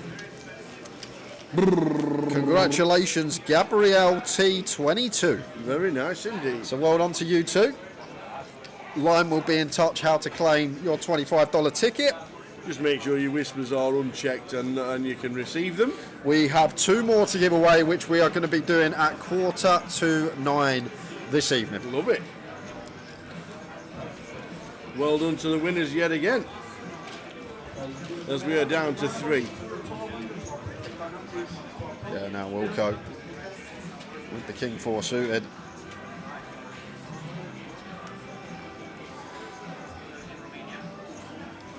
Opens button, makes it 125.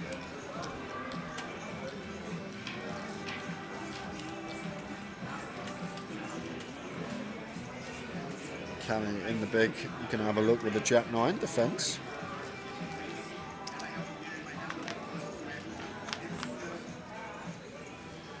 But it's Wilco's flop, flops a flush draw on the ace high board. And snap fold from Cammy.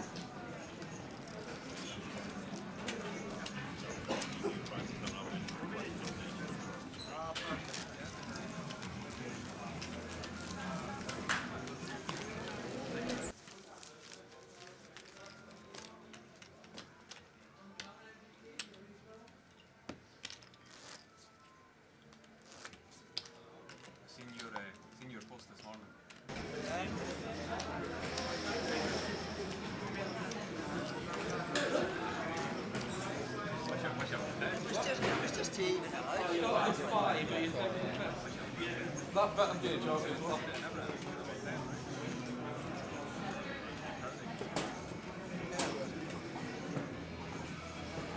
So well done to the 3. The final 3. 17,190 for third, 21,550 for second, and £30,000 for the winner. Well done, Dave Doherty, just finishing in 4th.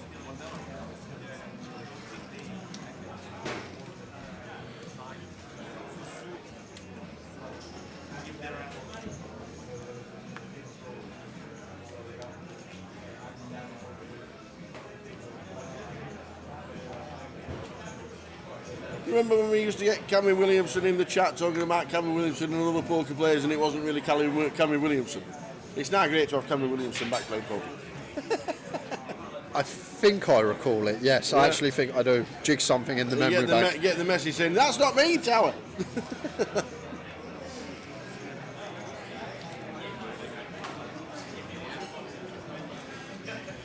Once again, Wilco, like that he's putting the pressure on. Dislike the size, Tower. Like, you need to be meaty out of position. You need to deter your opponent from calling with position. Yeah. 3 bigs minimum at this stack depth. You're falling behind, you see.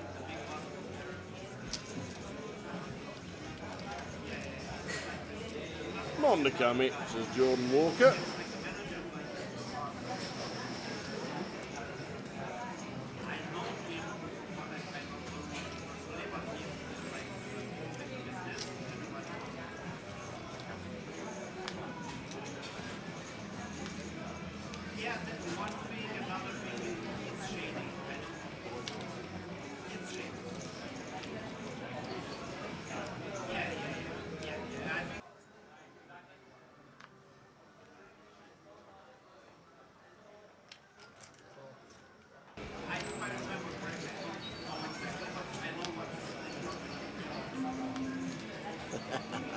Gav Patrick says 2 outers and a 30-70. The Cammy is back.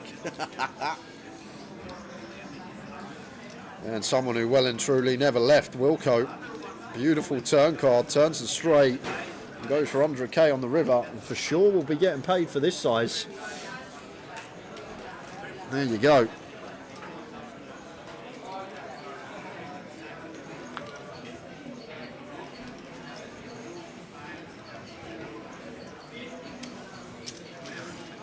There, the prize has been changed into the payouts. 30,000, 21.5 and 17.2.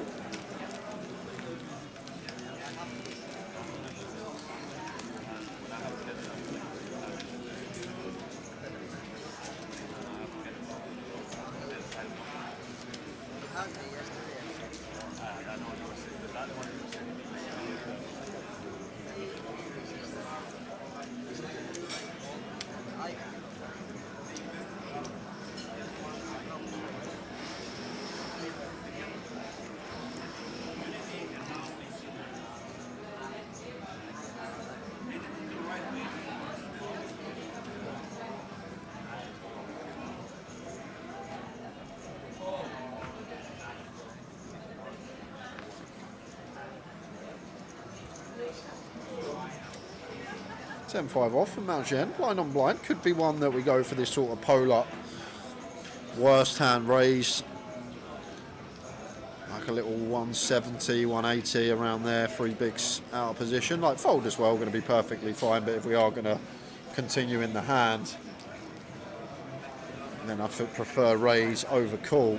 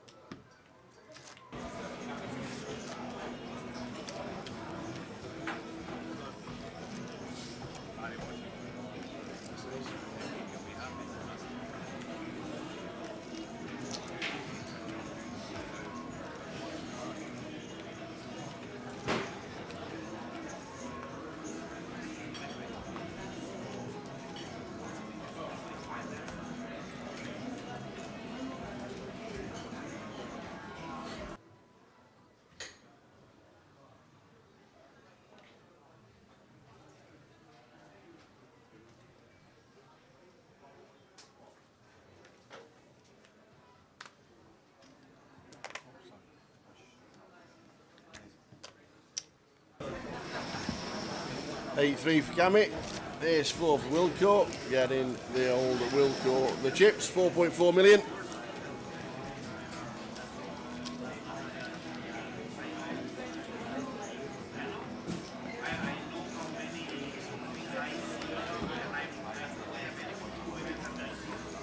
Cammy on 11 bigs. Nothing new there. Play the short stack to perfection. And as Gav says, 2 outers and a 30-70. The Cammy is back. You can just see there, this one, Cammy 11 bigs, open jam, King 4 suited. Could just be in. And there he goes, home all in.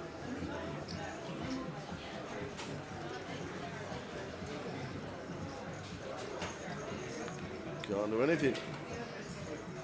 There we go, it works. The net jam. We're a little bit late with the word. Might need to put yourself on live poker. The old net jam.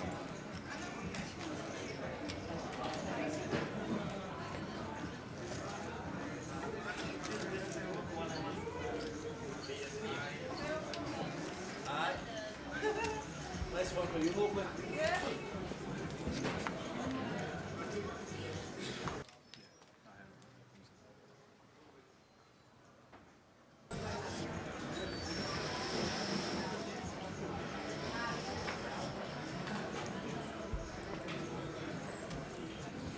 Ace Jack for Malgen in the small blind here. I like raise call here, going for the triangle tower, but I feel like when we're blind on blind, Ace Jack just way too strong a hand. Even at 12 of Cammy, I may have just gone for like a little 170 here to call off a jam, try and induce something from Cammy. Cammy may still call king six suited here, three-handed, outright short stack, playing closer to chips. Like I think in chip EV this probably calls king six suited, and now far away short stack on our own, free-handed, less ICM, can get behind this call for sure. And does have 2 live cards, Cammy. Does have 2 live cards, and we know he's been an absolute magician today. Coming from behind, left, right, centre. Can he do it again here?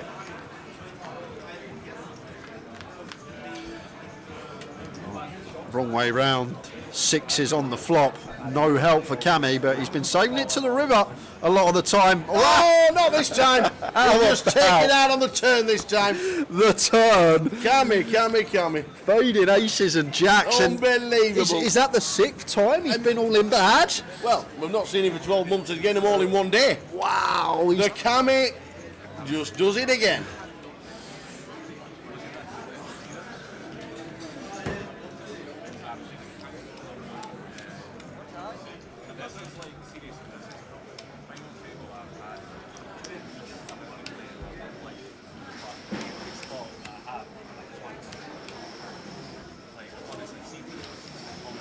Gotta love it.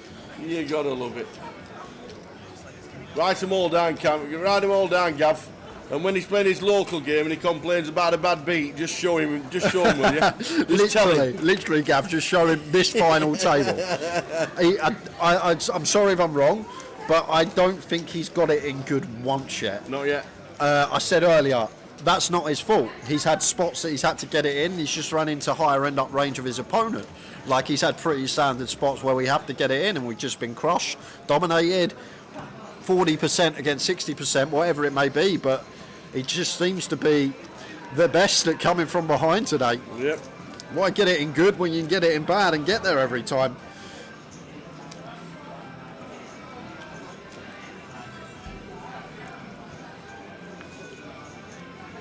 No, Mausen with the ace and less than 20. Just a raise though, tower at free-handed. Don't just want to open shove button here for 20 bigs, just shy of. Just want to attempt to steal.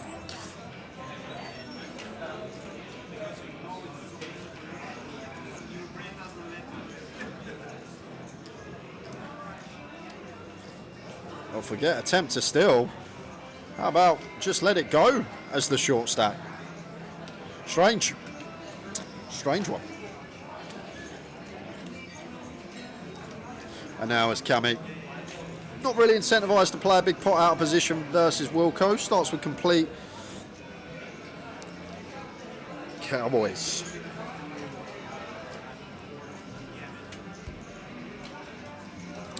So Wilco here. If we were shallower tower, we're not quite shallow enough, but could potentially play some checks as Wilco at top end. But at this stack depth, 25, just north of to start the hand. Want to be raising it up, makes it 180. Cammy wants to have a look with the suited king.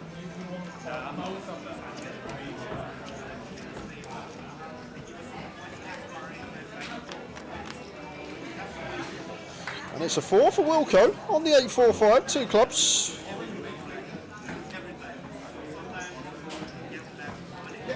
Sorry, it's a 4 for Cammy. Wilco's got the kings, excuse me. Yeah, Cammy's behind. But against this size, just going to let the 4 go. Extortionate C-bet there from Wilco. Right, 180% pot. But there we go, there's the prize pool that has been pressed a little, guys. Yep.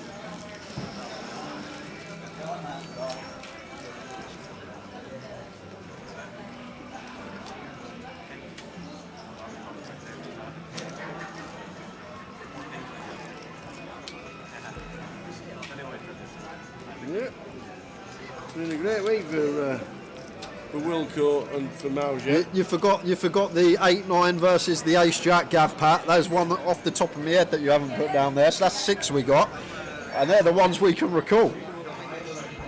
Sorry, that's 5 we got. Mauser winning the big shot, and Adam Wilkinson coming second in the turbo earlier in the week. So Wilco. And as the outright short stack, should be a jam here for Malgen. Does that exactly. In it goes.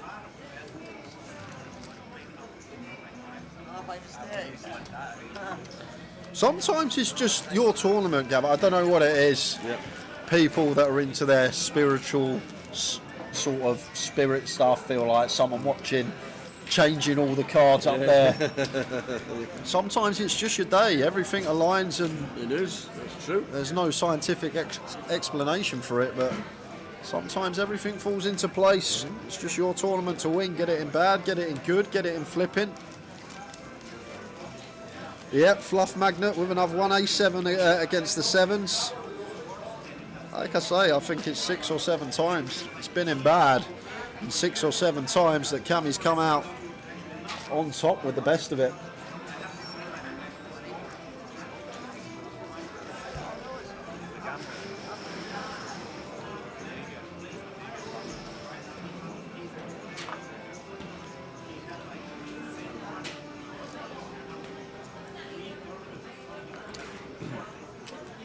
Walk in the park for the camster.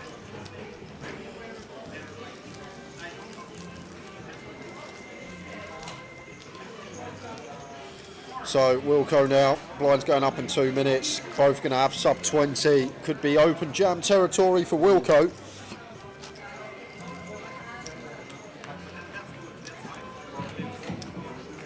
Carol Reed, come to the counter. That's Carol Reed to the counter. Thank you.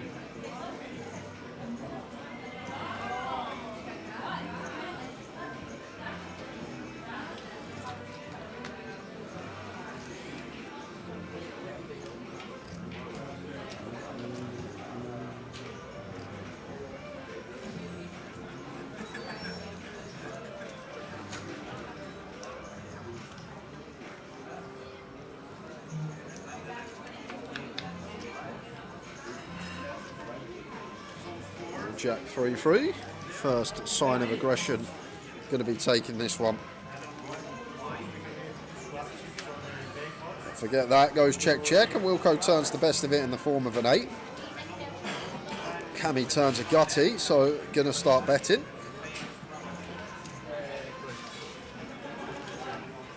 Wilco with the raise to 200k. And gut shot here for Cammy. Can't really do much.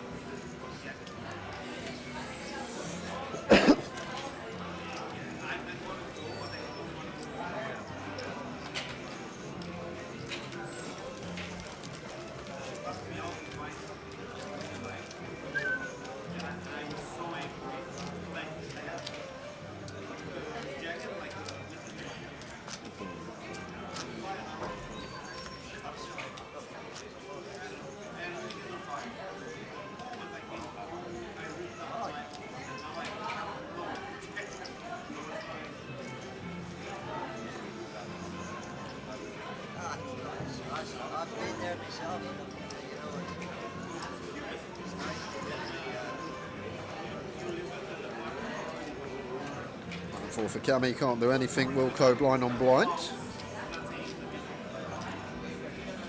Ace King in the small. How are we doing, Icky, mate? Uncle Wilco steamroller in him. He is indeed. He played a unbelievable pot earlier where he decided to 4-bet rip the 3 deuce into Jack Hardcastle's aces. And well, Wilco's still sitting there, so I'll let you be the judge of what happens. How you doing though, mate? Thanks for tuning in. Thank you indeed. Good to have you in. There'll be no golf Saturday, Mel, because Tower's not got his clubs and apparently he needs his clubs to play. I think that's a load of, yeah. I don't think you need... maybe if you're a scratch golfer... You can pick any up. Yeah. Absolutely. I'm not scratch. No, but I'm saying maybe it's like goes either way. Maybe it's like the high handicappers can play with any clubs, and then as you get closer to middle, they play with their own, and then the scratchers can play with anything. I can play with anything. Give me any set of clubs, and I will go round in under 150 shots. You know anything the hand was over?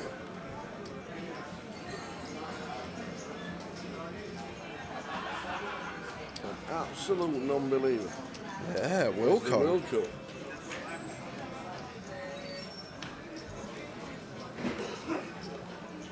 Well, if we're non-believer on this doesn't change a thing. Is Wilco going to stick with his read?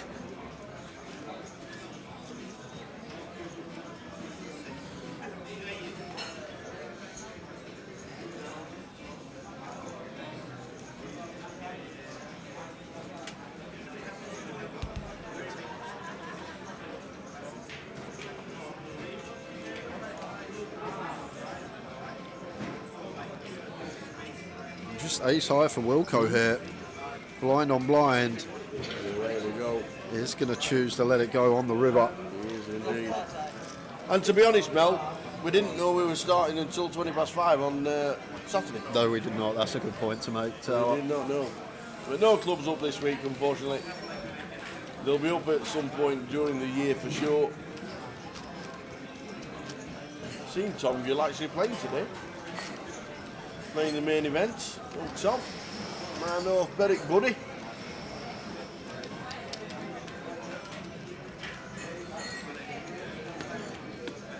Ladies in the main event, opening round of small blind 800, big blind 1600, big blind 1600. 8, 16, 16, next time in the main event. How many levels they play in the main? 14? 14. We will be streaming a full day one for that tomorrow, guys. Day ones, as always, don't get the carnage action you're used to. Day twos, latter stages of the tournament, a lot of small pot poker. We'll have giveaways, we'll take some things away from it in the booth.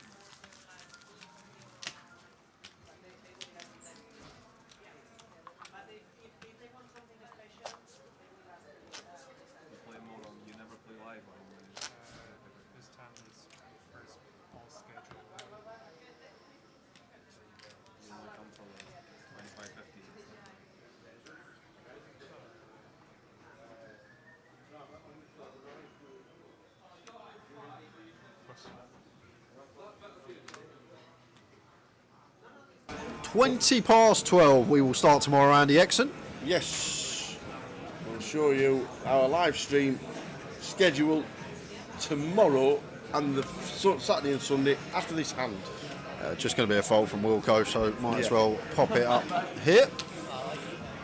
That is the streaming days, 12:30, 5:30 on Saturday for the main event day 2, because there's a turbo on the Saturday morning, and then Sunday at 1:30 for the final, on the final day of the festival.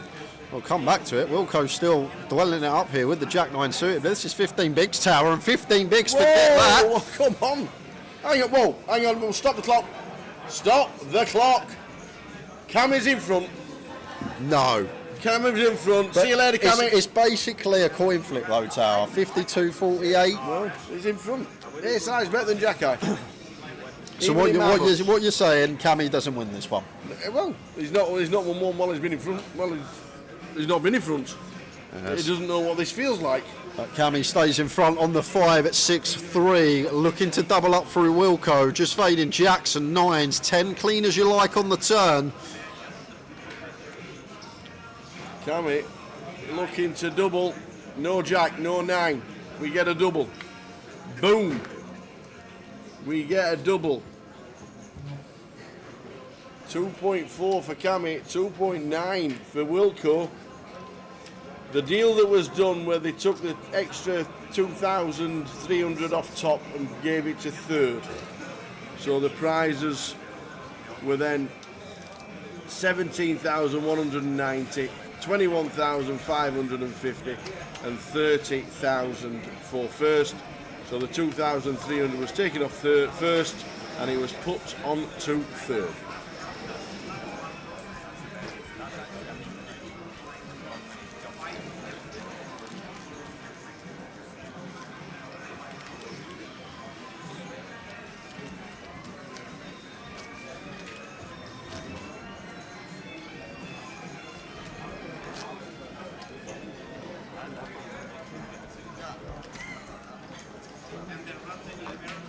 So look at that. Jamie Williamson in second. In Jamie Wilkinson. Jamie Williamson. Oh, you can't call him that. Yeah, for one, it's Williamson. Yeah. I like the jammy bit though. Jamie Williamson. The jammy bit is. Cammy Williamson. He was in front that time. He was flipping. Kind of. It's a flip. Suited Jack 9 versus Ace 5 off. Yeah.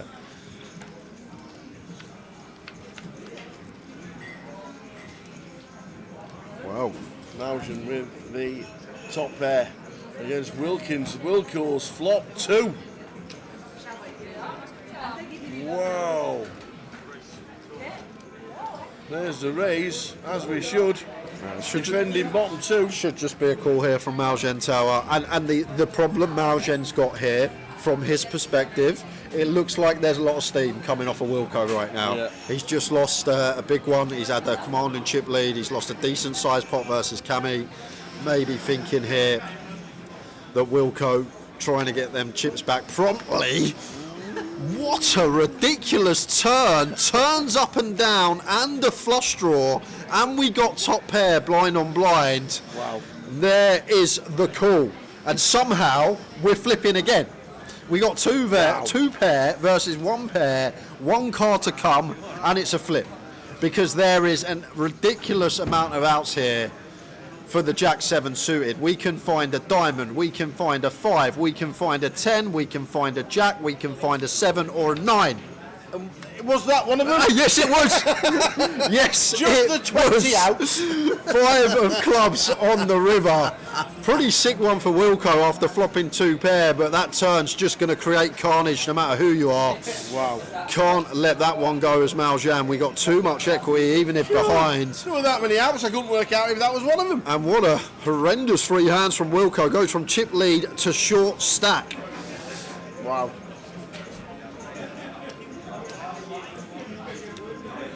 Take a breather. Woo. Wow, wow, wow.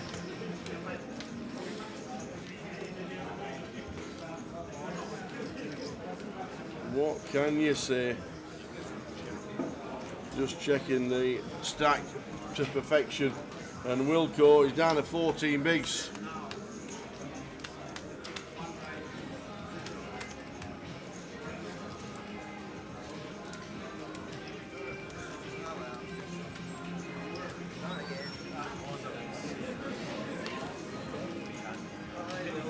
What a 5 minutes for Wilco, and he's done nothing wrong. He's done no wrong. What a 5 minutes from Wilco.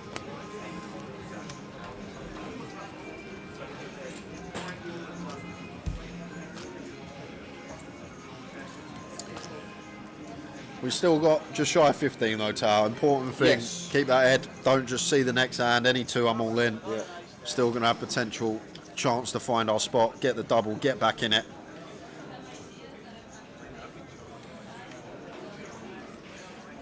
What's Lime, Ricky? What's Lime doing? Here we go. Oh, what's Wilco doing? Well, this is fine from him. King, Queen for 13, 14 bigs. Oh, my word. 5th time lucky, Mausian. Oh, how many times have you had aces today, son? Well, just on the final table, this is his 5th time getting dealt pocket aces as Mausian.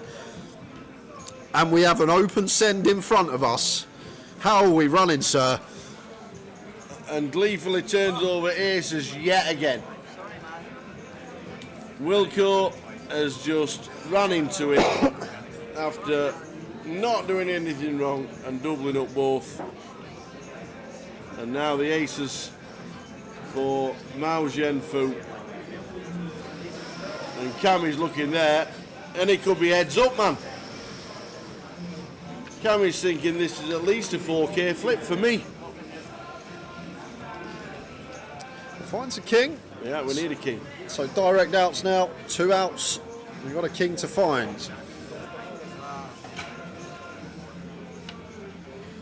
2 of clubs. A king needed. Oh, what heads up.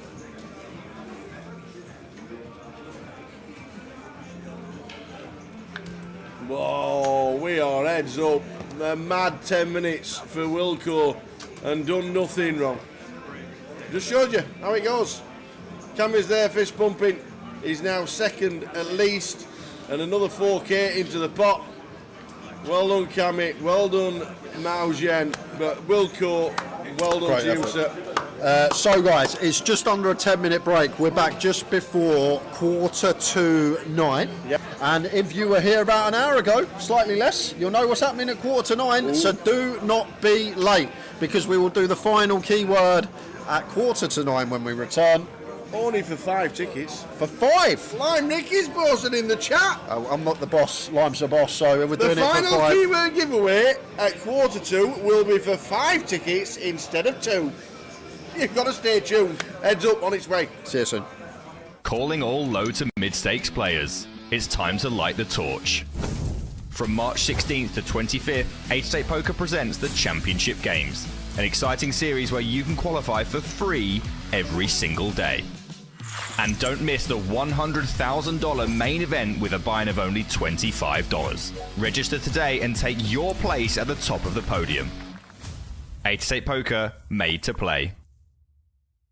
9 for Mammon in the window. Ace on the turn. Spade, anyone? But spade's Spade for the available. double redraw.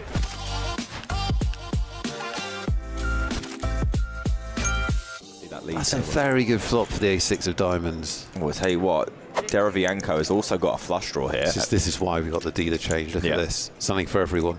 I mean, not just something, like pretty chunky something for everybody here. Everyone's excited, aren't they? Yeah, Piras is like, okay, I mean, if you'd have offered me that, I'd have taken it. Bosco can't believe his luck, and Deravianco's like, well, I was in the big blind, so a flush draw. Yeah, but I'm rooting for chaos. Yeah, but this is rather chaotic. It's Saturday as it night, stands. Nick. I need violence. Let's not use it all at once. But let's see what the turn brings. There are a lot of interesting turns that Piras will not like that the other two would enjoy more. Oh dear, that is the card in the deck. That's sick. Card. That's absolutely sick. It's the Queen of Diamonds. Get this dealer a raise. Let's face it, pretty horrible beat. Flush over flush in Hold'em is always a horrible beat. This is such a sick spot on. Piras needs to slow down here. Okay, there are 2 players in this hand, both of which can easily have flushes. But can you imagine being Bosco? This never happens, right? You're sitting there, you go, oh my god, I hit my flush. That's awesome. That never happens. And then the first player bets, and then the second player calls. You're like, this never happened. Great composure from Bosco just to call here. I wouldn't have blamed him for raising because I think Deravianco has a flush a lot in this spot, and you don't want to necessarily see the river kill your action. Such a bad card for Bosco. As the 5 of diamonds does. Bosco did the right thing by calling, but as we know, if he had raised the turn, Deravianco probably would have lost his whole stack. Now both players will check, and Bosco has to choose a price that will get paid by what he can only assume is probably some sort of ace and a 10 high flush-ish. 6,000. I mean, honestly, that's like, I wouldn't even mind it. Maybe like 30,000 or something. As long as you don't shove. Something very... No, I don't like this. No, relax. You need to get called. You have to remember, you need to get called. Relax. His other problem is that his hand is kind of sort of crazy for face up. Deravianco doesn't know it, and he's fairly annoyed, but he doesn't know that his tournament's just been saved. Well, not yet, it hasn't. I keep warning you about this. Okay, now it has. Don't worry, Nick. I'm okay with this. If Piras calls here, I don't really... He's not going to call, he's just sad. This is the number one thing you see in live poker, which is sadness. Nick. Stop predicting things. He's sad. He is very sad. He's not as sad as... It's like, I had 2 pair. I had 2 pair, I remember it. It was just moments ago. I'm sad. Look at him, sad. Well, he still does have 2 pair. Yeah, but it's a sad 2 pair. It's a sad 2 pair of tears. Told you, it's sadness. Yeah. Big blind now is Stevic with jacks. Oh, look out. Strap yourselves in. I told you, it's a new table. It's a new dawn for this stream. Action wall to wall for the next 3 hours. That's what we're going to get. I strapped myself in when I sat down, so... All in a cool classic race, except for our odds on screen take account of folded cards, so we know that Stevic is a significant favourite here, but the players don't. It's 50-50. Deravianco needs to win this. He's the all-in player. Ace Queen. This is the pause for dramatic effect. You're not supposed to be talking. Boom! Ooh. Jack on the flop. There's no club in Deravianco. Oh, the stand-up. Stand-up, yeah. Now, he should have done it slightly earlier, but he has done it. He needs to put his coat on quickly, I think, here, for it to work. It's probably not going to work now. I don't know what I'd do. Sit down, fall down, or just leave. Unlucky Deravianco. He basically got smashed him out by the deck there. Flush over flush is hard to survive. And then loses a big flip. And Bosco on the button picks up jacks. cresting that $500,000 mark. Yeah, I didn't realise he was over $500,000. That's pretty sweet, whatever that is. Ooh. Waris wakes up in the big blind with aces. Wowris, more like. Here comes 3-bet. If you are Bosco, I mean, now we will lose Piras. If you are Bosco, the alarm bells will be ringing because out of the big blind. So talk us through what you do, though. So your alarm bells are ringing. Yeah. But you've got pocket jacks. It doesn't look like you've got pocket jacks. You could have anything. You just isolated a limper. Yeah. So what are you thinking about how to play this? Well, we call in position and hate our lives and continue with extreme caution.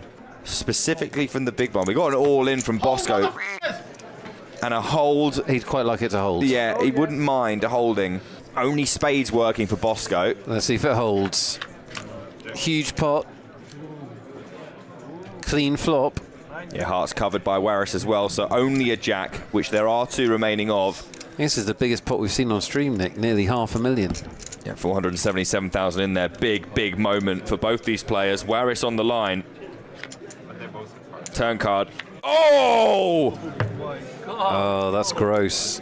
The jack of clubs is a dagger to Waris, and now only one remaining ace would save him from elimination. Absolutely brutal stuff. Bosco. Pain in the chat, pain on the table. Waris has done the full bottle, bag and coat manoeuvre. Hammer blow for Waris as the 5 of spades sees the end, and he is not happy. And Bedell's lucky that he has missed ace king. By the way, Bedell's only been dealt premiums, basically. Yeah, he has, but... now there could be some trouble. See, we asked for action. We got a lot of action. We can barely finish talking about the previous action before we're at it again. Check on the turn. Bedell finds check back. King on the river. How are you ever losing here? Check again from Bosco. 3 checks. Bedell's going to bet. He should bet large. He's going to believe he has the best hand almost all the time. Bosco's found the sneak attack. Triple check raise with a set. The only problem for him here is when he raises.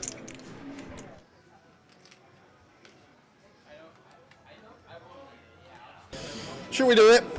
What shall we do? Heads up. What? Go on then. Marjan through Cammy Williamson, or Jamie Williamson, as he has been today on the final table. We won't mind us saying it. He will know. The main thing is, it's not like he's been getting it in just bad plays. He's been getting collared or set up. He's had spots where he's had to get it in and just been behind. That's how it goes sometimes. But we are down to the final 2 guys. There was a slight deal pressing the prize pool with 3 players remaining. I think the guys here are having a chat amongst themselves whether to do any dealings heads up.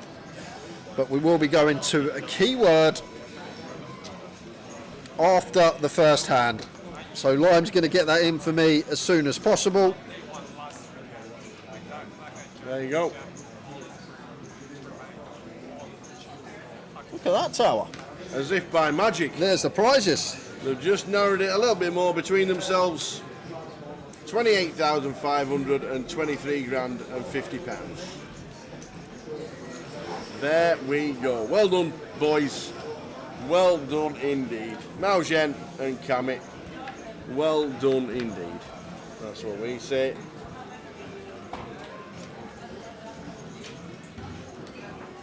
And it's on the screen already. 28,500, 23 and a bit of change. 23 and 50. Well done, one and all.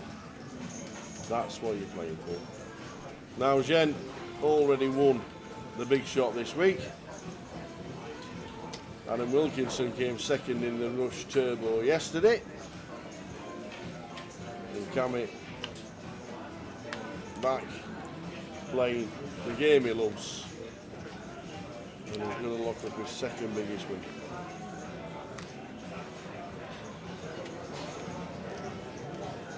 Oh, he had to be quick. If that kettle was over steaming, he had to be quick to see Wilco. He just had a bad 5 minutes, basically. So, guys, yes, final keyword of the day, and we have 5 $25 tickets to give away to the chat box. Thank you so much for that. I'm sure the chat is happy. Better chance of winning a ticket themselves. You need to get yourself over to 888poker TV on Twitch if you're watching on YouTube. Correct. If you're watching on Facebook, come over to 888poker TV to participate. Yeah, they're participating in the giveaways on Twitch only. If you want to go back to wherever you fancy watching on a regular basis, you can. But 888poker TV on Twitch is the only place where you can win the dollars. And the final keyword for this evening, guys, 5 tickets up for grabs is Bink. Bink? Bink. B-I-N-K. You've not got one wrong today, 100% on spelling. Get me my wordle. There'll be a couple of minutes. Bink, love it. Such a great word, Bink, isn't it? Bink. It means what it says, doesn't it? Yeah. Bink. Bink to 2 outer. Right.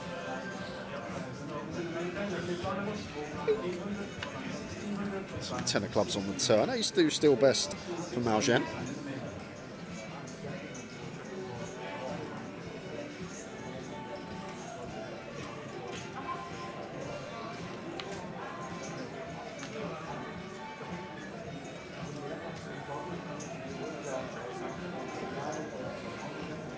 So we are heads up for the title. This one will go Malgen's way with the ace high. Belgian Foot on the left. Cammy Williamson on the right.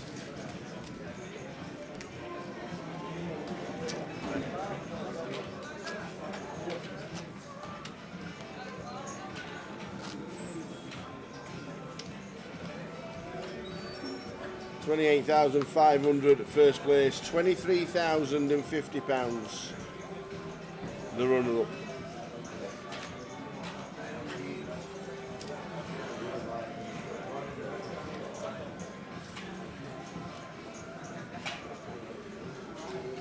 Battle of the Queen Threes. Oh, that's the start of problem Cook going. It's not.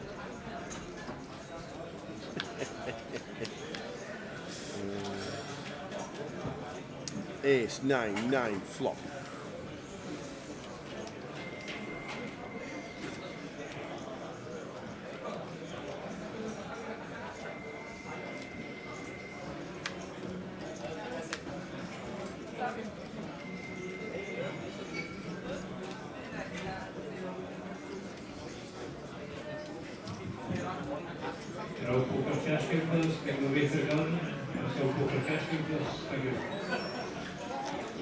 Malgen going to take the initiative, gets the same hand to fold.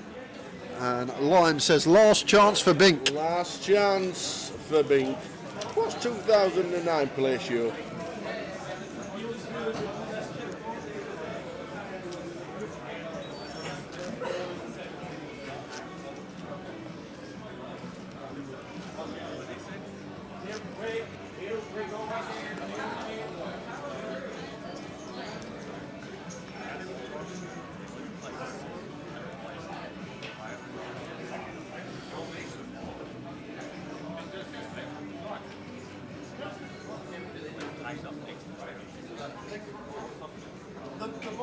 You know when we finish? Yes. Do we then go and raid somebody else with all these hundreds and hundreds and hundreds of Lime people? will do it for us. Whoever's streaming as part of the 888 team, Lime will send us over to their channel and raid. I love it. That's why whenever we're near the end of the stream, Lime's always like raid time. We're ready to raid. I see. So the countdown is done. Who's getting the 5 tokens? Who will it be? Let me know.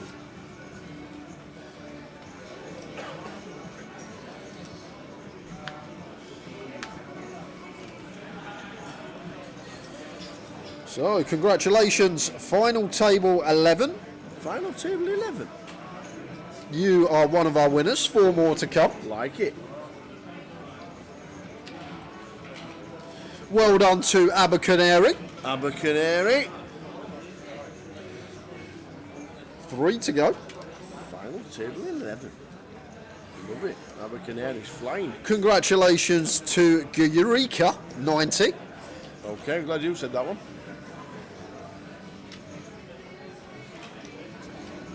As Cammy turns best with a straight.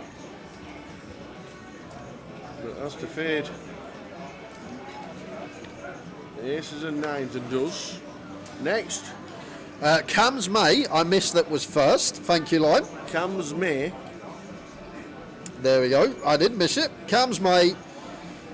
Final table 11. Abercanary. Eureka 90. And the final winner is Torian Cadera. Thank you very much. There we are. 5 tickets. Well done. Good stuff. Thanks, Lime. You've been amazing all day yet again. And we're still not finished yet. We're done with the giveaways, but we still got this heads-up coverage to enjoy until we crown a champion. I fancy it being before 10 o'clock, but we have had some long heads-up battles over the last couple of months that has lasted 3-4 hours. Oh, we have.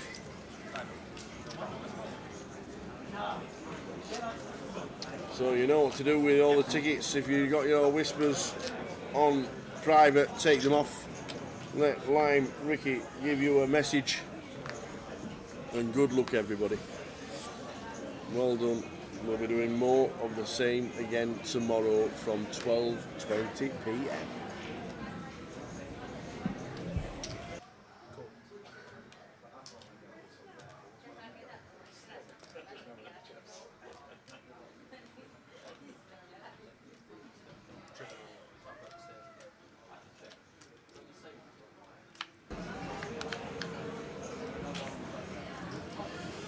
Little bit for both. Big bit for Cammy, small bit for Malgen. We have a gutter for Malgen. We have top pair for Cammy.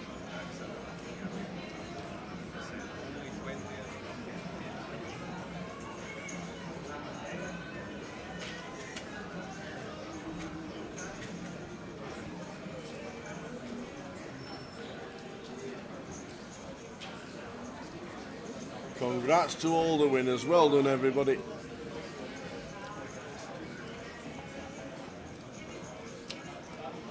Malchen going for the little raise here. Nice one to choose. Little gutter. Definitely viable with the 8-9. Being really picky, prefer like 8-9 diamond, but heads up here, battling for pots. Cammy calls with the King 10. Ace of hearts on the turn. Not going to be any ace-x that want to check raise here for Malchen. Maybe ace-3 of clubs is the one. But other than that, there's really not too much ace-x that want to check raise flop. Like even the nut flush draws tower probably want to call, just because ace-high can still be best blind on blind. So this ace, really bad card for Malchen in my opinion. Like, we just don't really have ace-x tower. Like all the ace-high stuff wants to call flop. Even like the nut flush draw wants to call flop. So when we check raise and continue barreling on this ace, like what are we trying to say? Are we going to continue betting some of our 10x that we raise for value on the flop? Probably not. And Cammy, just aware of this here, how the ace isn't really going to connect with our opponent's check raise range.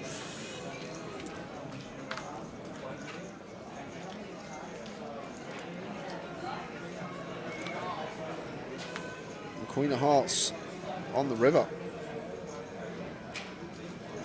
So Malchen, are we going to continue telling the story? We've flopped something like 10-6, 6-3, 10-3, because other than that tower, our story's not going to be making too much sense.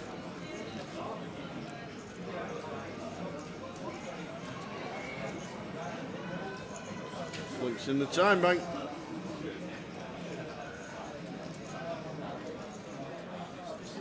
Does give it up, and I think I like give up here. It's important as well, as I always say, try and tell a credible story. Like once we check raise flop this ace on the turn, we just don't really have much ace-x. As played, heads up, ace highs just want to call because of the showdown, can be ahead of some value. Nut flush draw, same scenario, just want to call. So it does shut it down correctly, and I actually think Cammy would have heroed correctly there, tower with King 10. Would have seemed like a nice little catch as played. Well done to Sean, man. Come third in the free roll with the thumbs up he gives us. Bit of money for free, you don't mind that. Absolutely. Well done, Sean, man. What did we get, do you think? I reckon he got $30. $30. Like it. Let us know what you got, Joe Sean, man. And well done. Good effort. I'm guessing there are over 3,000 runners, as there always is.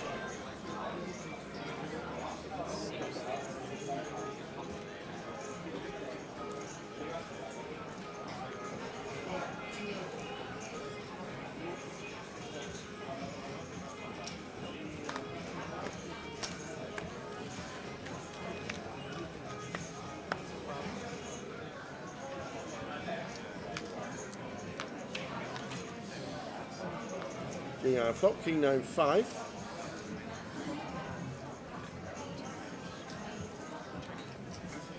Yeah, and obviously Cami has run pretty well to get here heads up, but Maljan definitely started heads up with the better distribution, flopping pairs, flopping draws, just getting some better pre-flop holdings.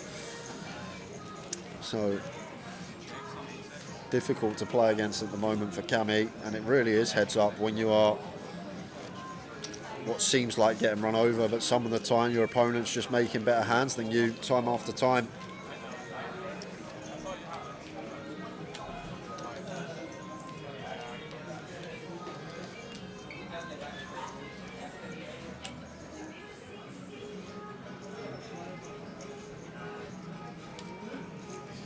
And Kev Smith with the tip for the weekend. Bonnie rig away banker this weekend. Okay. Whatever you say, we'll agree with.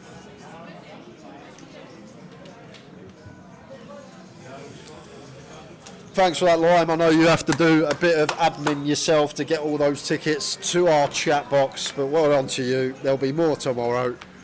Thank you for your support in the chat as always. Cheers, Lime. Top stuff. Again.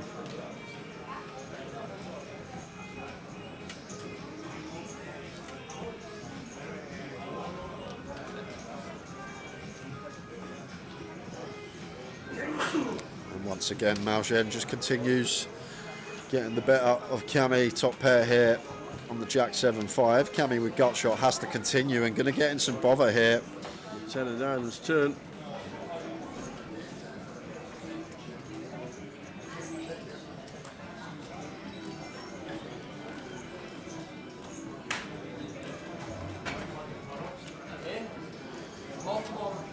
Yeah, so have to call here on the turn as Cami. Don't think this is much of a decision. The decision's going to occur river. Maybe already calculating what we're going to do on river, which is actually kind of nice to do when we're on a time bank clock, and if we already know we're always calling turn, we can start running some rivers in our head. What river's going to be good for us, what river's going to be bad for us.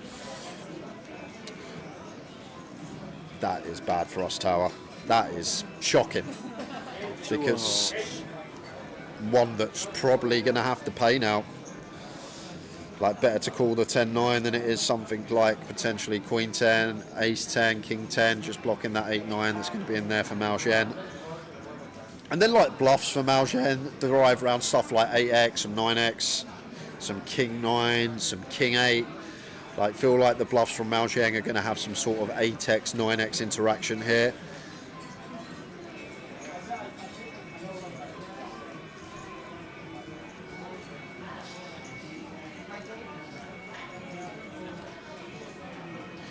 It's a real toughie for Cami Tower, but this one's going to be difficult to fold. We're heads up. It's heads up poker.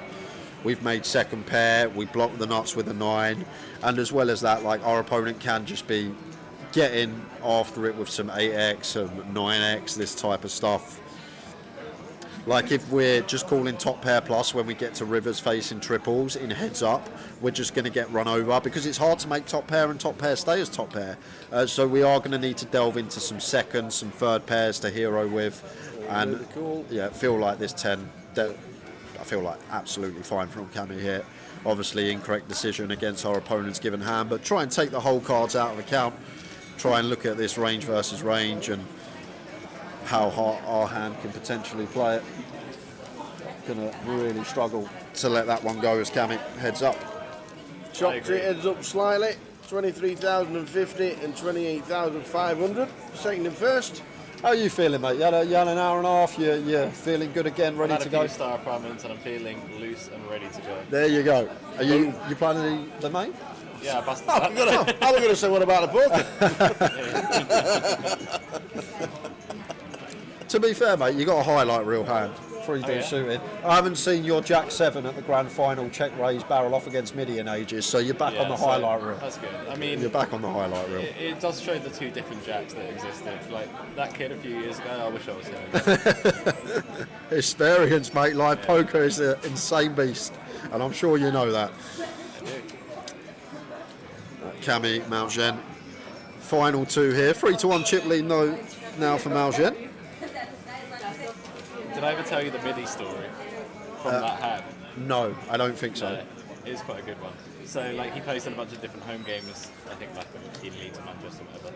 And apparently they have, like, a miniature bin that goes around the table, and they award the bins to whoever got destroyed. Yeah. And then, like, before the game's even started, That's a like great idea. game, they just award MIDI the bin before the home game's even started. I've seen that bin passed around. It's been up and down the country, that bin, if it's the one I'm thinking so of. They pre-awarded MIDI the bin. Cammy on the button. Shouldn't be too long left of this one, guys. Blinds rocketing up on a 30-minute clock, heads up. King 7 against the 6-4.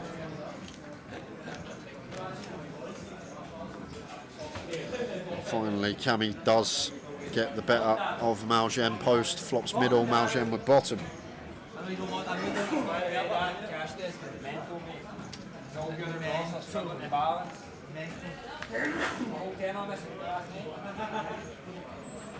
I'm here for a Malgen win. Yeah, he's been dealt aces 5 times today on the final table. And he 3-bet we were kings on the FT double. Yeah, and he did have kings as well. But king suited. But he's played the hands well. I've liked how he's played. To be fair, there was like you can't begrudge a man for making good hands. Yeah, exactly that. Just little things that he's done amongst the FT. Seems like he's pretty studied.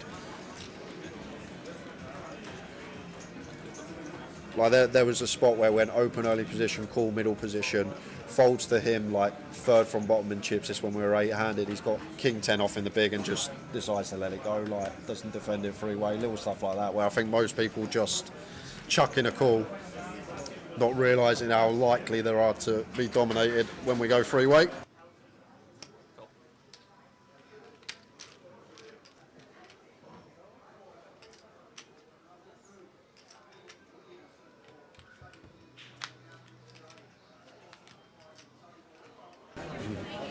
Queen of spades on the river.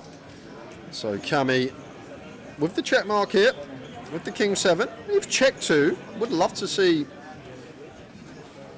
I doubt he's actually going to value bet 9x out there as well. It's probably a really just good check. Value bet the king of clubs there. Seems close. So Does seem the close. problem is with heads-up hands like this, you don't actually get to lead flush completers because both people have flushes. It's like wide range versus wide range. It's not big blind versus into the gun, for example. So he's actually turning what I would say is an unnecessary hand into a bluff. Goes for quarter pot. But well, now I guess he's value betting. I feel for quarter. I've got to be value. Yeah, if he went big, it was definitely a bluff. But yeah, this is the problem. Heads up, you don't actually get to lead like board pairing turns or flush completing turns the same way you would in like hijack versus big blind. So anyway, I'll leave you to it. Cheers, Jack. Thank you, mate. Gate crushed the boo from here. I think I deserve it after today. Yeah, you do deserve it. We'll get you in over the weekend, mate. Cool.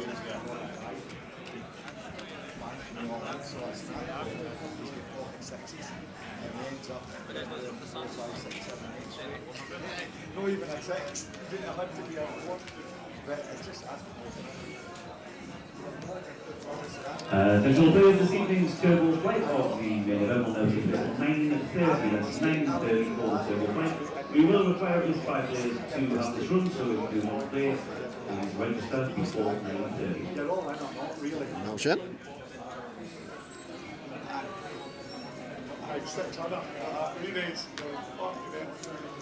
Queen Jack going to raise on the button.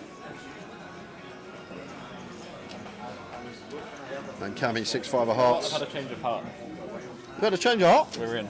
What, you're in the turbo or you're in the booth? I'm in the booth. You're in the booth, okay. I'm not doing the turbo, that's for sure.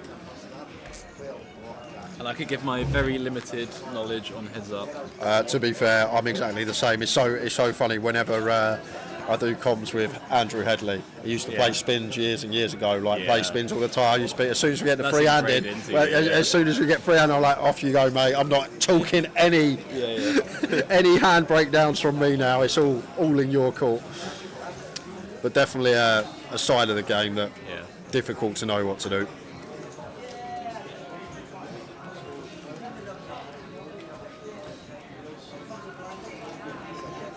So it goes for the raise here with the 6-high flush draw, and it's kind of interesting. Mao Zhen is up and down with the Queen Jack.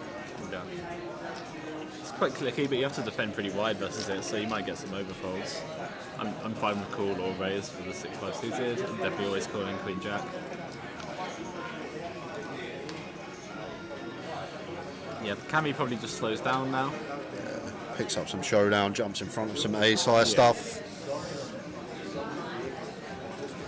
And Lime has clipped your big hand to 888poker TV, Jack. So if you want to go back and watch that later. Cheers, mate.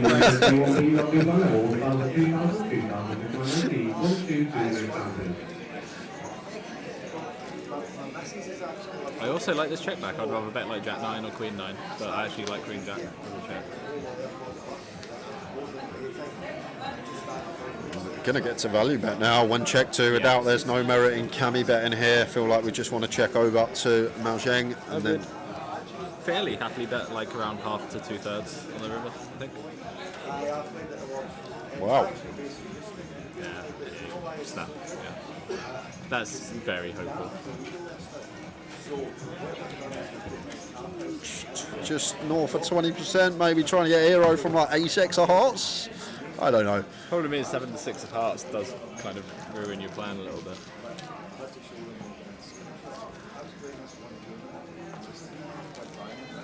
And an ace-x probably jams on you and not calls, so you're probably just in the bin regardless of what you do.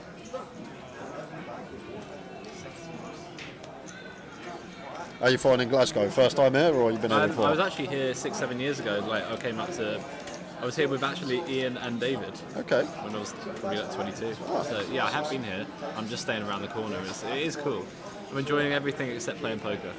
So. As long as everything else. Everything else with is yeah, I'm enjoying.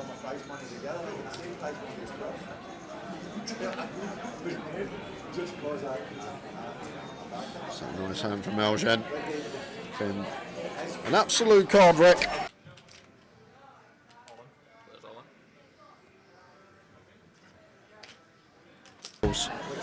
That's been a bit of a car wreck, this FT.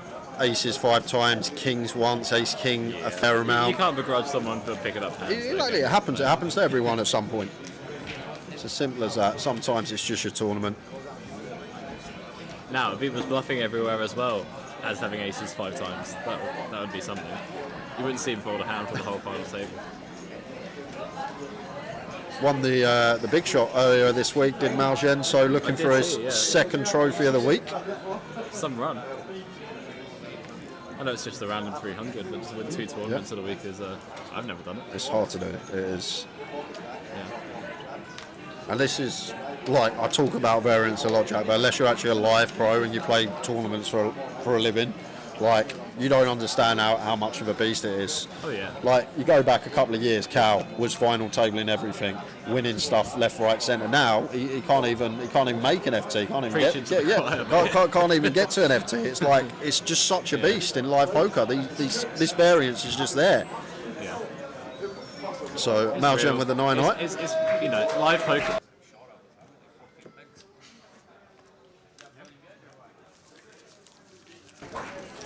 Yeah, live poker is so silly like that. Because I was looking at the amount of bullets I've played in a year, and I played between 200, 250 a year for the last couple of years, which is not bad. It's quite a lot of travelling around and playing.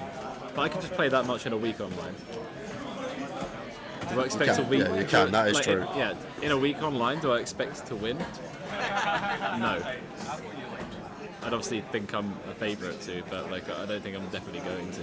And that's what live variance is year after year. It's a tough old slog, especially when you're on this side of it that you've been sort of the last sort of year and a half. We all saw you 3 years ago winning this, winning that, running hot. Oh yeah, it happens. I could have missed a single. When you're on this bottom end of it, obviously tough, but you just got to keep your head, keep on going, keep turning up, as they say. That is what they say. All right, well, I think we're going to bring Tower back in because he's waiting in the wings. He's itching his head. He don't know what to do with himself. Mate, he loves poker so much. I've never seen a man who loves it more. So we'll get him in. Cheers to Jack. You may see him throughout the weekend, guys, on the feature. He may even pop back in the booth. But Tower is going to join me. Mr. Star of Problem himself. The remainder of this heads up. Mr. Star of Problem himself.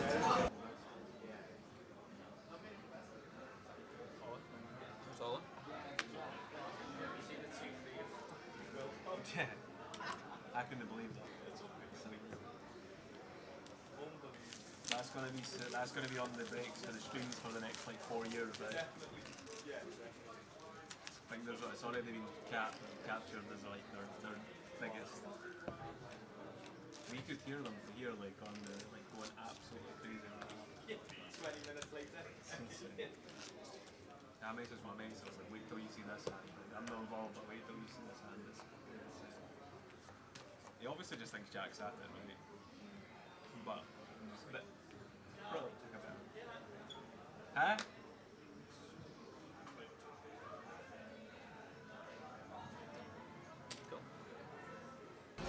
Huh? What other Glasgow events will be streamed? I'll show you the live stream schedule after this hand, but you may not get the chance because we got an all-in and a call here.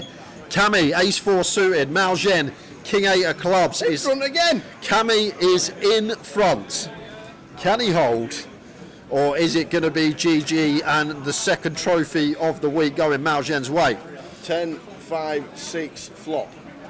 Still good for Cammy with the ace-4. Well, 7 for Sweats. A 4, a 9 and a king, and we have a champion. It is not. It is not. So Nico with the double up. What other events will be streamed? Here we go. That's what we're streaming this week. Tomorrow we're doing day 1D of the main event from 12:30. Saturday it will be day 2, and don't forget there's a turbo Saturday morning.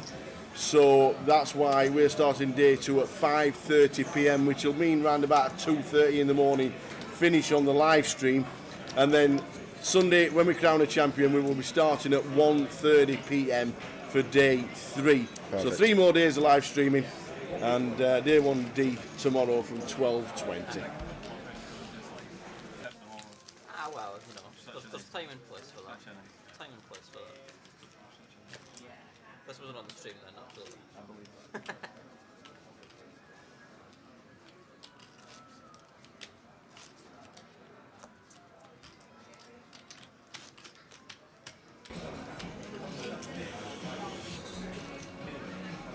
Oh, we got a raid. What? Hey, who's raiding us? Robin Poker. Yes, Robin. Thank you very much. Yes, Robin. Thanks for the raid.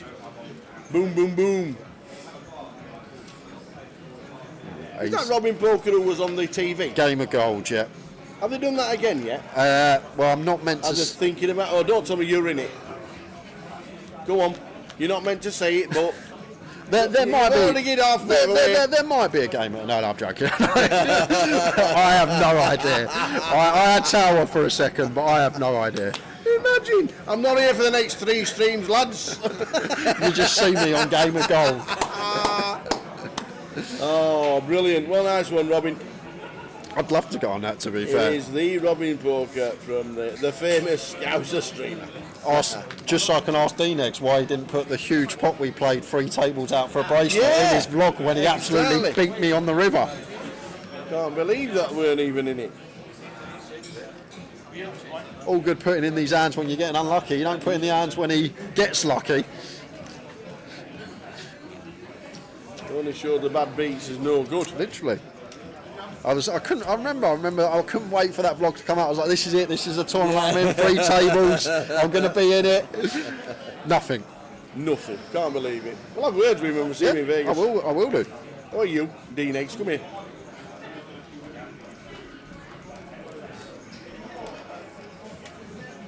plenty going on before Vegas. We know we've got the Irish Open for 2 weeks as well. Going to be over in Dublin. Gonna probably go for complete jam here. We're complete in the sevens as Cammy would be sending for 20 if Maljen did elect to raise over the top of us.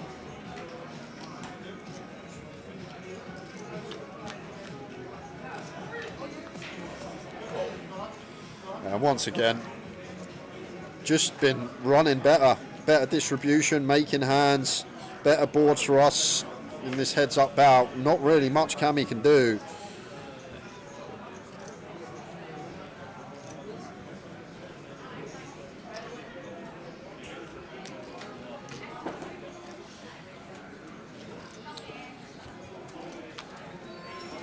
Turns a 9 of diamonds. So probably going to check back a lot now here as Cammy, and then like if the river seems bricky, like something like a king, a jack, a queen, then potentially target some deuce X, some 3X, some ace highs. But it's just going to go for the second street higher on the turn, and maybe this one just to check back river. It's a hand that going to struggle to get 3 streets from worse on this board, so I feel like it's one that only wants to go for 2 streets. I personally would have checked back turn and then gone for my street of value on the river, but Cammy going to go for his street of value on the turn. So all rivers now. I can't see a situation where this doesn't go check check. King of diamonds on the end.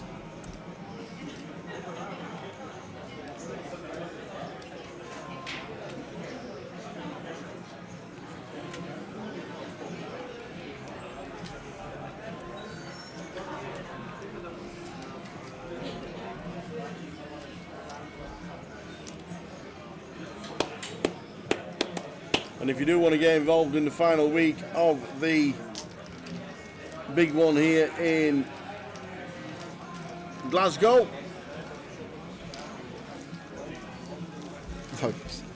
okay, there we go. There we go. You told me not to press buttons. Friday tomorrow, day 1D, day 1E turbo at 8 o'clock tomorrow. There's a cash out satellite as well, and then Saturday the Dragon is on. The day 2 is on, the turbo is on during the beginning of the day, the PLO bounty, and then Sunday there's the Dragon, there's the ambassador, beat the ambassadors, and the closer. Now we're with King 10 of clubs, plenty going on.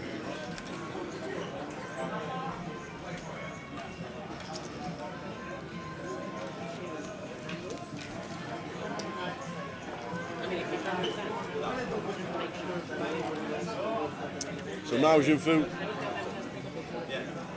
chip leader, Cammy on 8.27, needs a little bit of help, but he's had it.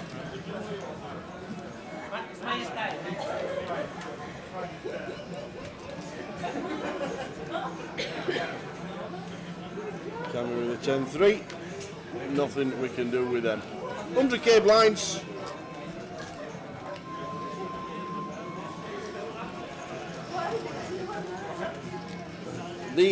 They are adjusted payouts, they are indeed. They've done it twice.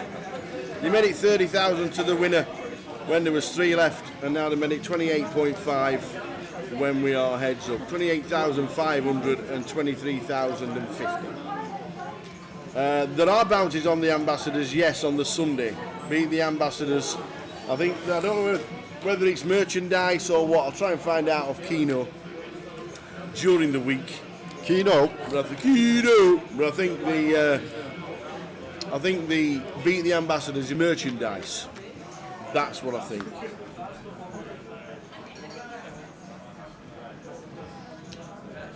But we'll find out for definite. Beat the ambassadors is a good one.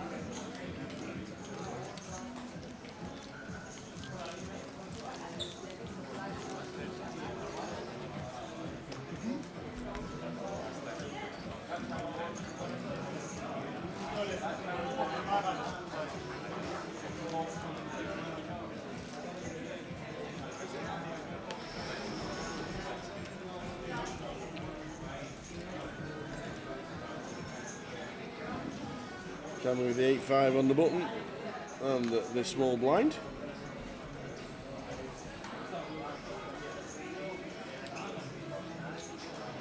Nope, he says have this one.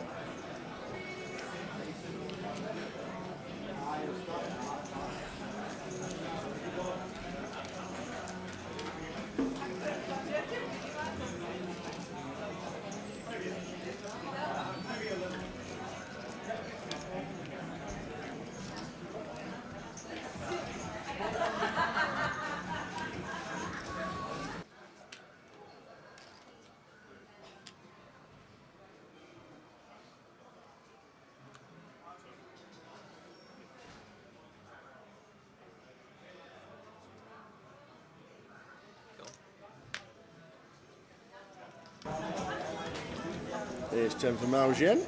Just calls, like the call with the Ace 10. Thinking should be always be raising, but you got the chips. You want to see if you can outflop.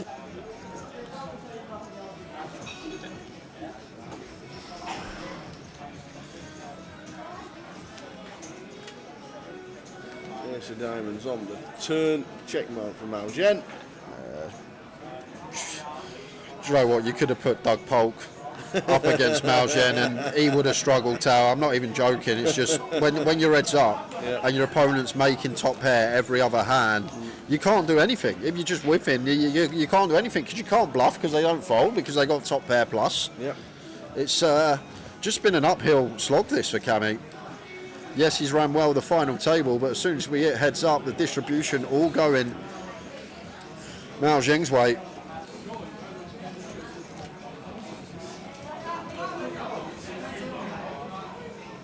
This will qualify.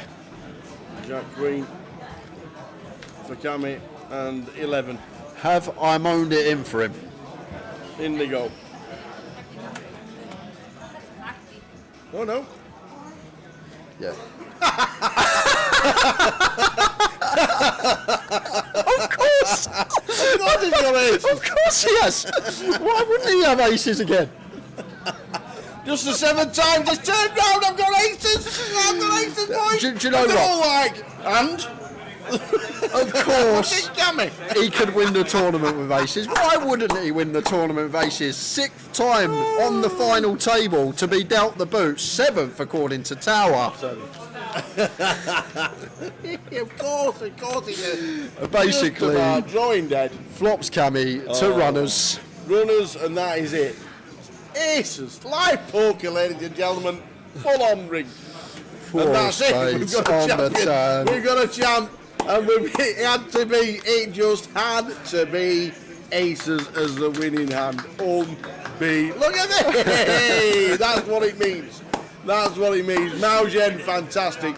Whether it's aces or whether it's not, that was just absolutely superb. I don't think I've ever seen an FT where someone's had aces that many times now. 7 times in one final table has got to be a record for me. 7 times aces, one final table. Right, I better go and see Mr. Aces. His name was wrote on the trophy. We're going to send the Tower off out of here, and then when he is down at the floor, the problem we've got, this leg, Tower has to go up some stairs, he has to go round a bit, so we could be waiting a while until Tower is actually down there at the feature table. You can see the top right there. We are just going to wait for him to grab the lads. We're going to grab Cammy first for the runners-up interview. We're then going to grab Mao Zhen for the trophy presentation and the winners interview with him. 32,000 was originally up top. That was chopped up freeway. They done a little chop freeway, 17,190 becoming third. They then done another deal heads up when it was Mao Zheng and Cammy. Cammy taking 23,050 and Mao Zheng taking 28,500. But the Tower is there. He's made his way there promptly. We're set and ready with the cameras, and we will be heading down to the floor for the runners-up interview first with Cammy Williamson. And then we are going to come back to the booth, guys. We'll finish up here, Tower and I, let you know what's going on tomorrow. It does look like we are set and ready. Cammy.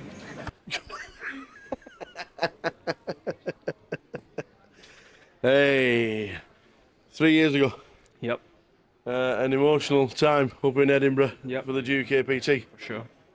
3 years later, second again, but glad to have you back, young man. Yep. Glad to have you back, Nice and to be back. what a day. Yeah, to be fair, I cannot complain one single bit today because I was short stacked through the whole final table, and I think every time I was all in, I was at least a dog slightly, and just won every single one, right? So, and even when you were in front, it was 50-50. Even, I mean, I don't think I was actually ever in front, to be honest with you. So, like I said, I was short stacked the whole final table, just picking up hands at the right times. I mean, obviously, getting there obviously at the right times as well. I mean, obviously the one with David, I thought there's no chance I get here this time, and I was hoping for at least a chop and then get there, right? So it's one of them, right? But I'm definitely happy, and obviously it's my first week back in Grosvenor, so I'm happy to be at least getting a score. And fantastic.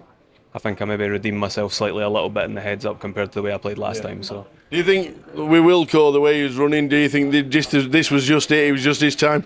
I mean, he was definitely running insane, right? But the big hand, obviously, for him was the 6-8 against the Jack-7. Yeah. Slot bottom two. Yeah, it's just an insane cooler, free-handed, right? And obviously has to avoid half the deck, but if he does so, then he's obviously a massive chip leader against me heads up as well. So, yeah, I mean, I'm pretty sure Wilco will be happy. I'm sure if you gave him third at the start of the day with his day 2 entry, he would have been delighted with that, right? Yeah. So, yeah. Well, all the lads been watching. You can never complain about a bad beat again in your local game. You know that, don't you? I don't think I can. Yeah, I think I've took all my run good for the next 6 months at least out of this game. So, but it's a good time to run good, right? Like, if you're ever going to run good, it needs to be on a final table. So, I'm pretty happy. It's been an absolute pleasure. Yet again, well done, buddy. Top man. Cammy Williamson, second in the high roller. But where's the champ? Here he comes. I tell you what. It's fantastic. Yeah, he's cheering on, and fully deserved as well. Yeah. 2 this week. 2 this week. We don't know much about you. Are you local? Do you play? I play. Yeah. This is my first playing live poker for a series of event here, and it's really difficult to play against all those players, and it's kind of different compared with like online poker. Yeah. And I get lucky on this final table, 7 times aces. As always, we look down and we see the final hand being aces. This just had to be, didn't it? Yeah. That's a lucky one, yeah. 7 times in one here. Now we know you still have to win with them, but you did, and you got all the chips. Yeah. Are we going to see you in the main event? Are you playing the main? Yeah. Of course, I hope I can do another final table. Yeah. Well, we've loved watching you because Jay was saying you played near perfect, which is a great compliment. Yeah, thank you very much. I just did my best to think about every hand and try to make the best decision at that point. Yeah. Well, it was a pleasure watching. Congratulations. We're now going to get Simon with the trophy. Ladies and gentlemen, can we please have a massive round of applause for the High Roller Champion, Maoje Fu! Fantastic effort. 2 trophies, but can he make it 3? Because he is going to be playing the main event. Congratulations. Jay, finish it off for us.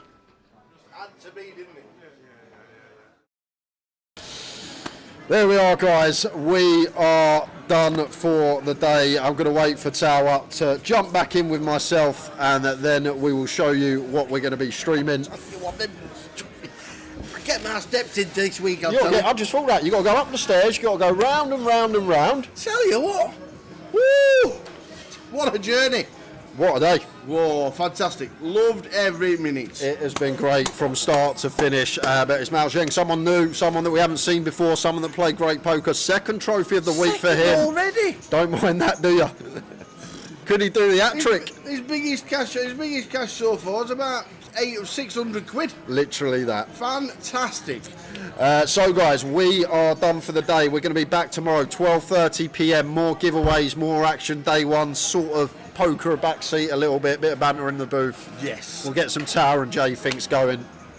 And we were giving away about 12, 15 tokens. It could be anything up to 30 tomorrow. We're live just for those matters. It could be absolutely anything. Please tune in. But we do have a brand new champion, Mao Zhenfu. Absolutely brilliant and great to have Cammy back, and such a good talker. It's nice listening to him. off the table. It's nice listening to a lovely interview from Cammy. So welcome back, Cammy, and good to have you. And great effort. £23,000 in your first comeback. Not bad, is it? It can only go downhill. Don't tell him. It can only go downhill from here. Exactly because that. He's got 23,000 reasons for it to go wrong. But well done, Cammy, and well done to Mao Zhenfu for winning the event. Great to have you guys in the chat. It was a great day and a lot of fun. Thanks to that, and thanks to Lime. First in the chat, last out yet again. Well done, Lime. We will see you tomorrow, 12:30 for day 1D, and a lot more fun on the 888 Poker Live here in Glasgow. But we have a new champion. It is Mr. Mao Zhenfu, champion of the High Roller. See you tomorrow from 12:30. Good night. Ta-ta.